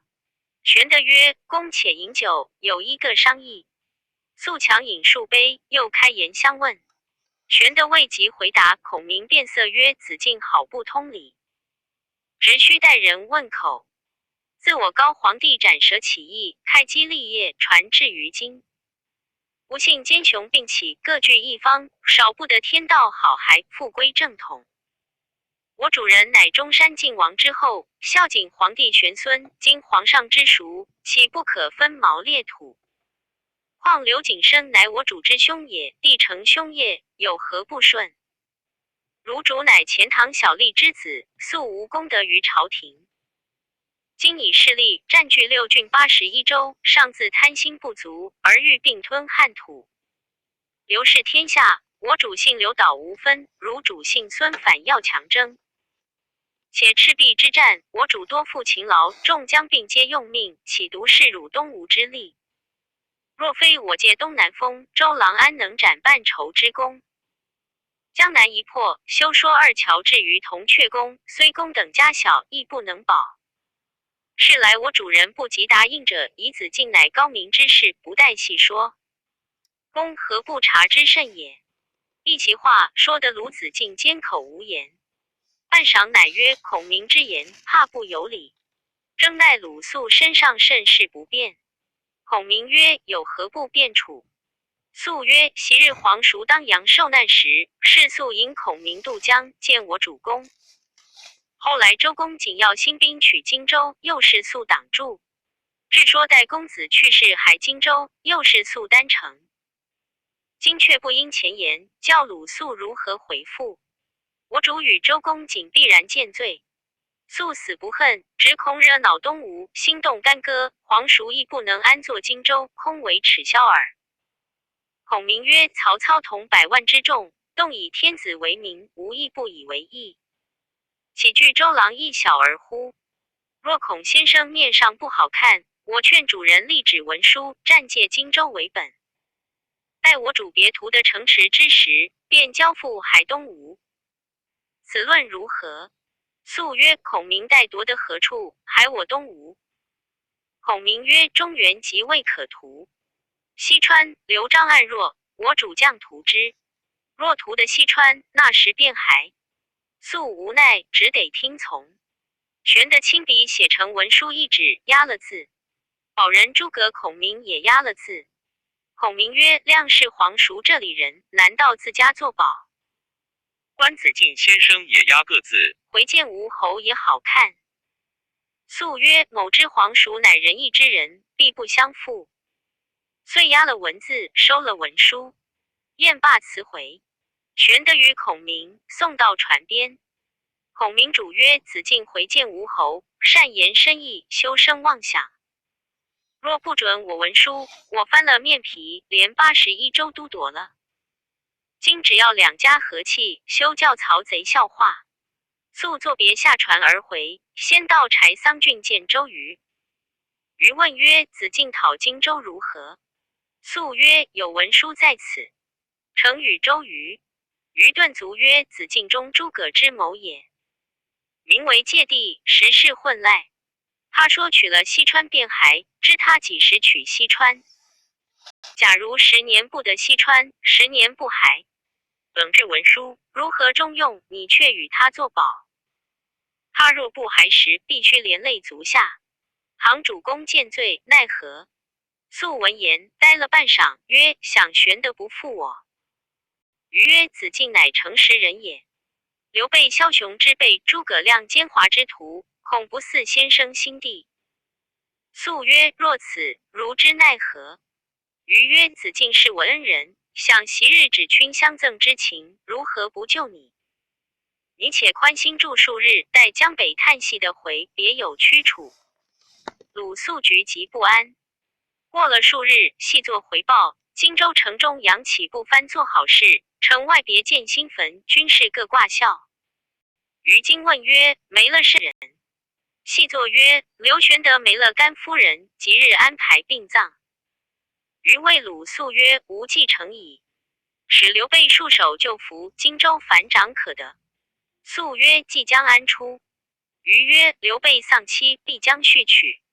主公有一妹，及其刚勇，势必数百，居常带刀，房中军器百列遍满，虽男子不及。我今上书主公，叫人去荆州为媒，说刘备来入赘。转到南徐，妻子不能勾得忧囚在狱中，却使人去讨荆州换刘备。等他交割了荆州城池，我别有主意。放子敬身上，须无事也。鲁肃拜谢。周瑜写了书呈，旋快传送鲁肃投南徐见孙权，先说借荆州一事，呈上文书。权曰：你却如此糊涂，这样文书要他何用？肃曰：周都督有书呈在此，说用此计可得荆州。权看毕，点头暗喜，寻思谁人可去？猛然审曰：非吕范不可。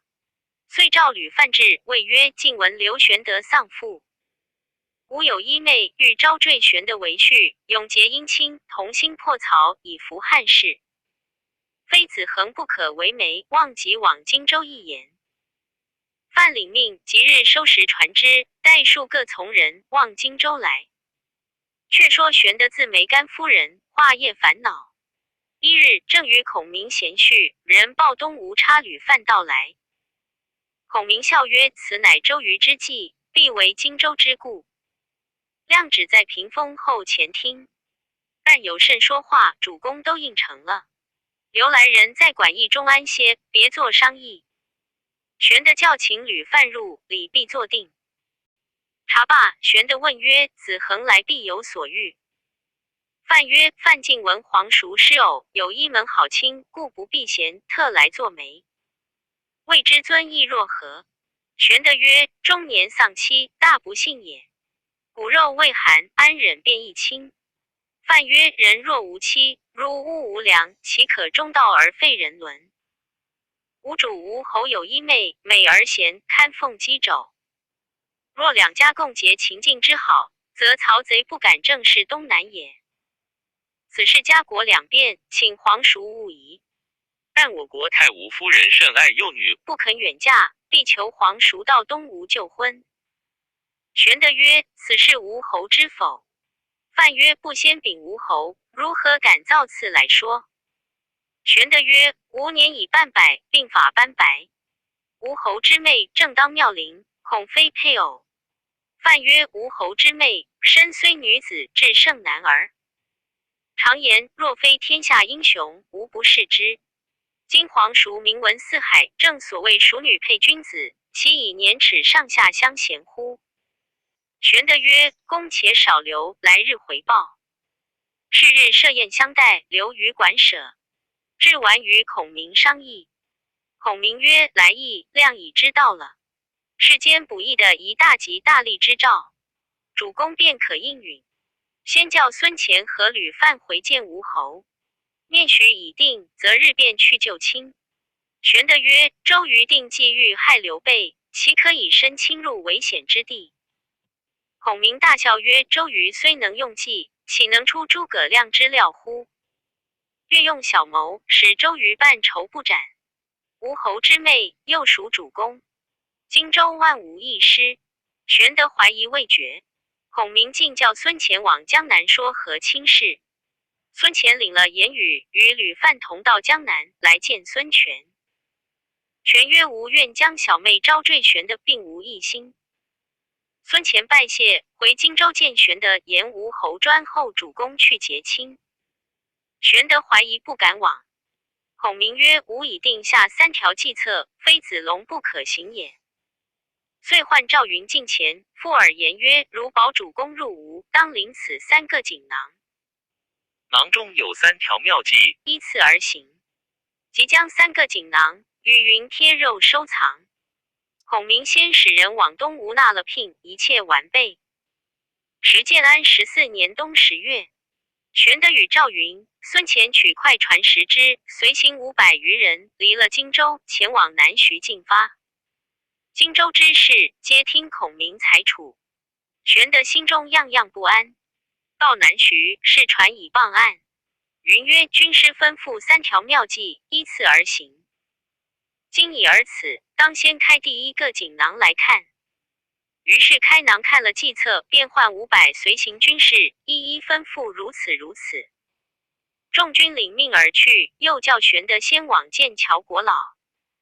那乔国老乃2乔之父，居于南徐。玄德牵羊担酒，先往拜见，说吕范为媒，娶夫人之事。随行500军士都披红挂彩入南郡买办物件，传说玄德入赘东吴，城中人尽知其事。孙权知玄德已到，叫吕范相待，且就馆舍安歇。却说乔国老既见玄德，使入见吴国太贺喜。国太曰：有何喜事？乔国老曰：令爱已许刘玄德为夫人，今玄德已到，何故相瞒？国太惊曰：老身不知此事。便使人请吴侯问虚实，一面先使人于城中探听。人皆回报，国有此事，女婿已在馆驿安歇。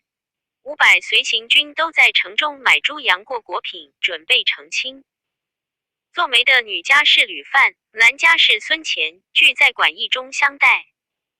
国太吃了一惊。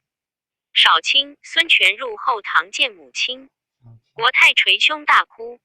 权曰：母亲何故烦恼？国太曰：你直如此将我看成的如无物。我姐姐临危之时，吩咐你什么话来？孙权失惊曰：母亲有话明说，何苦如此？国太曰：男大须婚，女大须嫁，古今常理。我为你母亲，是当禀命于我。你招刘玄德为婿，如何瞒我？女儿须是我的。权吃了一惊，问曰：哪里的这话来？国太曰：若要不知，除非莫为。满城百姓那一个不知？你倒瞒我。乔国老曰：老夫已知多日了，今特来贺喜。权曰：非也，此是周瑜之计，因要取荆州，故将此为名，传刘备来居囚在此，要他把荆州来换。若其不从，先斩刘备。此事计策，非时议也。国太大怒，骂周瑜曰：汝作6郡81州大都督，直任无条计策去取荆州，却将我女儿为名，使美人计。杀了刘备，我女便是望门寡，将来再怎的说清？虚误了我女儿一事，你们好做作。乔国老曰：若用此计，变得荆州，也被天下耻笑。此事如何行得？说的孙权默然无语。国太不住口地骂周瑜。乔国老劝曰：事已如此，刘皇叔乃汉室宗亲，不如真个招他为婿，免得出丑。权曰：年纪怕不相当。国老曰：刘皇叔乃当世豪杰，若招得这个女婿，也不入了令妹。国太曰：我不曾认得刘皇叔，明日约在甘露寺相见。如不中我意，任从你们行事；若中我的意，我自把女儿嫁他。孙权乃大孝之人，见母亲如此言语，随即应承，出外唤吕范，吩咐来日甘露寺方丈设宴，国太要见刘备。吕范曰：何不令贾华部领300刀斧手，伏于两廊？若国太不喜时，一声号举，两边齐出，将他拿下。权遂唤贾华，吩咐先准备，只看国太举动。却说乔国老辞吴国太归，时人去报权的言来日吴侯，国太亲自要见，好生在意。权德与孙乾、赵云商议，云曰：来日此会多凶少吉，云自引500军保护。次日，吴国太、乔国老先在甘露寺方丈坐定。孙权引一班谋士，随后都到，却叫吕范来馆驿中请玄德。玄德内披细铠，外穿锦袍，从人备剑紧随，上马头甘露寺来。赵云全装冠带，引500军随行。来到寺前下马，先见孙权。权观玄的仪表非凡，心中有畏惧之意。二人叙礼毕，遂入方丈见国太。国太见了玄德大喜，谓乔国老曰：真无序也。